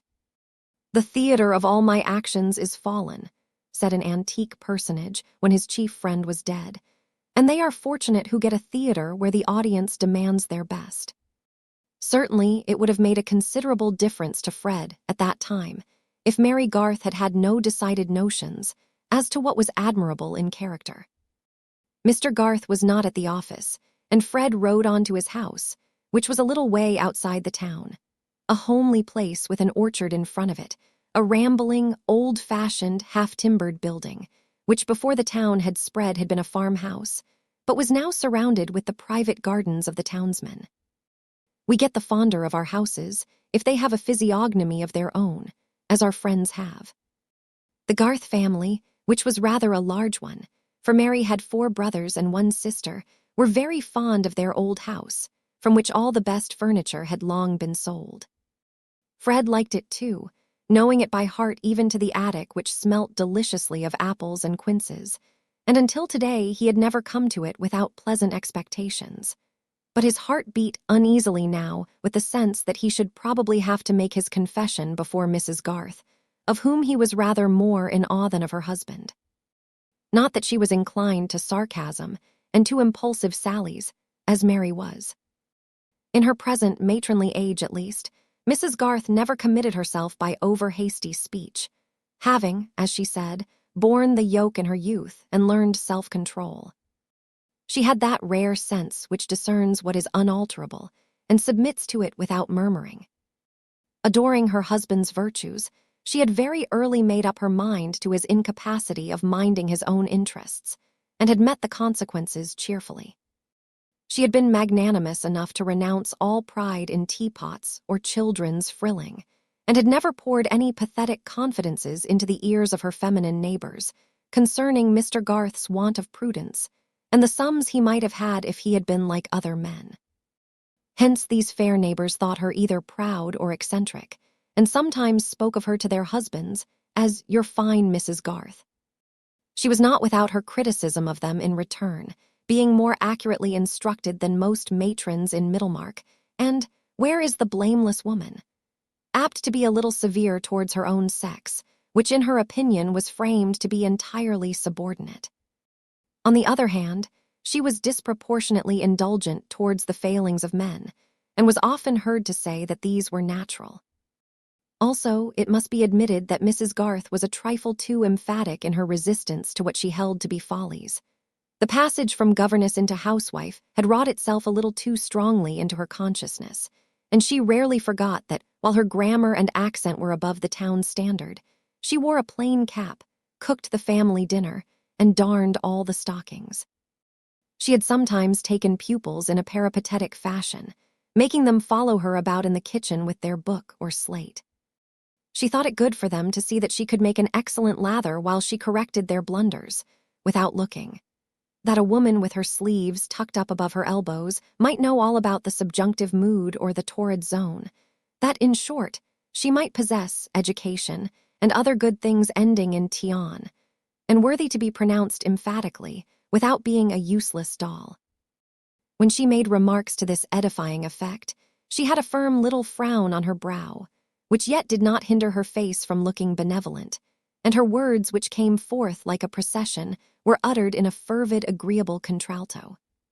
Certainly, the exemplary Mrs. Garth had her droll aspects, but her character sustained her oddities, as a very fine wine sustains a flavor of skin.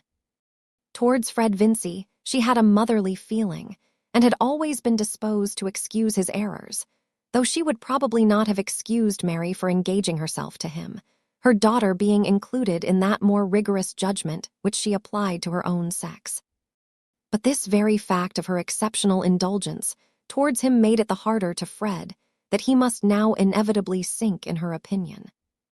And the circumstances of his visit turned out to be still more unpleasant than he had expected, for Caleb Garth had gone out early to look at some repairs not far off.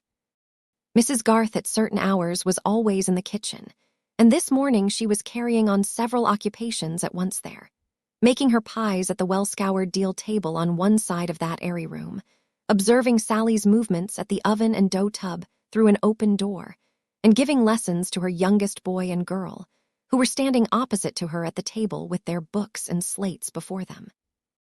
A tub and a clothes horse at the other end of the kitchen indicated an intermittent wash of small things also going on. Mrs. Garth, with her sleeves turned above her elbows, deftly handling her pastry, applying her rolling pin and giving ornamental pinches, while she expounded with grammatical fervor what were the right views about the concord of verbs and pronouns with nouns of multitude or signifying many, was a sight agreeably amusing. She was of the same curly-haired, square-faced type as Mary, but handsomer, with more delicacy of feature, a pale skin, a solid matronly figure, and a remarkable firmness of glance. In her snowy frilled cap, she reminded one of that delightful Frenchwoman whom we have all seen marketing, basket on arm. Looking at the mother, you might hope that the daughter would become like her, which is a prospective advantage equal to a dowry. The mother, too, often standing behind the daughter like a malignant prophecy. Such as I am, she will shortly be. Now let us go through that once more, said Mrs. Garth, pinching an apple puff which seemed to distract Ben, an energetic young male with a heavy brow, from due attention to the lesson. Not without regard to the import of the word, as conveying unity or plurality of idea. Tell me again what that means, Ben. Mrs. Garth, like more celebrated educators, had her favorite ancient paths, and in a general wreck of society would have tried to hold her Lindley Murray above the waves. Oh, it means, you must think what you mean, said Ben rather peevishly. I hate grammar. What's the use of it? To teach you to speak and write correctly so that you can be understood, said Mrs. Garth with severe precision. Should you like to speak as old Job does? Yes, said Ben stoutly, it's funnier. He says, yo goo, that's just as good as you go. But he says, a ship s in the garden instead of a sheep, said Letty with an air of superiority. You might think he meant a ship off the sea. No, you mightn't if you weren't silly, said Ben. How could a ship off the sea come there? These things belong only to pronunciation, which is the least part of grammar, said Mrs. Garth. That apple peel is to be eaten by the pigs, Ben. If you eat it, I must give them your piece of pasty. Job has only to speak about very plain things. How do you think you would write or speak about anything more difficult if you knew no more of grammar than he does? You would use wrong words and put words in the wrong places, and instead of making people understand you, they would turn away from you as a tiresome person. What would you do then? I shouldn't care, I should leave off, said Ben, with a sense that this was an agreeable issue where grammar was concerned. I see you are getting tired and stupid, Ben, said Mrs. Garth, accustomed to these obstructive arguments from her male offspring. Having finished her pies, she moved towards the clothes horse and said, Come here and tell me the story I told you on Wednesday about Cincinnatus. I know, he was a farmer, said Ben. Now, Ben, he was a Roman. Let me tell, said Letty, using her elbow contentiously. You silly thing, he was a Roman farmer, and he was plowing. Yes, but before that didn't come first. People wanted him, said Letty. Well, but you must say what sort of a man he was first, insisted Ben. He was a wise man, like my father, and that made the people want his advice. And he was a brave man, and could fight. And so could my father, couldn't he, Mother? Now, Ben, let me tell the story straight on as Mother told it us, said Letty, frowning. Please, Mother, tell Ben not to speak. Letty, I am ashamed of you, said her mother, wringing out the caps from the tub. When your brother began, you ought to have waited to see if he could not tell the story. How rude you look, pushing and frowning, as if you wanted to conquer with your elbows. Cincinnatus, I am sure, would have been sorry to see his daughter behave so. Mrs. Garth delivered this awful sentence with much majesty of enunciation, and Letty felt that between repressed volubility and general disesteem, that of the Romans inclusive, life was already a painful affair. Now, Ben. Well, oh, well, why, there was a great deal of fighting, and they were all blockheads, and I can't tell it just how you told it, but they wanted a man to be captain and king and everything. Dictator now, said Letty, with injured looks, and not without a wish to make her mother repent. Very well, dictator, said Ben contemptuously. But that isn't a good word. He didn't tell them to write on slates. Come, come, Ben, you're not so ignorant as that, said Mrs. Garth, carefully serious.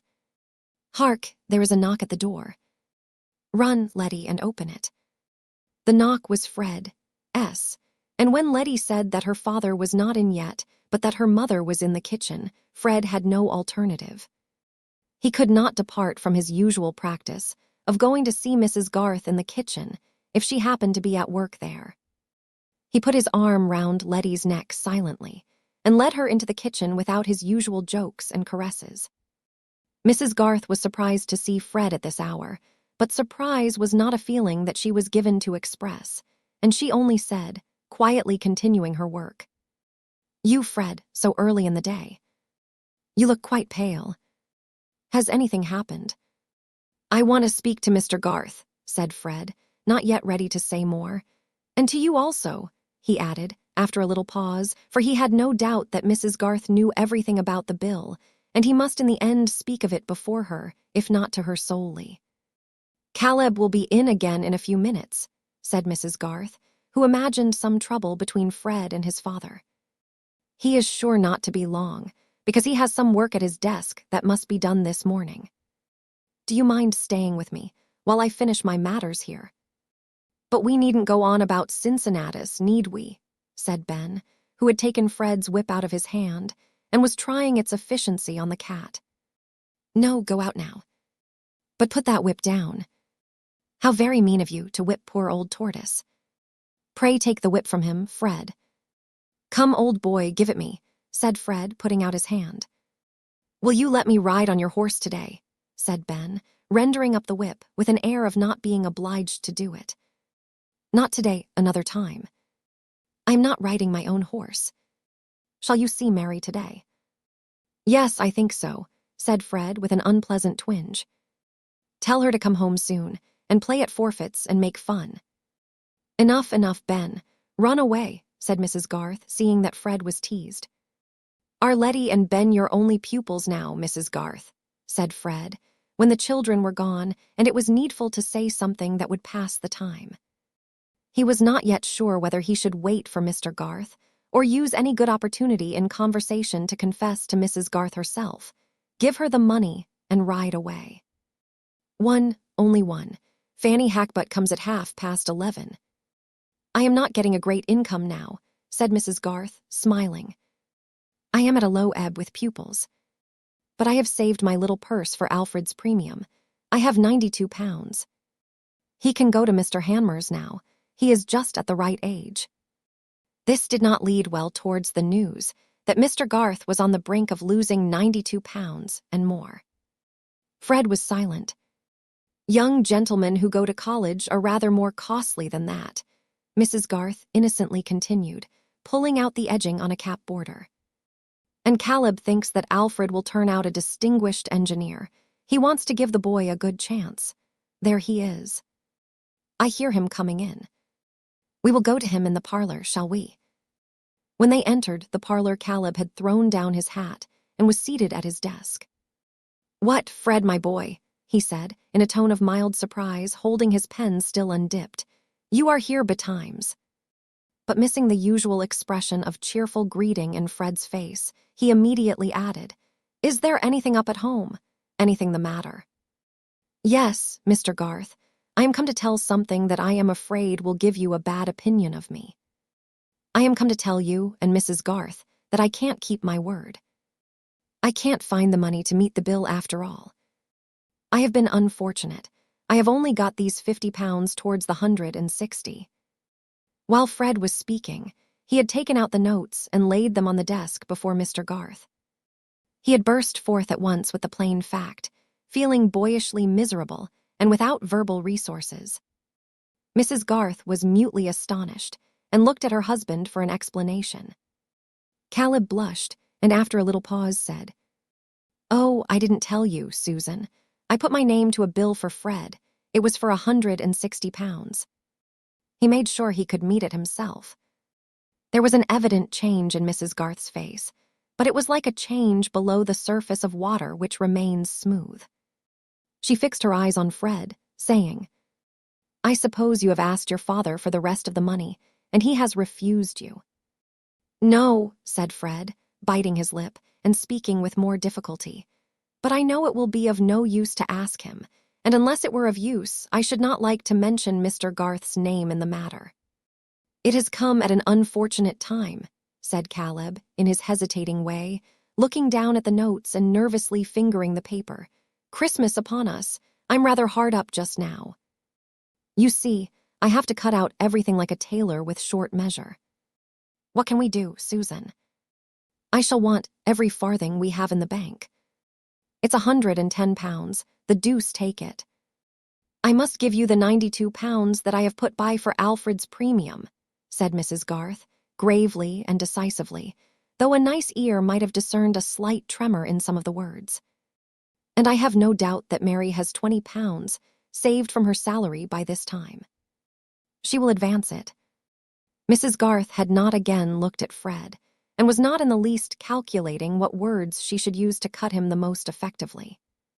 Like the eccentric woman she was at present absorbed in considering what was to be done, and did not fancy that the end could be better achieved by bitter remarks or explosions. But she had made Fred feel, for the first time, something like the tooth of remorse. Curiously enough, his pain in the affair beforehand had consisted almost entirely in the sense that he must seem dishonorable and sink in the opinion of the Garths. He had not occupied himself with the inconvenience and possible injury that his breach might occasion them, for this exercise of the imagination on other people's needs is not common with hopeful young gentlemen. Indeed, we are most of us brought up in the notion that the highest motive for not doing a wrong is something irrespective of the beings who would suffer the wrong. But at this moment, he suddenly saw himself as a pitiful rascal who was robbing two women of their savings. "I shall certainly pay it all, Mrs. Garth, ultimately," he stammered out. "Yes, ultimately," said Mrs. Garth, who, having a special dislike to fine words on ugly occasions, could not now repress an epigram. "But boys cannot well be apprenticed ultimately. They should be apprenticed at 15. She had never been so little inclined to make excuses for Fred. "I was the most in the wrong, Susan," said Caleb. "Fred made sure of finding the money. But I'd no business to be fingering bills. I suppose you have looked all round and tried all honest means," he added, fixing his merciful gray eyes on Fred. Caleb was too delicate to specify Mr. Featherstone. "Yes, I have tried everything. I really have. I should have had £130 ready, but for a misfortune with a horse which I was about to sell. My uncle had given me £80, and I paid away 30 with my old horse in order to get another which I was going to sell for 80 or more. I meant to go without a horse, but now it has turned out vicious and lamed itself. I wish I and the horses too had been at the devil before I had brought this on you. There's no one else I care so much for. You and Mrs. Garth have always been so kind to me. However, it's no use saying that. You will always think me a rascal now."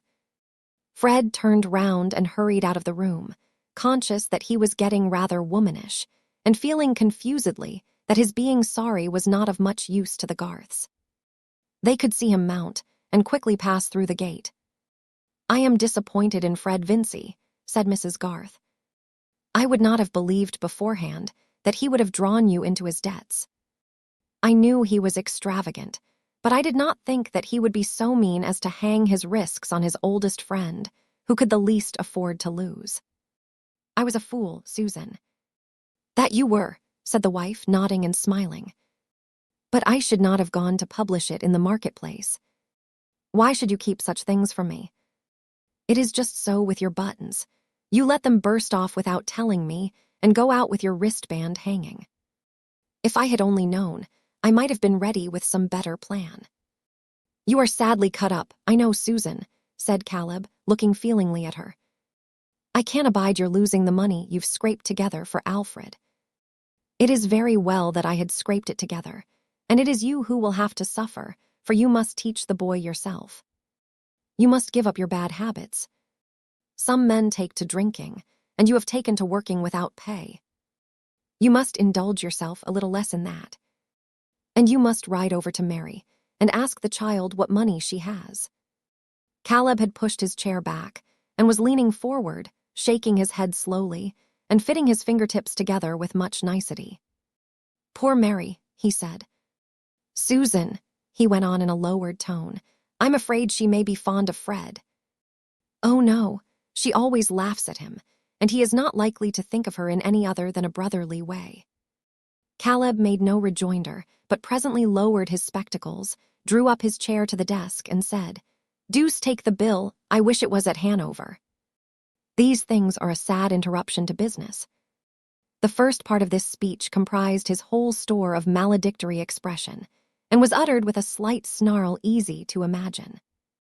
But it would be difficult to convey to those who never heard him utter the word business the peculiar tone of fervid veneration, of religious regard, in which he wrapped it, as a consecrated symbol is wrapped in its gold-fringed linen. Caleb Garth often shook his head in meditation on the value, the indispensable might of that myriad-headed, myriad-handed labor by which the social body is fed, clothed, and housed. It had laid hold of his imagination in boyhood. The echoes of the great hammer where roof or keel were a-making, the signal shouts of the workmen, the roar of the furnace, the thunder and plash of the engine, were a sublime music to him. The felling and lading of timber, and the huge trunk vibrating star-like in the distance along the highway, the crane at work on the wharf, the piled-up produce in warehouses, the precision and variety of muscular effort wherever exact work had to be turned out.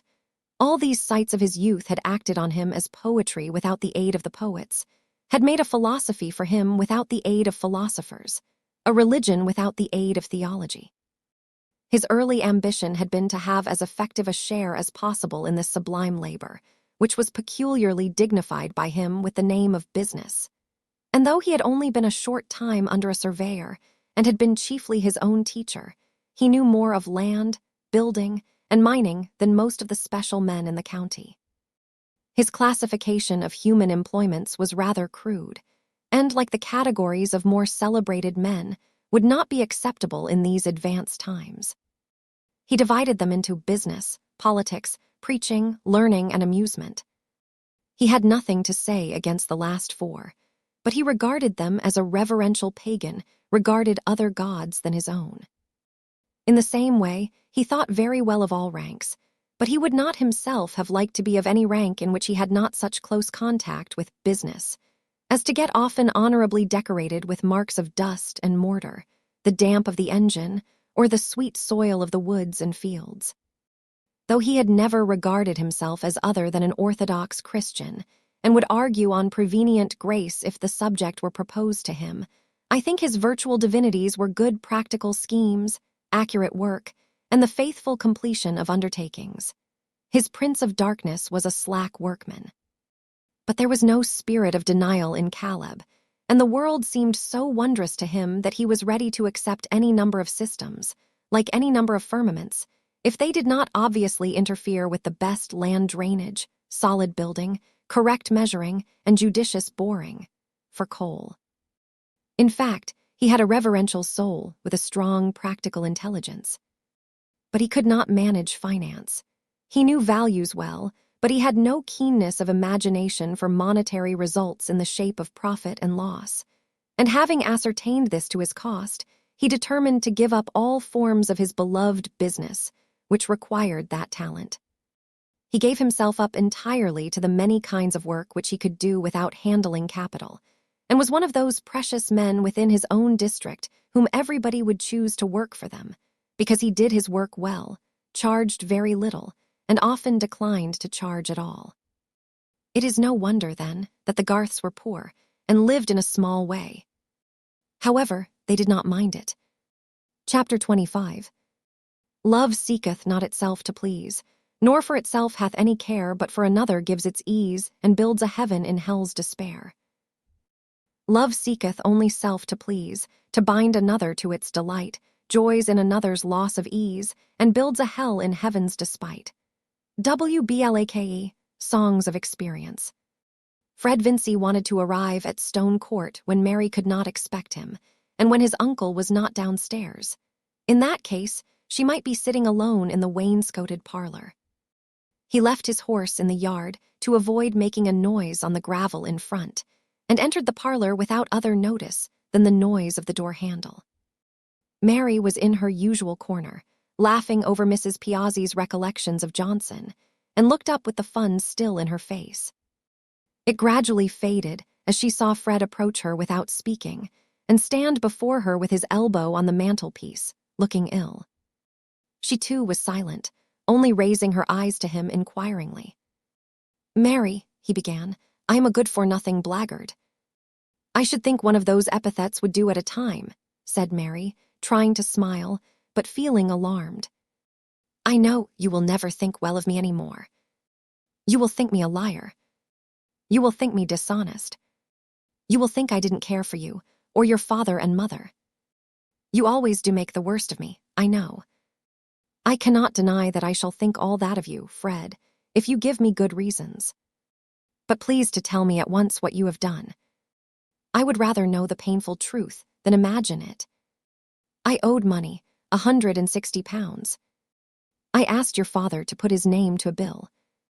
I thought it would not signify to him. I made sure of paying the money myself, and I have tried as hard as I could. And now I have been so unlucky. A horse has turned out badly. I can only pay £50. And I can't ask my father for the money.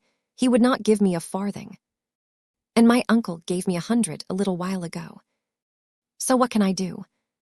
And now your father has no ready money to spare, and your mother will have to pay away her £92 that she has saved, and she says your savings must go too. You see what a— Oh, poor mother, poor father, said Mary, her eyes filling with tears, and a little sob rising which she tried to repress. She looked straight before her and took no notice of Fred, all the consequences at home becoming present to her. He, too, remained silent for some moments, feeling more miserable than ever. I wouldn't have hurt you for the world, Mary, he said at last. You can never forgive me. What does it matter whether I forgive you? Said Mary passionately. Would that make it any better for my mother to lose the money she has been earning by lessons for 4 years, that she might send Alfred to Mr. Hanmer, S. Should you think all that pleasant enough if I forgave you? Say what you like, Mary. I deserve it all. I don't want to say anything, said Mary more quietly, and my anger is of no use. She dried her eyes, threw aside her book, rose and fetched her sewing. Fred followed her with his eyes, hoping that they would meet hers, and in that way find access for his imploring penitence. But no. Mary could easily avoid looking upward. I do care about your mother's money going, he said, when she was seated again and sewing quickly. I wanted to ask you, Mary, don't you think that Mr. Featherstone, if you were to tell him, I mean about apprenticing Alfred, would advance the money? My family is not fond of begging, Fred. We would rather work for our money. Besides, you say that Mr. Featherstone has lately given you £100. He rarely makes presents. He has never made presents to us. I am sure my father will not ask him for anything, and even if I chose to beg of him, it would be of no use. I am so miserable, Mary. If you knew how miserable I am, you would be sorry for me. There are other things to be more sorry for than that. But selfish people always think their own discomfort of more importance than anything else in the world. I see enough of that every day. It is hardly fair to call me selfish. If you knew what things other young men do, you would think me a good way off the worst. I know that people who spend a great deal of money on themselves without knowing how they shall pay must be selfish. They are always thinking of what they can get for themselves, and not of what other people may lose. Any man may be unfortunate, Mary, and find himself unable to pay when he meant it. There is not a better man in the world than your father, and yet he got into trouble. "How dare you make any comparison between my father and you, Fred?" said Mary, in a deep tone of indignation. He never got into trouble by thinking of his own idle pleasures, but because he was always thinking of the work he was doing for other people. And he has fared hard, and worked hard to make good everybody's loss. And you think that I shall never try to make good anything, Mary. It is not generous to believe the worst of a man. When you have got any power over him, I think you might try and use it to make him better, but that is what you never do. However, I'm going," Fred ended languidly. "I shall never speak to you about anything again. I'm very sorry for all the trouble I've caused, that's all." Mary had dropped her work out of her hand and looked up. There is often something maternal even in a girlish love, and Mary's hard experience had wrought her nature to an impressibility very different from that hard, slight thing which we call girlishness. At Fred's last words, she felt an instantaneous pang, something like what a mother feels at the imagined sobs or cries of her naughty truant child, which may lose itself and get harm. And when, looking up, her eyes met his dull, despairing glance, her pity for him surmounted her anger and all her other anxieties. "Oh, Fred, how ill you look. Sit down a moment, don't go yet. Let me tell Uncle that you are here. He has been wondering that he has not seen you for a whole week." Mary spoke hurriedly, saying the words that came first without knowing very well what they were, but saying them in a half-soothing, half-beseeching tone, and rising as if to go away to Mr. Featherstone. Of course, Fred felt as if the clouds had parted and a gleam had come. He moved and stood in her way. "Say one word, Mary, and I will do anything. Say you will not think the worst of me, will not give me up altogether." "As if it were any pleasure to me to think ill of you," said Mary, in a mournful tone. "As if it were not very painful to me to see you an idle, frivolous creature. How can you bear to be so contemptible when others are working and striving, and there are so many things to be done? How can you bear to be fit for nothing in the world that is useful? And with so much good in your disposition, Fred, you might be worth a great deal. I will try to be anything you like, Mary, if you will say that you love me. I should be ashamed to say that I loved a man who must always be hanging on others and reckoning on what they would do for him. What will you be when you are 40? Like Mr. Bowyer, I suppose, just as idle, living in Mrs. Beck's front parlor, fat and shabby, hoping somebody will invite you to dinner, spending your morning in learning a comic song, oh no, learning a tune on the flute." Mary's lips had begun to curl with a smile as soon as she had asked that question about Fred's future. Young souls are mobile. And before she ended, her face had its full illumination of fun. To him, it was like the cessation of an ache that Mary could laugh at him, and with a passive sort of smile, he tried to reach her hand. But she slipped away quickly towards the door and said, "I shall tell Uncle. You must see him for a moment or two." Fred secretly felt that his future was guaranteed against the fulfillment of Mary's sarcastic prophecies. Apart from that, anything, which he was ready to do if she would define it. He never dared in Mary's presence to approach the subject of his expectations from Mr. Featherstone, and she always ignored them, as if everything depended on himself. But if ever he actually came into the property, she must recognize the change in his position. All this passed through his mind, somewhat languidly, before he went up to see his uncle. He stayed but a little while, excusing himself on the ground that he had a cold, and Mary did not reappear before he left the house. But as he rode home, he began to be more conscious of being ill than of being melancholy. When Caleb Garth arrived at Stone Court soon after dusk, Mary was not surprised, although he seldom had leisure for paying her a visit, and was not at all fond of having to talk with Mr. Featherstone. The old man, on the other hand, felt himself ill at ease with a brother-in-law whom he could not annoy, who did not mind about being considered poor, had nothing to ask of him, and understood all kinds of farming and mining business better than he did. But Mary had felt sure that her parents would want to see her, and if her father had not come, she would have obtained leave to go home for an hour or two the next day. After discussing prices during tea with Mr. Featherstone, Caleb rose to bid him goodbye and said, "I want to speak to you, Mary." She took a candle into another large parlor, where there was no fire, and setting down the feeble light on the dark mahogany table, turned round to her father, and putting her arms round his neck, kissed him with childish kisses which he delighted in, the expression of his large brows softening as the expression of a great beautiful dog softens when it is caressed.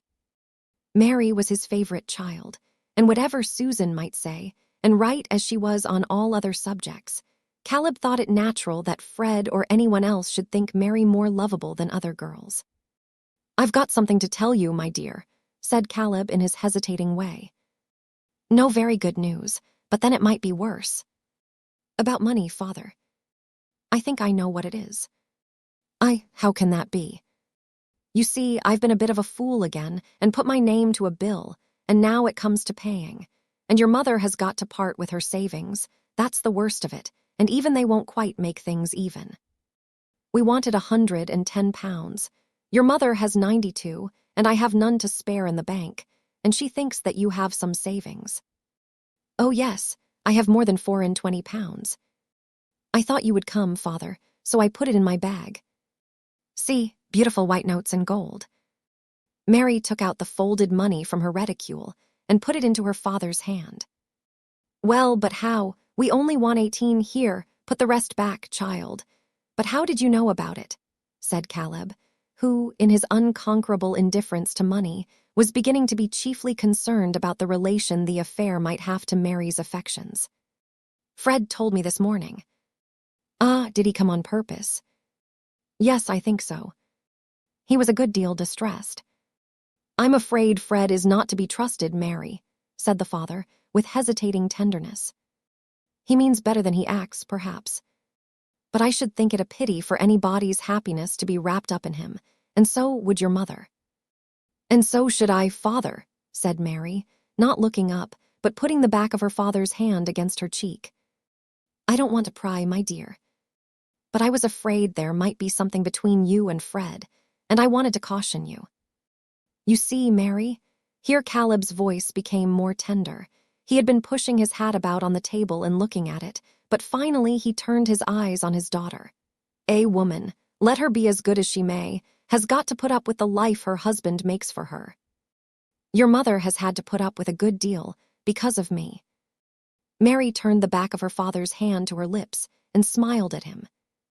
"Well, well, nobody's perfect, but—" here Mr. Garth shook his head to help out the inadequacy of words.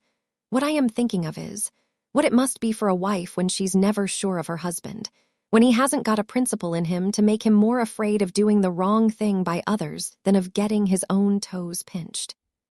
That's the long and the short of it, Mary. Young folks may get fond of each other before they know what life is, and they may think it all holiday if they can only get together. But it soon turns into working day, my dear. However, you have more sense than most, and you haven't been kept in cotton wool. There may be no occasion for me to say this, but a father trembles for his daughter, and you are all by yourself here." "Don't fear for me, father," said Mary, gravely meeting her father's eyes.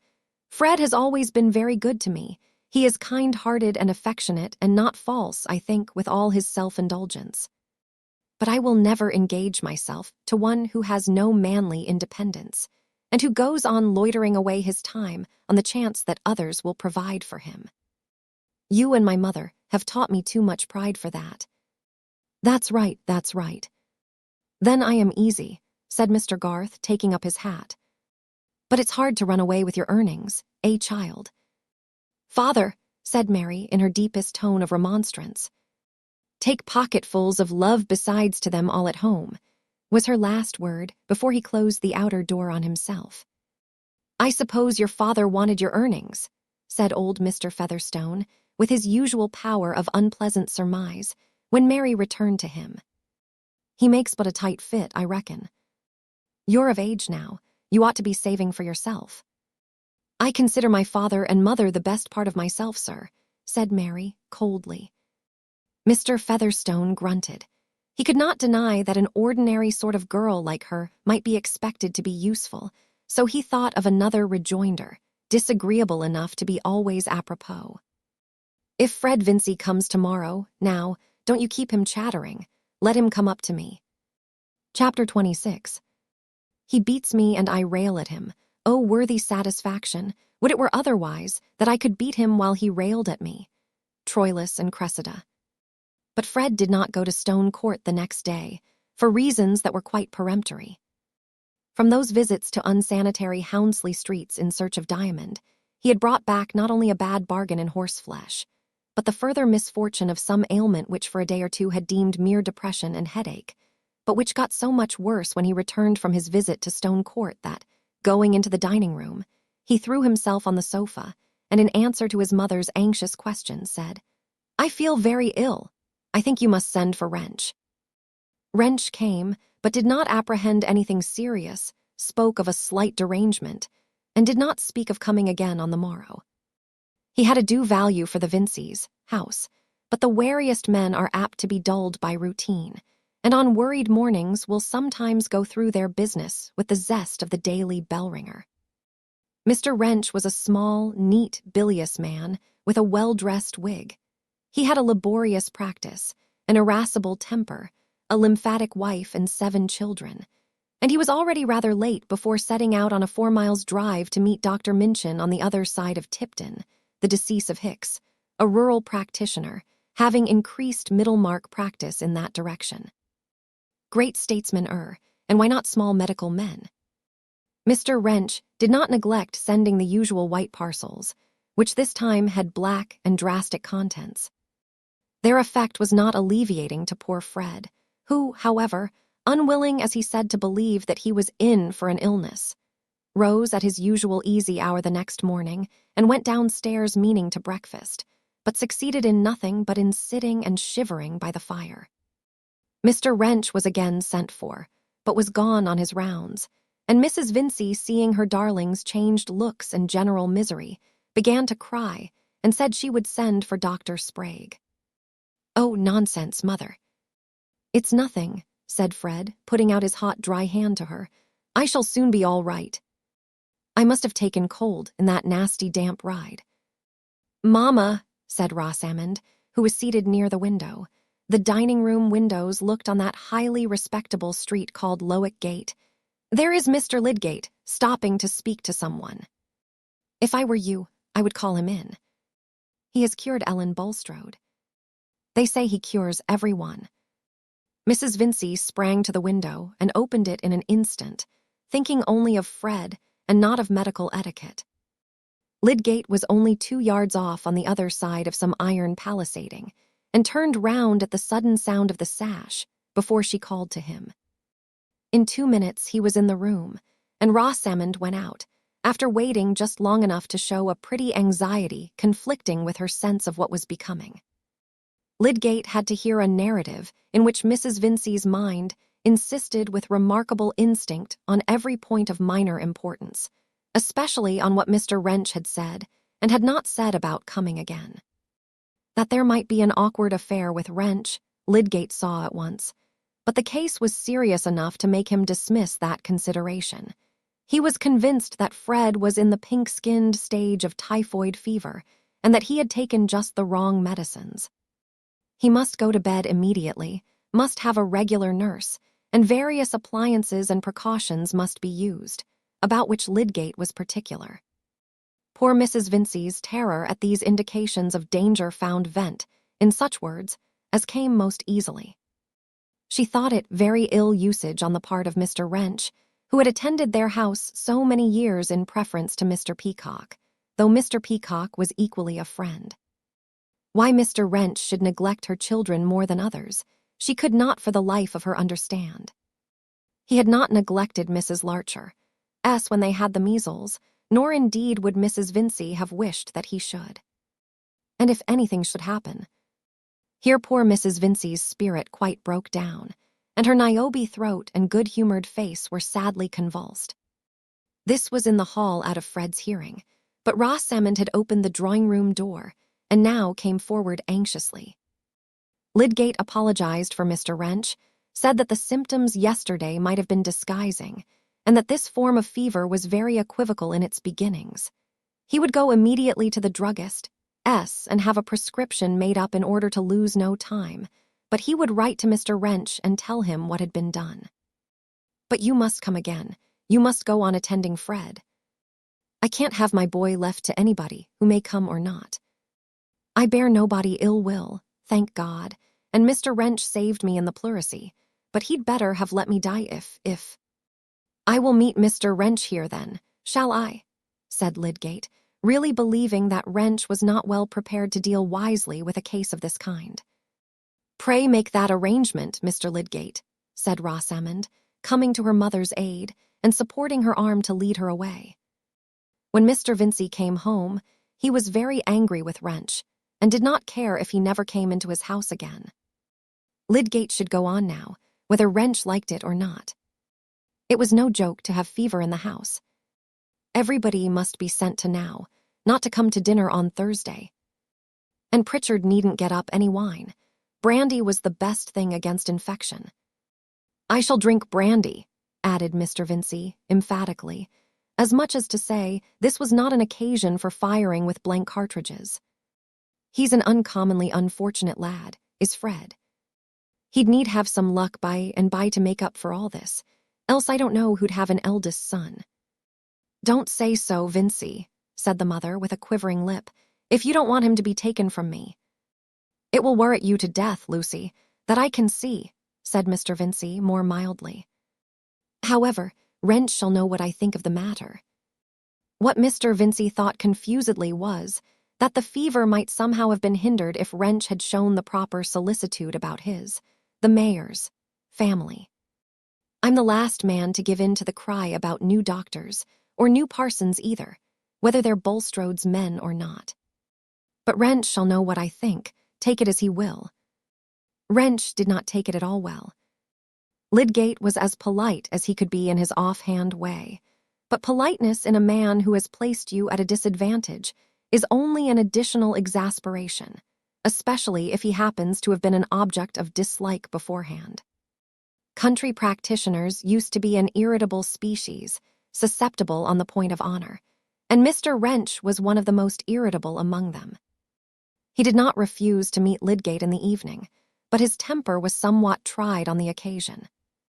He had to hear Mrs. Vincey say, "Oh, Mr. Wrench, what have I ever done that you should use me so? To go away and never to come again. And my boy might have been stretched a corpse."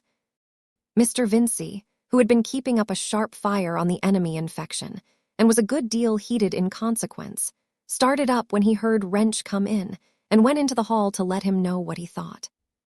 "I'll tell you what, Wrench, this is beyond a joke," said the mayor, who of late had had to rebuke offenders with an official air, and now broadened himself by putting his thumbs in his armholes. "To let fever get unawares into a house like this. There are some things that ought to be actionable, and are not so, that's my opinion." But irrational reproaches were easier to bear than the sense of being instructed, or rather the sense that a younger man, like Lydgate, inwardly considered him in need of instruction, for in point of fact, Mr. Wrench afterwards said, Lydgate paraded flighty, foreign notions, which would not wear. He swallowed his ire for the moment, but he afterwards wrote to decline further attendance in the case. The house might be a good one, but Mr. Wrench was not going to truckle to anybody on a professional matter. He reflected, with much probability on his side, that Lydgate would by and by be caught tripping too, and that his ungentlemanly attempts to discredit the sale of drugs by his professional brethren would by and by recoil on himself. He threw out biting remarks on Lydgate's tricks, worthy only of a quack, to get himself a factitious reputation with credulous people. That can about cures was never got up by sound practitioners. This was a point on which Lydgate smarted as much as Wrench could desire. To be puffed by ignorance was not only humiliating, but perilous, and not more enviable than the reputation of the weather prophet. He was impatient of the foolish expectations amidst which all work must be carried on, and likely enough to damage himself as much as Mr. Wrench could wish, by an unprofessional openness. However, Lydgate was installed as medical attendant on the Vinceys, and the event was a subject of general conversation in Middlemarch. Some said that the Vinceys had behaved scandalously, that Mr. Vincey had threatened Wrench, and that Mrs. Vincey had accused him of poisoning her son. Others were of opinion that Mr. Lydgate's passing by was providential, that he was wonderfully clever in fevers, and that Bulstrode was in the right to bring him forward. Many people believed that Lydgate's coming to the town at all was really due to Bulstrode, and Mrs. Taft, who was always counting stitches and gathered her information in misleading fragments caught between the rows of her knitting, had got it into her head that Mr. Lydgate was a natural son of Bulstrode's, a fact which seemed to justify her suspicions of evangelical laymen. She one day communicated this piece of knowledge to Mrs. Fairbrother, who did not fail to tell her son of it, observing, "I should not be surprised at anything in Bulstrode, but I should be sorry to think it of Mr. Lydgate." "Why, mother," said Mr. Fairbrother, after an explosive laugh, "you know very well that Lydgate is of a good family in the north. He never heard of Bulstrode before he came here." "That is satisfactory so far as Mr. Lydgate is concerned, Camden," said the old lady, with an air of precision. "But as to Bulstrode, the report may be true of some other son." Chapter 27.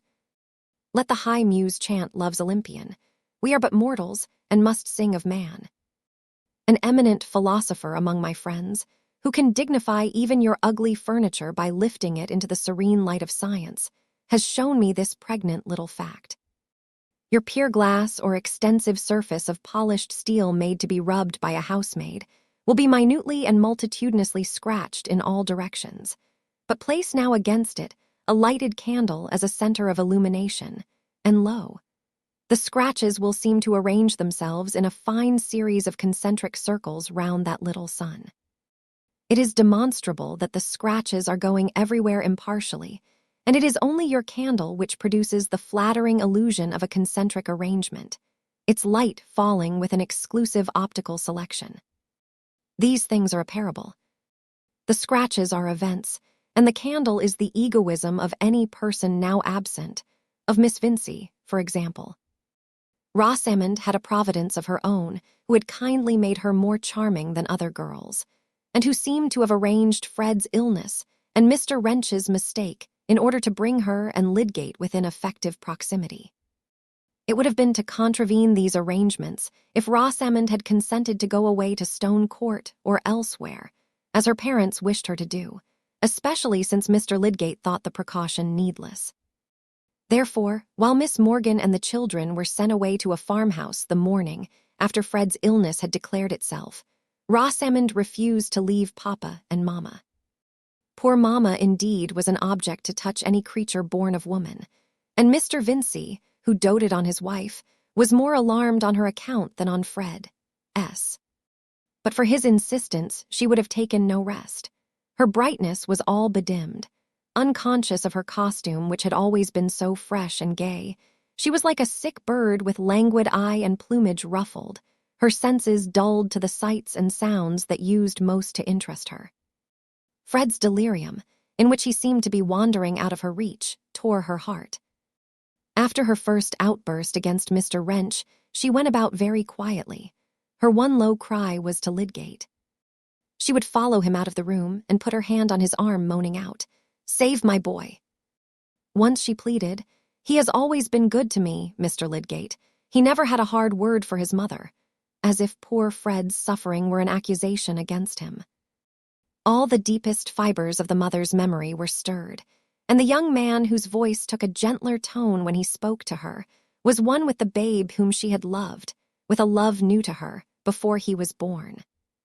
"I have good hope, Mrs. Vincey," Lydgate would say. "Come down with me, and let us talk about the food."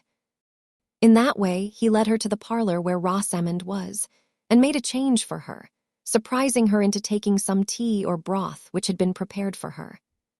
There was a constant understanding between him and Rosamond on these matters. He almost always saw her before going to the sick room, and she appealed to him as to what she could do for Mamma. Her presence of mind and adroitness in carrying out his hints were admirable, and it is not wonderful that the idea of seeing Rosamond began to mingle itself with his interest in the case.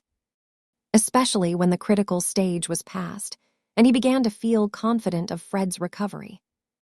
In the more doubtful time, he had advised calling in Dr. Sprague, who, if he could, would rather have remained neutral on Wrench's account.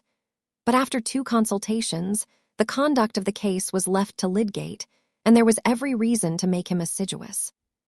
Morning and evening he was at Mr. Vincey's, and gradually the visits became cheerful as Fred became simply feeble, and lay not only in need of the utmost petting but conscious of it, so that Mrs. Vincey felt as if, after all, the illness had made a festival for her tenderness.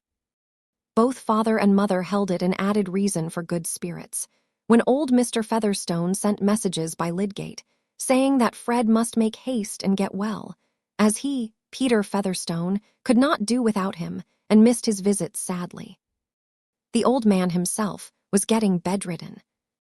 Mrs. Vincey told these messages to Fred when he could listen, and he turned towards her his delicate, pinched face, from which all the thick blonde hair had been cut away, and in which the eyes seemed to have got larger, yearning for some word about Mary, wondering what she felt about his illness. No word passed his lips, but to hear with eyes belongs to love's rare wit, and the mother in the fullness of her heart not only divined Fred's longing, but felt ready for any sacrifice in order to satisfy him. "If I can only see my boy strong again," she said in her loving folly, "and who knows, perhaps master of Stone Court, and he can marry anybody he likes then." "Not if they won't have me, mother," said Fred. The illness had made him childish, and tears came as he spoke. "Oh, take a bit of jelly, my dear," said Mrs. Vincey, secretly incredulous of any such refusal. She never left Fred's side when her husband was not in the house, and thus Rosamond was in the unusual position of being much alone. Lydgate, naturally, never thought of staying long with her, yet it seemed that the brief impersonal conversations they had together were creating that peculiar intimacy which consists in shyness. They were obliged to look at each other in speaking, and somehow the looking could not be carried through as the matter of course which it really was. Lydgate began to feel this sort of consciousness unpleasant, and one day looked down, or anywhere, like an ill-worked puppet. But this turned out badly. The next day Rosamond looked down, and the consequence was that when their eyes met again, both were more conscious than before. There was no help for this in science, and as Lydgate did not want a flirt, there seemed to be no help for it in folly. It was therefore a relief when neighbors no longer considered the house in quarantine, and when the chances of seeing Rosamond alone were very much reduced. But that intimacy of mutual embarrassment, in which each feels that the other is feeling something, having once existed, its effect is not to be done away with. Talk about the weather and other well-bred topics is apt to seem a hollow device, and behavior can hardly become easy unless it frankly recognizes a mutual fascination, which of course need not mean anything deep or serious. This was the way in which Rosamond and Lydgate slid gracefully into ease, and made their intercourse lively again. Visitors came and went as usual. There was once more music in the drawing-room, and all the extra hospitality of Mr. Vincey's mayoralty returned. Lydgate, whenever he could, took his seat by Rosamond's side and lingered to hear her music, calling himself her captive, meaning all the while not to be her captive.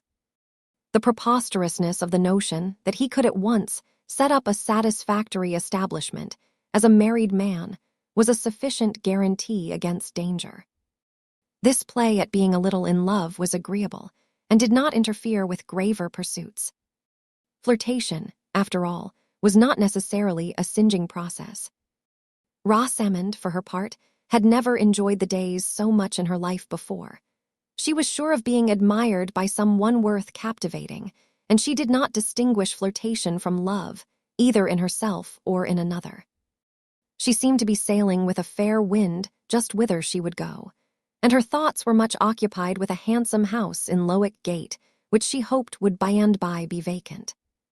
She was quite determined, when she was married, to rid herself adroitly of all the visitors who were not agreeable to her at her father's, and she imagined the drawing-room in her favorite house with various styles of furniture. Certainly her thoughts were much occupied with Lydgate himself. He seemed to her almost perfect.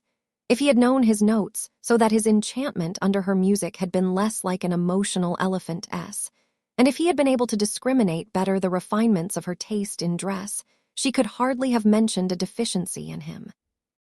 How different he was from young Plymdale or Mr. Caius Larcher. Those young men had not a notion of French, and could speak on no subject with striking knowledge, except perhaps the dyeing and carrying trades, which of course they were ashamed to mention. They were Middlemarch gentry, elated with their silver-headed whips and satin stocks, but embarrassed in their manners and timidly jocose. Even Fred was above them, having at least the accent and manner of a university man. Whereas Lydgate was always listened to, bore himself with the careless politeness of conscious superiority, and seemed to have the right clothes on by a certain natural affinity, without ever having to think about them. Rosamond was proud when he entered the room, and when he approached her with a distinguishing smile, she had a delicious sense that she was the object of enviable homage. If Lydgate had been aware of all the pride he excited in that delicate bosom, he might have been just as well pleased as any other man, even the most densely ignorant of humoral pathology or fibrous tissue. He held it one of the prettiest attitudes of the feminine mind to adore a man's preeminence without too precise a knowledge of what it consisted in. But Rosamond was not one of those helpless girls who betray themselves unawares, and whose behavior is awkwardly driven by their impulses, instead of being steered by wary grace and propriety. Do you imagine that her rapid forecast and rumination concerning house furniture and society were ever discernible in her conversation, even with her mamma? On the contrary, she would have expressed the prettiest surprise and disapprobation if she had heard that another young lady had been detected in that immodest prematureness. Indeed, would probably have disbelieved in its possibility. For Rosamond never showed any unbecoming knowledge, and was always that combination of correct sentiments, music, dancing, drawing, elegant note-writing, private album for extracted verse, and perfect blonde loveliness, which made the irresistible woman for the doomed man of that date. Think no unfair evil of her, pray. She had no wicked plots, nothing sordid or mercenary. In fact, she never thought of money except as something necessary which other people would always provide. She was not in the habit of devising falsehoods, and if her statements were no direct clue to fact, why, they were not intended in that light. They were among her elegant accomplishments, intended to please. Nature had inspired many arts in finishing Mrs. Lemon's favorite pupil, who by general consent, Fred's excepted, was a rare compound of beauty, cleverness, and amiability. Lydgate found it more and more agreeable to be with her, and there was no constraint now. There was a delightful interchange of influence in their eyes, and what they said had that superfluity of meaning for them, which is observable with some sense of flatness by a third person. Still, they had no interviews or asides from which a third person need have been excluded. In fact, they flirted, and Lydgate was secure in the belief that they did nothing else. If a man could not love and be wise, surely he could flirt and be wise at the same time. Really, the men in Middlemarch, except Mr. Fairbrother, were great bores, and Lydgate did not care about commercial politics or cards. What was he to do for relaxation? He was often invited to the Bulstrodes, but the girls there were hardly out of the schoolroom, and Mrs. Bulstrode's naive way of conciliating piety and worldliness, the nothingness of this life, and the desirability of cut glass, the consciousness at once of filthy rags and the best damask, was not a sufficient relief from the weight of her husband's invariable seriousness. The Vincy's house, with all its faults, was the pleasanter by contrast. Besides, it nourished Rosamond, sweet to look at as a half-opened blush rose, and adorned with accomplishments for the refined amusement of man. But he made some enemies, other than medical, by his success with Miss Vincy. One evening, he came into the drawing-room rather late, when several other visitors were there. The card table had drawn off the elders, and Mr. Ned Plymdale, one of the good matches in Middlemarch, though not one of its leading minds, was in tete-a-tete with Rosamond. He had brought the last Keepsake, the gorgeous watered silk publication which marked modern progress at that time, and he considered himself very fortunate that he could be the first to look over it with her, dwelling on the ladies and gentlemen with shiny copperplate cheeks and copperplate smiles, and pointing to comic verses as capital and sentimental stories as interesting.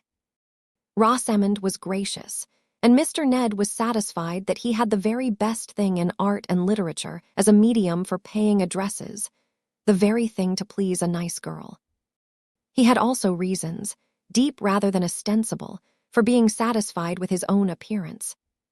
To superficial observers, his chin had too vanishing an aspect, looking as if it were being gradually reabsorbed. And it did indeed cause him some difficulty about the fit of his satin stocks, for which chins were at that time useful. "I think the Honorable Mrs. S. is something like you," said Mr. Ned. He kept the book open at the bewitching portrait and looked at it rather languishingly. "Her back is very large. She seems to have sat for that," said Rosamond, not meaning any satire, but thinking how red young Plymdale's hands were, and wondering why Lydgate did not come. She went on with her tatting all the while. "I did not say she was as beautiful as you are," said Mr. Ned, venturing to look from the portrait to its rival. "I suspect you of being an adroit flatterer," said Rosamond, feeling sure that she should have to reject this young gentleman a second time. But now Lydgate came in. The book was closed before he reached Rosamond's corner, and as he took his seat with easy confidence on the other side of her, young Plymdale's jaw fell like a barometer towards the cheerless side of change. Rosamond enjoyed not only Lydgate's presence but its effect. She liked to excite jealousy. "What a late comer you are," she said as they shook hands. "Mamma had given you up a little while ago. How do you find Fred?" "As usual, going on well but slowly. I want him to go away, to Stone Court, for example. But your mamma seems to have some objection." "Poor fellow," said Rosamond prettily. "You will see Fred so changed," she added, turning to the other suitor. "We have looked to Mr. Lydgate as our guardian angel during this illness." Mr. Ned smiled nervously, while Lydgate, drawing the keepsake towards him and opening it, gave a short scornful laugh and tossed up his chin, as if in wonderment at human folly. "What are you laughing at so profanely?" said Rosamond, with bland neutrality. "I wonder which would turn out to be the silliest, the engravings or the writing here," said Lydgate, in his most convinced tone, while he turned over the pages quickly, seeming to see all through the book in no time, and showing his large white hands to much advantage, as Rosamond thought. "Do look at this bridegroom coming out of church. Did you ever see such a sugared invention, as the Elizabethans used to say? Did any haberdasher ever look so smirking? Yet I will answer for it, the story makes him one of the first gentlemen in the land." "You are so severe, I am frightened at you," said Rosamond, keeping her amusement duly moderate. Poor young Plymdale had lingered with admiration over this very engraving, and his spirit was stirred.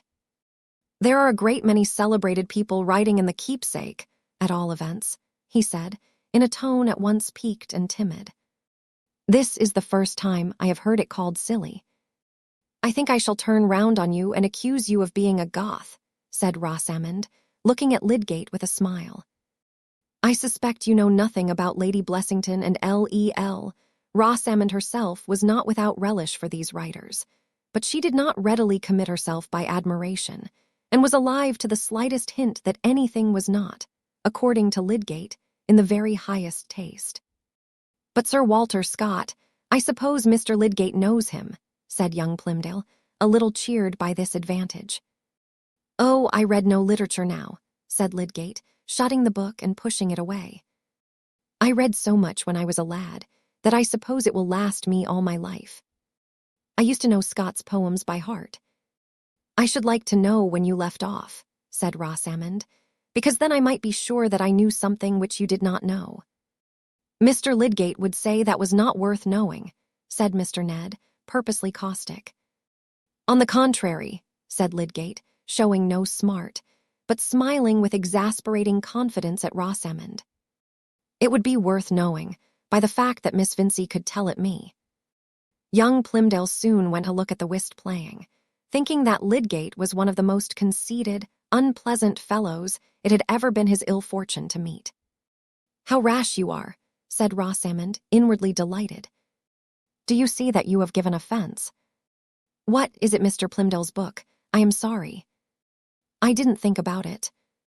I shall begin to admit what you said of yourself when you first came here, that you are a bear, and want teaching by the birds. Well, there is a bird who can teach me what she will. Don't I listen to her willingly?" To Rosamond, it seemed as if she and Lydgate were as good as engaged. That they were some time to be engaged had long been an idea in her mind. And ideas, we know, tend to a more solid kind of existence, the necessary materials being at hand. It is true, Lydgate had the counter-idea of remaining unengaged, but this was a mere negative, a shadow cast by other resolves which themselves were capable of shrinking. Circumstance was almost sure to be on the side of Rosamond's idea, which had a shaping activity and looked through watchful blue eyes, whereas Lydgate's lay blind and unconcerned as a jellyfish which gets melted without knowing it. That evening when he went home, he looked at his files to see how a process of maceration was going on, with undisturbed interest, and he wrote out his daily notes with as much precision as usual. The reveries from which it was difficult for him to detach himself were ideal constructions of something else than Rosamond's virtues, and the primitive tissue was still his fair unknown. Moreover, he was beginning to feel some zest for the growing though half-suppressed feud between him and the other medical men, which was likely to become more manifest, now that Bulstrode's method of managing the new hospital was about to be declared. And there were various inspiriting signs that his non-acceptance by some of Peacock's patients might be counterbalanced by the impression he had produced in other quarters. Only a few days later, when he had happened to overtake Rosamond on the Lowick road and had got down from his horse to walk by her side until he had quite protected her from a passing drove, he had been stopped by a servant on horseback with a message calling him into a house of some importance where Peacock had never attended, and it was the second instance of this kind. The servant was Sir James Chatham, S., and the house was Lowick Manor.